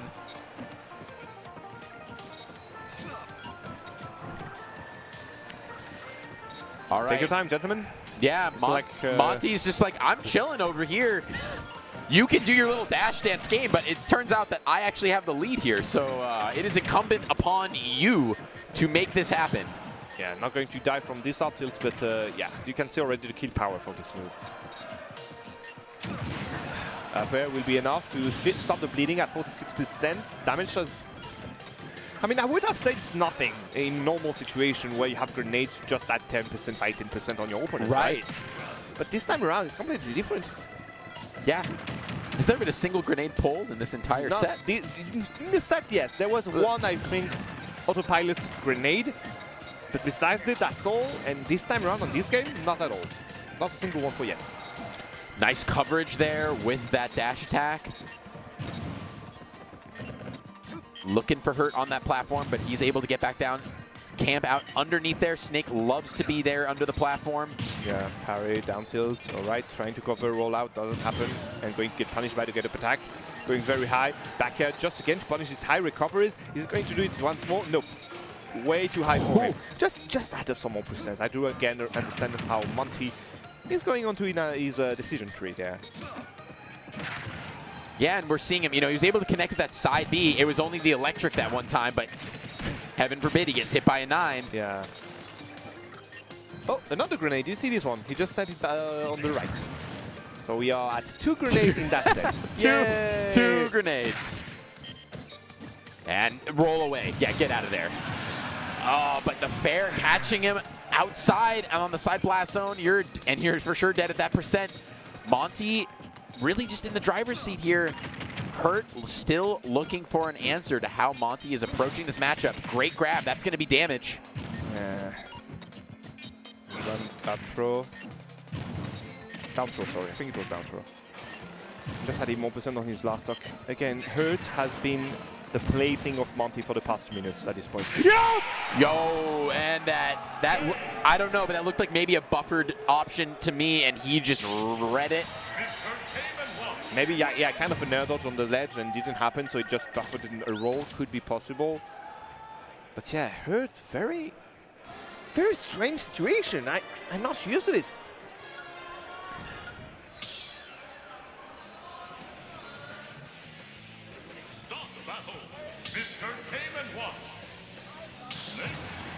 So are you guys telling me that Mia out means that Monty could be the Game & Watch representative? It seems possible. It seems almost likely, I would say, at this point. All right, SBF. And we could be looking at the tournament stock, the tournament game here for, like you were saying earlier, who is currently not even really in much contention for being #1. Yeah, I mean, being knocked out by the 21st seed? 28th seed. 28th seed? I mean, Monty definitely a force to be reckoned with. Talk about an upset. But yeah, talk about an upset. All right, in the back, we got finally some sign of life on the side of Earth. Can he do can't he do exactly what he did at the end of game 2? Yeah, that really just, it's like someone injected a shot of adrenaline, and it just all came together in a 20-second window where it was just 2 stocks. But Monty saying, I'm not trying to have that happen. I'm trying to close this set out right here, right now, and punch my ticket to top 8. Again, as we say before, Hurt seems to be okay with that. Like, yeah, go on, mate, do your thing. How are your combos going? Oh, pretty good one. Pretty good. Getting some extra damage. And if I went to go for a high recovery, what would you do? Add on some extra damage. I'm okay. Okay, I'm going for a high recovery. What now? Okay. Okay, Hurt dropping down, saying, nah, get off me. And also, I feel like basically Monty has been getting back to stage and is getting back to stage and to the ledge for completely free. There's very little ledge pressure happening, so then it's just jockeying on stage for neutral positioning. And we're seeing this, yeah, Hurt going back and forth, looking for the opening, and jumping headlong into an up smash. Oh, my goodness. I don't see... Finally, stopping the bleeding, but a whole stock behind for the Japanese player here. And Monty again just having a fill there. Look at that, 42%. Adding once more for good measure. No, he was cheeky down there with that up B. I don't know why, but he could definitely try to do something like this. He's like 2-1 against the best player in the world right now. The whole stock ahead. So yeah, hey, if you want to go for fancy stuff, that's the moment. And just imagine closing this set out with a 9. What kind of a statement that would be. Don't give him bad ideas. Don't give him bad ideas. Monty's also just been really good about making C4 a complete non-issue, like for this entire set. Mate has been using the advantage of his character so well up to this point. Again, I'm hesitating between either Hurt is struggling a lot in this matchup, or Monty just doesn't give him any chances to express himself. Yeah, we're starting to see signs of life here with this ledge trap. We were talking before, getting back to stage for free every time. Yeah, but now we're applying some pressure. 75% stopping the bleeding, and definitely doable here. Mate, he's at 90%. That's just a lot of rage. There we go. Oh, not connecting. Yeah. But you know what? The back air afterwards. Maybe he just want to play for the show. I don't know at this point. We're hearing the Monty chants come out. Is this about to happen again? Is Hurt just about to turn it on? It looks like it again. All of a sudden, be like, wait a second, I'm not done here. I'm not ready to get out of this tournament. Maybe because there's not any more matches happening on mainstream, he can finally focus on the game. I don't know. Fair will not be enough to get the kill. But look again at those percent. The back air will try to greet him on the landing, not happening again. And you can see the wall of bombs. You see, you don't have grenades, but I do have some here. Getting those explosives out in play, just saying, yeah, you're going to hold one of these eventually, or you're going to run into my up smash. Okay, Dashlake avoiding the fair. C4 on the ledge. Last time it happened, he did manage to punish every single time. Good catch with the Nair here. Okay. Still just managing to hit that timing. Is he going to hit any extra damage? Oh, no. The grenade. Where did it go? Finally. Yay, third grenade of the set. Grenades are coming out, and he pushes him in. See what I mean? The grenades, even if they're not in your face, they add pressure. They just force you to move around. This, what an ability to just turn on. Remember, wait, there's this part of my kit that I can use. Bro, again, I do respect the level of Monty, but even if let's move on and see what happens against 5. Let's see if maybe Hurt was like remembering right now. I mean, because we literally saw it's like pressured in. He's like, the grenade comes in just instinctively. Doesn't matter what level you are. When you see that grenade come in, you're gonna do something. You're gonna move. You're gonna jump. You're gonna shield. Exactly. You're gonna trigger an action. Even if you were to use the buckets, you are using the bucket. So it's forcing you to use it. It's forcing you to use the bucket, which can, of course, it can reflect it, but you're forcing out an option. And in this case, he jumped right into C4 in the center of the stage. All right, let's see how it goes on Oluwaseun this time around. There we go. First hit for Hurt. That's the first. And another one. Hurt making a case to say, you know what? Maybe I was a little bit asleep at the wheel earlier, but I am fully awake. I've got the Red Bull guys on the floor found me. I drank a couple of them. And I'm off to the races now. Let's see, for now 50% ahead. You putting the C4 on the ledge again. Okay, that's interesting. Maybe Something I cannot fathom. Good catch here with the fair. Not going to get a kill afterwards, but the damage has been done already, and that's a very crispy Game & Watch we got there on stage. Yeah. That should have seen better days.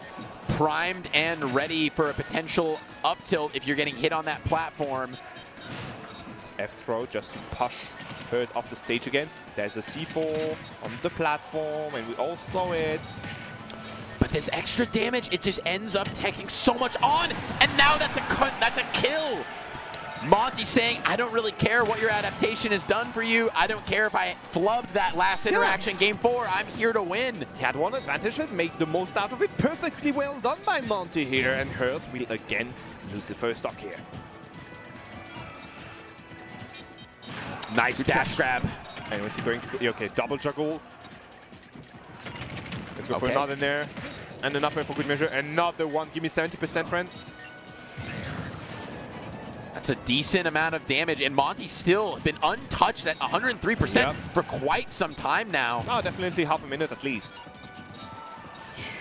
We're going back to this Hurt game plan of back and forth, looking for the opening, but just not able to find it, taking that bomb to the face, and these extra percents added on with the up air. Yeah, Dashak will find his target, but still not enough to get a kill here.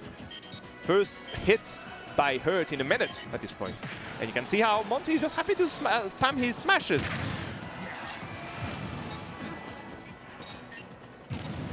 Okay, looking.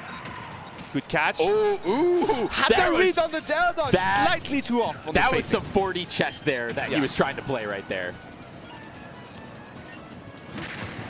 Dash stack will not kill. That's a bit stale at this point, I guess. Yeah. And little by little, Monty is just adding percent on Hurt's face. I know he just died, but Monty has been working pretty well to this point. 100% already, and still counting. And like we were saying, you can't afford to let Game & Watch live to 175%, which is what he was killed at before. Good C4 in the face. Maybe it's going to be, again, the beginning of a very good advantage phase from the Japanese player. But now, Monty still has the lead. Good catch again on the recovery. You need to get back on the stage if you want to keep on juggling on the Snake's face. Okay, another up B. The C4 is going to be grabbing him. Is he going to extend? No, okay. Trying to bait it out. Oh, what a call! No, but he misses! No! Where was the mash there, though? And Monty keeps his lead. Last stock for Hurt in this tournament, maybe. No, except but he does manage to even things out. Are we going to see Hurt reclaim the path to what was the eventuality of last Battle of BC, or are we going to see the end of the run? Oh, maybe of the tournament. Yeah, definitely. We shall see for now. 100% on Monty. That looks like a 0 to death for me, Goose. It looks very possible. That looks like a very, very crispy 0 to death. But is Hurt about to plug in? Is Hurt about to just lock in like we saw like before? He does indeed. Punishing the landing. No chasing goes to the other side of the stage. Dashak not going to find his target. He will have to land a bomb. Game & Watch. All right, mate. You do you. Just saying, nah. That one took damage for all the others that Hurt took in the face. Good grab. Unfortunately, the up will be enough. Yeah. C4 will not find his target, and you can see how now Hurt is trying to collect his due with those up smashes. Another one. Maybe another one? Yeah. Another one, maybe, friend? Another one. Yeah. Hey, maybe go for an 8th one now. Yeah. Okay. And then? You know, it's so hard to punish. Why not? Just throw it out there. Yeah. Okay, dash stack here, taking the stage control, going for a punish on the high recovery. Except the armor will be enough to survive. He needs to avoid those juggles. We're at 159 and looking for. There's so many ways to kill now. Oh, the grab. He wouldn't have died from this, but that would have been very in a bad situation. Yeah. Good catch with them there. He does find the stage control. Is he going to contest the recovery? No. And the C4 will be avoided. He needs to get back on the stage. Both players could die in the next interaction. Where? Oh my God! Dodges is barely going to do it. That was so close. Back on the stage. And you can see how the bombs are trying to get a cheeky kill in the middle of the Hurt. Doesn't want to approach. What was that angle? The bomb is going to do it up! And Hurt will bow down to Monty! Monty gets the first seed out of this tournament! And Monty takes the spot into top 8!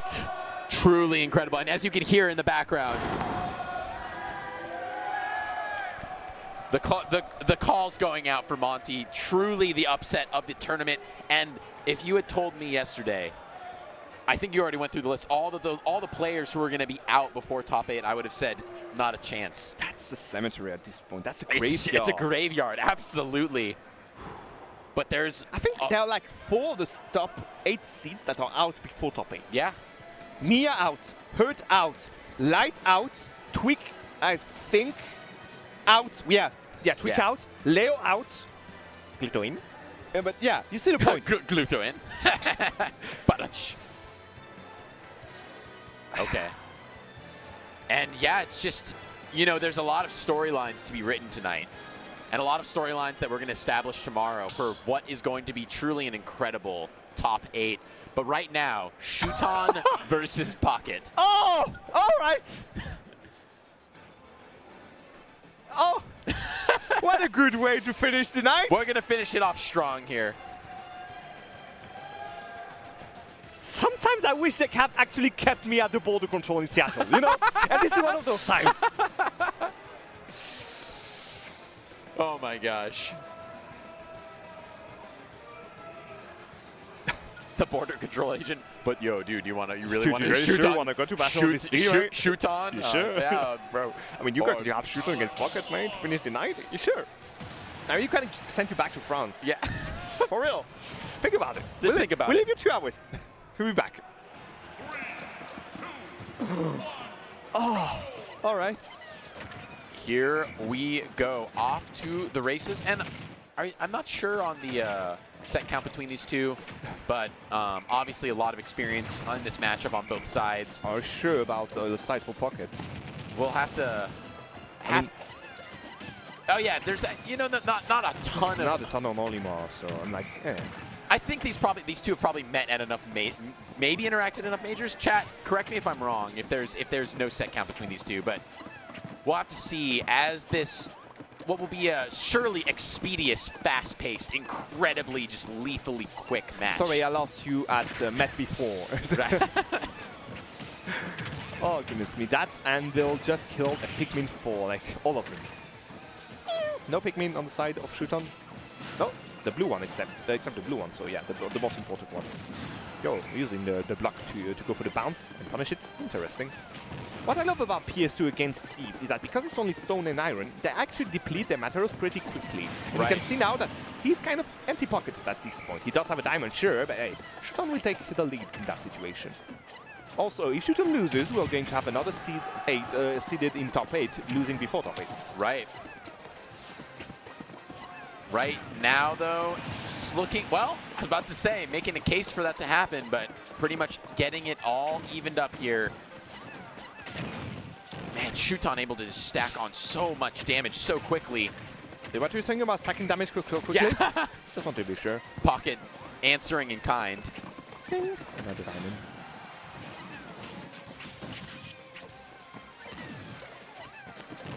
Pocket have been doing a lot of work right now, and they are on point on their punishes, but it seems again that Shuton is not having his final word there.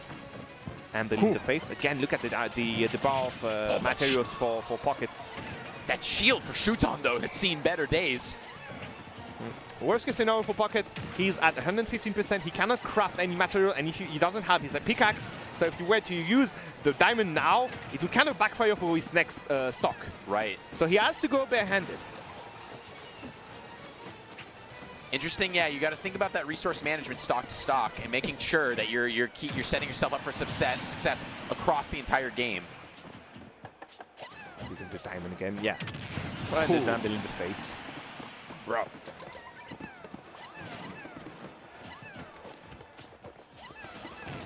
Shuton just using the fact that, oh, you want to mine? Sure, let me just latch a Pikmin on your face before that, if you don't mind. Yeah, you're going to have to hold 30 if you want to go into the mines. Oh, good catch again with that minecart, doing 64% in the process. Now what? Backer is going to be tough to get a kill. Nope, the damage has been done, and he does manage to find some more time to craft, to mine. 104%, saved by the stale, I may say. Yeah, but what the hell? Dude, that's That's how Anvil works. What do you mean that's how Anvil works? That's how it hands! Doesn't have hands! It does. There's ghosts all around. It's a ghost anvil. It goes out. It covers 3/4 of the screen. Can we have a replay on that? Production says no. Nah. They don't want to look You at that sure again. want to see that again? They don't want to look at that again. They're like, nah, no thanks, fam.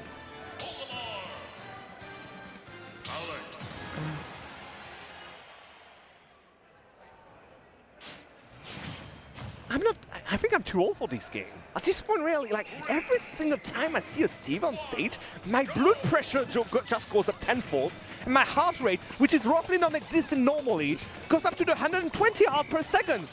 Heartbeat per second, for real. I'm not done for this game. It's a youngster's game. We're too old at this point. Oh, dropping the minecart from the skies. Okay. I mean, he does have the lead for now.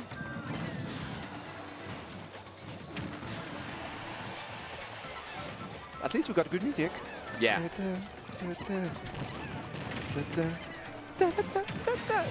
Finding the... There we go. There we go.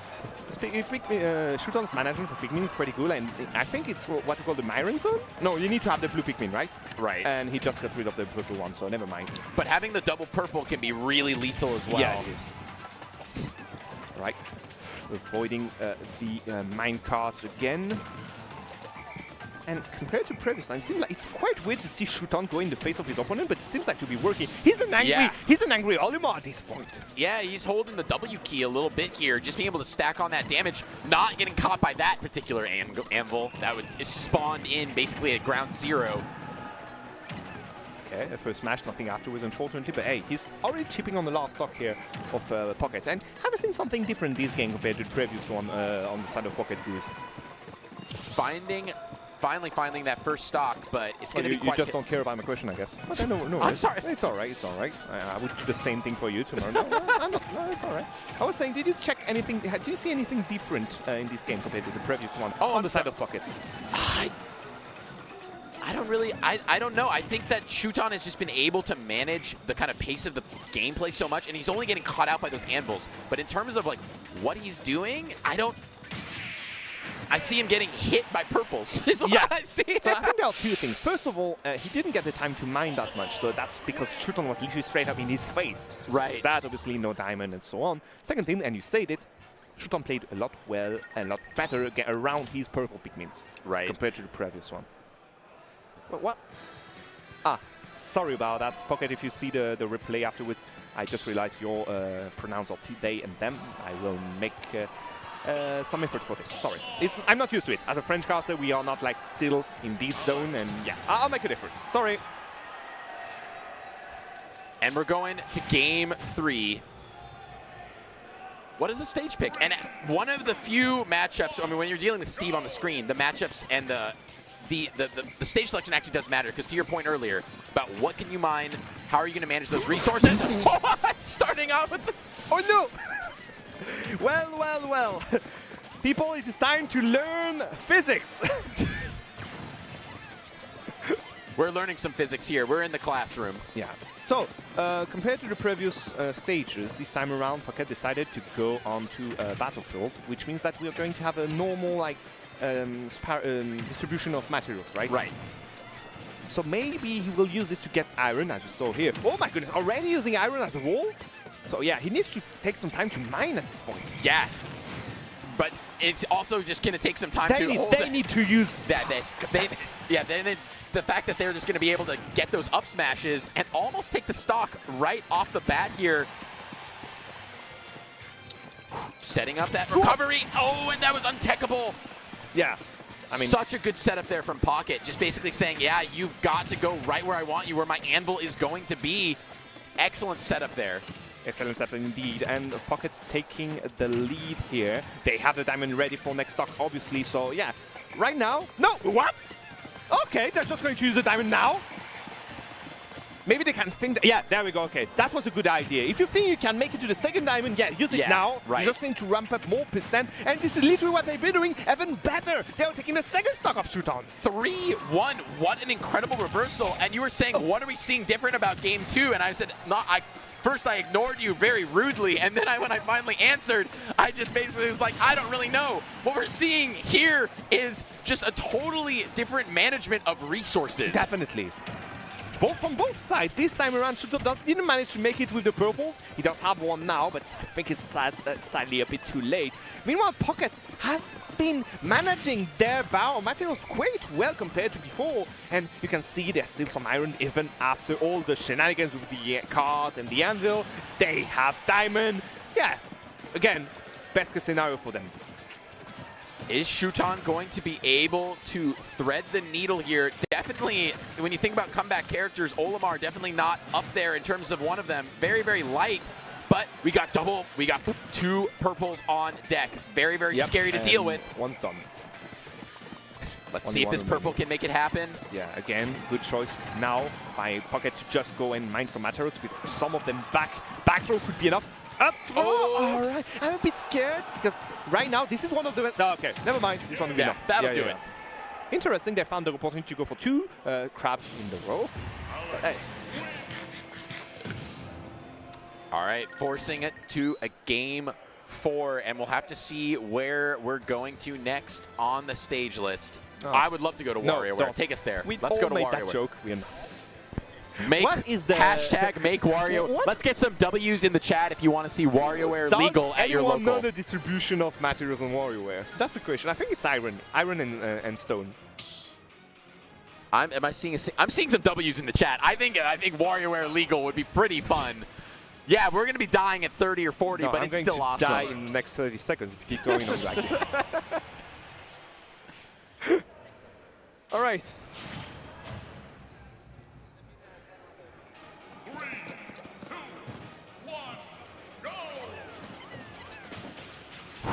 Looking for... Let's see if we're going to start off the same way at the TNT. Yeah, I have a sense of deja vu, Goose. I've seen the situation before. But this time they were both just outside of it. I'm not touching that. So let's get out of there. Oh, another good juggle into 62%. Pocket taking the lead already. And oh, no. And they're going to be able to catch Shuton into that minecart. But Shuton with the really, really solid reversal, getting some damage stacked on there. What's the damage stack for this? And as I say that, though, Pocket making statement here, taking that first stock. Here. Obviously, the good Pikmin's on the side of the Shutons, the red one, being able to just ramp up a few more percent. Meanwhile, the purple one and the blue one will be used to get a kill. But you know what? Pocket doesn't care. They have iron right now, and they're just going to just smash them in the face of Shuton. It's going to work so much. No tech here, and already 90% on the second stock. Saved by the block. Saved by the block. But you know what? You're not safe from the backers. A second one will greet you here. Or the anvils, for that matter. Yeah, and they're going again to use the diamond right now. Interesting. Could be a good opportunity for Shuton to make a comeback, because right now, if he does manage to get rid of Pocket, he could maybe try to even things out. Before second diamond. Before second diamond. Need to get rid of him now. Really need to... Any second now. Game over. Yeah, got that diamond on deck. Just squashing that poor purple Pikmin. Shuton saying, you don't treat my Pikmin that way. And the second Take one the purple one. my brother! For my brother, yes! All right, 122%, and we are talking about one of the lightest characters in the game. I do not give a lot of hope for Shuton here. He does. No. The anvils of death. I'm saying they're off to the side. They have hands. The anvil has hands. I won't say anything about the current situation. Not at all. Okay. Looking for the shield pressure. Pressure in the air. That's 64 unanswered. Anvil to 88%. I think, are we looking at a complete just sweep of the top seeds of this tournament? Seems so. Not right top, now, a sweep, a half sweep, sweep. a culling of half of them. Shuton will be able to avoid the scoop of this up smash and push some more percent on the second stock here of Pocket. There's no tech, but you know what we're talking about, Steve? He could make it back. Well, from a platform in the middle of the stage. That still counts as a comeback. All right. Steve's makes it back here. Pocket on their last stock here. Looking 100% on Shuton's face. Do they have diamond? Yes, they do. Oh my God! He was trying to killing. contest it. He's unfair. That's not fair. Oh, there it is! Pocket going to take the W on this Game 4 and stamp their ticket to top 8. Absolutely incredible here at Battle of BC 7. We are seeing just so much. Let's go down the list of who's dropped out before reaching top Let's out. go down the list before I go down the stairs. Anyway, yeah. We got Shuton dropping before top 8. Hurt. Light. Hurt. Mia. Leo. Cola. Tweak. Yeah, so it is already. We said some of them. Sorry, chat. Help us out if we missed any of them. But it's a lot of folks. It's a lot. It's a lot of folks. It's a lot of folks who indeed. we thought we were going to be seeing on the big stage tomorrow evening, who are going to be watching from the chairs, maybe cheering on their fellow countrymen. Yeah, Akola is maybe the last of Japan, I think, at this point. Any people? I haven't heard about Raru and Snow, unfortunately, so maybe they can still make something out of it. But Rio is out too, and Rio was doing pretty well last year, I do remember. So Toriguri is also out before top 8. So, mate, this is literally a graveyard waiting for before top 8 at this point. But Absolutely. Gluto is in top 8. Winner side. Gluto is in top 8. Just saying. Just saying. Just saying. Again, no bias here. No bias whatsoever. But hey, anyone else from France making good? Well, good one run? out of 1, so that's pretty good score. Pretty good, if I may say. Pretty darn good. If you want to press it, it's 2 out of 2 because I'm also doing top 8 tomorrow. So hey. Hey, there you go. Woo, 2 for 2. Maybe a reason to stay alive here. Do we have more matches production? That's it? That is it. Guys, I hope you enjoyed the show with us. Again, sorry for the last mishap with the pronouns. I'm still not used to it. But hey, I hope you had fun. It was Goose and Hummingbee here.